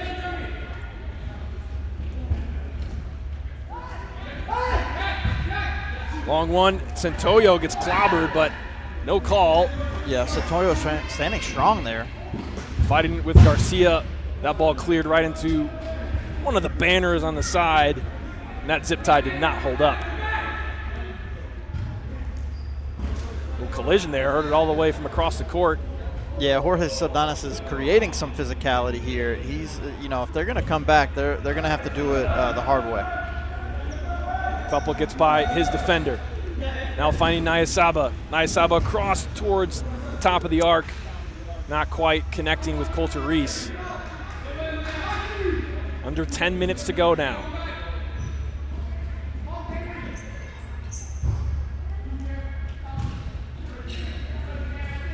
Oh, and Kleppel off the half volley. That one came in like lightning, but saved by Vicario. And truly another outstanding save by Vicario. I mean, I don't know if I've ever seen a time when the ball didn't come off like lightning from Jeremy Kleppel's foot. Vicario has been so solid in net today for Midwest United. Now Saltzman finding space, left foot strike blocked. Max Keeney into the game. Receives it right to his foot, trying to get by Meyer. Nutmeg denied. Now Midwest taking control.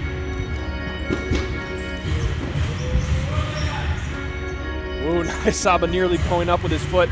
Wisely draws it back, but now Leon facing the keeper. He wanted a deflection. He is going to get one. He got it.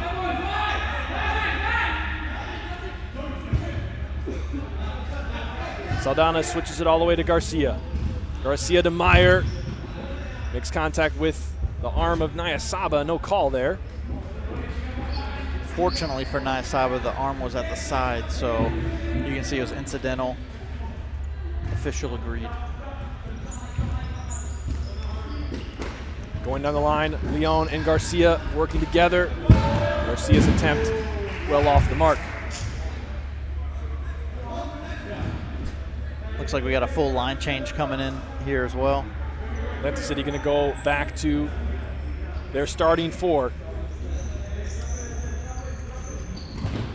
Coulter Reese still on the floor, though. He receives it here, looking to go across into the middle, but blocked. Essentially a corner kick here for Lansing City. Cernuda gives it away. Bad touch from Leon, though. Kind of kicked the floor after that one. Looks like maybe he had a slippery spot or something that he noticed. But Barney, wow, what a play from Barney, finding space, tucking it into the near post. Past Vicario, and Lansing City pull within two. Let's see it again. 1v1 getting into the inside. Yeah, that's a tough shot to come across your body. And Vicario has been so good today, and that one was just a little bit out of his reach.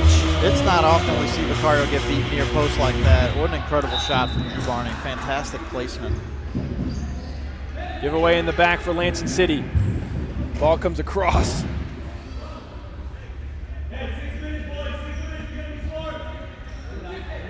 Lansing City bench calling out 6 minutes to go. Barney again on the move. His attempt over the bar.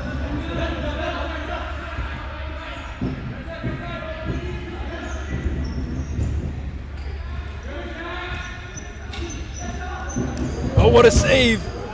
Raziel Santoyo denying Salvador Aldama. He had a solid strike there after winning it in transition. 2-goal advantage for Midwest United here, just under 6 to play. And in all reality, Lansing City, Midwest United, 2 goals is nothing. We have seen both of these teams score that many goals in quick succession, rapidly, nearly every time they played each other.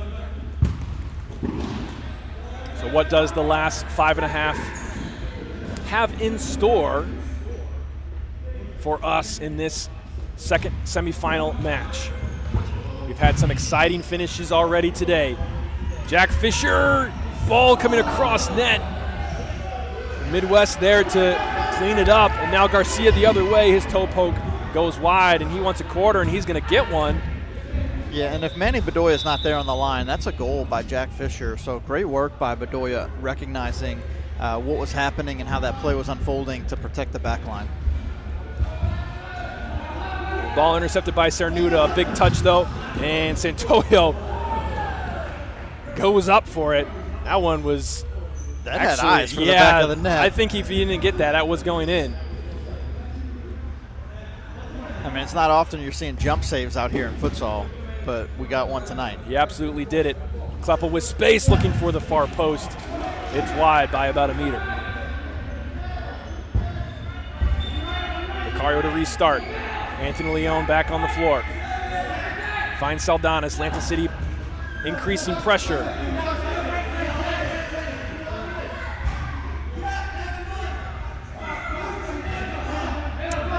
Four minutes left.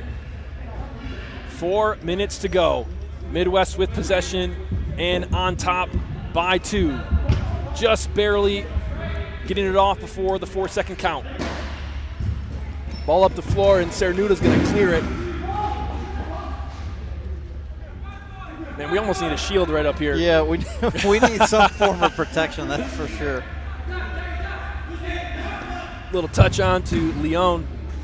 Saved by Santoyo. He leaves it for Kleppel. Kleppel up the floor. He's met hard by Isaac Cervantes. No foul, and they're calling it out on Lansing City. Midwest take possession with 3:22 to go. Lansing City win it back quickly.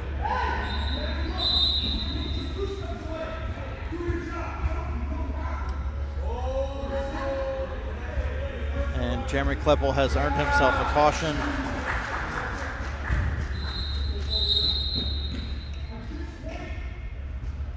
Kleppel not happy.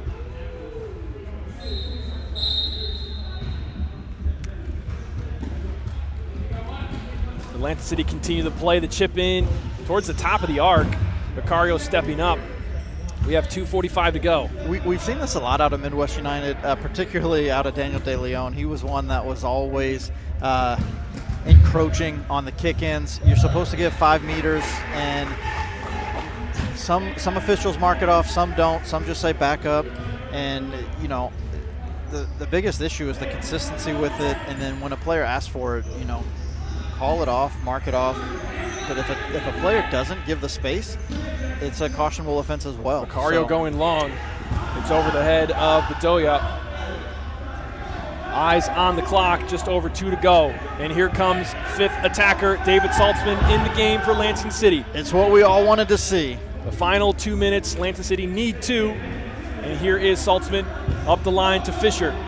Fisher trying to go back. Intercepted by Midwest. Saltzman on the ground. It's back to Cernuda trying to turn with a strike. And Kleppel can clearly hear him yelling out to his team. He's unhappy with some of the positioning that's going on. Vicario goes long. Trying to burn some clock here. 90 seconds to go. Saltzman puts it down. Here come Lansing City. They need 2. Midwest are on the edge of advancing to the finals. That one's not going to be good enough for Saltzman. Up the line for Midwest United. Manny Bedoya gets by Kleppel. The save from Saltzman. Lansing City in high urgency mode. They get it here. It's a 3v1. Defenders screaming back. And Barney with the strike. It's well off. And Cernuda and Kleppel both wondering why he did not utilize one of his 2 teammates. And Jack Fisher had a great look on the left side. Saltzman's going to let that one go. Actually, he did get a touch on it. So a corner kick for Midwest United. 35 seconds to go. It's looking good for Midwest United. Vicario has it. All the way to the corner. More time coming off the clock. 20 seconds to go. Chances getting slimmer and slimmer for Lansing City, and I bet you that will do it. As this ball goes all the way on the other side. Midwest United in no hurry to get it back into play. That's going to take us all the way to all zeros on the clock. And Lansing City concede by 2 to Midwest United. And they are going to the final against Jenga in the FCS Tour Lansing. That game scheduled for 49 minutes from now. Gerard, what did you think about that match? You know, there a lot of swings, a lot of momentum shifts and swings. Midwest United maintained their composure throughout. It's actually one of the things that we saw throughout the FCS season was these moments in time, especially we saw it against Jenga in the playoffs, where Midwest United lost their composure momentarily, sometimes for longer stretches.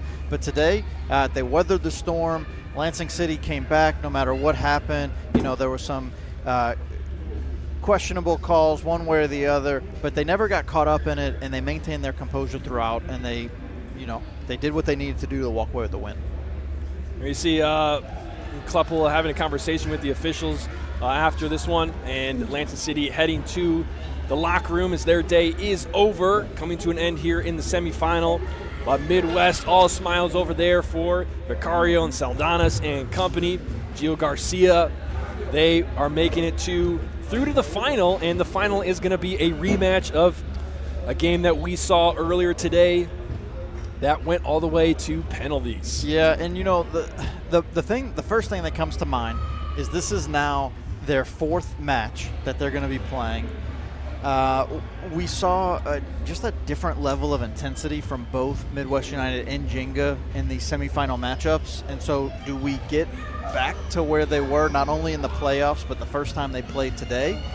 Or is it just about nothing left in the tank? Because this is their fourth match, so it almost feels like a heavyweight fight where we're in the 10th round and it's like, you know, who's got the stamina to last, and they're going to be falling on top of each other. So that's kind of what I'm anticipating, just a lot of like heavy-handed play this next thing, just, you know, low stamina.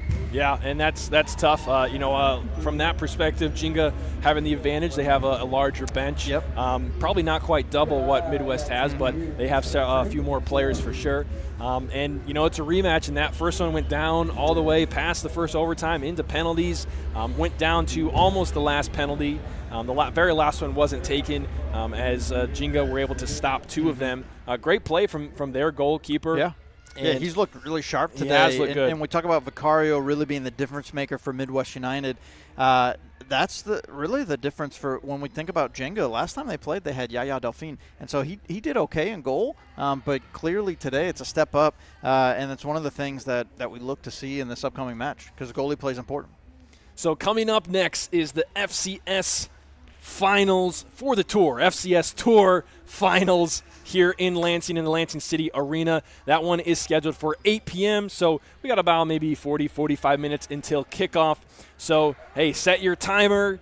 Make sure you come back for the exciting final of the FCS Tour as all the futsal of today comes to a conclusion, and we hope it's going to be an exciting one and a great one for all the fans of you that are watching at home, and for all the fans that are here in the arena today. So we're going to take a small break, send you to our sponsors, and then we'll be back just a little bit before 8 o'clock for a little pregame action as we prepare for the FCS Tour Final.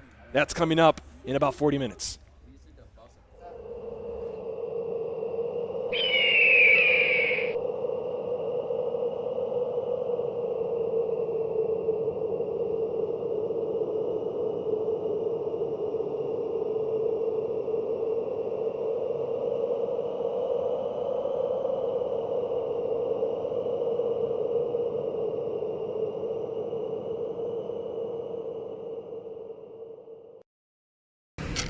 Committing a crime so you can try to escape from prison. Bad idea. Going to the pod escape room to play an escape game with your friends. Great idea. Test your skill as an astronaut in outer space. Find Santa in Save Christmas. Or take a vacation to an abandoned island. Just don't get stuck there. The Pod Escape Room. Learn more at thepodlansing.com.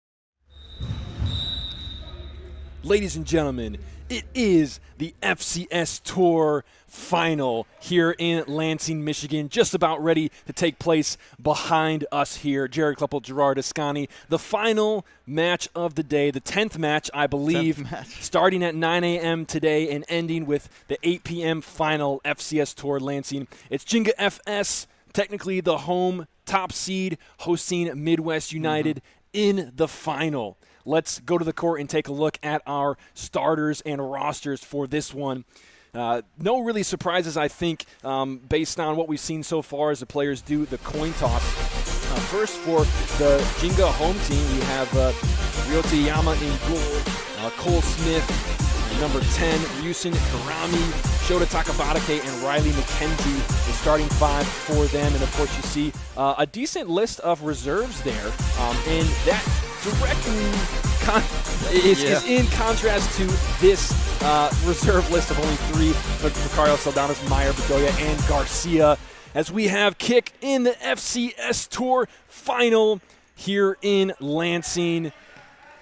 25-minute running clock, 2 halves. The only difference in this game, Gerard, is that teams are allowed a timeout to take timeouts just like normal, according to normal FIFA regulation. So each team will get 1 timeout per half. That will stop the clock if they so choose, and I'm guessing they will so choose based on already both teams playing 4 of these shortened games already today. And, you know, it's talking with the players and things beforehand. It's like it is the final, but it is tough to get back on the court for one more match. It is, and we've already lost another player for Midwest United, so they will be playing without Anthony Leone, and he is such a rock for them. So it'll be interesting to see how they can adjust and cover for his disappearance this evening. Riley McKenzie, the stone wall there for Jenga.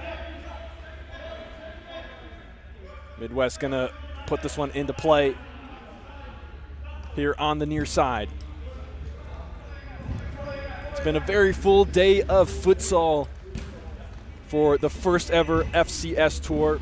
This one hosted in Lansing. And if you stuck with us throughout the day, thank you so much for tuning in to the games. I'm guessing no one in the chat here has been here since 9 a.m., but if you have been, definitely let us know, because that is crazy. And Jenga starts off the score line. It's an easy tap-in on the back post for number 10, Ryushin Hirami. Hirami has been so solid today, and what an outstanding pass by Riley McKenzie to set that up. You know, it's one of the things that Jenga has been showing a lot more creativity today, and that back post run, it's not something that Jenga is typically known for. So Jenga open up the scoreline just a couple minutes into the game. And Hirami, not a stranger to goal scoring today. That's his 5th goal of play today. Yeah, Hirami's been having a solid day. He's in contention for the Golden Boot, along with Luciano Cernoto at 6. And that one from Isaiah Meyer. Thought for a second maybe it found the inside of the near post, but it was the outside of the near post. So restart through Iyama. And Manny Bedoya is sitting on 6 goals as well. Now, is the Golden Boot only goals, or is it also assists too? Goals. It's only Only goals. Okay. So the Silver Boot must be assists or something like that. Jenga take over there. Roger Straz clearing it.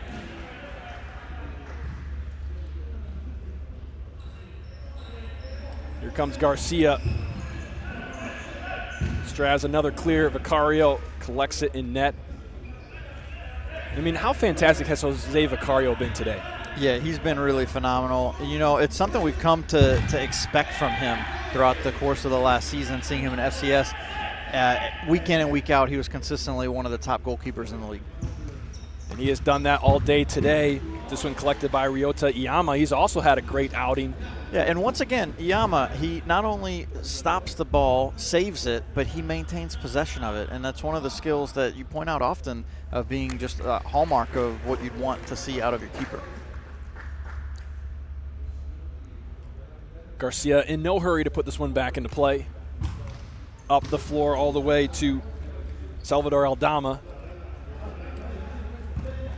finds him again, touch inside. Isaiah Meyer with a strike, collected by Garcia. Looks like Jenga is content to have kind of a low pressure. Whoa, and that's a blazing shot from Manny Bedoya, seeking his 7th goal to be all alone in that Golden Boot list.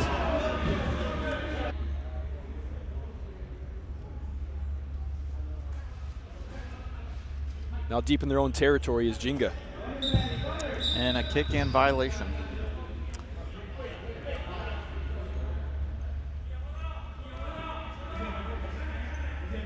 So it's going to be Midwest the other way.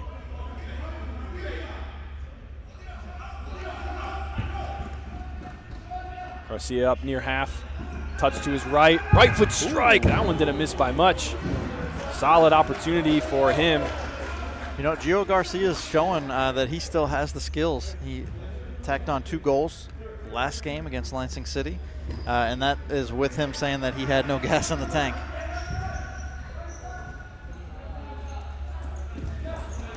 This one goes up the court and out of bounds, up near the booth.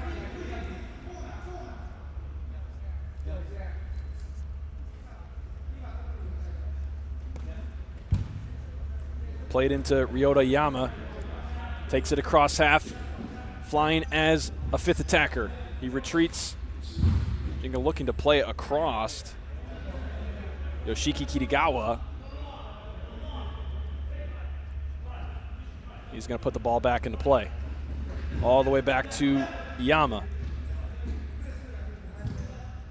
That one goes under the foot of Ryushin Harami. Turn over to Midwest.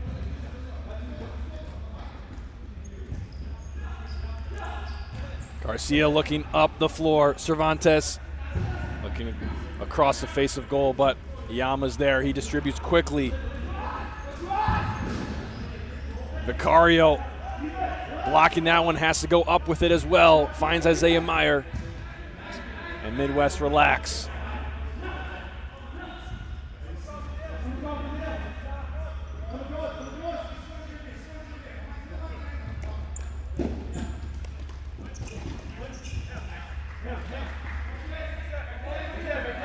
So we've talked about it much of the day today, Gerard, just about the toll that it will take playing all these futsal matches, and this is where you see it at its peak. Oh, it's Gio Garcia with the toe poke screamer into the back of the net. Draws Midwest even. Yeah, you know, one of the things that I would anticipate seeing is actually a pretty high-scoring game, because without having that stamina, I don't know if we'll have a lot of the defensive fortitude that we've seen earlier in these matches, and it might end up being a lot more open play. So 1-1 with just about 8 minutes gone in this first half. Chance there for Jenga inside the arc, but Vicario doing well there.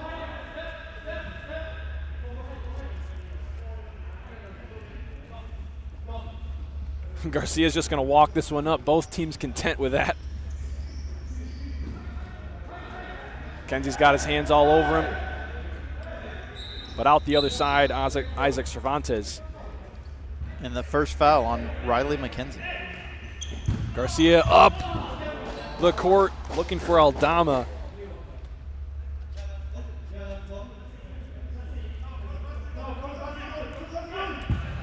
Now Jenga the other way.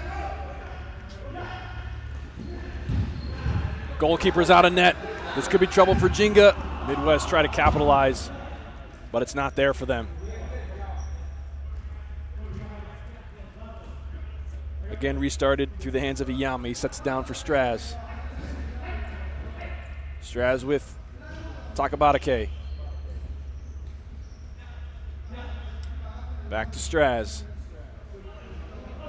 Iyama's sneaking up, and he is across half now for a 5th attacker. And Jenga play that one over the end line.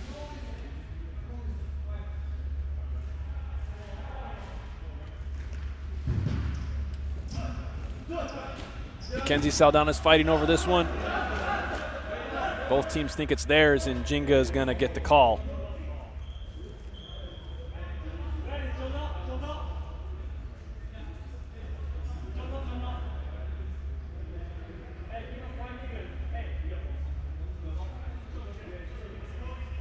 Mackenzie puts it down, looking for Iyama. Takabatake now. Iyama nearly losing that one. Mackenzie in the corner, looking across the court to Strad. That's a tricky pass there. And now direct up the court to Cole Smith off his shoulder into the hands of Vicario.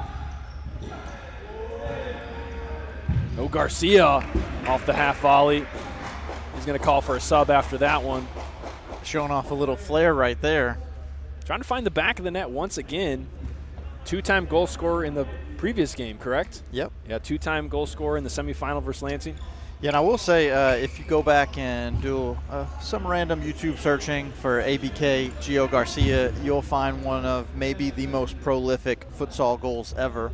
Wow. Yeah, it's pretty outstanding. So you know he still has that flair and that ability, and it's just a matter of unlocking it in smaller bursts now that he's starting to get later in his stages of playing career. That's a really nice way of saying it, huh? Matsushima all the way up the floor looking for Cole Smith. It squirts out to Midwest the other way. Isaiah Meyer across inside the arc. He nearly connected with Salvador Aldama. Wow, that one could have been number 2 for Midwest. Now deep in their own territory. Jenga. A long diagonal again. This one intercepted by Midwest. Jorge Saldanas. Back to Jenga, Matsushima. Finding Rasdorf in the corner. Double coming on him. He goes back. And Takabatake gives his go on the bouncing ball. Solid contact, but a little bit too high. Yeah, really enjoying seeing this new version of Jenga's offense. Much more aggressive, much more composed and controlled, understanding movement, spacing. It's not something that we saw a lot of last year with the control movements. I mean, even look at how they're spacing the court out, taking full advantage of the entire court. You know, it's one of the things that we talked a lot about, some of the matches that they played that were on smaller courts at their hometown in Cincinnati and how that impacted the game, but they really learned how to open it up. Oh, and Wes Rasdorf gets it by Vicario in a surprising fashion. It's like the slow roller caught him off guard. Yeah, let's see it one more time. Rasdorf receiving it, sole to foot, rolls it. It's a little bit of space, kind of takes a deflection, and it like hit the hand of Vicario. It was like his hand was right there, but he knows that he should have had that one. But it finds its way into the back of the net. Rasdorf onto the score sheet, and Saldanas! How about that one? Oh my goodness! Jorge Saldanas adding a little spice to the final. Wow.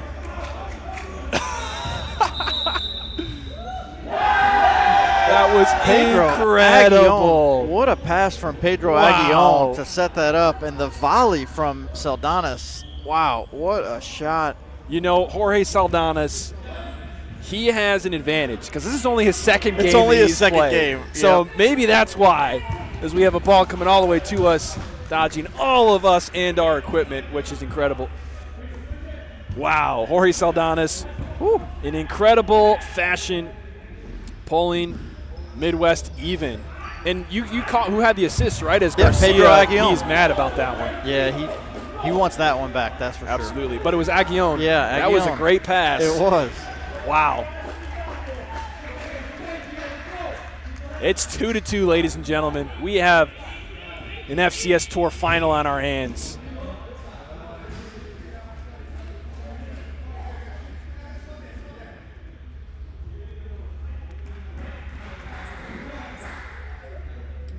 Here's Garcia, now Meyer. Meyer to Aguillon. Possession from Midwest. Right around the half line. Now ball in, looking for a deflection from Aguillon. Nearly there, now Jenga the other way, all the way down. Vicario scoops it up. Here comes Garcia. Aguillon leaves it off, but Straz is there. Weisenhunt on the ground. Straz fighting for it with Bedoya.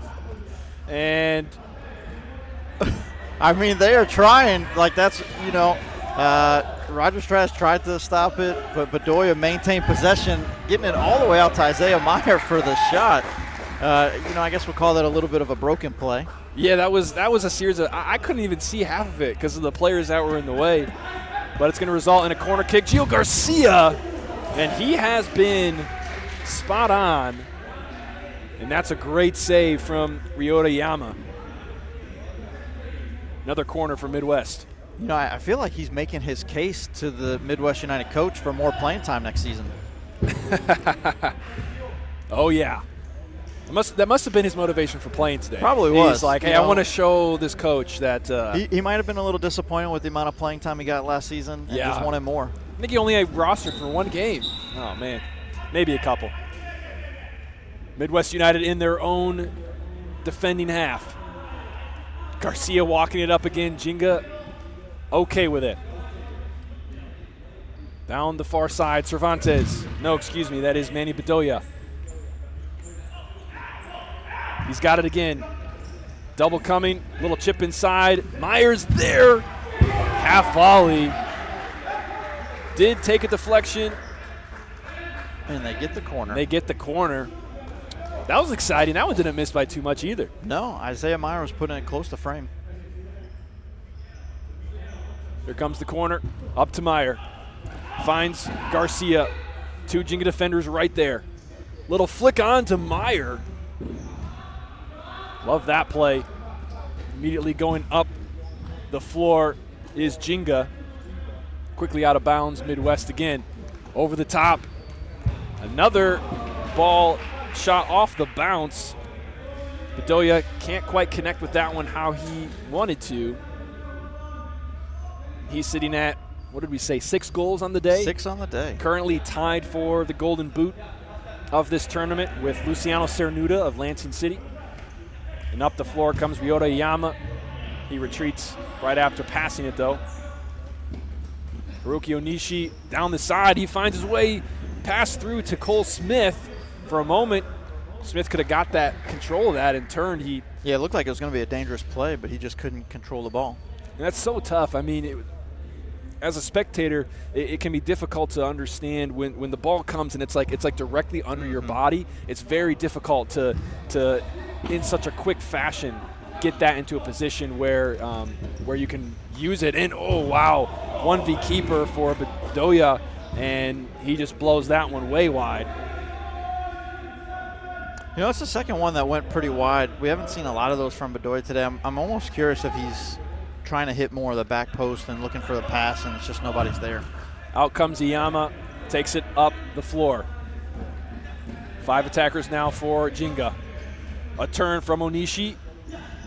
Finds his way back to him. He's working with Harami. Thought he got fouled, and he is not going to get a call. So Vicario restarts to Garcia. A little bit more pressure from Jenga now. Isaiah Meyer on the run. Toe poke well wide. Just look at the difference. Can't see it quite yet now, but just look at the difference between the benches. I mean, the Jenga one is basically full, and on the other side, there is not many bodies over there. Jenga with the play in. Ooh, kick save from Vicario. The only thing really playing in Midwest United's favor as far as the lack of depth is the fact that this is not as long as a normal season game would be, or a regular season game with the running clock. It goes a little bit faster. And now one thing that is different about this finals match, and we actually didn't talk about this earlier today, but the other games there were no timeouts allowed. So in this final there are timeouts allowed per regular FIFA regulations. But as it stands, I think maybe both of these teams are not interested in stopping the game. McKenzie now with a chance, and that screams by Vicario into the back of the net. Jenga take the advantage, 3-2.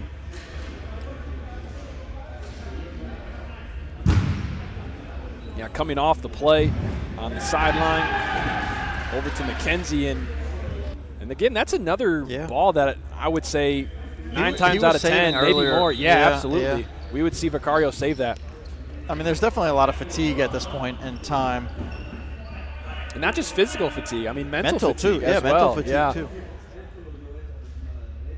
Certainly playing a factor in this finals match. Off the corner kick from Midwest. Saldanas near half. Finds Garcia. Garcia with Matsushima right next to him. Midwest switch to the other side.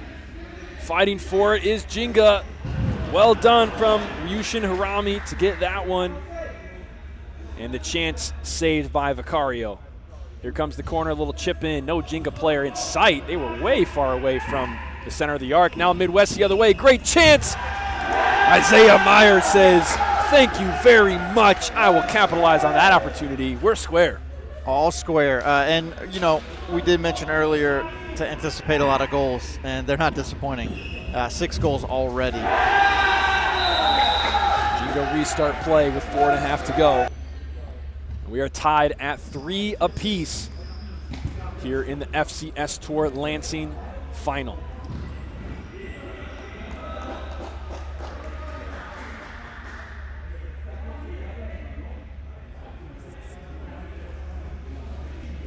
Straz asking for space on the far side. He's going to get it and leave it off for a Takabatake, forcing the hand of Vicario. He's taking his time on the floor.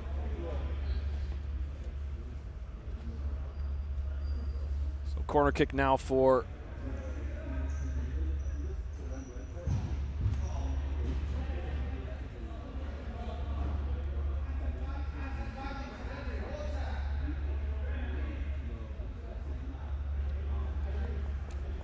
here's Weisenhunt. Leaves up for Takabatake once again. This one collected by Vicario.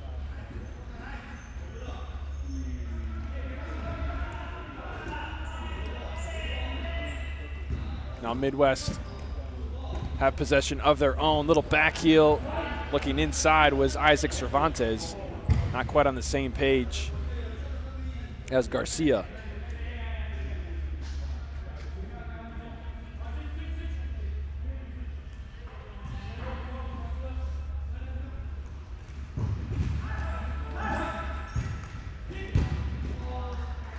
This one goes wild out of bounds over the end line. Restart coming from Vicario. He's taking his time.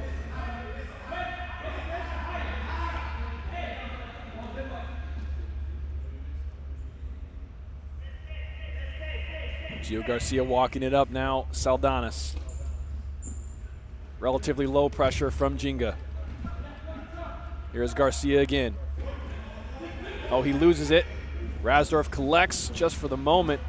Midwest win it back right away. Saldanas calling for it. Here he is. He gets it into the middle. Saldanas thought he had a solid connection there with Aldama. It's a great idea. Aldama just was not ready for it, but Saldanas saw what was happening and how it was going to unfold, and Aldama could not get the touch on it that was required. This one goes all the way to Garcia. Rasdorf brings it down. And Vicario is going to see it out. And he'll restart with 1:40 to go in half number 1. Nearly halfway through of this final. Oh, shot from Gio Garcia, and he felt that one. Saw those goals he's been scoring today. The hip flexor is starting to feel it.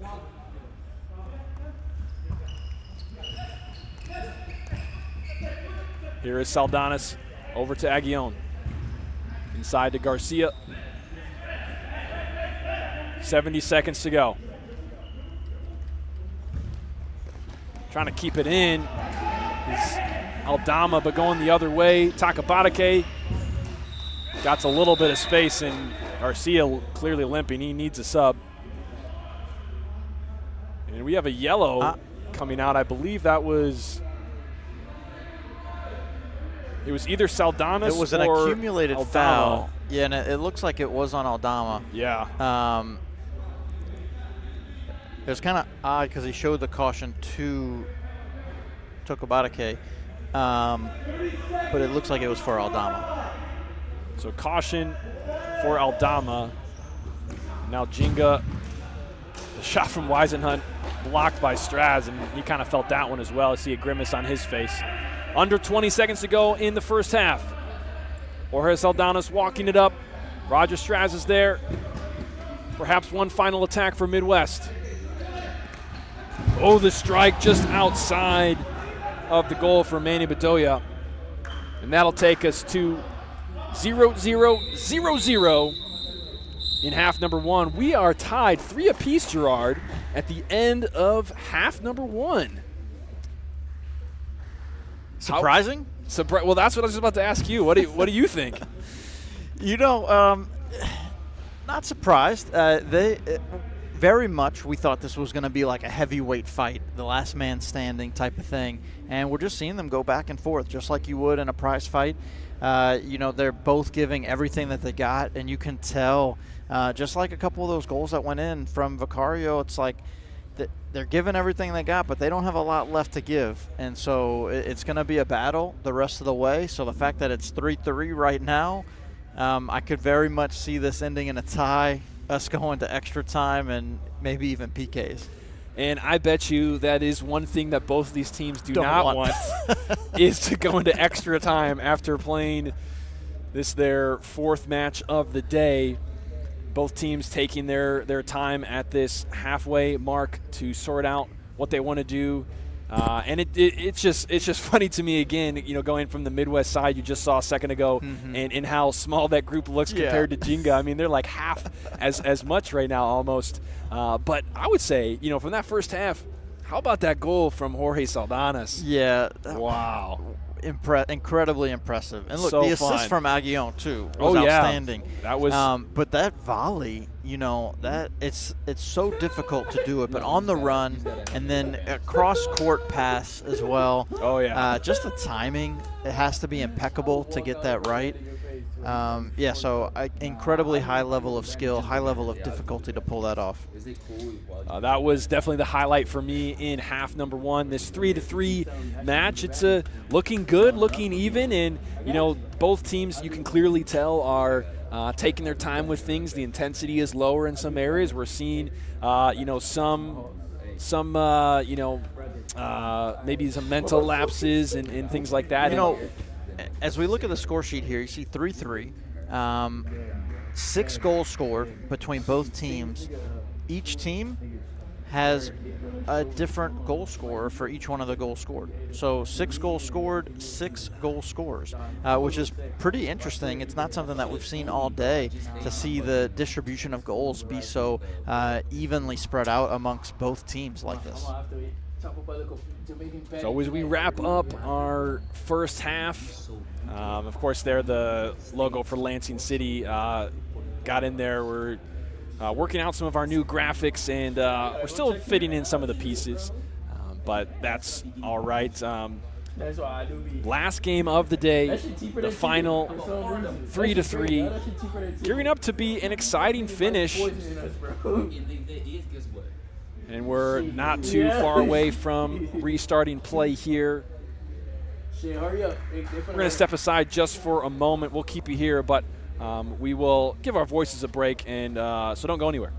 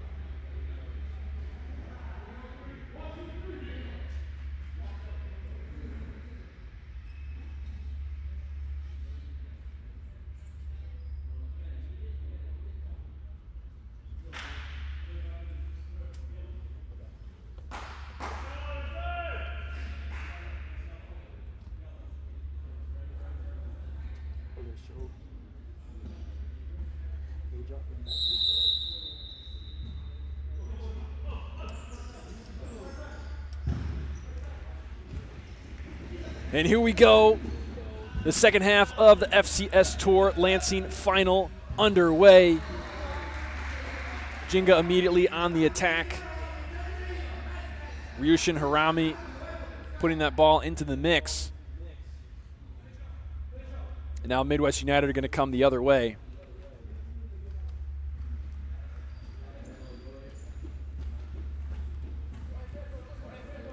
Saldanas walking it up. Here's Bedoya. Oh, across the face of goal is Isaiah Meyer, and Pedro Aguillon wills that one into the back of the net, and Midwest go up by 1.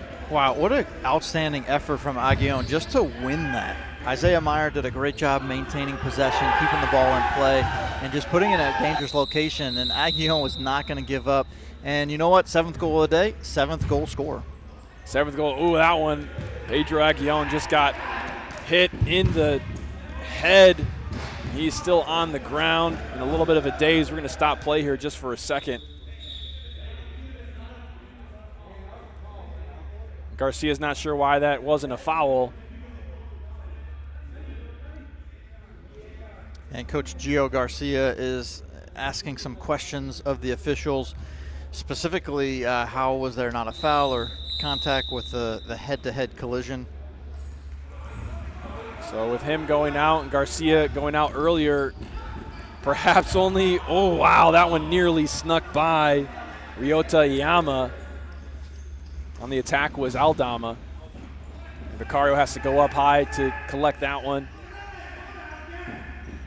Midwest quickly the other way. Here's Bedoya with the double. He goes to the ground. Whistle against Jenga.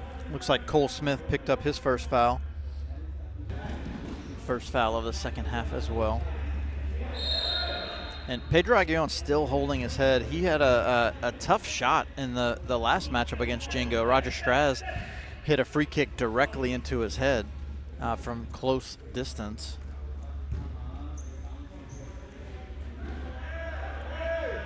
Trying to turn is Manny Bedoya. He thought he got fouled, but he's not going to get the whistle. Onishi to put it back into play, just under the boot of Cole Smith.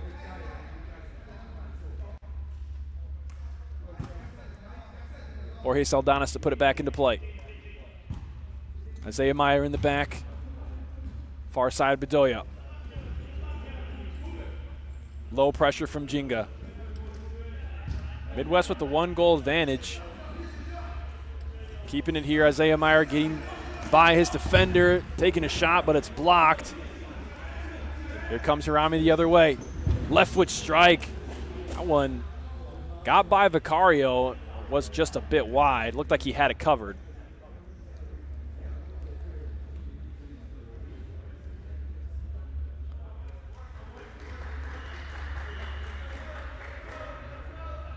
Play restarts with Saldanas. He goes up the far side. Oh, great 1-2 play there. Saldanas and Aldama. Saldanas goes down. Meyer comes in, collision. Body's falling. Jenga the other way.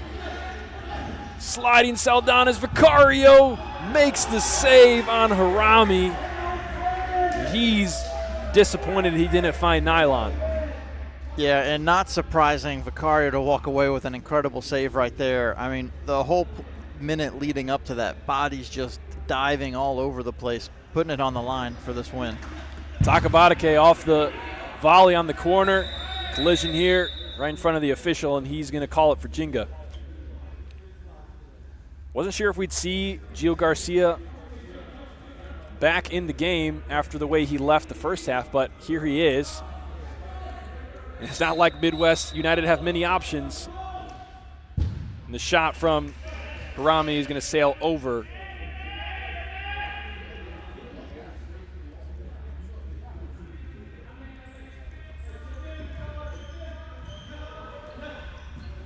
Midwest under heavy pressure from Jenga. Midwest thought they got fouled. Takabatake collects, no whistle. He's still got it. Finds Matsushima. Matsushima across half. Back to Takabatake. Unable to bring that down. A little too much pace on that ball. Takabatake couldn't handle it. Still 4-3. The lone goal in this half by Midwest. Long one from Matsushima. Trying to find Harami. It's out of his range, though.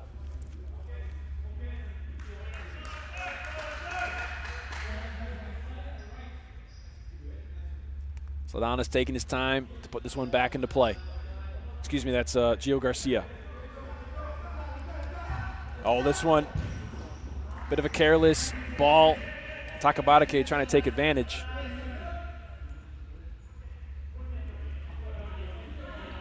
Now Jenga with the high pressure. Aguillon looked like he might have got a little hand in the back there on Matsushima. Jenga bench thought so.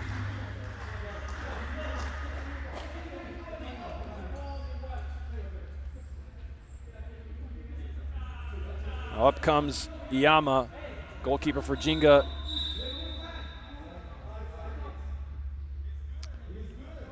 Yama's really comfortable on the ball, and it's something that he's done really well all day today, is come up and be that fifth option on attack.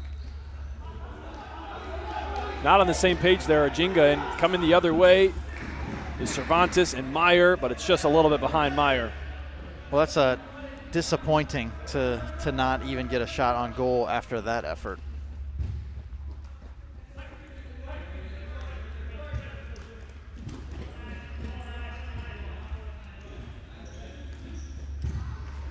Jenga looking into the pivot position, West Rasdorf. He's got one goal in this match. 17 and a half to go in the final match of the day.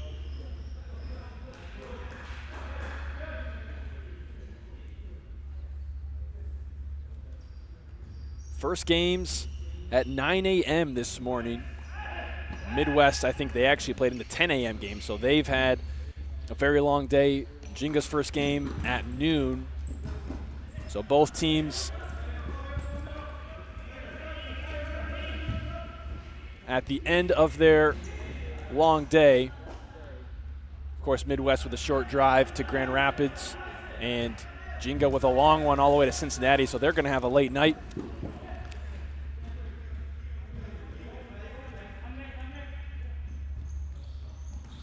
Aguillon looking inside to Meyer. Stopped by Takabatake. Here he is with it. Looking inside to Matsushima. Good connection.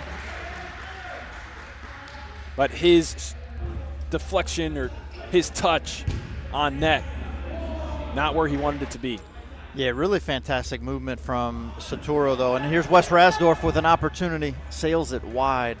But Saturo and Shota Todobake were on a, made a great connection. Great movement, great pass, just finishing touch, not clinical enough.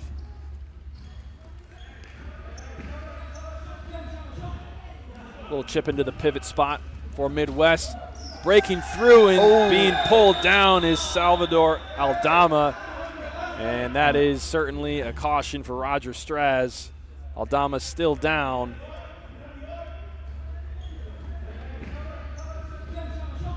You'll see that one again.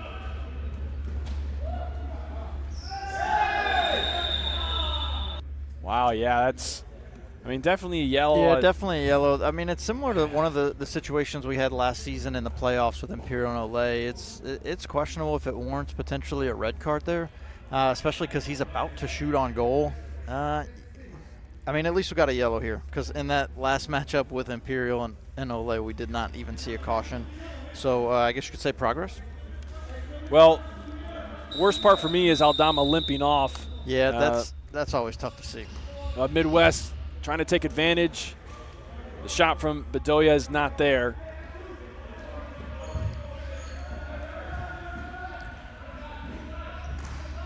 Ball into Rasdorf, his shot blocked. Here comes Manny Bedoya. Oh, his shot deflects off of Matt Tsushima. And Bedoya immediately looks over to the scorer's table to make sure it's known that he is leading the competition in goals scored. That is the 5th goal for Midwest United and their 5th goal scorer. I mean, at this point, almost everybody on their team scored a goal tonight. Yeah, in this match, they only have a few other players besides those 5. I mean, 3 to be exact. So it's pretty impressive to have so many different goal scorers in the game. But with 7 goals now on the day for Manny Bedoya, he is leading all players in goals scored. Midwest United take the 2-goal advantage.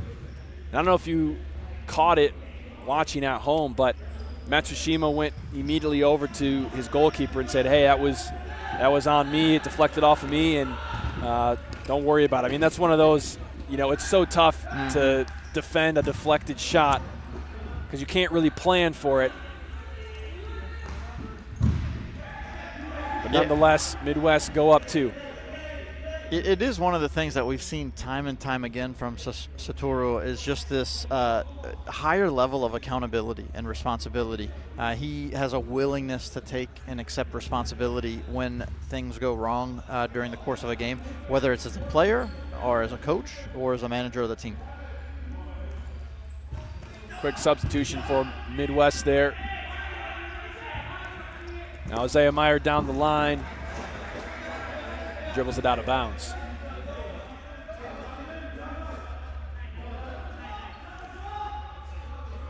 Ryushin Harami puts the ball into play, headed away by Garcia.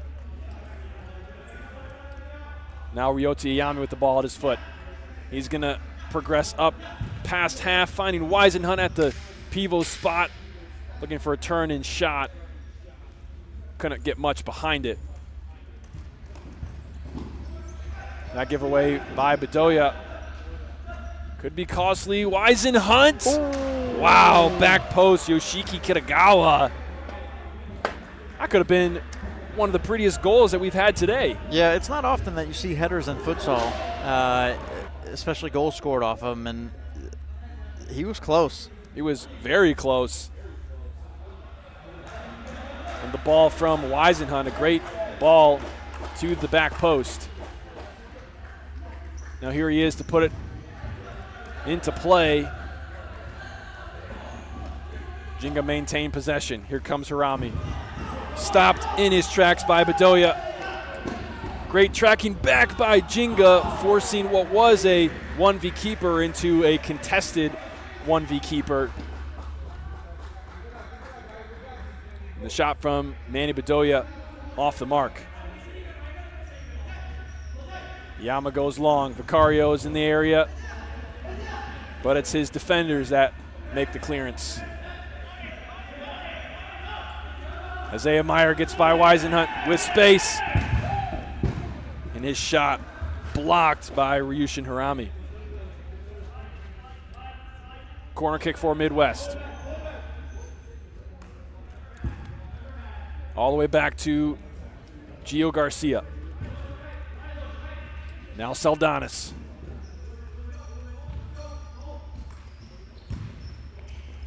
Well, that one lost. Now in the possession of Jenga. Long diagonal to Harami. Cole Smith from half. His shot deflected. He's got another chance again, but now it's Midwest the other way. 2v2. Gio Garcia and Jorge Saldanis. Garcia can't quite get around McKenzie, but he maintains possession. He's looking for that back post kind of chop, and he is still in pain. Grabbing that hip flexor on his way to get the ball to put it back into play. He is fighting through for his team here. Shot from Saldanis, blocked by Yama. Yama up the court. to Harami, and a collision there. Vicario down. That did not look good. And that was an incredibly dangerous play right there. Just kind of a very short, kind of going to ground, sliding. Hopefully Vicario's okay, but he is still on the ground.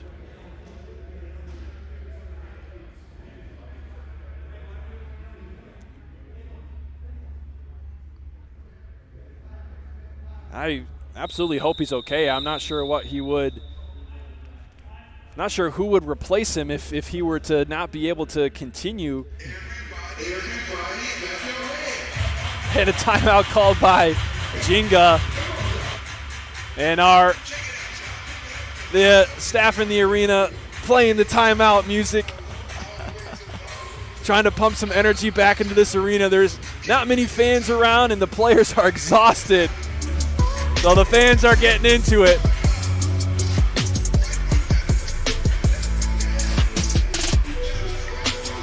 First time we'll be able to shout out our sponsor today because it's our first time out.